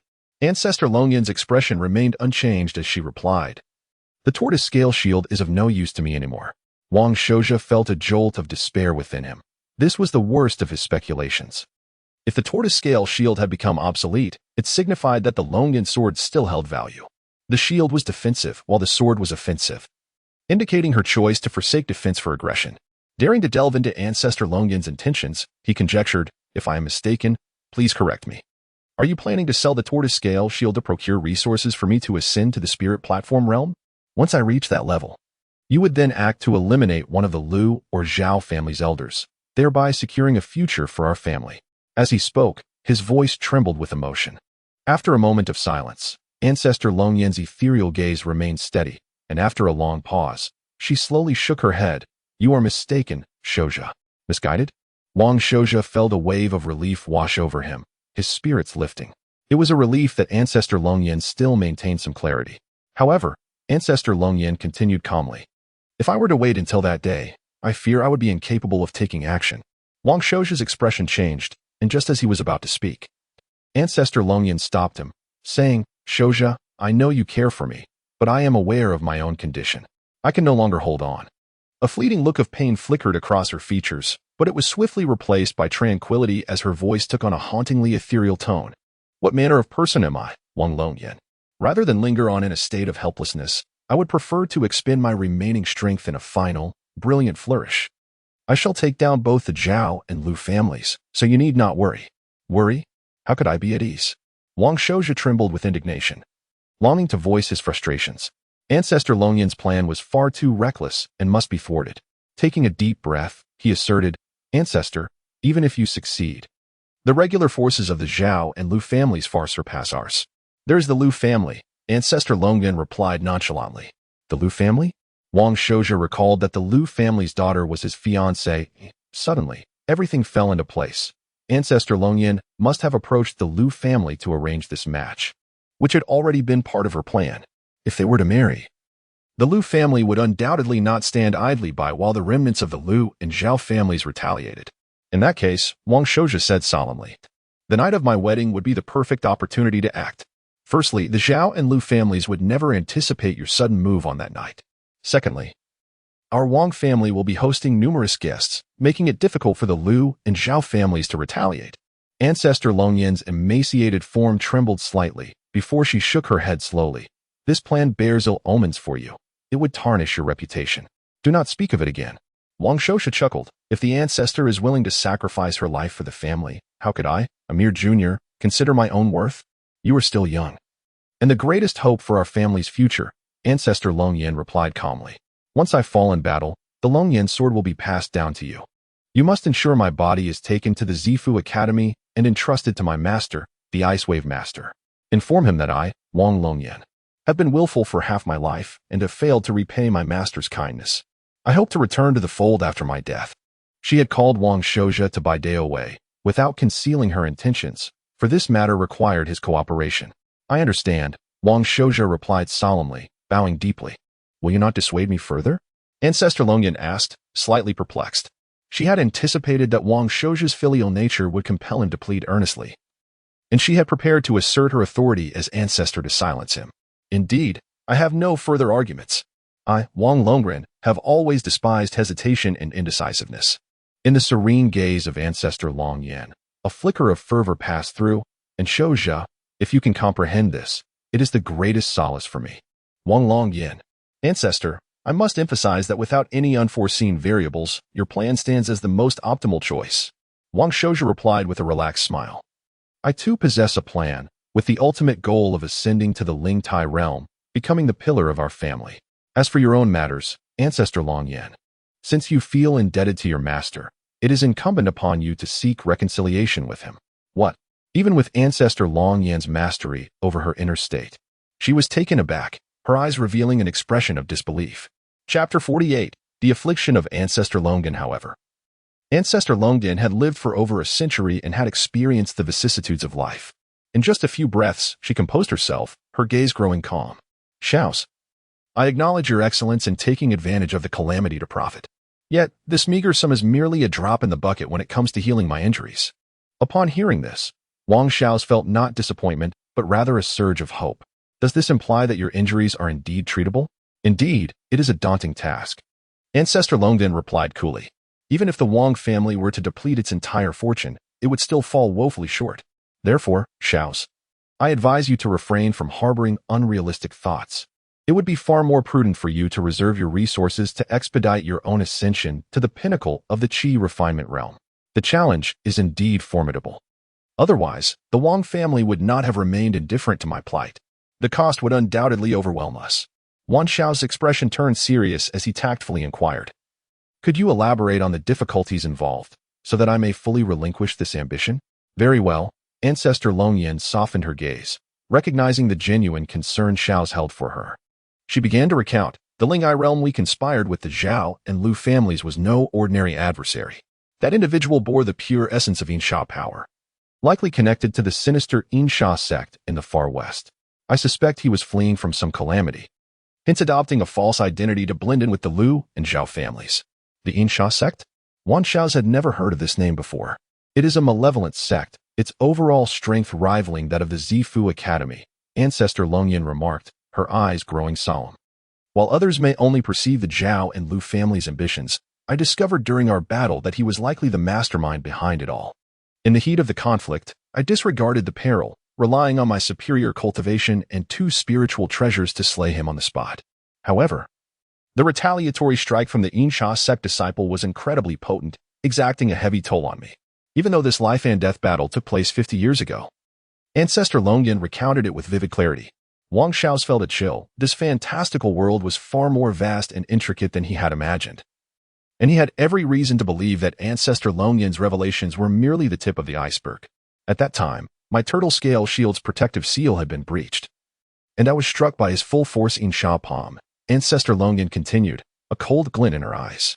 That palm was exceedingly malignant, inflicting severe internal injuries and allowing Insha power to invade my very organs. Despite my efforts to expel it, it clung to me like a parasite, making recovery exceedingly arduous. Wang Xiao's was taken aback, realizing that this world was fraught with peril. Unlike the fantastical novels he had read in his previous life where protagonists seemed to have countless lives and resources at their disposal, the reality was starkly different, where battles were not merely dramatic conflicts, but life and death struggles that could become a part of daily existence. Indeed, every battle carries the risk of unforeseen consequences. That fateful encounter with the enigmatic Insha sect was a matter of life and death, Ancestor Longyan reflected. For me, it cost half a lifetime of pain and torment. Furthermore, it instilled a profound psychological shadow in the elders of the Lu and Zhao families, who have since been wary of exerting excessive pressure on the Wang family. Fearing my wrath might lead to dire consequences, every decision related to combat must be made with utmost caution, considering the potential for unexpected events and whether one can withstand the repercussions, Ancestor Longyan stated resolutely. I had no choice but to fight. Had I not, the Wang family would have perished. Ancestor, Wang Xiao's took a deep breath. Let us discuss the treatment. After hearing the account of that battle, his resolve to assist Ancestor Longyan solidified, regardless of the tremendous cost. My injuries present 2 significant challenges, Ancestor Longyan explained. Firstly, the Insha poison has been festering within me for 50 years, becoming increasingly insidious and difficult to manage. Secondly, my internal organs have sustained severe damage, and the persistent influence of the poison has hindered their healing, worsening over time. After a brief pause, she continued, to resolve this grievous Insha poison, I require a 3rd-tier elixir known as the Fire Young pill to suppress and eliminate it. If it is a 3rd-tier elixir, while they are rare and costly, surely we can find a way to procure it? Wan Xiao's frowned, sensing the complexity of the situation. Typically, the cost of a 1st-tier elixir ranges from a dozen to 20 pieces of gold, 2nd-tier elixirs from several dozen to over 100, while 3rd-tier elixirs range from hundreds to thousands of gold pieces. The Fire Young pill is a standard third-tier elixir produced by many alchemists and is not particularly difficult to find. Approximately 300 gold pieces per pill, Ancestor Longyan remarked, a hint of resignation flashing in her eyes. However, I must take one each month to gradually suppress the Ensha poison. To fully eradicate it within 10 years would be a fortunate outcome. One pill a month? That amounts to 600 gold pieces a year? Wang Xiao's gasped in disbelief. In fact, before his transmigration, the combined profits of his family's various enterprises did not even reach that figure. Moreover, those profits barely covered the family's expenses, leaving no room for surplus. In truth, every family has its share of revenue, yet their expenditures are equally substantial. Even the more prosperous Gongsun family of Shanyang in a normal year would struggle to save more than 1,000 gold pieces after accounting for their considerable expenses. Furthermore, to combat the Ensha power, I must maintain my physical condition, necessitating a steady supply of spiritual rice and food, alongside long-term use of the Peiyuan pill to strengthen myself, Ancestor Longyan added. This expense alone amounts to at least 600 gold pieces annually. Additionally, starting from the second year, I will require a third-tier healing elixir, the Zhao Hua pill, to treat my damaged organs. The Zhao Hua pill is far more difficult to procure than the Fire Yang pill, priced at around 1,000 gold pieces each, totaling 12,000 gold pieces per year. Under the most favorable circumstances, it would take about 10 to 11 years for my condition to improve significantly. Should my estimates be inaccurate, the treatment could extend by another 2 to 3 years. After articulating all of this in one breath, Ancestor Longyan's gaze appeared somewhat relieved. She understood the affection her kin held for her. The younger generation had longed to aid her in her recovery, yet the cost was prohibitive. Forcing the issue would surely bankrupt the Wang family without guaranteeing success.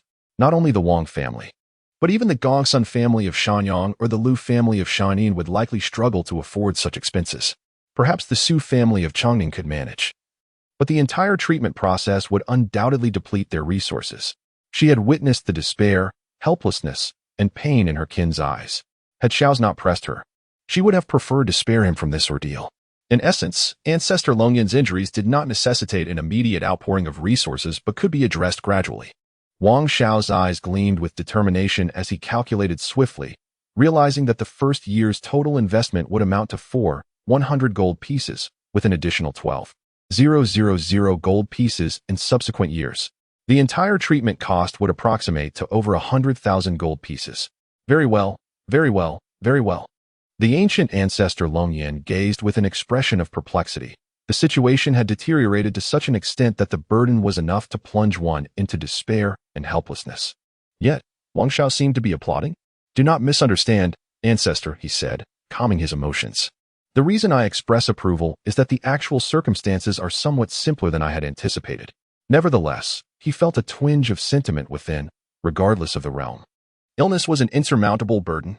On Earth, how many families of decent means had been ravaged by a single serious illness, leaving them in a state of utter depletion? It was astonishing that the same held true in this fantastical world. Simpler? The delicate figure of Ancestor Longyan quivered slightly. Wasn't despair the appropriate response? Chapter 49. Avenging the ancestor. What Wang Shouja deemed simple was merely comparatively so, certainly easier than producing tens of thousands of gold coins instantly. In truth, even earning an extra 1,000 or 2,000 gold coins in the coming year would require meticulous planning and ingenuity. However, the ancestor had to be saved. He couldn't bear to see her, who had devoted half her life to safeguarding the clan, meet such a tragic end. Moreover, Ancestor Longyan was a formidable combatant. Once she regained her strength, what claim could the old fogies of the Lu and Zhao clans have to rival her? With this in mind, Wang Shouja bowed respectfully and said, "Rest assured, Ancestor, I shall see to this." His trip was intended to procure some goods in the 100 Islands Guard, so his purse was naturally brimming with 10,000 gold coins and notes. As for safety, there was little to worry about with the ancestor accompanying him. Should circumstances arise that even she couldn't control, he would simply accept his fate. Shouja Ancestor Longyan remained skeptical. In her view, Wang Shouja's windfall was a result of opportune timing and luck. Such opportunities were hardly guaranteed to recur. Ancestor, please suspend your plans for now and allow me a year to decide. Grant me a chance to prove myself, and grant yourself an opportunity to turn the tables. Wang Shouja said confidently. With the perspective and mindset of a transmigrator, he was certain that his money-making endeavors would not be slow. In a year, the ancestor would deeply appreciate his efforts. Faced with Wang Shouju's unwavering confidence, Ancestor Longyan finally nodded slowly, acquiescing to his request. However, the turtle scale shield is of no use to me. Sell it and use the proceeds to acquire some resources. Wang Shouju did not object to this decision. It was her personal spiritual artifact, and she had the right to dispose of it as she saw fit. Besides, Wang Shouju was confident that he would be able to afford a spiritual artifact in the future, perhaps even a better one to return to the ancestor. Having persuaded the ancestor, he took his leave for the time being. The group rested for the night. Early the next morning, Wang Shouju invited Qin Fanghua to escort them around Gold Sand City. He wanted everyone to relax and enjoy themselves, while also allowing himself to survey the overall market in the 100 Islands Guard. Expanding his knowledge, even slightly, would be beneficial. Qin Fanghua was intimately familiar with Gold Sand City and possessed a silver tongue. He led them on a leisurely stroll, occasionally introducing the local customs and culture, which broadened Wang Shouju's horizons and lifted his spirits. He even bought some dried fish and other snacks for Wang Lizzie. The girl, upon receiving treats, forgot all her troubles and expressed her gratitude to Wang Shouju with tears of joy. Young Master Wang, this way leads to the street of rogue cultivators, Qin Fanghua explained. Most cities designate streets for rogue cultivators to set up stalls, earning some stall fees while preventing them from setting up stalls haphazardly throughout the city. Wang Shouju understood. Chongning Guard had similar areas where he had once stumbled upon a honeycomb. However, finding treasures in rogue cultivator stalls was a rare occurrence. More often than not, one was either deceived or paid exorbitant prices for items of little value. The so-called natural treasures and divine manuals were often touted with extravagant claims, each more impressive than the last. Wang Shouju merely observed casually, expanding his knowledge. With his current level of experience, genuinely finding a bargain was nearly impossible. However, Gold Sand Island seemed to have more rogue cultivators than Chongning Guard City, and their strength was generally higher. Along the way, Wang Shouju had already encountered 3 or 4 individuals whose aura he couldn't discern, indicating that their cultivation was far superior to his own. The opportunities near Gold Sand Island were likely more abundant than in Chongning Guard, attracting more powerful rogue cultivators to try their luck.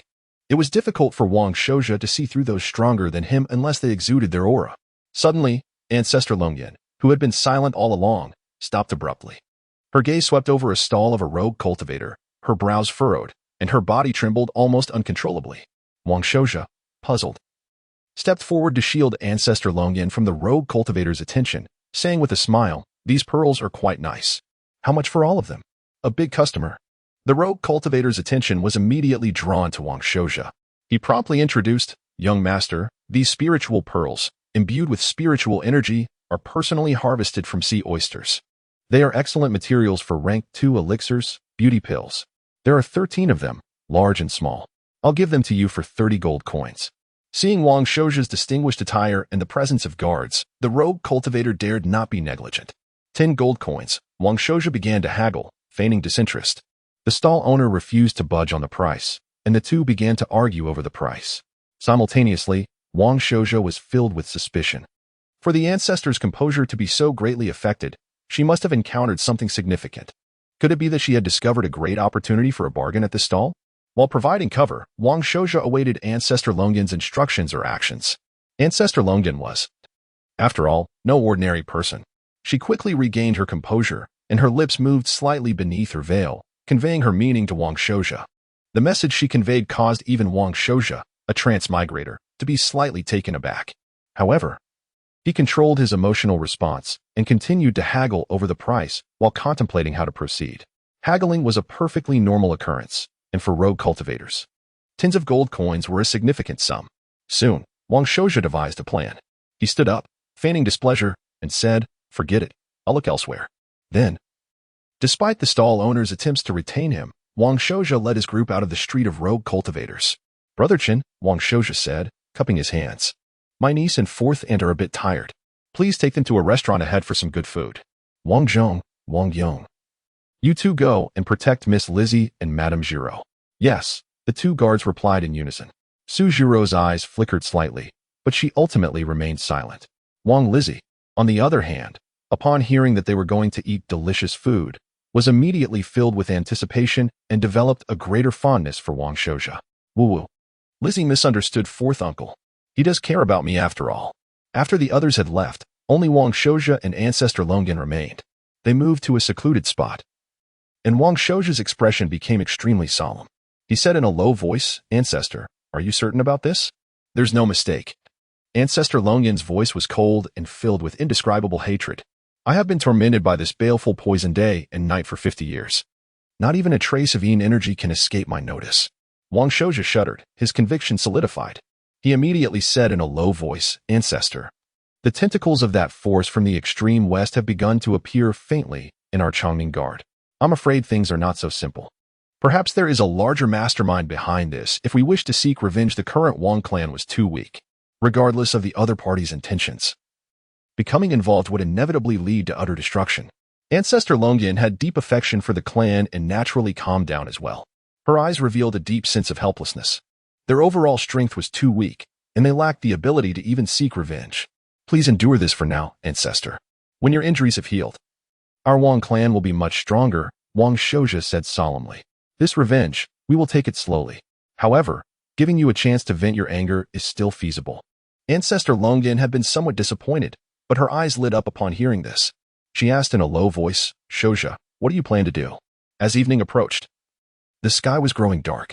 The vendors on the street of rogue cultivators began to pack up their stalls one by one.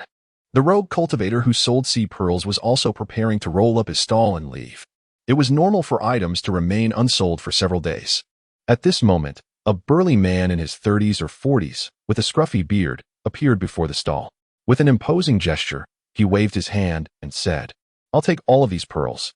While making a payment, a small stack of golden notes inadvertently revealed itself, their gleaming hue of radiant gold remarkably enticing. Clearly, each note represented a substantial sum of 100 Qian gold, and at a glance, the total was no less than 1,000 Qian gold. The scattered cultivators were momentarily taken aback, their gazes betraying a deep-seated greed. For the esteemed Xuanwu family, a sum exceeding 1,000 Qian gold was indeed considerable, let alone for the scattered cultivators. The ensuing narrative unfolded quite naturally. The scattered cultivators set their sights on a rugged man, warmly inviting him to partake in a meal and libations. After a few drinks, they gleaned information about the man's background. He had recently come into some wealth and was now seeking refuge in Baidao Wei. Through a series of toasts and exchanges, the two grew as close as sworn brothers. Once satiated, the rugged man expressed a desire for some entertainment. The scattered cultivator assured him of an exhilarating venue, leading him through the bustling streets after settling the bill. Ultimately, they arrived at an exceedingly secluded alleyway, where the scattered cultivator revealed his menacing intentions. At the pinnacle of the 7th layer of Qi refining, he had enlisted the help of a companion at the 6th layer to deal with the mere 4th layer Qi refiner. Clearly, they believed their success was guaranteed. However, fate had other plans in store. As they prepared to pounce on the drunken rugged man with greedy, sinister smiles, a wisp of sword light, ethereal as smoke, silently materialized, executing a swift strike that felled both assailants in an instant. The two culprits had not anticipated an ambush by a formidable spirit platform expert wielding a spirit weapon. They had no time to react before meeting their demise. Witnessing this, the rugged man was drenched in cold sweat, his legs trembling slightly. Elder, are you unharmed? Wang Shouja rushed over from a distance, supporting the slightly disoriented Elder Longyuan with a concerned inquiry. His cultivation was somewhat inferior to that of the scattered cultivator, prompting him to maintain a cautious distance. Yet, he was inwardly astonished for a spirit platform elder to launch a surprise attack on a Qi refiner. It was all but certain that the latter would meet a grim fate. Fear not, I am well.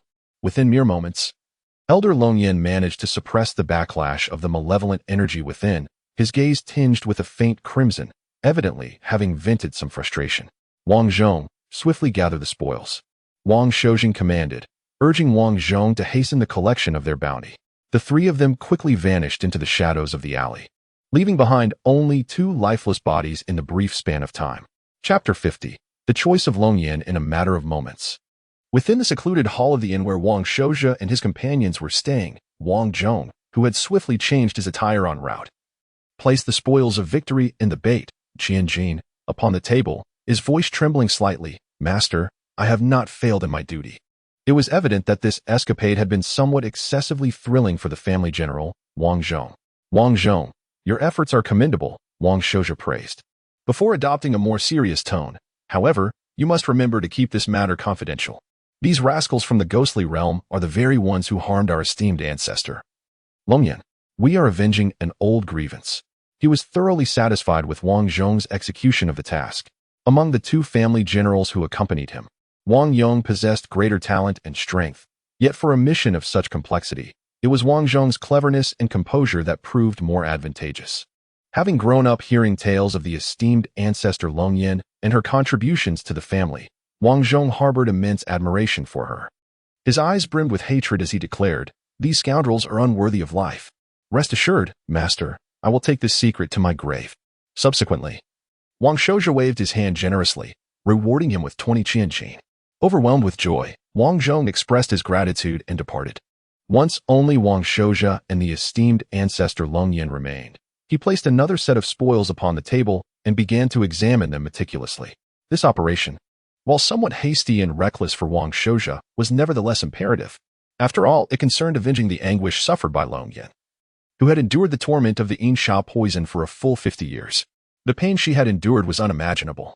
As for capturing the rogue cultivator to interrogate him about the mastermind behind these events, Wang Shouja had contemplated this as well.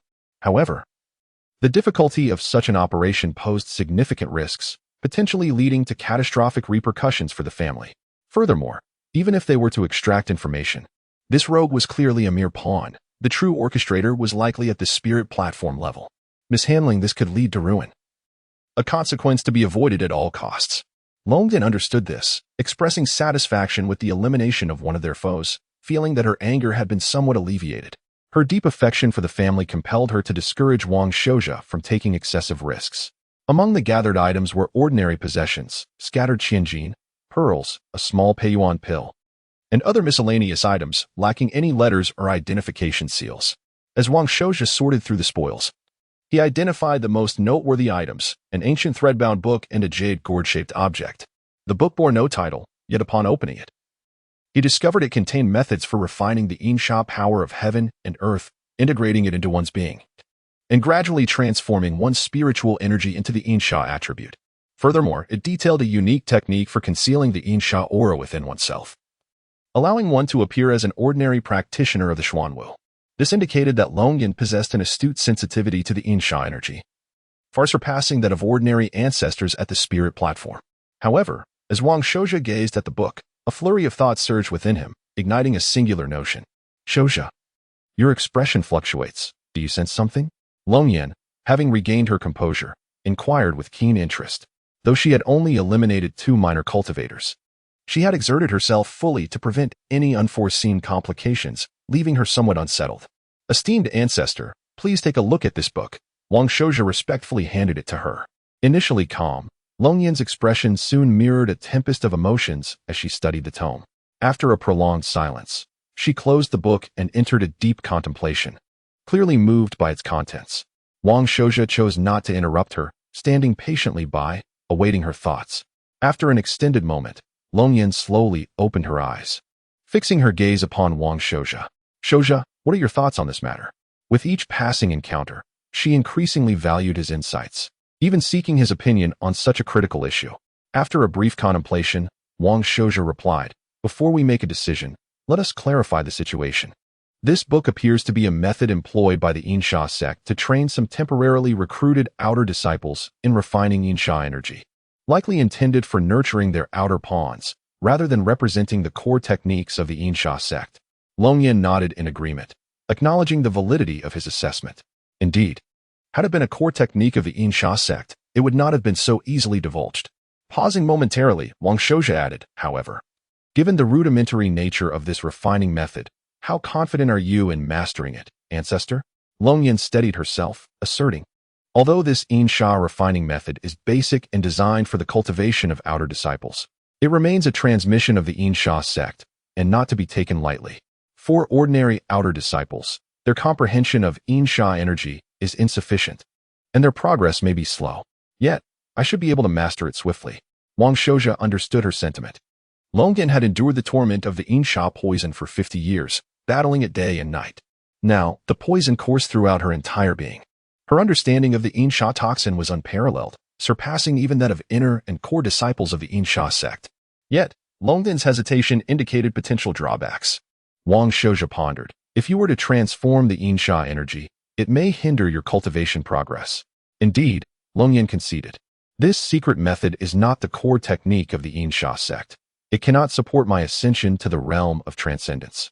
If it were merely that, I could accept it, content with recovering to the mid-stage of the spirit platform. But to do so would mean a complete betrayal of my sect and a disservice to my master. Moreover, I must act discreetly to avoid being mistaken for a spy of the Insha sect. These concerns weighed heavily, especially since Longyan felt a profound sense of belonging to the Purple Mansion Academy, where she had joined at 18 and reached mid-stage spirit platform by 60. Receiving a spirit artifact, the turtle scale shield, from her revered master, Kanglin Shangren, it was evident that the academy had invested considerable effort and expectations in her. Had it not been for the events 50 years prior, her remarkable talent might have positioned her as a pivotal figure within the Purple Mansion Academy today. Then, we shall not pursue this method, Wang Shouja finally declared after some contemplation. We possess alternative solutions. As long as your injuries can heal, with time and accumulation, further progress is indeed possible. No, I still wish to cultivate the Insha energy. After a moment of hesitation, Longyan resolved firmly. The previous solution was overly convoluted and resource-intensive. By harnessing the Insha energy within me, I can conserve vast resources. She withheld another consideration. She did not want Wang Shouja to bear such immense pressure. Even if he could manage it, it would be wiser to allocate those resources for the family's benefit. Master, oh master, Longyan lamented internally, feeling a profound sense of guilt wash over her. Sighing softly, Wang Shouja understood her determination. Knowing Longyan as he did, once she set her heart on something, even the most powerful of ancestors would struggle to dissuade her. However, from Wang Shouja's perspective as a traveler, both the Insha energy and the Purple Mansion energy were merely forms of power. Power itself is devoid of morality, ultimately. It is the intention of the wielder that defines its essence. Wang Shouja marveled at Longyan's indomitable spirit. Once she resolved to undertake a task, she would act without hesitation. He silently gathered the golden tickets and other spoils, his thoughts drifting away. Although the actions of the venerable Longyan had numerous drawbacks, the advantages were undeniably pronounced. Firstly, it allowed for a substantial conservation of resources. Secondly, her method of recovery would undoubtedly be swifter than the original plan. Once her ailments had completely dissipated, it would likely herald the demise of the Zhao and Lu clans. This urgency for vengeance may well be one of the pivotal reasons behind the venerable Longyan's decision. Chapter 51. The Celestial Family. As the night passed, the city of Golden Sands remained undisturbed by the demise of two wandering cultivators. While it is likely that certain high-ranking officials would conduct an investigation, their efforts would be minimal, for in the chaotic realm of the 100 Island Guard, the death of two lone practitioners was hardly a matter of great concern. As for the shadowy figure behind the malevolent disciple of the Insha sect, it would likely evoke suspicion for a while, yet any investigation would be discreet. After all, the 100 Island Guard, despite its turmoil, was still under the jurisdiction of Longswa County, and it would not permit the Insha sect to wreak havoc. Wang Shouja and his companions chose to act as though nothing had transpired, showing no interest in the ulterior motives of the instigator. The modest Wang family found it prudent to focus on their own survival. The black market typically opened every few days, and a day marked its commencement. As dusk fell, Wang Shouja enlisted Qin Fonghua as assistants to procure a carriage, transporting him and the venerable Master Longdin to the black market, with no others accompanying them. Situated at the eastern edge of Golden Sands, the black market barred entry to ordinary folk. Only those martial artists of the fourth layer of Qi refinement or higher were permitted, and even they were mostly confined to the main hall. On this occasion, both Wang Shouja and Master Longyan had thoroughly disguised themselves. He donned the guise of a rugged man, while she was enveloped in a gray robe, with only her eyes visible. Upon alighting from the carriage, they approached the entrance of the black market. Master Longyan subtly emanated a hint of her Lingtai realm aura, prompting the gatekeeper to respectfully usher them inside. They were invited into a private room on the second floor, without a single inquiry regarding their origins. When the elder expressed her intention to sell a spiritual artifact, it immediately captured the other party's attention, who promised to summon a senior steward for appraisal. Such was the nature of the black market, allowing clients to disguise themselves and ensuring their privacy. This practice had significantly enhanced the reputation of the black market in Golden Sands, attracting families from surrounding guard cities eager to partake in its transactions. Soon after, A maid entered to present fruits and tea before leaving respectfully. Moments later, a voice resonated from outside the private chamber. I am the steward of the black market. Surnamed Zhong. Master Longyan exchanged a knowing glance with Wang Shouja, who promptly opened the door to admit the steward. Having reviewed prior intelligence, he recognized that this black market was a joint enterprise of two celestial families, the Zhong and Ouyang clans. The steward, clad in a black robe and wearing an expressionless mask, was undoubtedly a scion of the Zhong family. Steward Zhong, my family invites you, Wang Shouja, in the guise of a rugged man, greeted with a respectful bow. Upon entering, Steward Zhong courteously bowed to the elder in gray, stating, "Thank you for trusting our black market. We have upheld our reputation for 200 years, and we value integrity above all. You need not harbor any reservations while trading here. Please present the spiritual artifact you wish to sell." His words were delivered with propriety, embodying the fundamental principles upon which the black market stood. Any establishment engaged in commerce would cherish its reputation, and building a legacy over 2 centuries was no small feat. Master Longyan, eschewing idle chatter, revealed a palm-sized object in her hand. It resembled a tortoise shell, densely covered with intricate scales, each inscribed with esoteric and complex runes. "What is the estimated value of this item?" she inquired, her voice low and hoarse, deliberately masking her true tone. "Is this?" Steward Zhong's eyes widened in astonishment as he closely examined the object. "This is the tortoise scale treasure shield. Where did you acquire it?" A powerful aura of the Ling'ai realm emanated from him. His exclamation quickly brought him back to composure, though a solemnity lingered in his demeanor. "I apologize for my earlier outburst. This tortoise scale treasure shield is a relic of a prominent figure from my sect. If you are willing to disclose its provenance, I would be prepared to increase the purchase price by 10%, nay, by 20%. Wang Shouja furrowed his brow as a defensive spiritual artifact. The tortoise-scale treasure shield typically held greater value than offensive artifacts, potentially worth tens of thousands of Qian gold. An increase of 10% represented a significant sum. How could Steward Zhong place such importance on this treasure? "I shall not sell it. We are leaving." Master Longyan swiftly retracted the tortoise-scale treasure shield, her voice cold.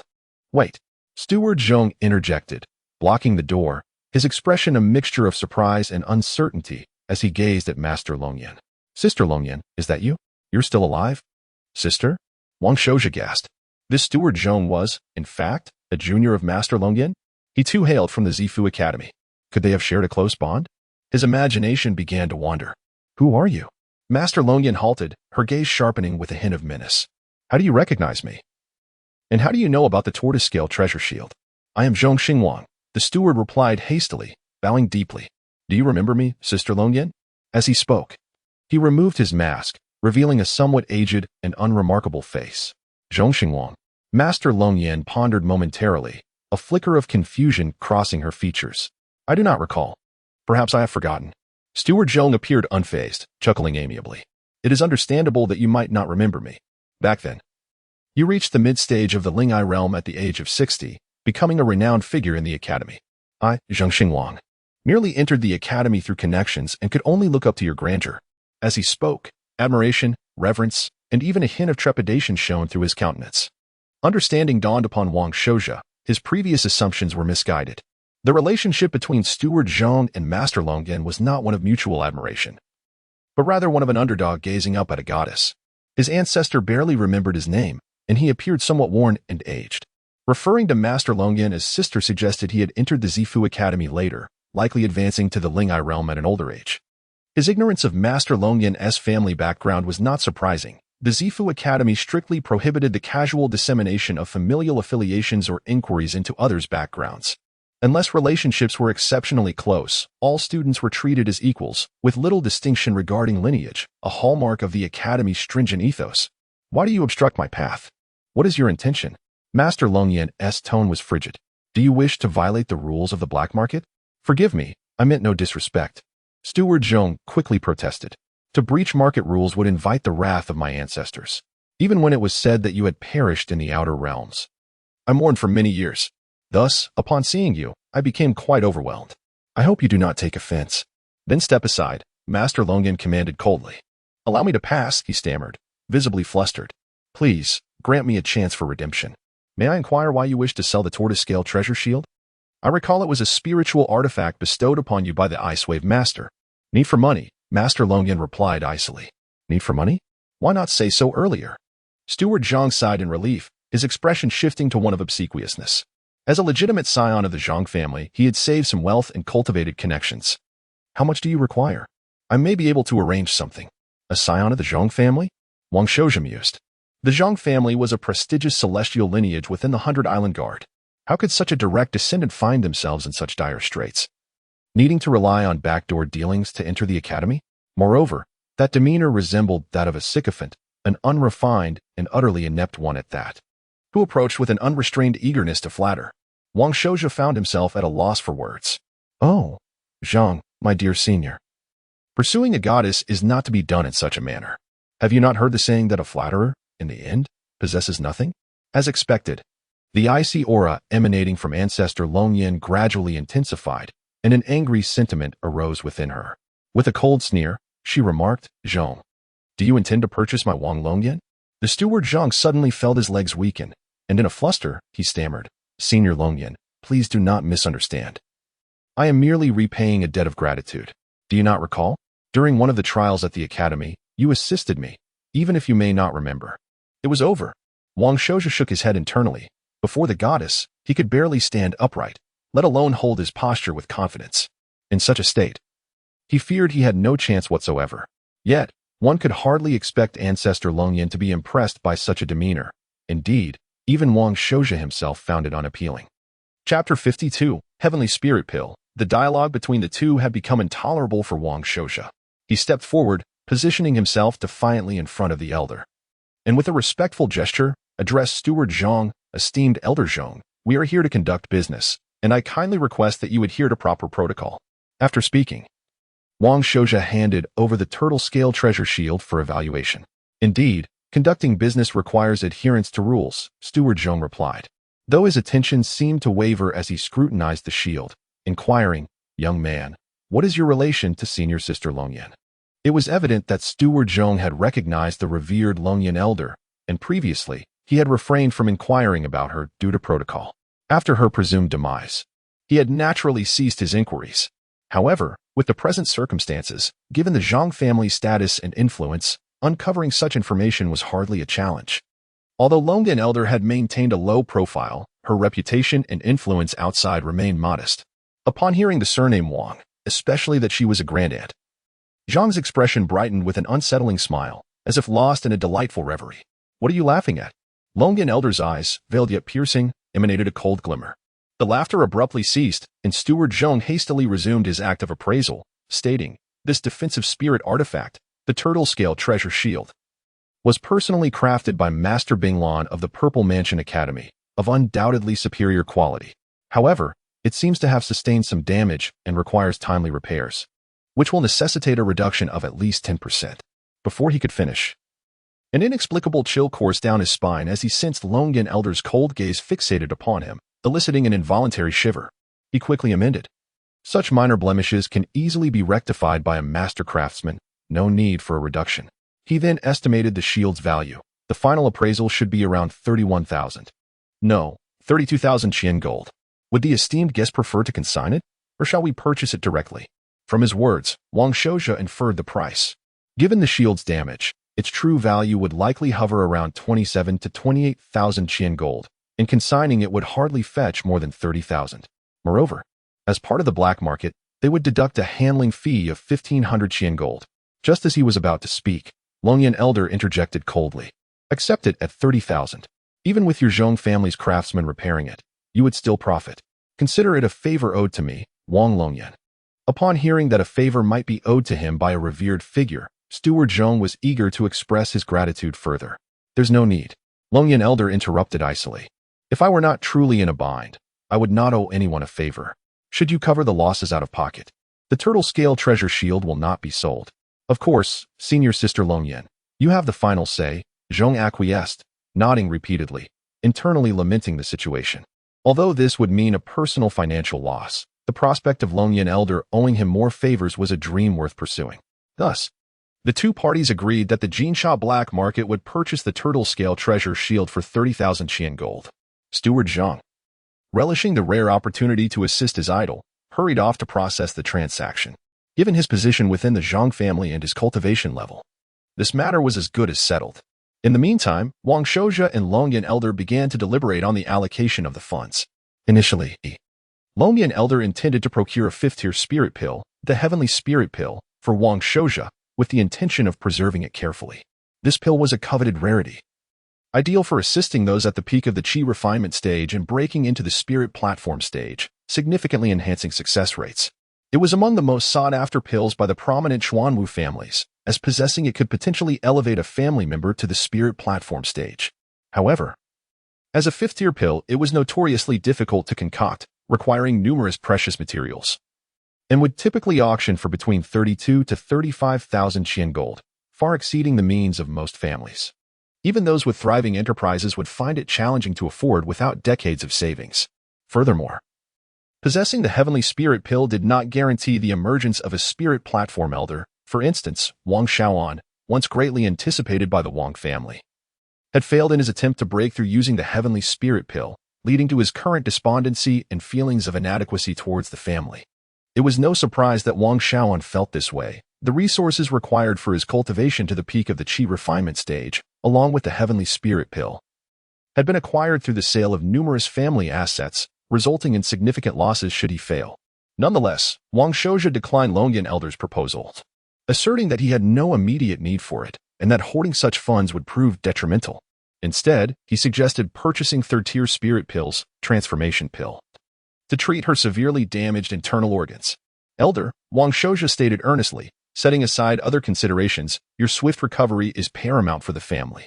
Without your protection, regardless of how well the Wang family develops, we remain an easy target for others. After a moment of contemplation, Longyan Elder ultimately acquiesced, recognizing that Wang Shouja's recommendation was most aligned with their current situation. Her initial intent to acquire the Heavenly Spirit Pill stemmed from concerns about her mortality and the family's future access to such resources. However, the current circumstances had shifted significantly. Before long, Wang Shouja utilized the writing materials in the private room to draft a list in consultation with Longyan Elder. 300 minor vitality pills, 100 second-tier vitality pills, 23rd tier transformation pills, 10 spirit stones, a complete set of minor 5 elements formation flags. The total cost would amount to approximately 30,000 Qian gold. The minor vitality pill was specifically intended for use in conjunction with the family's contribution system, especially for the younger generation who were at their prime cultivation age. Missing this critical period would render future resource investments insufficient. Wang Shouja was determined not to witness his younger siblings squander months refining their realms merely due to a lack of a minor vitality pill. The vitality pills were designated for Wang Shouja, Longyan Elder, and Wang Shaoan, particularly since the latter had become despondent after his failed attempt to reach the spirit platform stage. Fixated solely on the family business, the prosperous farm, which was an egregious waste of potential, Wang Shouja himself sought to expedite his cultivation progress, planning to utilize the minor vitality pills for regular training and rely on the vitality pills for breakthroughs at critical moments. Originally, he had aimed to reach the peak of the Qi refinement stage by his 40s before attempting the spirit platform stage, a timeline he found intolerably slow. With the mindset of a time traveler, he could hardly endure such a sluggish pace, even if it meant indulging in some extravagance and wasting resources. He was determined to break into the spirit platform stage as soon as possible. The set of minor 5 elements formation flags was intended as a gift for Lu Xiaoxiao. Previously, he had spent 500 Qian gold from Mingxing Elder to purchase a purple crystal spirit beam nest for her, which he now deemed extravagant. Considering Lu Xiaoxiao's innate talent for formations, this foundational formation would serve as an excellent learning tool for her. Esteemed Elder Zhang, might there be any items for concealing one's presence available in your market? Ideally, at a price not exceeding 1,000 gold, Wang Shouja inquired. After a moment's thought, Steward Zhong replied, there is a small treasure, a concealment jade pendant, capable of hiding one's Qi refinement stage cultivation in a non-explosive state, though it cannot deceive those at the spirit platform stage. The price is quite reasonable, merely 1,000 Qian gold. That will suffice. Wang Shouja responded with a hint of joy, adding it to the list. As time progressed, Wang Shouja prepared to accelerate his cultivation speed. He had no desire for his cultivation state to be exposed to prying eyes at all times. It seems you require quite an array of items, Steward Zhong remarked, a hint of concern on his face. I will need a day or two to gather them. Not a problem at all. Let us simply draw up an agreement. Wang Shouja replied. Wang Shouja swiftly made Zhang the steward appreciate the sentiments once felt by Manager Qian. The procurement agreement was remarkably meticulous, addressing every conceivable oversight. He sat cross-legged on the bed, engaging in meditation, and, after several hours, slowly opened his eyes, clearly having made significant progress. At this juncture, Wang Shouja's heart finally found tranquility. The recent expedition to the 100 Islands Guard had indeed been tumultuous and far from peaceful. First, the discovery of the heretical disciples of the Insha sect, followed closely by the encounter of Ancestor Long Yin with a junior from the academy. Any misstep in these matters could have precipitated a dire crisis. Fortunately, both situations had transformed from peril to safety, shifting from adversity to advantage. Notably, the Insha sect's method of transforming external disciples was of no use to others, yet it resonated profoundly with the ancestor. This fantastical world is fraught with danger. One careless foray could easily result in the loss of life. Chapter 53. The Gluttonous Talent in the following 2 days. Wang Shouja and the ancestor of Longdin decided to remain in the courtyard of the inn for their cultivation. The ancestor of Longyin had been tormented by the poison of Insha for 50 years and was thoroughly disgusted with her current state. The method of cultivation was exceedingly simple, comprehensible even to ordinary loose cultivators. After a brief contemplation, she began her attempts at transformation. Wang Shouja, fearing unforeseen accidents, chose to accompany her, which also allowed the ancestor to provide guidance on his cultivation queries. After ascending to the spirit platform realm at the Zifu Academy, the ancestor had apprenticed under Master Bing Lan and, at a young age, had already reached the mid-stage of the spirit platform realm. Neither her innate talent nor her insights could be compared to the luminary ancestor of the Lu family. A casual hint from her left Wang Shouja enlightened his thoughts flowing freely. However, the eldest daughter of the Wang family, Wang Litsai, being too young, found it difficult to stay still. Wang Shouja thus arranged for the family guards to accompany her on an outing and rewarded her with 10 qianjin as pocket money, acknowledging her recent diligence and attentive service to the ancestor. At noon, Wang Litsai burst into Wang Shouja's room, her chubby round face adorned with grievance. Fourth uncle, I was deceived by a detestable loose cultivator. Boo-hoo. I used 10 qianjin to buy this worthless stone, and there is nothing delicious inside, she exclaimed, producing a fist-sized stone that she had managed to split open, revealing a white interior. Wang Shouja's heart sank. 10 qianjin was not a trivial sum. Yet, having given it to her, it was her own money to squander. Still, the thought of such waste left him feeling weary. Could it be that his brother, Shoshin, excelled in raising a generation of spendthrifts? One was a gambler, and the other a glutton. What delicacies could possibly be found in that stone? This intelligence was indeed concerning. Suddenly, a realization struck him. Wang Shouja's eyelids twitched as he took the split stone into his hands. The stone's exterior was a vibrant green, strikingly beautiful. It was evident that this was a common gambling stone found at the stalls of loose cultivators. Some powerful families, such as the Tianren clan, or major factions, might possess some spiritual stone mines. These mines produced many scraps, and occasionally, spiritual stones could be found among them. However, in pursuit of greater profits, these scraps were sold as gambling stones. Initially, only a few loose cultivators participated in this gamble, but it soon evolved into an entire industry. Loose cultivators would transport gambling stones to various locations, allowing others to try their luck. Everyone knew that the odds were against them, 10 gambles, 9 losses.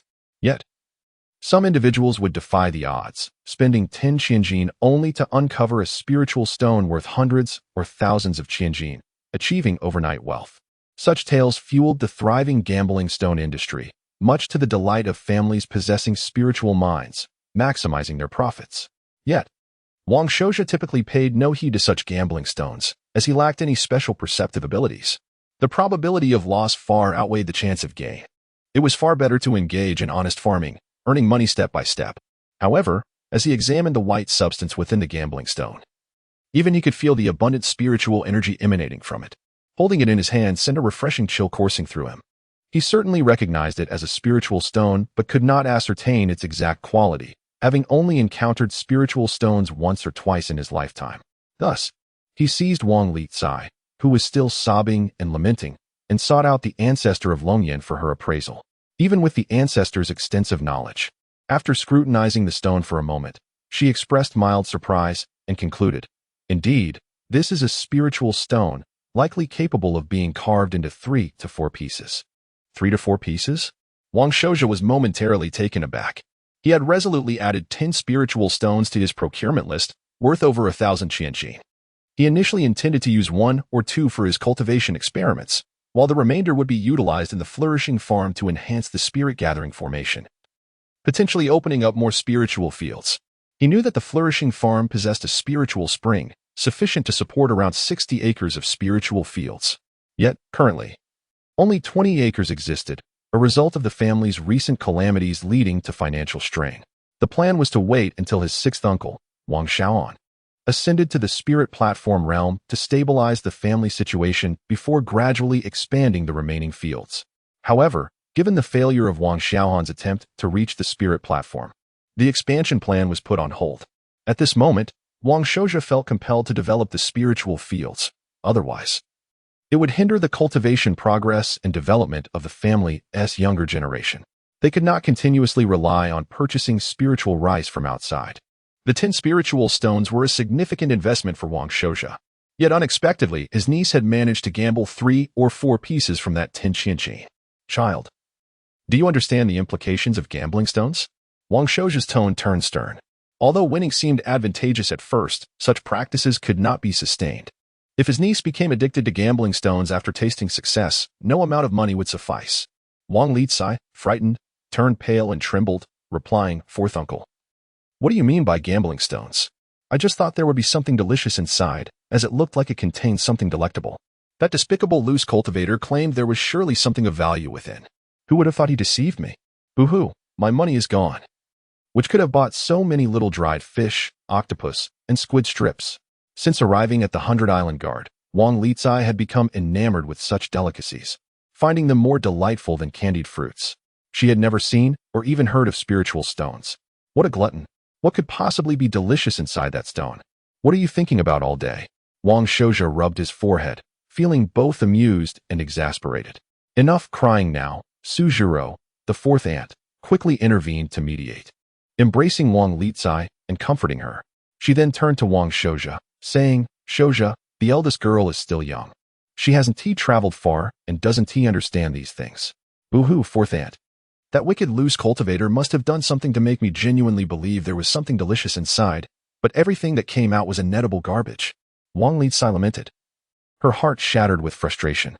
Inedible garbage? Wang Shouja held his forehead, nearly at his wit's end. If spiritual stones were mere garbage, what treasures existed in the world? Yet, Wang Lizai genuinely seemed unaware of what spiritual stones were, having grown up in a family where they were exceedingly rare. At this moment, Wang Shouja was convinced that his niece was not fabricating tales. She simply lacked the intelligence to do so.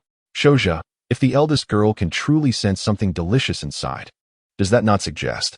Suzhiro said, her eyes gleaming with hope. Wang Shouja had indeed considered this possibility, but he found it difficult to comprehend. So he turned to the ancestor of Longyan for her insight. The ancestor furrowed her brow, clearly troubled, and remarked, "As far as I know, even cultivators at the Tianren realm require secret techniques to see through gambling stones, which are not without considerable cost and effort. However, I have heard of some exceptional individuals with unique ocular techniques that allow them to see through gambling stones. Yet, such individuals are exceedingly rare. And using their techniques results in noticeable changes in their eyes, easily giving them away. I have never heard of anyone like Lizai." After a pause, the ancestor added, "Shouja, the world is vast beyond your imagination. What I have seen and heard is merely a drop in the ocean. Perhaps this girl possesses a remarkable talent in spiritual perception." What kind of spiritual perception talent? Wang Shouja was somewhat skeptical. Even if this girl had some talent, it was likely just a talent for gluttony. We shall see when we try it. Then, Wang Lizai stopped crying, looking at Wang Shouja with innocent eyes, as if gazing at someone lacking intelligence. "Fourth uncle, are you really that angry? Isn't one lesson enough after being deceived once?" Wang Shouja's cheeks twitched in amusement, and he coldly chuckled. "Ah, my dear niece. I forgot to mention that I just bought 2 books. Before he could finish, Wang Lizai tightly clutched the 30 qianqi note and dashed away like the wind. The speed and swiftness of her response left even Wang Shouja somewhat astonished. He could hardly believe that the young girl possessed any innate spiritual perception. Yet he was certain that she undoubtedly had a talent for speed. However, to prevent her from encountering any misfortune, he hastily instructed Wang Zhong and Wang Yong to follow closely. "Shouja, you truly," remarked his fourth aunt, Suzhiro, with a gentle smile. Chapter 54. Wang Shouju's contentment. Wang Shouju felt a sense of relief. In fact, he approached this endeavor with a mindset of cautious experimentation. While indulging in the gamble of stone betting is undoubtedly unwise, should Wang Liku possess any peculiar and inexplicable talent, it would be a fortuitous opportunity to exploit that gift and bolster the family's resources. It was reminiscent of the novels he had read in his past life, such as Golden Eyes. The Wang family was in dire straits, so much so that Ancestor Longyan had to sell her personal spirit tool, the turtle scale shield, just to gather some resources. Particularly, the third-grade spirit pill, the creation pill, was exorbitantly priced at 1,000 qianjin each. It appeared that alchemists were the most lucrative profession in this world. However, for an alchemist to achieve any success, the requirements for talent were exceedingly high. Moreover, the initial investment in training an alchemist could be astronomical, with the risk of financial ruin looming if things went awry. Nevertheless, for a family aspiring to significant growth, the cultivation of alchemists was indispensable.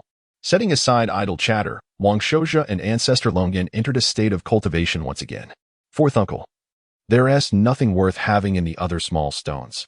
This large one has something good, Wang Liku declared, presenting a sizable stone as if claiming credit for her discovery. Her words were rather chaotic. Patriarch, Wang Zhong interjected, explaining, "We accompanied Miss Liku for half a day, and she selected this one.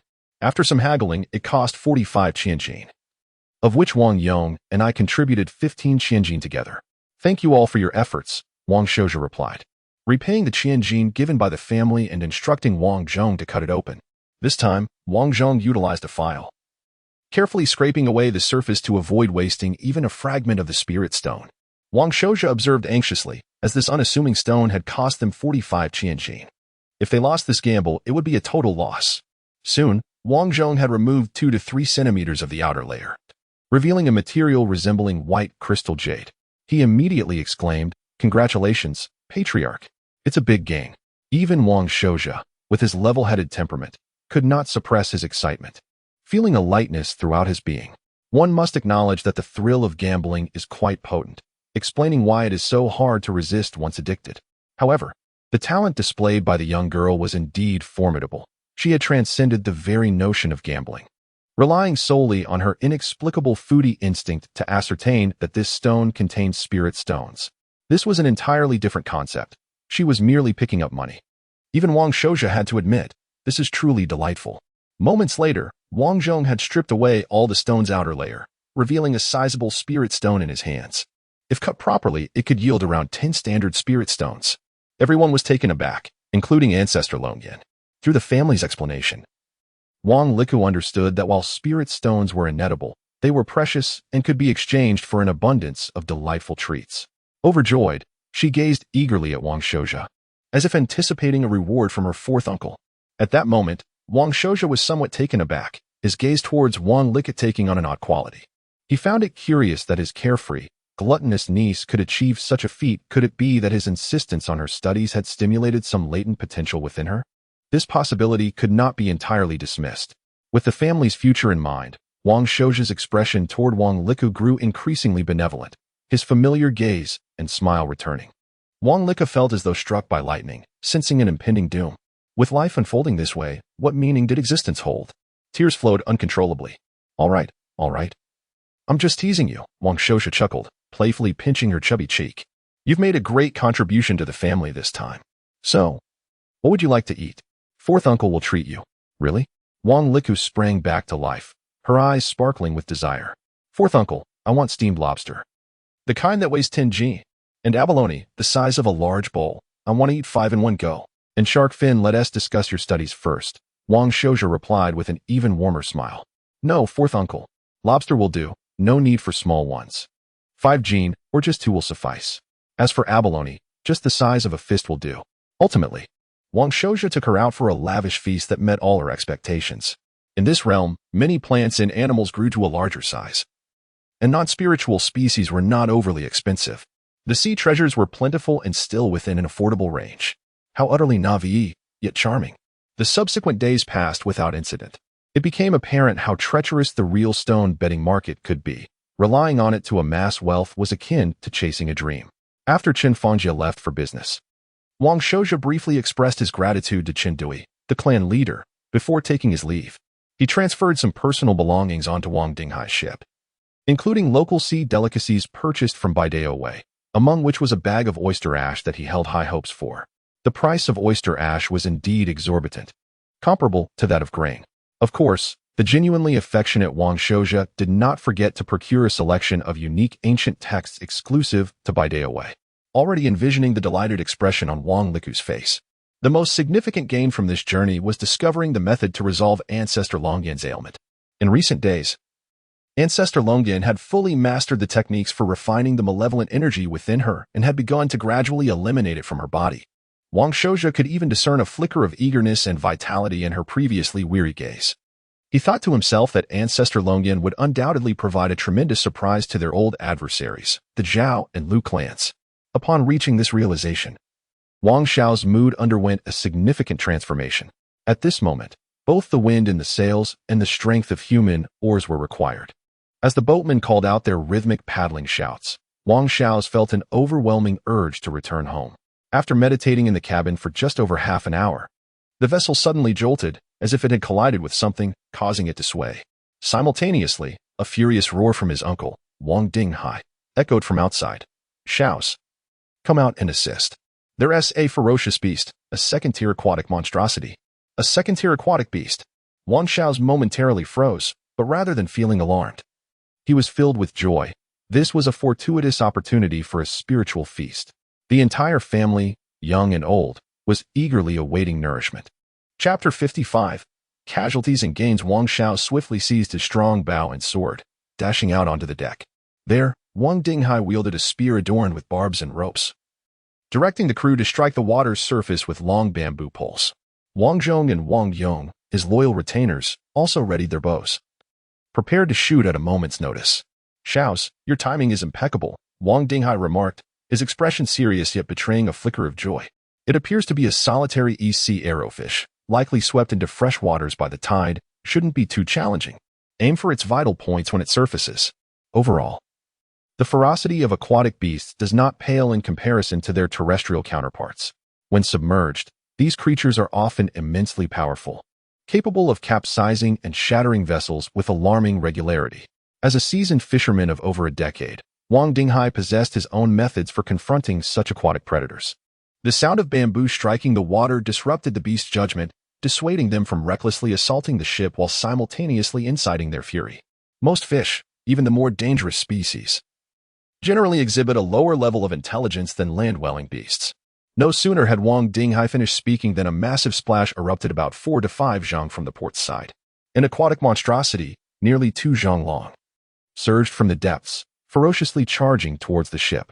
With Wang Xiao's keen eyesight, he discerned that this aquatic beast bore long, sword-like spines and a dorsal fin resembling a triangular banner, somewhat akin to the marlin of Earth, but far more formidable in both size and ferocity. Clang, clang, clang. 3 arrows flew almost simultaneously, striking the beast in succession. However, while Wang Zhong and Wang Yong's arrows pierced its flesh by 3 or 4 inches, Wang Xiao's arrow embedded itself over a foot deep. The disparity in penetration stemmed not from the bows themselves, but from the superior quality of the ethereal energy Wang Xiao's infused into his arrow. "Beast, you possess audacity." Wang Dinghai, a seasoned fisherman, surged with an explosion of energy, launching his spear designed for large fish with a powerful thrust. It struck the creature's side, embedded 2 feet deep. Yet, at that moment, the beast's spines impaled one of the crew members and continued its relentless descent into the water, its tail sweeping away 2 more crew members. With a thunderous crash, the beast and the unfortunate crew member plunged beneath the surface. However, the spear remained lodged within the creature, tethered by a specially crafted thick rope. Before it had swum a mere 10 zhang, the rope tightened suddenly, causing the medium-sized merchant ship to tilt under the strain. This was the accumulated wisdom of humanity in battling large aquatic predators. And the East Sea arrowfish had evidently made a grievous error, a mistake that would ultimately cost it its life. The agony from the spear and the relentless tugging of the rope caused the creature to thrash in torment, desperately attempting to break free. But its struggles only worsened its injuries, as the rope wound tighter around it. Meanwhile, Wang Xiao and his companions unleashed a barrage of arrows upon it. Though they had slain a second-tier aquatic beast, the loss of 2 crew members cast a shadow over Wang Xiao's countenance. The morale of the remaining crew plummeted. For those who perished were comrades they had shared countless days with. Xiao's battling a second-tier aquatic beast today has gone relatively well. This is a significant victory. Wang Dinghai consoled, patting Wang Xiao's on the shoulder. Even blood relatives and loyal retainers are not immune to the perils of battle. Wang Xiao's understood that while a second-tier beast may be classified similarly to a high-tier qi refining practitioner, the overall strength of such beasts significantly surpassed that of their human counterparts. Moreover, this world differed fundamentally from Earth. Humanity had long been in a struggle for survival against ferocious beasts. As humans inhabited the land, the terrestrial predators had been largely eradicated from their territories, rendering those places relatively safe. However, the toll taken during such purges was impossible to estimate. In contrast, the aquatic realm presented a different scenario. Humans did not dwell in the waters. Rivers like the Anjiang were rife with wild sources and numerous tributaries, some leading to untamed, perilous waters where aquatic beasts thrived. This intricate network of waterways facilitated the continuous emergence of aquatic predators within human habitats. Otherwise, years of relentless hunting would have long since cleared these waters of their inhabitants. The East Sea arrowfish, clearly a marine predator, had found itself unfortunate enough to be swept into fresh waters by the tide, lacking any experience with humans. The vastness of the ocean concealed countless terrifying and ferocious species, a mystery yet to be unraveled by humanity. Thus, merchant vessels were not only built large but also exceptionally sturdy, often equipped with siege weaponry and other arms.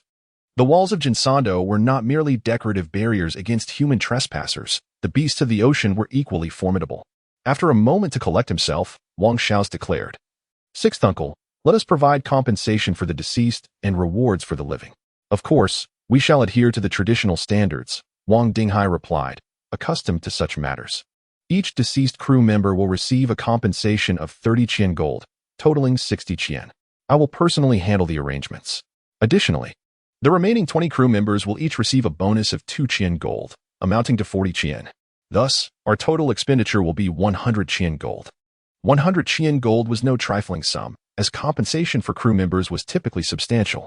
Nevertheless, Wang Xiaos readily handed over the full amount to Wang Dinghai without hesitation. Upon hearing that each surviving crew member would receive 2 qian gold, their spirits lifted significantly, invigorated by the prospect of their earnings. Although their work was perilous, the promise of 2 qian gold constituted a considerable windfall. Their jubilant spirits renewed, the crew assisted Wang Zhong and Wang Yong in hauling the beast's carcass onto the deck. Undoubtedly, Wang Dinghai, a man accustomed to a life upon the waters, demonstrated remarkable wisdom in his decisions. After the vessel had sailed for over a moment, they encountered the fishing fleet of the Luo family. With the tide rising, it was the optimal time for fishing in that area. Noticing a passing merchant ship amidst their frantic efforts to seize the golden opportunity, they had no intention of approaching for inquiries. The Anjiang was a route frequented by merchant and passenger vessels alike. Soon enough, they navigated safely through the territory of the Luo family without incident. "Congratulations, master." Wang Zhong and Wang Yong, having processed the East Sea arrowfish, reported with joy. This creature is estimated to weigh over 1,000 pounds, after accounting for inedible parts. We should still have over 700 pounds, a tremendous profit. The flesh of a second-tier beast commands a price several times that of a first-tier, and its restorative properties are superior. Just the edible portions are worth hundreds of qian gold.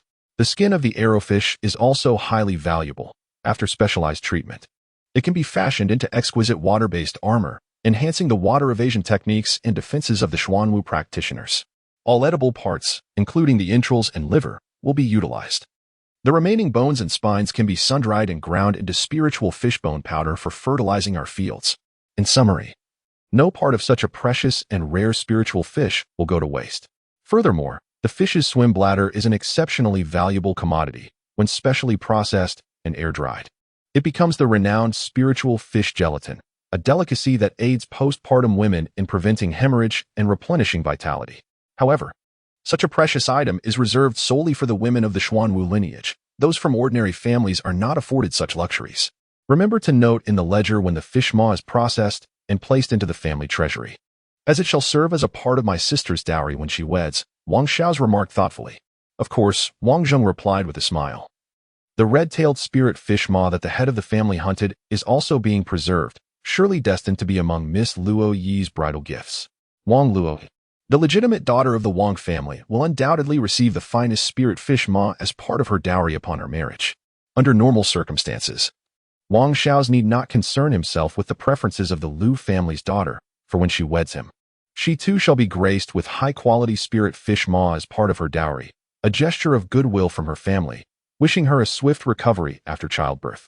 The customs and traditions of the Xuanwu clan permeate every facet of life. Chapter 56. In years to come, if I become the Azure Emperor. May your peach blossoms bloom abundantly, Wang Zhong and Wang Yong. You both have performed admirably. Wang Xiaos expressed his satisfaction with these two loyal retainers. Acknowledging their formidable combat abilities and strong work ethic, he promptly rewarded them with 10 pieces of gold each. The two retainers were overwhelmed with joy. Kneeling to express their gratitude, "Thank you, Master, for your generous gift." As the foremost retainers, their annual sustenance was substantial, amounting to around 2 pieces of gold per year for their living expenses. In addition to valuable resources for cultivation worth 20 pieces of gold and an extra salary of 12 pieces of gold. Compared to the average commoners, their income was exceedingly high. Thus, Wang Xiao's generous reward of 10 pieces of gold was indeed a significant sum, especially for Wang Zhong, who had recently captured an outer disciple of the Insha sect using himself as bait. His task was executed with remarkable skill, earning him an additional reward of 20 pieces of gold, filling his coffers to overflowing. His generous treatment was also a means to support their growth. Although the retainers enjoyed substantial provisions, the resources available to them were still inferior to those of bloodline family members. Both of them, in their 30s, had worked hard to cultivate to the 4th or 5th level of qi refinement, a challenging achievement. Afterward, silence enveloped them. On the black-sailed boat, Wang Xiaos beheld the significant transformations within the Fenggu farm. Thousands of acres of wheat had been harvested, and the threshing grounds were piled high with the grains, resembling small hills. A bountiful harvest indeed. The busy farmers wore expressions of contentment, for this fruitful year would greatly improve their lives. Most farms in this world operated on a tenant profit-sharing model. The greater the yield, the more profit they could share, aside from their own consumption. Any surplus grain could be exchanged for copper to save. Once they accumulated enough wealth, they could send their children to Ping'an Town to learn a trade, enabling them to become self-sufficient and start families of their own. With even more savings, they could purchase 10 or 20 acres of arable land and build a home nearby, thus becoming self-sustaining farmers. However, the transition from tenant farmer to self-sustaining farmer was no simple task, often requiring a generation or even 2 of hard work and perseverance. In this world, some tenant farmers gradually became self-sustaining, while others fell into decline, reverting to tenant status. Such fluctuations are as natural as the ebb and flow of tides or the waxing and waning of the moon. Similarly, there were illustrious families of the Xuanwu lineage that experienced both decline and resurgence. In the eyes of the tenant farmers, the Wang family was akin to heaven. Yet, in that moment, Wang Xiaos realized that there was little fundamental difference between the Wang family and those tenant or self-sustaining households. All aspired to improve their families or clans through diligence and the accumulation of resources. As the black-sailed boat traversed the Fenggu farm, following the winding river towards the main residence, it passed by several villages. These villages varied in size, ranging from 30 to 300 households, mostly composed of self-sustaining farmers, with some small farms interspersed. When the ancestral figure, Zhou Xian, ventured south to cultivate land, he was accompanied by a group of over 100 related Wang family members. However, these branches had diverged from the main bloodline for so long that their lineage had become exceedingly diluted, making it difficult to produce any notable cultivators. Nevertheless, these branches of the Wang family took root in Ping'an Town and flourished over generations. Today, the Wang family branch in Ping'an Town alone had exceeded 1,000 members.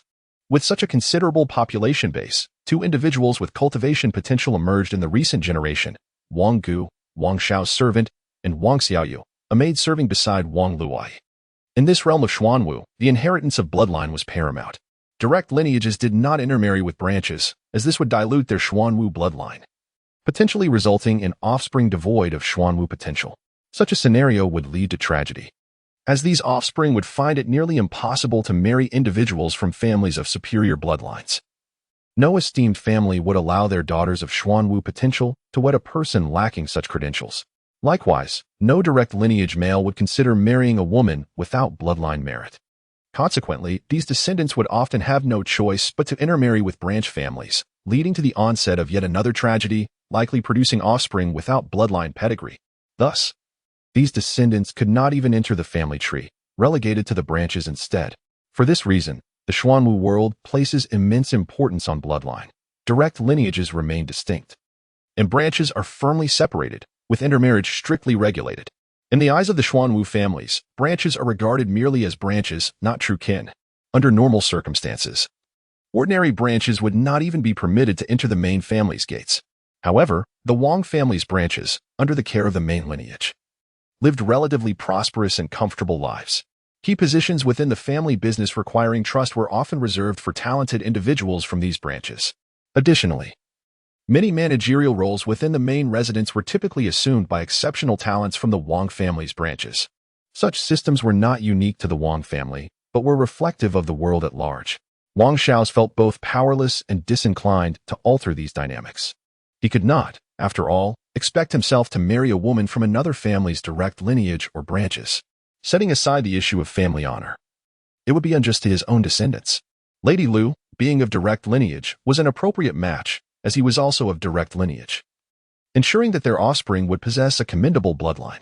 There was even a chance they might produce a child with excellent potential. A fortunate outcome for both the Wang and Lu families.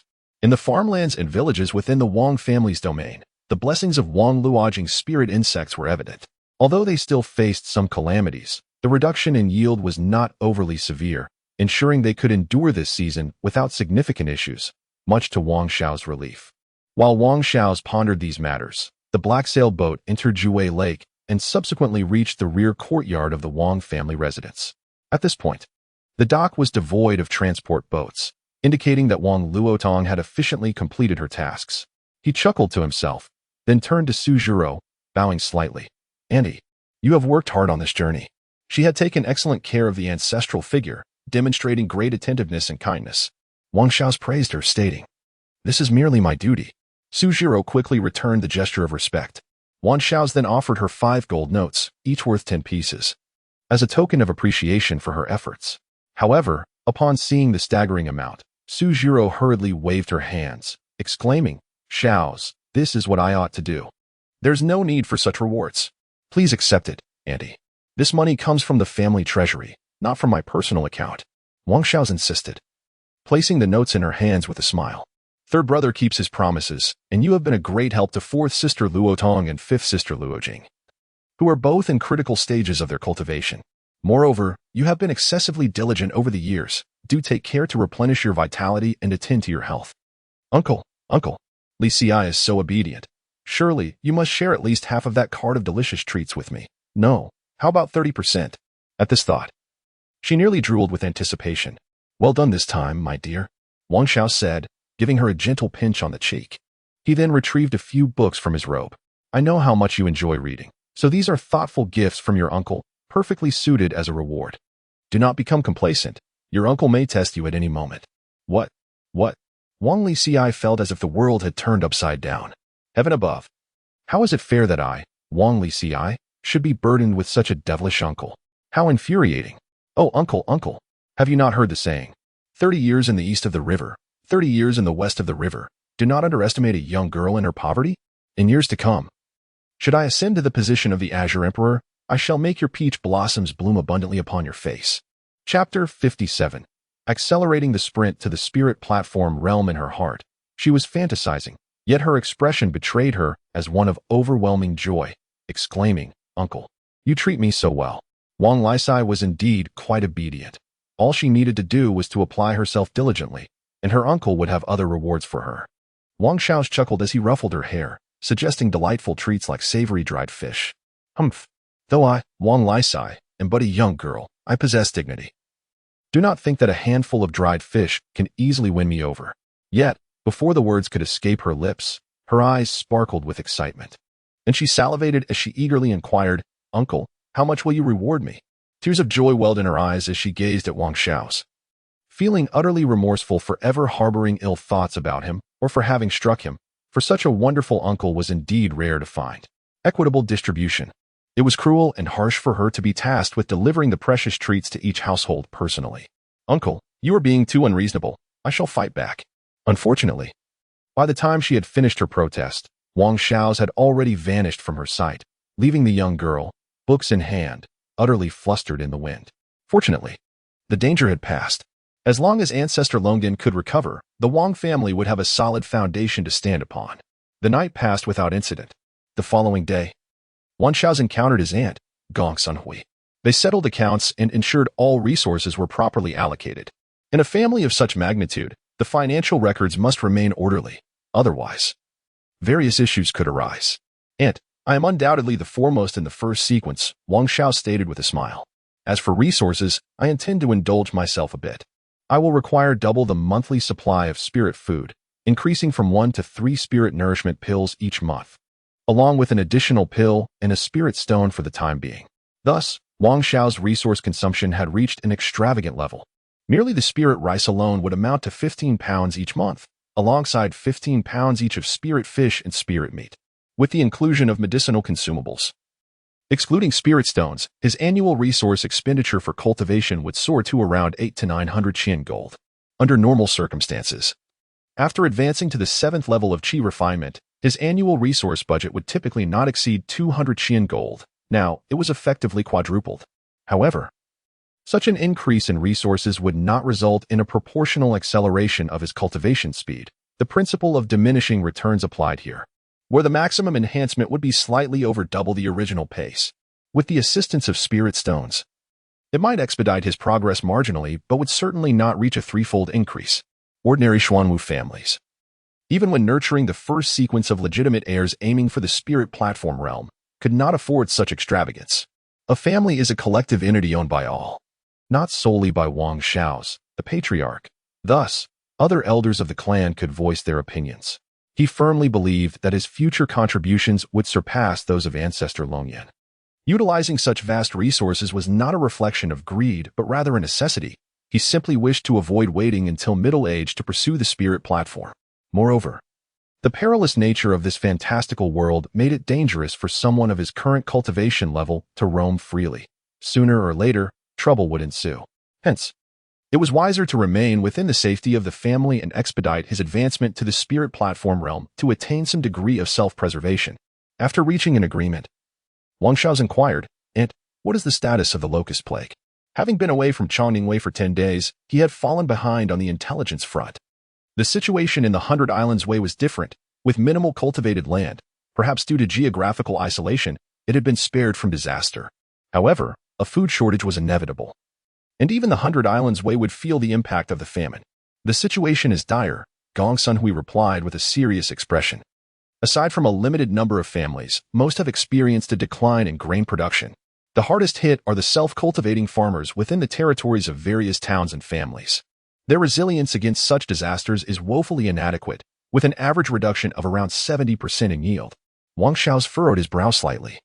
A 70% reduction is indeed catastrophic, but surely with stored in new grain, self-cultivating farmers can persevere until the next harvest of rice? Surely, it could not be worse than that of tenant farmers. "You are unaware of certain factors," Gong Sunhui explained. "Firstly, let me clarify about tenant farmers. A typical tenant household comprises 1 to 6 or 7 individuals. Assuming a standard tenant family of 3, with 2 able-bodied adults, they should be capable of cultivating around 20 acres. In a normal year, the total value of their rice and wheat would amount to approximately 600 large copper coins. Of this, about 40 large copper coins would be needed for pest control, and around 20 large copper coins for oxen, tools, and seeds. The family would be subject to a tax system where the land tax is divided into 4 parts, with each of the local authorities receiving a share. Thus, a 20-acre plot would incur a tax of 80 large copper coins. Ultimately, they would have around 460 large copper coins remaining, which would be split with the landlord in a 3-to-7 ratio, resulting in the tenant farmer receiving a profit of 138 large copper coins. For a 3-person tenant household, this translates to just over 1 Qian gold annually, leaving little after daily expenses. Wang Xiao touched his nose, somewhat astonished. He had previously calculated land revenues but had not delved deeply into the earnings of tenant farmers. The reason tenant farmers can withstand risks better is that they still have the Xuanwu family backing them. To maintain stability among tenant farmers, the landlords typically ensure a guaranteed minimum income. Even in years of complete crop failure, they would still receive 60 large copper coins, allowing them to farm with peace of mind. Of course, these earnings are not purely in Qian gold, but rather a combination of resources and cash, reflecting a comprehensive account value.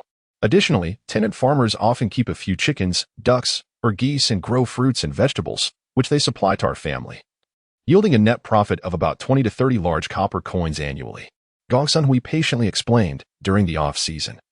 We also organize tenant farmers for tasks such as land reclamation, river dredging, building houses, and reinforcing riverbanks, which can yield around 20 large copper coins. Thus, an ordinary 3-person tenant family can earn around 180 to 190 large copper coins annually. Even in disaster years, they can still manage over 100 large copper coins. However, self-cultivating farmers are different.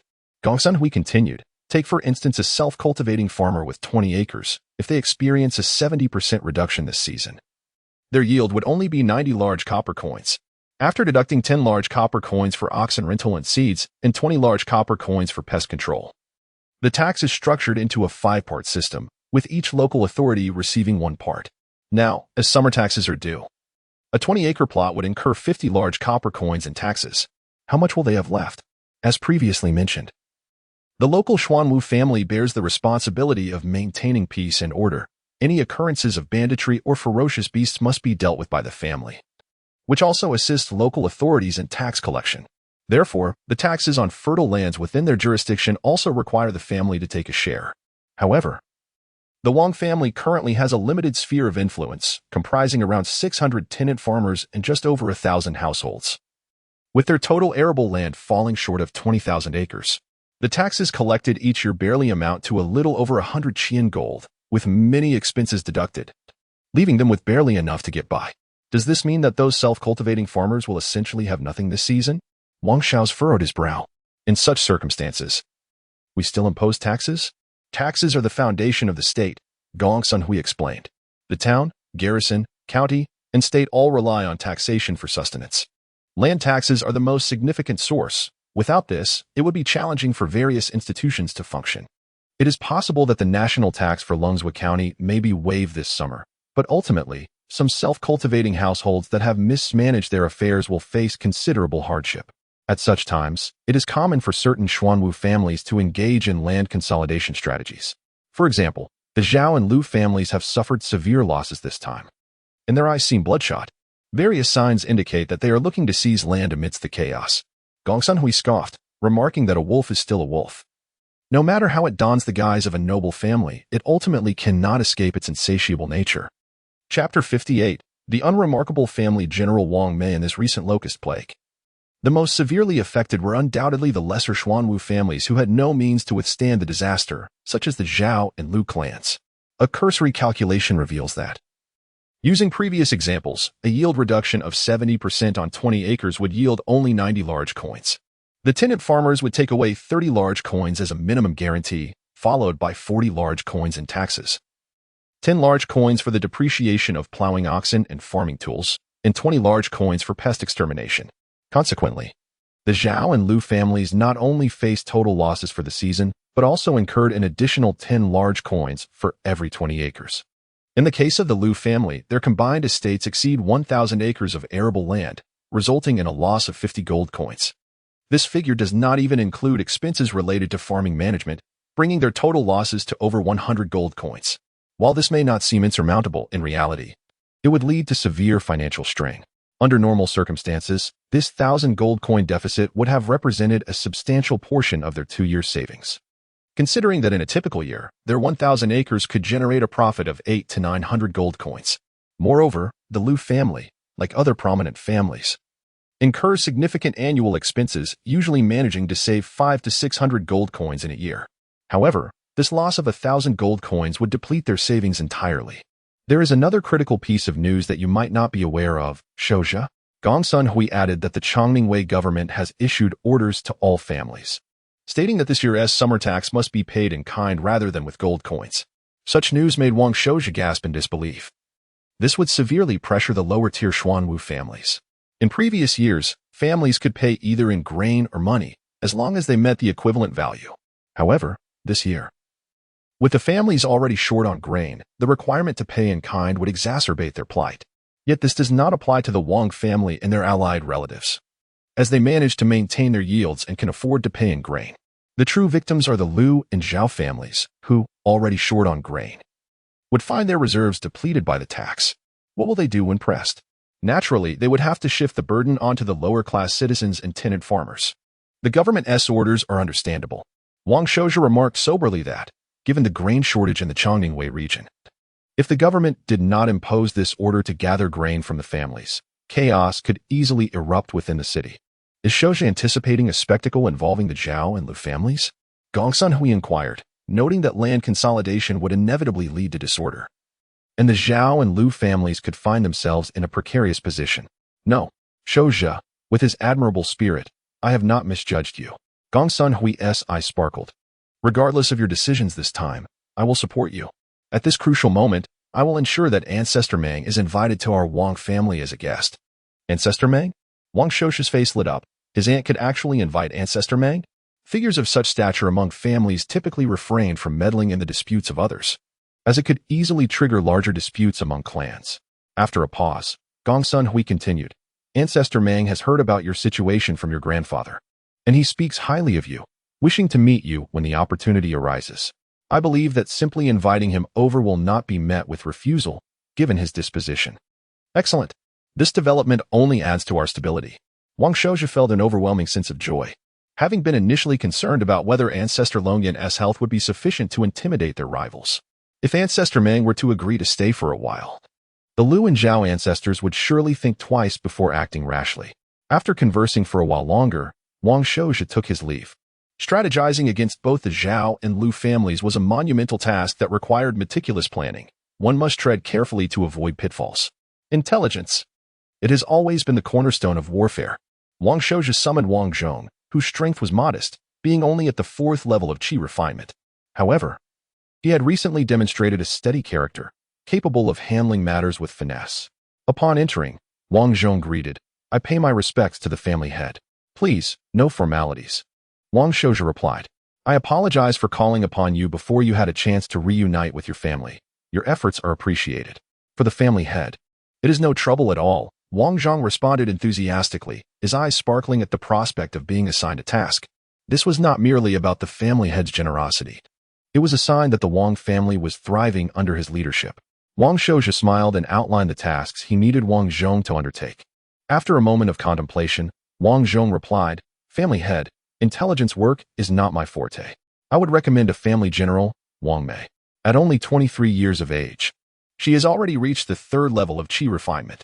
She possesses a keen eye for detail and excels at disguise and infiltration, making her adept at gathering intelligence. Wang Shouja remained non-committal but summoned Wang Mei for a personal assessment. Shortly thereafter, Wang Mei arrived, appearing anxious as she bowed. I pay my respects to the family head. Wang Shouja scrutinized her. She was unremarkable in appearance, easily forgettable upon turning away. However, her physique was commendable, curvaceous with long, solid legs, clearly possessing considerable strength. Intrigued, he said, You may rise. Wang Zhong mentioned your talents in disguise and infiltration. Could you elaborate? Oh, you are quite confident. Wang Shouja chuckled. Could you demonstrate your skills for me? Wang Mei agreed, but requested time to prepare. Wang Shouja, now intrigued, encouraged her to take her time. Once she departed, he resumed plotting his strategy. This plan was not particularly sophisticated. It was merely a small-scale commercial ambush. Such events transpire regularly on Earth. However, Wang Shouja approached the planning with great care. This was a rare opportunity that must not be squandered. The steps of the plan gradually took shape. Greetings, family head. A robust male voice resonated. Who are you? Wang Shouja frowned, unable to recall such a family general within the Wang family. Family head, I am Wang Mei. The voice shifted to that of a woman, causing Wang Shouja to be momentarily taken aback, his skin prickling with surprise. Your skill is rather unique, quite fascinating. Pleased by the family head's praise, Wang Mei smiled and replied, Please, family head, allow me a moment to prepare another transformation. An hour later, when Wang Mei reappeared, Wang Shouja and Wang Zhong were left astounded. Before them stood a graceful young woman, draped in sheer fabric, adorned with lotus shoes, holding an antique floral parasol. With each step, she moved with an enchanting grace, an alluring fragrance wafting through the air.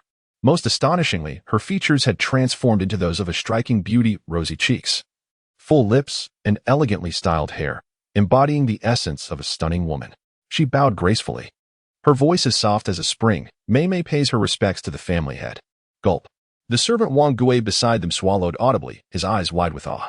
This Wang Mei was comparable to the enchanting transformations seen in viral videos. Wang Shouxia felt invigorated.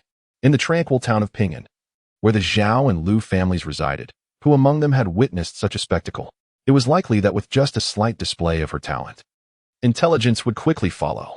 Chapter 59. The Great Demon King Wang Shouxia. This young woman possesses immense potential for development. At merely 23 years of age, she has already reached the third level of qi refinement. Although her cultivation level may not quite match that of the bloodline disciples within the family, the disparity is not substantial. Therefore, her talent is commendable, and she must also be quite diligent. Uncle Zhong, this is merely Mei who, having been of ordinary appearance since childhood, gradually developed a fondness for makeup, entertaining herself in solitude. Wang Mei's voice was melodious and sweet, her enchanting eyes casting a playful glance at Wang Zhong. Such trivial skills are hardly worth notice. Wang Zhong's heart raced, and his breath quickened as he turned away, saying, Wang Mei, you must cease speaking in such a manner. I already have a wife and children. As a man in his 30s or 40s, had he not been well acquainted with Wang Mei, he might have fallen victim to her charms at this moment. Wang Shouxia silently chuckled to himself. So, if you had no wife or children, would you be prepared to yield? Very well, then let this task fall to Wang Mei. Clearing his throat, Wang Shouxia solemnly declared, Wang Zhong, you have always been steady in temperament. You shall oversee this intelligence operation. You may summon personnel from the family as needed, while you coordinate from the center. You must keep Wang Mei's safety in mind and refrain from taking undue risks in pursuit of the mission. Wang Zhong accepted the order, bowing with utmost seriousness. Wang Mei. Wang Shouxia continued, your skills in makeup may seem trivial, yet if utilized wisely, they could lead to great accomplishments in the future. However, your application is somewhat excessive, and your demeanor tends to lean towards the overly delicate and affected.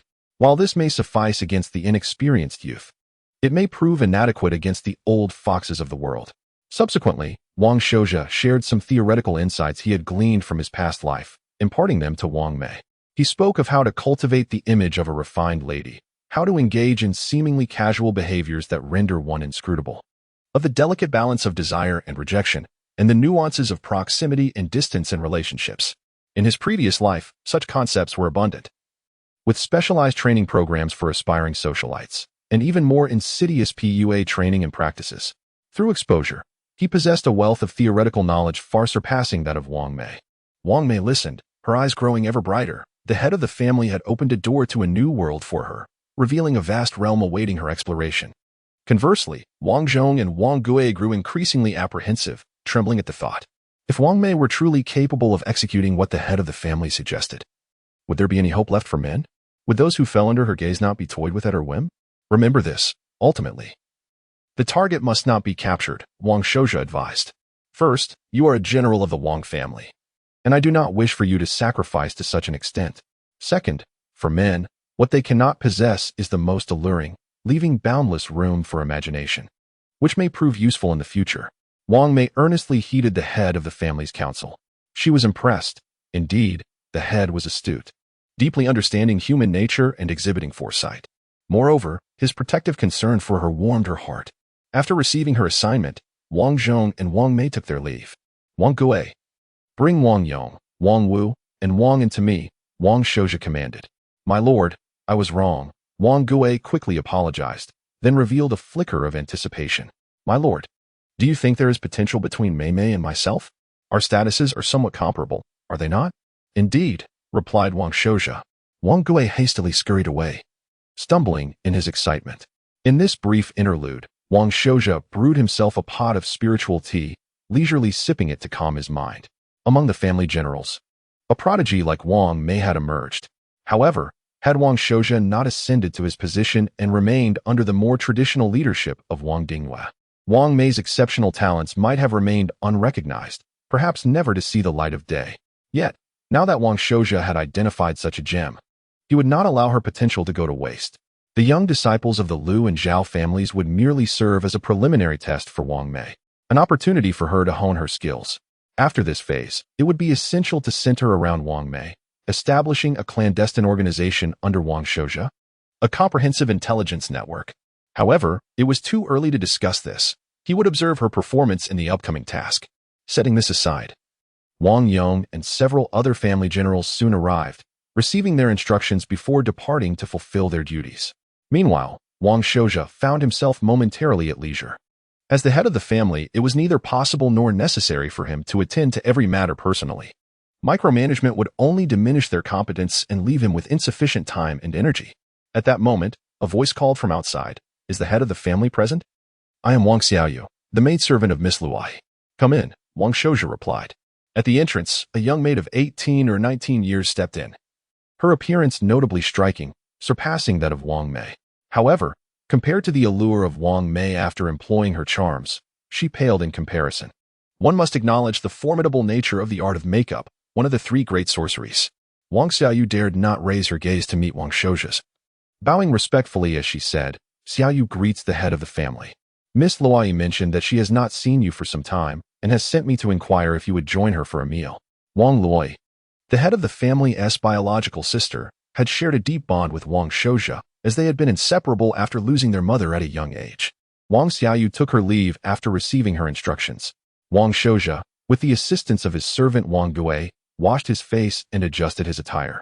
Inspecting himself in a large copper mirror, he appeared quite formidable, youthful, and composed, exuding a most appealing aura. Had he possessed such looks and demeanor on Earth, he might have thrived solely on his appearance. The grand residence, designed by the esteemed Patriarch for long-term considerations, was quite expansive. Sister Wang Luai's quarters were notably tranquil, requiring over a quarter of an hour to stroll there. This main residence was adorned with a plethora of greenery, the air thick with vitality. Particularly, certain ancient species of trees, planted over a century ago, had grown into towering giants, their canopies providing ample shade, making for a refreshing respite from the sun. The section of the residence closer to the mountains was exceedingly serene, primarily accommodating the younger daughters of the family. Except for those too young to be separated from their parents, the others resided independently. In addition to the courtyards, various small ponds, rockeries, flower beds, and pavilions had been established, creating a landscape of exquisite elegance. As Wang Shouja strolled, savoring the rare tranquility, a sudden commotion arose ahead. "Wang Shouyang, if you lose, I will make you pay," boomed a slightly domineering young girl's voice. "Come on, fifth brother. I support you. Losing to sixth brother would be too embarrassing," came another familiar voice, Wang Luojing's. Simultaneously, the sounds of fists and feet clashing echoed, accompanied by the forceful collision of energy. Were the fifth and sixth brothers sparring? The Wang family, known for its lineage of guardians, had 7 male descendants from the eldest Wang Shouxin to the youngest Wang Shut. Wang Shouja merely occupied the 4th position, with 3 younger brothers following him. Presently, the 2 engaged in the spar were the 5th brother, Wang Shouyong, and the 6th brother, Wang Shouyan. Such is the nature of aristocratic families. The older the lineage, the greater the age gap among the siblings. Wang Shouja chuckled to himself, choosing not to intrude, so as not to make them feel self-conscious. Just as he intended to quietly slip away, he suddenly heard the voice of the eldest sister, Wang Litsai, Wang Shouyong. "Wang Shouyan, have you not eaten? You're all flailing about like this? Where's your manhood? Dear sister, please don't disrupt us from the sidelines," Wang Shouyong retorted. "If you're so capable, why don't you step in?" Indeed, my dear girl, you ought to address us as uncles," Wang Shouyan chimed in while engaging in the playful tussle, "asserting our seniority over you. Alas, what significance does such hierarchy hold? This miss has offered you her precious dried fish, yet you have gained not an ounce of strength." Wang Litsai let out a prolonged sigh, lamenting, "With your current state, how could you possibly contend with our formidable 4th uncle, the great Demon King?" "4th uncle, the Demon King?" Wang Shouja, taken aback, touched his nose in bewilderment, wondering when he had acquired such a moniker. Chapter 60. The younger siblings are quite lively, big sister. Why not just let it go? Wang Shouyong's voice emerged, tinged with evident hesitation. 4th brother is formidable. Even eldest brother might not be able to defeat him. Let it go? Wang Shouyong, did you say that when you were snacking on my dried fish? Wang Litsai retorted, adopting a demeanor far beyond her years. Once you consumed my belongings, you belong to me. I warn you, if you do not comply, I shall disclose our pact to 4th uncle. Wang Litsai, you're being excessive. When you offered the dried fish, you did not mention it was to deal with 4th brother. Another boy, Wang Shouyang, exclaimed, his voice quavering. 4th brother nearly entered the Zifu Academy. Who could possibly prevail against him? You fools, It's not as if you are to engage in a duel. Wang Litsai scoffed. We will trap the great devil using cunning, and together we shall ensnare him in a sack, ensuring he cannot retaliate. Wang Shouja found the scenario both amusing and infuriating. These little rascals seemed to conspire against him. Particularly, his elder sister Wang Litsai, who appeared so meek before him, now rallied a group of youngsters to plot against him. The abruptness of the shift left him astounded. Truly, the title of Big Sister was well-deserved. Wang Luojing, your sneaky demeanor suggests you were plotting to betray us. Another domineering young girl interjected. Big Sister has proclaimed that Fourth Brother has prepared a plethora of books for us to read, and should we not finish, he will frown and scold us. I enjoy reading, but you do not. Recognizing the voice, Wang Shouja realized it belonged to Wang Luochio from his third uncle's household, who was only 11 this year. He had heard that she had already reached the second level of qi refinement, showcasing extraordinary talent. He had intended to meet her to offer encouragement, yet opportunity had eluded him. Wang Luochio, I too do not wish to study. But I do not believe your methods can subdue Fourth Brother, Wang Luojing remarked. Fourth Brother is far superior to you. Luojing, did you not raise insects? Wang Luochio suggested. You could unleash them to sting him. Absolutely not. Wang Luojing hastily shook her head. Wang Shouja's expression darkened. What manner of siblings were these? They were concocting plots to harm their elder brother merely to evade their studies. Fortunately, Wang Luojing still possessed some reason and held Fourth Brother in high regard, which provided him a measure of comfort. If we are to confront Fourth Brother, we must hatch a second batch of the amethyst spirit bees, Wang Luojing calculated. Moreover, a direct assault offers no chance of success. Luochio, you can feign an ankle sprain in front of Fourth Brother, allowing me to release the amethyst spirit bees. You are still so small, Fourth Brother would certainly rush to protect you, and then Fifth and Sixth Brothers can seize the opportunity to rush in with the sack. Cold sweat trickled down Wang Shouja's temples. What kind of malicious scheme was this? Was he truly their elder brother? Particularly Wang Luojing. Wasn't that hive of amethyst spirit bees a gift from him? Wait, she had successfully raised them? Truly a little prodigy. Yet, these siblings and nieces were far from innocent. Before him, they all acted like obedient little angels. How had he underestimated them? However, as Tong mentioned, he should not underestimate Wang Luojing. That girl had always been clever and whimsical. How could she possibly be a harmless little girl? Wang Shouja's lips twitched. Well done, Wang Litsai. You suggested sharing the snacks evenly. Yet here you are, leveraging this resource against me. Yet you possess no real ability, he thought. Your intellect is likely to be outmatched by Wang Luojing. Nevertheless, some matters needed clarification. Wang Luojing stated, we simply require Fourth Brother's assurance not to pressure us into studying. Furthermore, we must not strike Fourth Brother's face. He is too handsome, and a bruise would ruin his looks. This was truly intolerable. Wang Shouja stepped outside with a smile. Luojing, I did not expect you to care so much for your Fourth Brother. My heart feels warm. The group of little ones, caught in their conspiracy against the great devil, froze in shock. Were they being jested with? Their plans had been overheard, and they were now exposed. It was over. Among them, Wang Luojing and Wang Litsai appeared the most terrified. One was the mastermind, and the other was the planner. Neither were innocent. Fourth uncle, hello. Fourth uncle, goodbye. Wang Litsai muttered, her legs weak, ready to flee. Wang Luojing's face turned pale as she discreetly hid behind Wang Shouyo. Among the three girls, only the 11-year-old Wang Luochio stared wide-eyed at Wang Shouja, seemingly unimpressed by his sudden appearance. As for Wang Shouyong and Wang Shouliang, they appeared the most timid, their heads bowed and trembling. In the Wang family, the upbringing of boys was particularly strict. Wang Shouja, as their elder brother and head of the clan, would rightfully discipline them if they dared to show disrespect. Stop right there, Wang Shouja said with a smile. Wang Litsai, Wang Luojing, you must consider this. You can run from the monk, but you cannot escape the temple. Fourth brother, we will never do it again, Wang Litsai whimpered. We were merely joking with you. Wang Shouja ignored them and turned his attention to Wang Shouyong and Wang Shouyang. With a knowing smile, he asked, Shouyong, Shouyang, do you both have a significant grievance against Fourth Brother? Both boys, frightened, quickly shook their heads. No, we have always admired Fourth Brother the most. This was indeed true. Among the show characters, Wang Shouja shone like a star, and they held him in deep respect.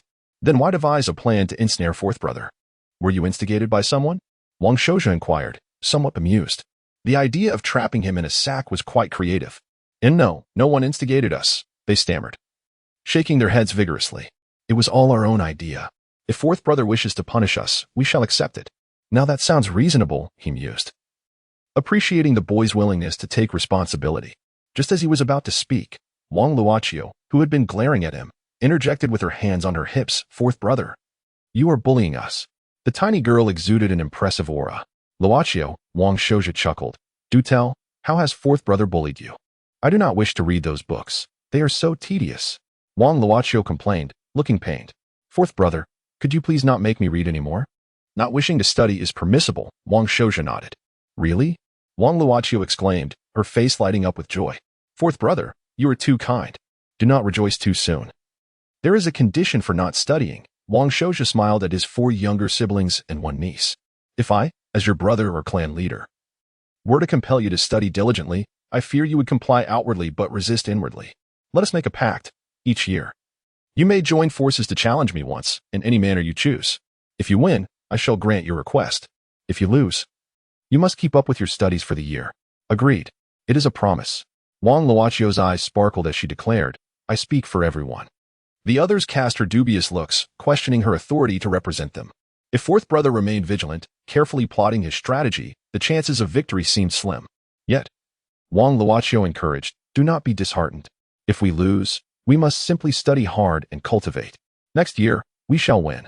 Her audacity caught Wang Shouja's attention. This little girl possessed a bold spirit. It was no wonder she had already reached the 2nd level of qi refinement at such a young age.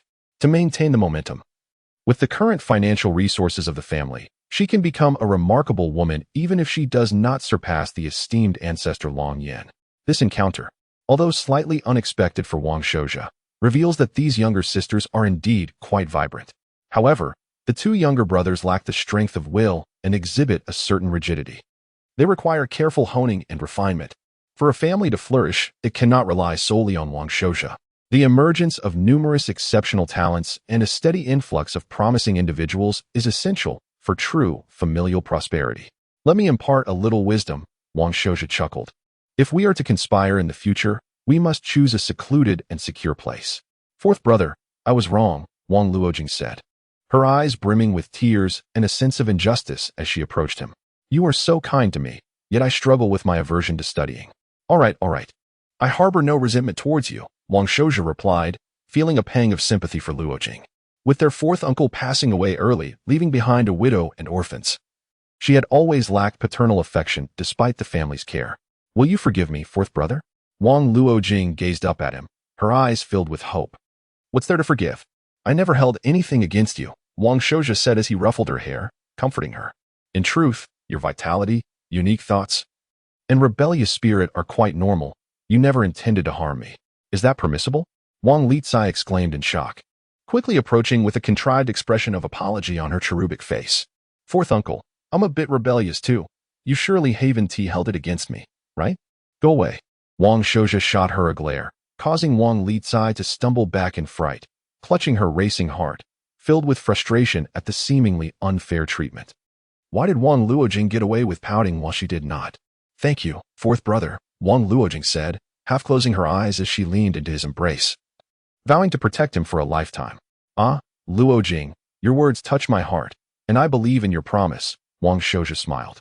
But please refrain from tossing any peculiar insects into my arms. Your little charms will not work on me. As he spoke, he flicked his fingers, sending a foot-long red-headed centipede flying before it could make its mark, writhing on the ground for a moment before succumbing to its fate. Chapter 61. Ancestor Luoqiu. The entire assembly of younger siblings was left in a state of astonishment.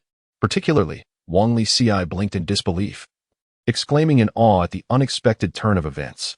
Just a moment ago, everything seemed calm, and suddenly, action erupted.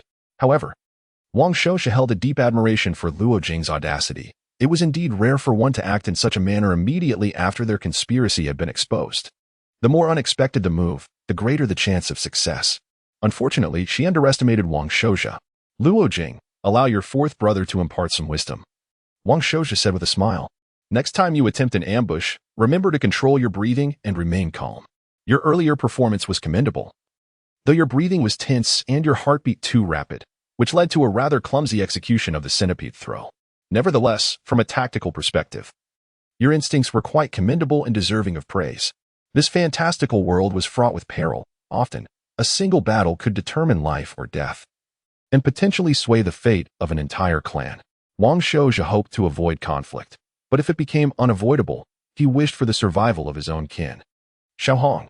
Luo Jing suddenly burst into tears, lamenting, "Fourth brother, you were too cruel." Xiaohong was a creature I had painstakingly captured. It seemed he had indeed struck a bit too hard. Taming a venomous centipede was no easy feat. Just as Wang Shouzhe was about to offer her some comforting words, a sharp pain surged through his right arm, a tingling sensation coursing through his body.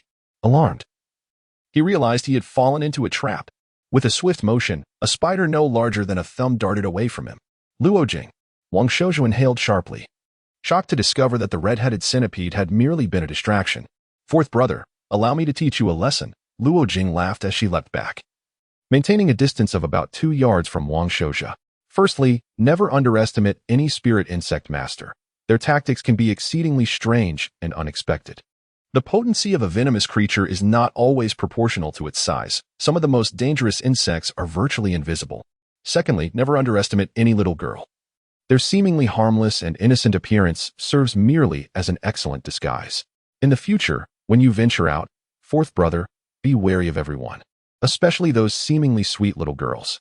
Wang Shouzhe felt a flush of embarrassment at her words and took a deep breath, replying, "Your fourth brother will take heed in the future.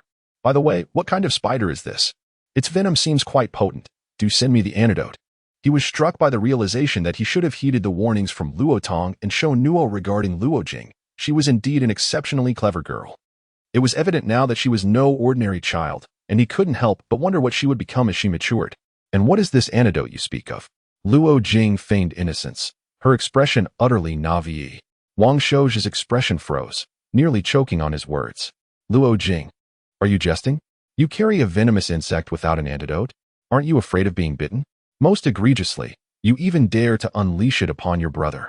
Luo Qiu, fifth brother, sixth brother, why are you all still dawdling? Quickly, take action. Do not give fourth brother the chance to expel the poison with his spiritual energy." Luo Jing called out brightly, "Otherwise, you will all have to obediently endure a year of lessons at the clan academy."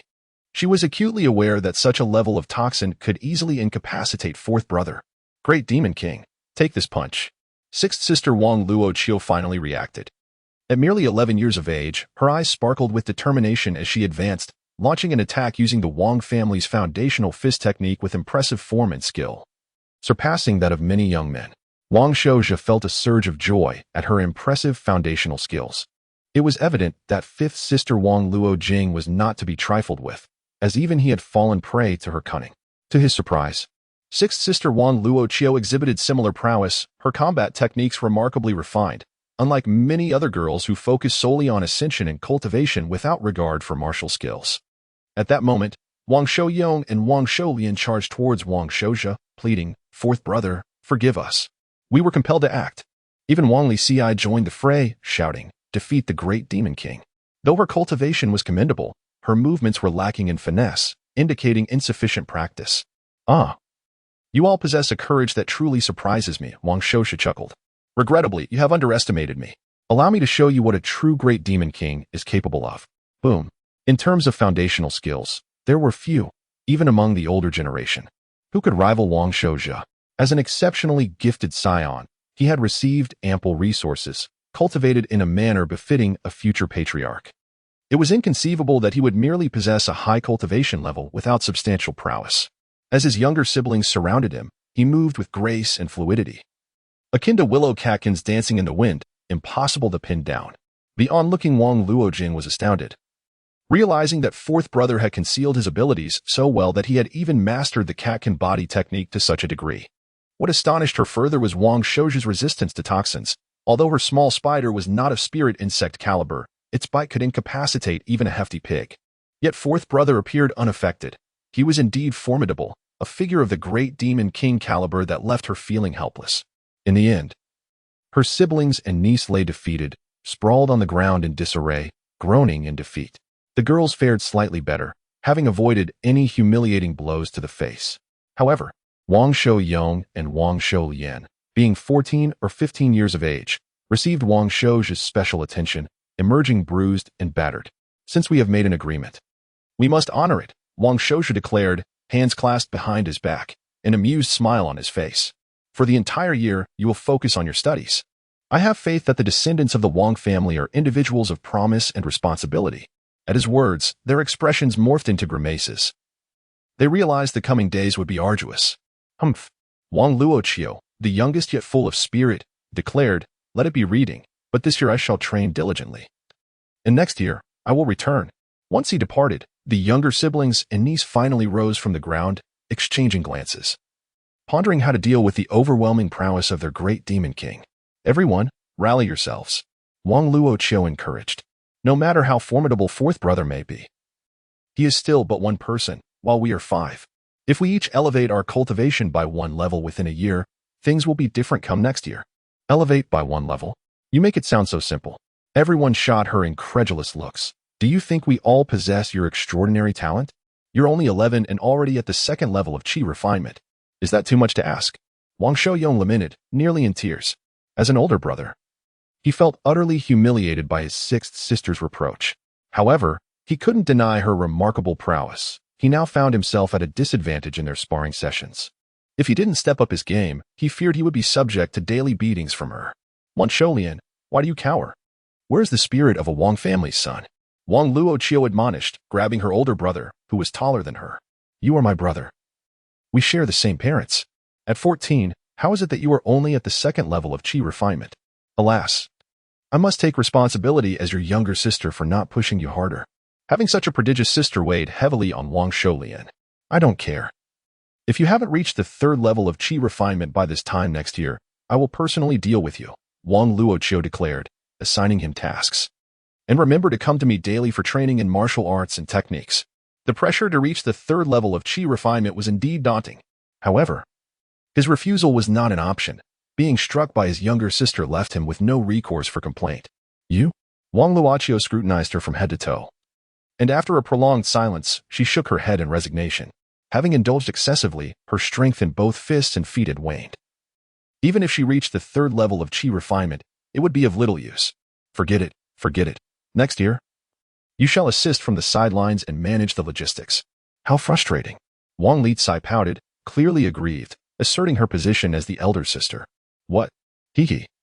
I have heard whispers that the family's path to prominence is about to commence." Wang Luoqiu, with her hands clasped behind her back and her youthful visage tilted towards the heavens, proclaimed, "I, Wang Luoqiu, the solitary genius maiden, bear the weight of my family's aspirations and destiny. It is my fate to ascend to the heights of divinity, much like the revered ancestor Longyan. When that time comes, even the formidable Wang Shouja shall be compelled to respectfully address me as Ancestor Luoqiu." Haha. Chapter 62. The True Steel Straight Man, Wang Shouja. Wang Shouja had not strayed far. He was secretly observing and listening from a distance. He remained quite concerned about his younger siblings within the family. Initially, he nodded in agreement as he listened, for with Wang Luoqiu present, his younger siblings felt an immense pressure. This pressure, if transformed into motivation, could indeed be beneficial. However, upon hearing the audacious words of that troublesome girl, even Wang Shouja felt the need to intervene. With significant investment in the resources for the new generation of the family, coupled with the stirring influence of Wang Luoqiu, the growth rate of these young ones would be anything but slow. Yet, Wang Shouja ultimately felt a sense of satisfaction. For a family to thrive, relying solely on his efforts would lead to exhaustion. The continuous emergence of outstanding progeny was the true foundation of a family. The younger generation of the Wang family was at a prime stage of development. However, in the past, the family's poverty had made it exceedingly difficult to support even one direct descendant to reach the 9th level of chi refinement. The 30-year-long endeavor had consumed nearly 10,000 Qianjin in cultivation resources, and the higher one ascended, the more resources were required.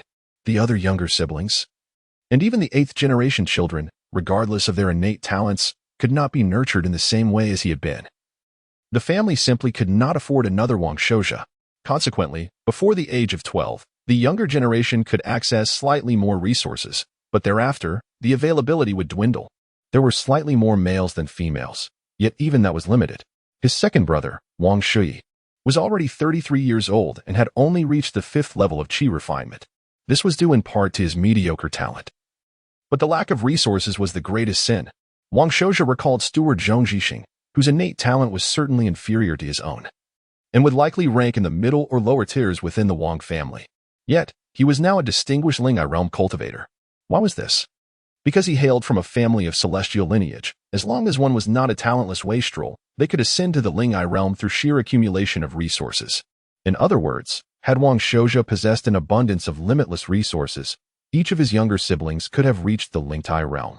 If they had access to the same resources he once did, by his age, they would have at least reached the 5th level or possibly even the 6th level of qi refinement. Wang Shouja's life had been clearly charted out, with expectations to ascend to the Ling'ai realm between the ages of 38 and 40. For his less talented siblings, they might hope to achieve such by 50 or 60 years old, perhaps.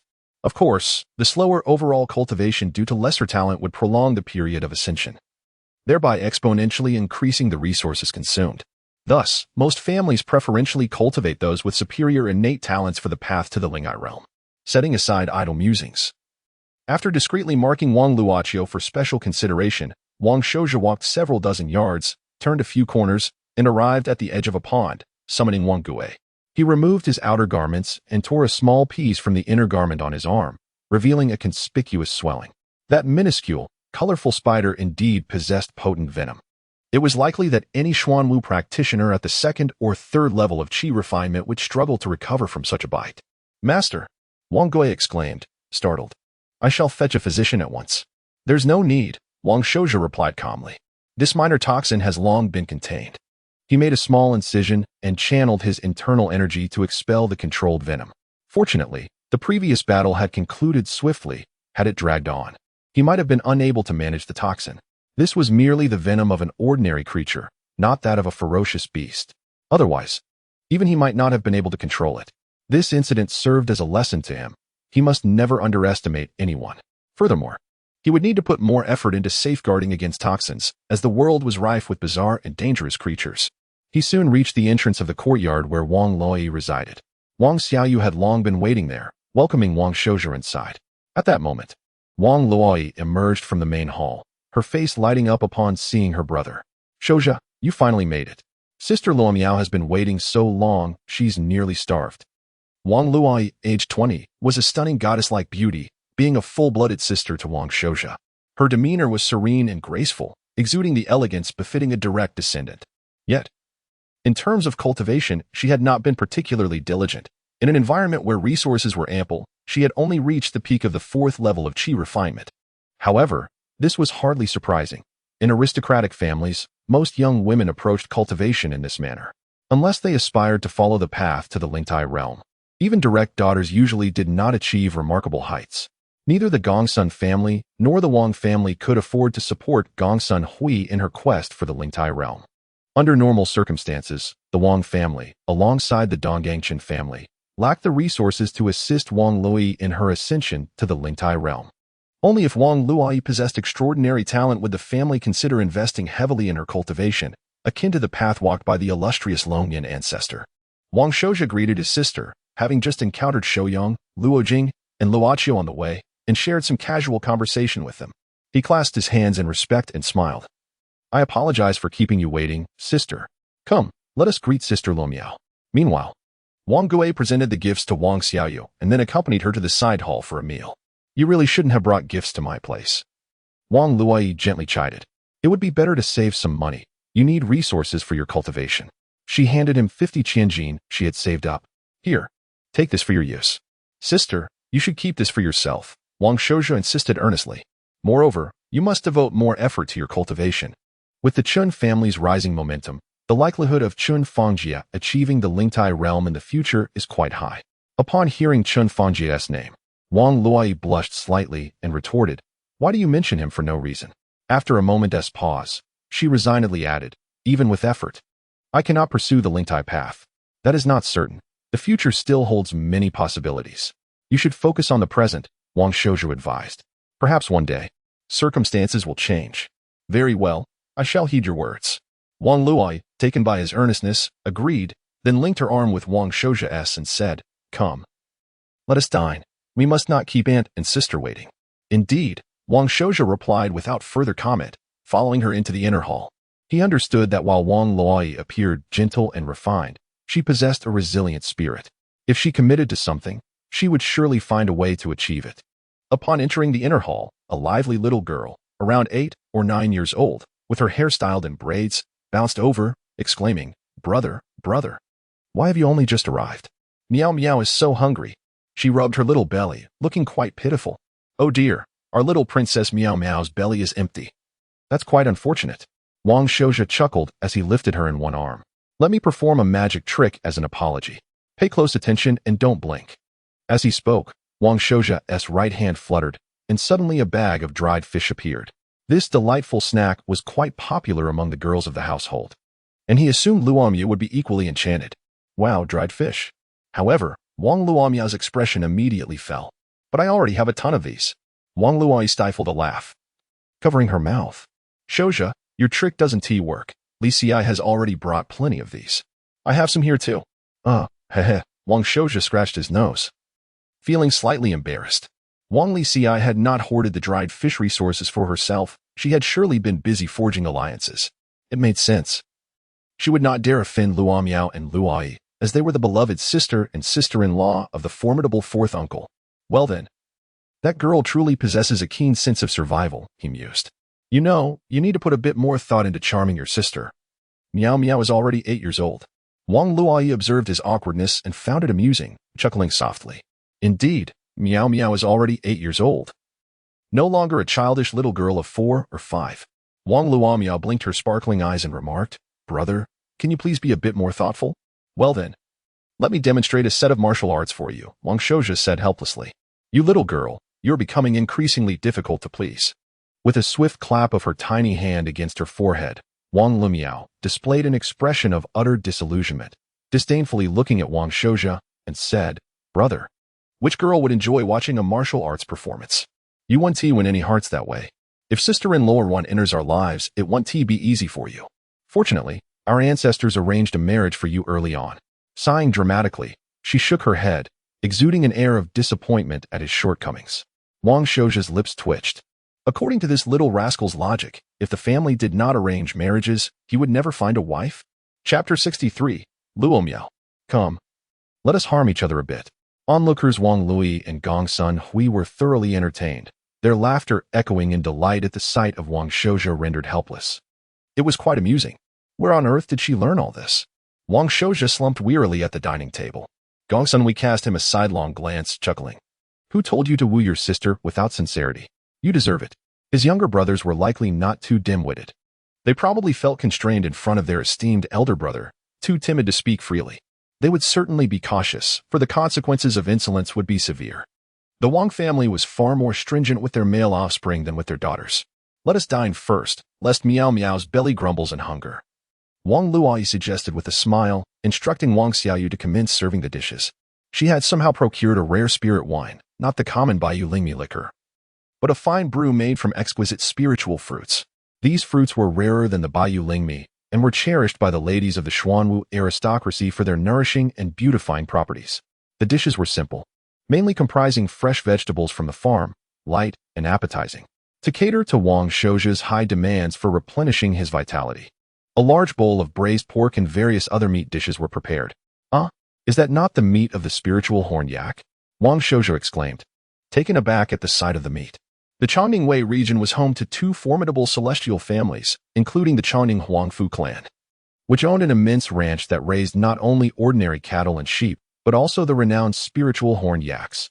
Most families sourced their meat from the Huangfu family, particularly the spiritual horned yak, which was the primary source of spiritual meat for various clans. With this ranch, the Huangfu family thrived, and they were not limited to livestock alone. Any celestial family would be far from simple. Their comprehensive strength was formidable. "This is the meat of a wild second-tier apex ferocious beast," the ironback boar, Wang Lui remarked. "The vitality contained within it surpasses that of a farmed spiritual horned yak. You've been working hard lately, so this will surely replenish your strength." Goodness, a second-tier apex beast. That was akin to the pinnacle of the chi refinement realm for humans. However, under normal circumstances, a human at the peak of chi refinement would find it exceedingly difficult to defeat a beast of the same level in single combat. It was almost impossible to confront such a beast alone. Defeat could mean death, and victory would likely leave one severely injured. Wild beasts were typically adept at combat in the wilderness, their ferocity unparalleled. The ironback boar was akin to a rampaging tank. its thick skin and tough flesh rendering it a formidable opponent. To hunt such beasts, humans required not only brute strength, but also strategy and traps. The Wong clan's fleet faced similar challenges while battling spiritual fish on the river. Sister, you have both the exquisite fruit brew and the meat of a second-tier apex beast. Wang Shouja mused, slightly puzzled. Where did you procure all this? Has sister come into a windfall? Wang Luoyi's cheeks slightly flushed as she whispered. It was all sent by Chen Fangjie and his family warriors, urging us to savor the delicacies. They discovered a solitary ironback boar in the wilderness not far from where their fleet docked across the river. Chen's ancestor, Junyao, led the charge to hunt it down. A solitary ironback boar? Wang Shouja's face lit with envy. This was an excellent source of vitality replenishment, far more valuable than the East Sea arrowfish he had caught. Although that fierce fish was also second tier, it was nowhere near the apex level. Yet, if a second-tier apex beast were truly roaming nearby, it would spell disaster for the Wang family. If their ancestor could not act freely, hunting it would likely incur significant losses. One could only envy those with ancestors capable of leading hunts. Fortunately, their own ancestor, Longyan, was currently in the process of transforming her Insha energy and was actively recuperating. Once she recovered, her overall combat capability would likely surpass that of Junyao. Clang, clang. The crisp sound of bowls being tapped interrupted Wang Shouja's thoughts. Brother, my dear brother, Wang Luomiao called from across the table, listen. Listen to how Chen Fangjie is wooing his future bride with gifts even before marriage. I tell you, affection must be nurtured before the wedding. Wang Shouja chuckled helplessly and pinched her cheek. Little girl, what do you know? The Lu family is far more powerful than ours. They lack for nothing. Besides, no tapping bowls during meals. Chen Fangjie had sent a gift to his sister, and now this little girl was fanning the flames. Meow meow, your brother is right. No tapping bowls. However, Shouja, Meow Meow does have a point, Gong Sun Hui pondered. Although you and the Lu family's daughter are not yet wed, maintaining some private correspondence may be somewhat improper. Nevertheless, Ruolin will eventually be our Wang family's daughter-in-law, so expressing concern in advance is certainly commendable. Shouja, did you not recently catch a second-tier spiritual fish? Choose some of the finest parts and send them with a female warrior. Yes, Aunt, Wang Shouja replied. Though he felt it unnecessary, he complied nonetheless.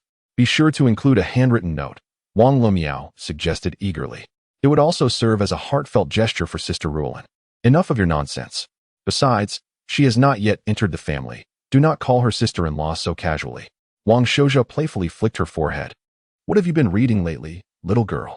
You should focus on nurturing your health and building a solid foundation, while studying proper subjects and mastering basic arithmetic. Wang Shouja was well aware that the young girls in the family had a penchant for reading various romantic tales, while boys were typically drawn to heroic adventures filled with battles. These stories circulated among siblings in various families. Although Wang Luomiao was only 8, children of the Xuanwu lineage began their education early, and the more intelligent ones could grasp many characters by that age.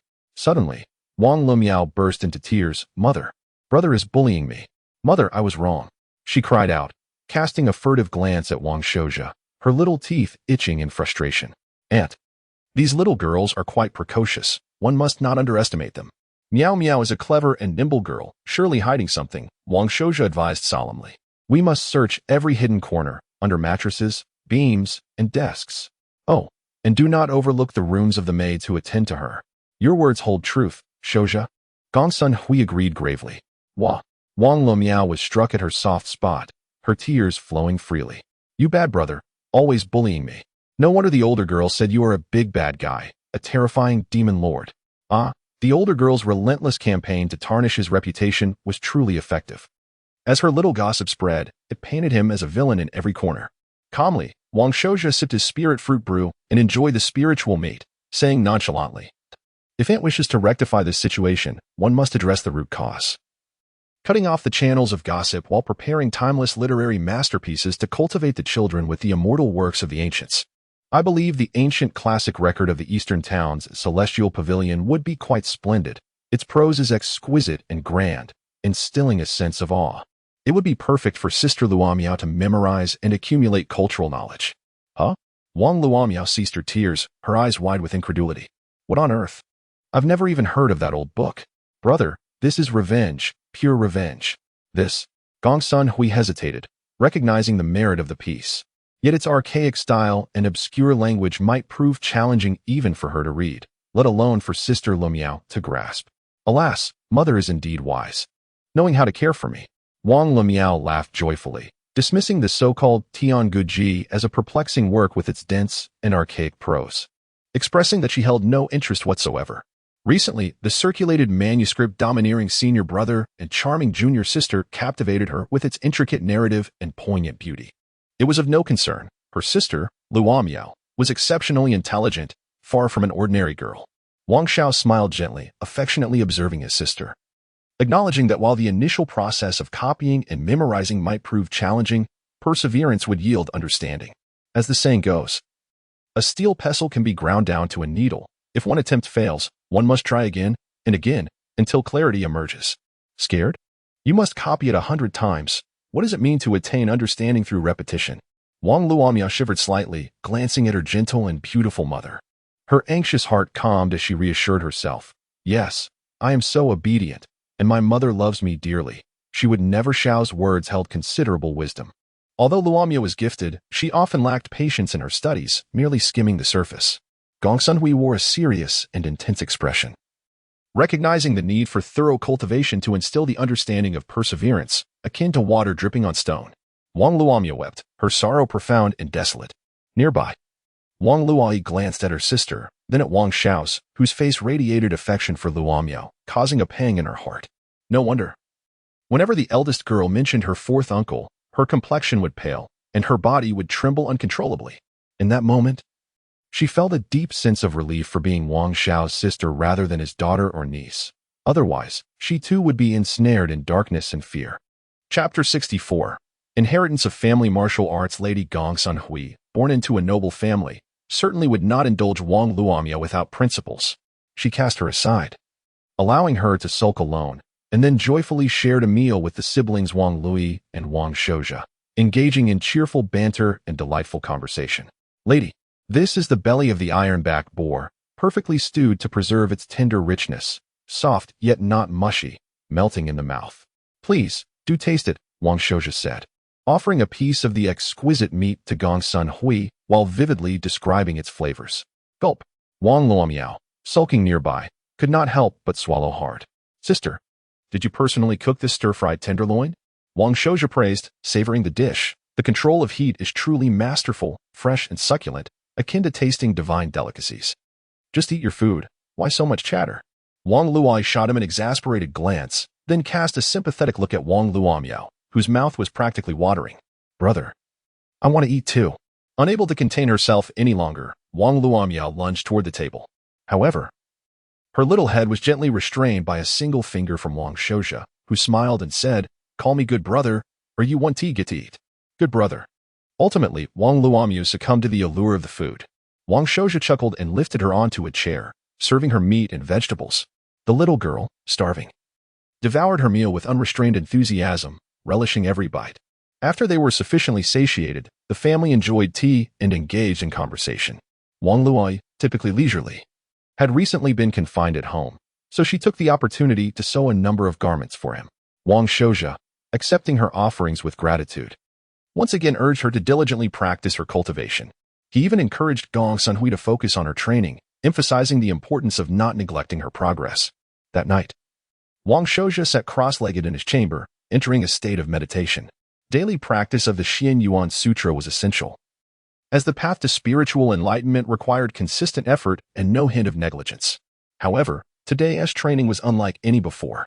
Typically, he would circulate the Xian Yuan Sutra to refine his internal energy, strengthening both his physique and spiritual essence, supplemented by a small Yuan pill once a month.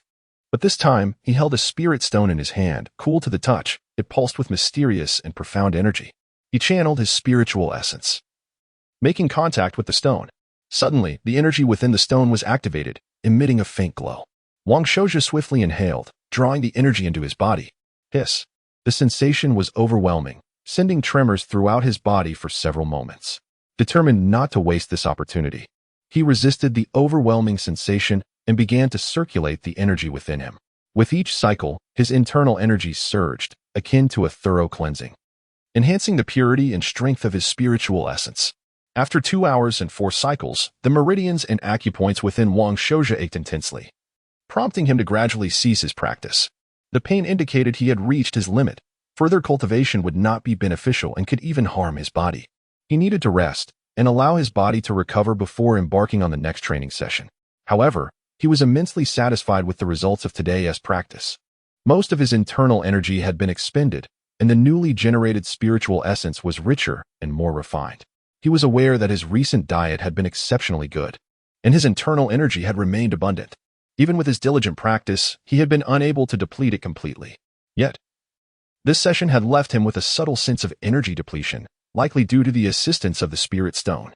Wang Shouja glanced at the Spirit Stone, now slightly dimmed, and felt a wave of gratitude. Its energy had significantly aided him, replenishing some of his internal energy while intensifying the stimulation of his acupoints, thereby enhancing his overall strength. At this rate, he would soon reach the pinnacle of the 6th layer of Qi refinement and could attempt to break through to the 7th layer.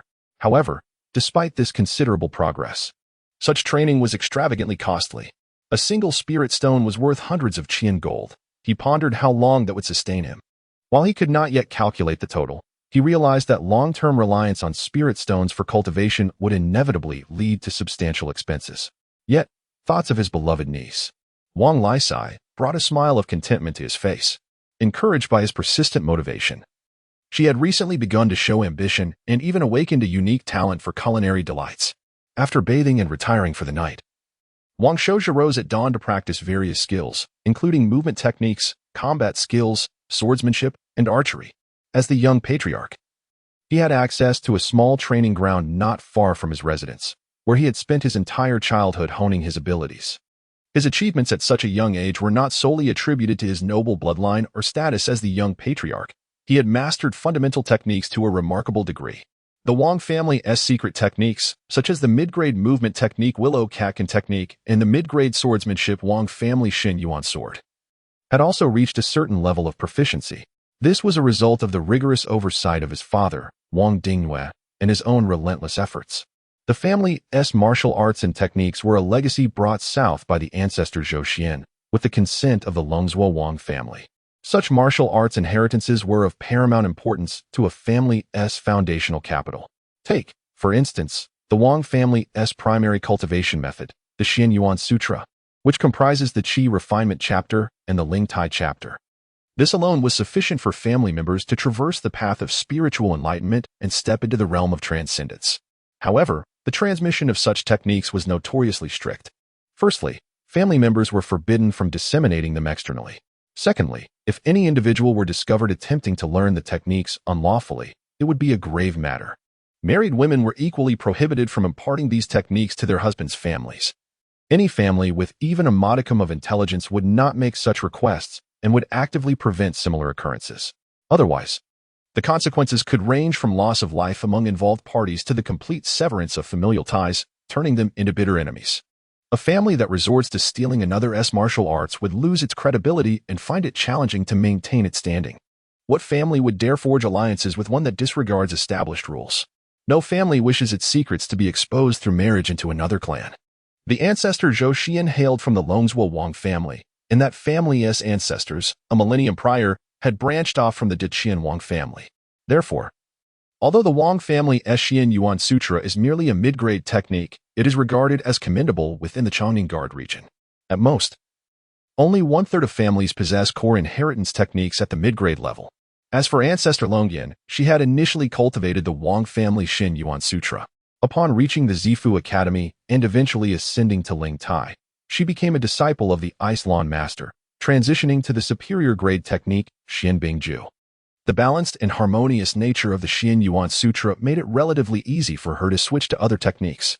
Nevertheless, even someone as willful and assertive as Ancestor Longyan would never dare to pass on the Xian Bingju to her family. Such an act would not only be detrimental to the family, but could also lead to its ruin. As for the inheritance of martial arts, that is a matter for another time.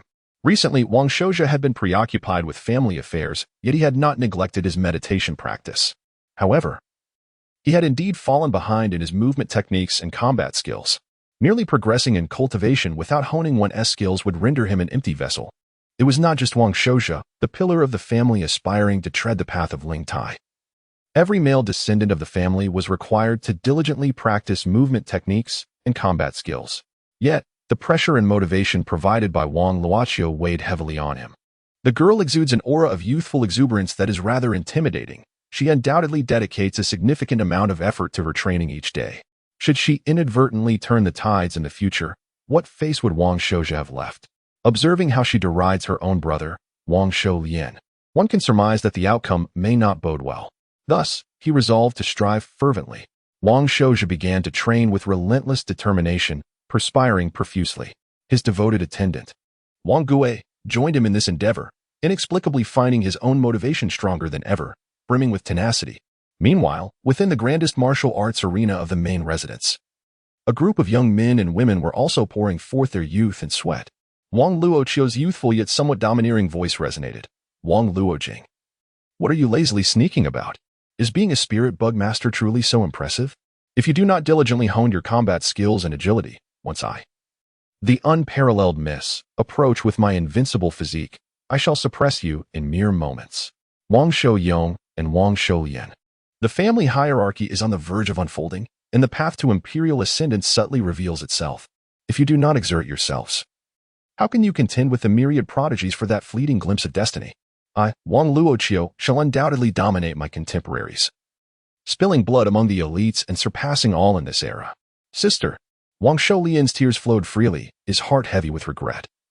He should never have allowed Wang Luoqiu to peruse the legendary tales circulating among the boys. What a transformation into such a klitsch. She speaks of suppressing prodigies and claims she will dominate the world. Are our family's ambitions truly so grand for a humble 9th grade clan? Must one set such lofty life goals? Chapter 65. A damsel in distress rescued. In the days that followed, the Chongning prefecture was increasingly beset by turmoil. Wang Xiao's received regular dispatches from Wang Shudi, detailing the escalating chaos within the region. The city guard had forged an accord with 2 celestial human clans, alongside prominent spirit platform families, including the Chongning Su clan and the Qian clan merchant guild, initiating a collaborative effort to distribute provisions within the city. However, the prefecture city, a sprawling metropolis of over 100,000 souls, consumed an astronomical quantity of grain daily. A cabal of audacious merchants had conspired to hoard essential grains, surreptitiously selling them to the populace at exorbitant markups, 5 to 6 times the standard rate. The city guards swiftly apprehended them, executing them publicly as a deterrent, and confiscating their ill-gotten stores for public distribution. Whispers circulated that the calamity had extended beyond the borders of Longswa Prefecture, impeding the influx of external grain supplies to alleviate the burgeoning famine. It was said that the prefecture capital of Longswa, a city of over 1 million inhabitants, was also facing dire shortages, a testament to the deteriorating state of the entire Longswa Prefecture. Rumors abounded, alleging that the Violet Mansion Academy was failing to procure sufficient grain from external sources. Others claimed that the prefecture capital had mandated the requisition of grain from its subordinate cities to secure its own sustenance. The most alarming rumor posited that the Chonglong Emperor was nearing his twilight years, portending the fall of the great Qian Empire, with the insect plague serving as an ominous harbinger. Wang Xiao was unnerved by these developments, realizing that societal unrest invariably unleashes a torrent of malevolent forces. Those who dared to openly speculate about the emperor's imminent demise were swiftly apprehended by the city guard and subjected to the excruciating punishment of dismemberment at the city gates. Wang Shui's missives only alluded to these events, with the messenger confiding in Wang Xiao's in hushed tones. In essence, chaos reigned supreme. Amidst this turmoil, the Ping and Wang clan maintained a facade of unwavering compliance, dutifully remitting taxes and tribute to the garrison command without exception. In truth, any attempt to evade their obligations would have been futile. The summer tax assessment required the Wang clan to contribute a substantial quantity of grain. Cart after cart, laden with grain, was transported to the Dingpu ferry, where emissaries of the city guard meticulously weighed each consignment under the watchful eyes of the garrison command, before loading it onto grain barges. The clan's 3 agricultural estates, encompassing a total of 650 acres of arable land, were subject to a 40 tax rate, necessitating a single-season contribution of 3,060 dan of wheat. Fortunately, the harvest had been bountiful, with ample rainfall in the early stages, followed by favorable sunshine during the crucial grain-filling period. yielding an average yield of approximately 3.5 dan per acre, a respectable harvest despite the honeybee infestation. After deducting the summer tax, the cost of pest control measures, seed grain, oxen amortization, and tenant farmer shares, the clan realized a net profit of approximately 14,500 dan of grain. In reality, the surplus was even greater, as the initial expenditures on pest control agents had been settled in Qian gold, and no further purchases were anticipated. This figure represented only a single season's income. Furthermore, the fourth elder had capitalized on the situation by selling his previously hoarded stock of pest control agents at triple the original price, reaping a substantial profit. This accomplishment filled Wang Xiao with pride, and he regaled anyone who would listen with tales of his astute foresight and invaluable contribution to the clan's coffers. In addition to the summer tax levied on the clan's wheat fields, taxes on other estate industries were payable annually and did not require settlement in grain. Moreover, the Wang clan was responsible for collecting taxes within its sphere of influence. Although the clan's jurisdiction was limited, encompassing only 16,000 acres of arable land owned by commoners, the Wang clan, mindful of the hardships endured by the independent farmers, opted to levy a reduced tax rate of 40, foregoing the customary aristocratic levy, which was settled in copper coins. Consequently, the Wang clan painstakingly collected 600 dan of grain, which was transported to the Dingpu ferry and loaded onto ships. Under the protection of his household guards, Wang Xiao stood at the bustling Dingpu ferry, contemplating the situation with a sense of profound irony. In these times, the arduous labor of cultivation by Xuanwu aristocratic clans and freeholders paled in comparison to the effortless revenue generated through taxation. It was likely that a portion of this grain would be transported to the prefecture city, while another portion would be diverted to alleviate the plight of those living in higher-tier prefectures, whose living standards far surpassed those of Ping'an town. Moreover, the departure of these grain-laden vessels would exacerbate the existing food shortages in Ping'an town, particularly for those families who had invested their savings in land acquisition, education for their offspring, or recent weddings and funerals. While independent farmers generally enjoyed a higher standard of living than tenant farmers, their consumption levels were also significantly higher, with greater expenditures on essential commodities, clothing, housing, and social obligations. Furthermore, most independent farmers tended to reinvest any surplus income in expanding their land holdings, improving their homes, and providing education for their children, leaving them with limited savings. While this posed no problem in normal times, the sudden and devastating insect plague had left them vulnerable. Nevertheless, most independent farmers, with the exception of a few, could weather the storm until the next harvest. However, there were always those who sought to exploit such crises for their own gain. In times of natural disasters and calamities, unscrupulous power brokers invariably emerged, seizing the opportunity to consolidate their power and enrich themselves at the expense of the common populace. Wang Xiao cast a wary glance at the endless stream of tax-paying carts arriving from the Lu and Zhao clans, his eyes narrowing with suspicion. Based on the avaricious nature of the Lu and Zhao clans and the rumors circulating, he had anticipated their actions. However, as intelligence gathering progressed, concrete evidence had come to light, confirming his suspicions that they were indeed planning something significant. Within the main hall of the Lu clan's ancestral residence in Ping'an, Lu Xingye, the clan head listened attentively to the reports of various clan members, including the promising young Lu Zhongzhou. His brow furrowed in consternation. What is the Chongning Sun clan playing at? They promised to lend us 15,000 dan of wheat, with a repayment of 30,000 dan of rice after the autumn harvest. Why are they reneging on the agreement? Are they not satisfied with doubling their investment? The clan member's expression mirrored his own unease.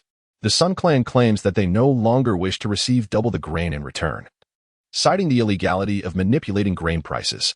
They propose bartering instead, offering to exchange 500 acres of arable land for the loan.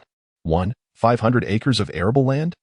Lu Xingye's face alternated between shades of crimson and pallor, barely suppressing his fury. Have they lost their minds? 15,000 dan of grain for 500 acres of land? It has taken the Lu clan generations, since the time of our ancestors, to accumulate just over 10,000 acres of arable land. To demand 1/7 of our holdings is outrageous, a blatant act of exploitation. Clan head, perhaps we should reconsider? The clan member suggested, his voice tinged with resignation. According to our original plan, we could only hope to acquire approximately 2,000 acres of arable land. If the Sun clan proceeds with this scheme, we will be vilified and used as pawns in their game. We cannot back down. The Lu clan has already suffered significant losses, Lu Xingye declared, his eyes gleaming with ruthless determination. In that case, we will go all out and aim to acquire 3,000 acres of arable land. Even if we have to mortgage, borrow, or barter, we will still emerge as the victors.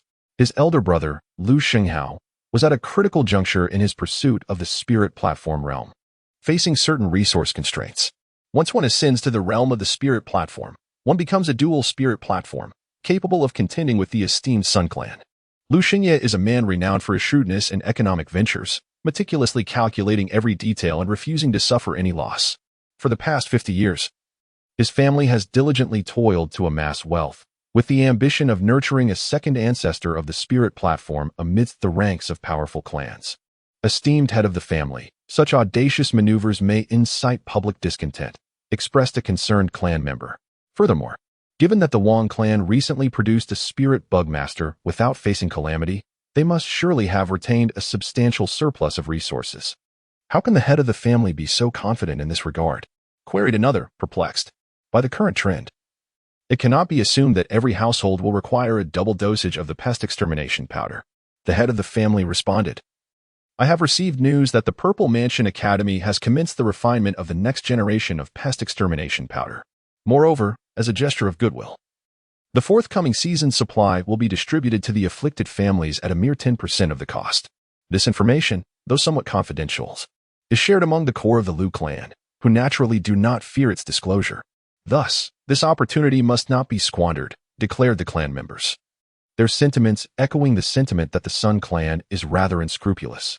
At that moment, Lu Yongzhou, who had been silently brooding, suddenly clasped his hands and spoke. Esteemed head of the family, honorable uncles, I may have a solution that does not necessitate collaboration with the Sun clan. Some time ago, my fishing boat along the river rescued a distressed young lady of noble birth. Upon mentioning this young lady, an unmistakable fervor, obsession, and even a hint of madness flickered in Lu Yongzhou's eyes. Chapter 66. Perilous Shadows in Lu Yongzhou's Eyes. Miss Zhong was the epitome of perfection among young ladies he had ever encountered. She possessed a gentle charm, yet every gesture of hers exuded an ethereal grace, reminiscent of a celestial being.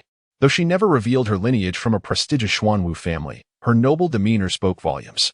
The Lu family's own legitimate daughter, while certainly remarkable, had already attracted suitors from two prominent families. Yet, when compared to Miss Zhong Luoxian, she seemed akin to a simple village girl tending to farm animals. Luoxian, what a beautiful name, imbued with an otherworldly resonance, as if she were a fairy who had accidentally descended from the heavenly realm. Even when she dined on spiritual fish, she delicately selected only the tenderest parts, such as the belly and cheeks, often merely sampling the flavors rather than indulging fully. The exquisite white jade spirit rice wine he typically cherished now felt unworthy in her presence, overshadowed by the faint disdain reflected in her eyes. A memory that lingered vividly in his mind. What vexed him most was the memory of that day when he found himself aboard the vessel with that insufferable Zhao Dingtian, a wretched boy from the Zhao clan. If not for that misfortune, he could have been the one to rescue the distressed Miss Zhong. The audacity of Zhao Dingtian to pursue Luoxian, who showed him no favor, was infuriating. However, this unfortunate circumstance did reveal a piece of news. It seemed Miss Zhong's family was in need of grain and was procuring supplies from a significant family in the East Sea, suggesting a close relationship between the two parties, with minimal conditions attached. Yongzhou, could you clarify the situation? Lu Xingye interjected, breaking through his musings with a furrowed brow. Lu Yongzhou composed himself and recounted the details. Could it be a scam? An elder relative questioned skeptically, pondering the improbability of so many distressed young ladies existing in the world. Third uncle, Lu Yongzhou retorted, irritation creeping into his voice. Do not unjustly malign the young lady. I merely overheard this. Miss Zhong never mentioned it herself. I was merely considering approaching her to inquire if she might assist in procuring a supply of grain. Zhong family? Are there any families by that name near Chongningwei? Could it be from elsewhere? Lu Xingye pondered aloud, seemingly troubled. Even if they are willing to sell, we lack the sufficient funds to make such a purchase. Why is it that we cannot muster a mere 1,000 or 2,000 dry gold? Lu Yongzhou felt a flush of embarrassment. He had been playing the role of a wealthy scion to impress Luoxian, but asking for credit, especially from someone he admired, seemed daunting. Lu Xingye hesitated, contemplating the matter. After a brief moment, Lu Yongzhou's eyes brightened with sudden realization. Could it be that uncle? His uncle, Lu Xinghao, was a prominent figure in the Liu family, diligently cultivated along the path of Lingtai. The family's investment in his progression had been substantial. Fortunately, the Liu family's resources had not overly constrained other members during the training of Ling'ai candidates, allowing Liu Yangzhou to excel among his peers. Should his uncle ascend to the Ling'ai realm, the family would undoubtedly expand its influence, opening opportunities for him as a promising descendant of the Yang generation. Liu Xingye's expression turned serious. Now that you have surmised much, as a core member of the Yang generation, I shall not conceal the truth from you. But you must keep it confidential. Indeed, your uncle is making final preparations. The crucial heavenly spirit pill has been procured, yet 2 supplementary pills are still required to ensure success. If you accomplish a significant feat, you will understand the implications. Excellent. Liu Yangzhou felt invigorated. Even if the undertaking posed challenges, he was eager to attempt it. The family's need for an elder ancestor was entirely reasonable, and it would not tarnish their dignity. Moreover, if they were to gain another Ling'ai elder, the family's fortunes would flourish, enhancing resources and potentially placing Liu Yangzhou in the spotlight for future cultivation. 2 days later, within the Wang family estate, in the side hall of Wang Shouzhe, he chuckled softly after receiving certain news, setting aside the confidential letter in hand. He addressed his visitor with a respectful nod. Brother Chen, I appreciate your efforts in this matter. Patriarch Wang, the visitor replied hastily, bowing repeatedly. I apologize for my previous lack of courtesy during our encounter at 100 Islands. Please forgive my oversight regarding your identity. The man was none other than Chen Fanghua, an elite member of the Chen clan, responsible for hosting and guiding during the previous visit to 100 Islands. He was experienced at sea, possessing a keen sense of social navigation, and thus a valuable asset in their endeavors against the Liu and Zhao families. This time, to counter the Liu and Zhao clans. Aside from his loyal aide Wang Mei, he could not employ others. However, the plan required the Chun family's support, and he had reached out to Chun Fangjie for assistance, promising a share of the benefits once the objective was achieved. Rest assured, Brother Chen, Wang Shouzhe smiled. During our previous journey, I relied heavily on your guidance. I owe you an apology for concealing my identity. Let us not dwell on it. In this plan, I urge you to prioritize your safety. If anything seems amiss, I implore you to withdraw without hesitation. Such a clever scheme. Chen Fanghua expressed admiration. Patriarch Wang, your ingenuity is impressive. I am curious as to where you found such an ethereal ally. Luckily, I am married and know she is affiliated with you. Otherwise, I might have been quite enchanted myself. An ethereal being? Wang Shouzhe chuckled inwardly. If Chen Fanghua were to witness her true nature, he would be utterly astounded. After Chen Fanghua departed, Wang Shouzhe reopened the confidential letter from Wang Mei, the wax seal having been broken. The astonishing revelations he had previously set aside now demanded his full attention. Upon a second reading, his brow furrowed in concern. The situation did not bode well. The path of Ling'ai pursued by Liu Shenhao was no secret. Although he had maintained a low profile, many overlooked his presence. Recently, he had publicly stated that he had just reached the 9th layer of the Qi refining stage. Yet, in the blink of an eye, he had silently attained the pinnacle of that stage and was preparing for the final steps. Having already secured a heavenly spirit pill, Wang's family had initially estimated that Liu Shenhao would not embark on his final journey for at least another 5 years. The Liu family, having established itself for merely 50 years, was growing increasingly formidable, while fulfilling the development of the family. It is indeed remarkable that one can swiftly accumulate a celestial spirit pill. Liu Xingye, the patriarch of the Liu clan, possesses rather mediocre innate talents.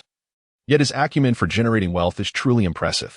Wang Mei's intelligence is unlikely to be erroneous. It was Liu Yangzhou who, inebriated, inadvertently revealed the truth. This is a common affliction among men. In the presence of a goddess they admire, yet feel inferior to, they often resort to exaggerating their own worth to bolster their confidence and enhance their value in her eyes. The Liu clan could potentially welcome another ancestor at the spirit platform realm at any moment. What of the Zhao clan? The Zhao family has always maintained a more discreet demeanor, and it is possible that they too are nearing the final stages of their journey towards the spirit platform. Wang Shouzhe's expression was grave as he ruminated, tapping on the table in deep contemplation. After a considerable time, he penned a confidential order, sealed it with hot wax, and discreetly dispatched it to Wang Mei. This matter cannot be underestimated. If mishandled, it could very well lead to the downfall of the Wang clan. However, if executed skillfully, it could deliver a devastating blow to the enemy.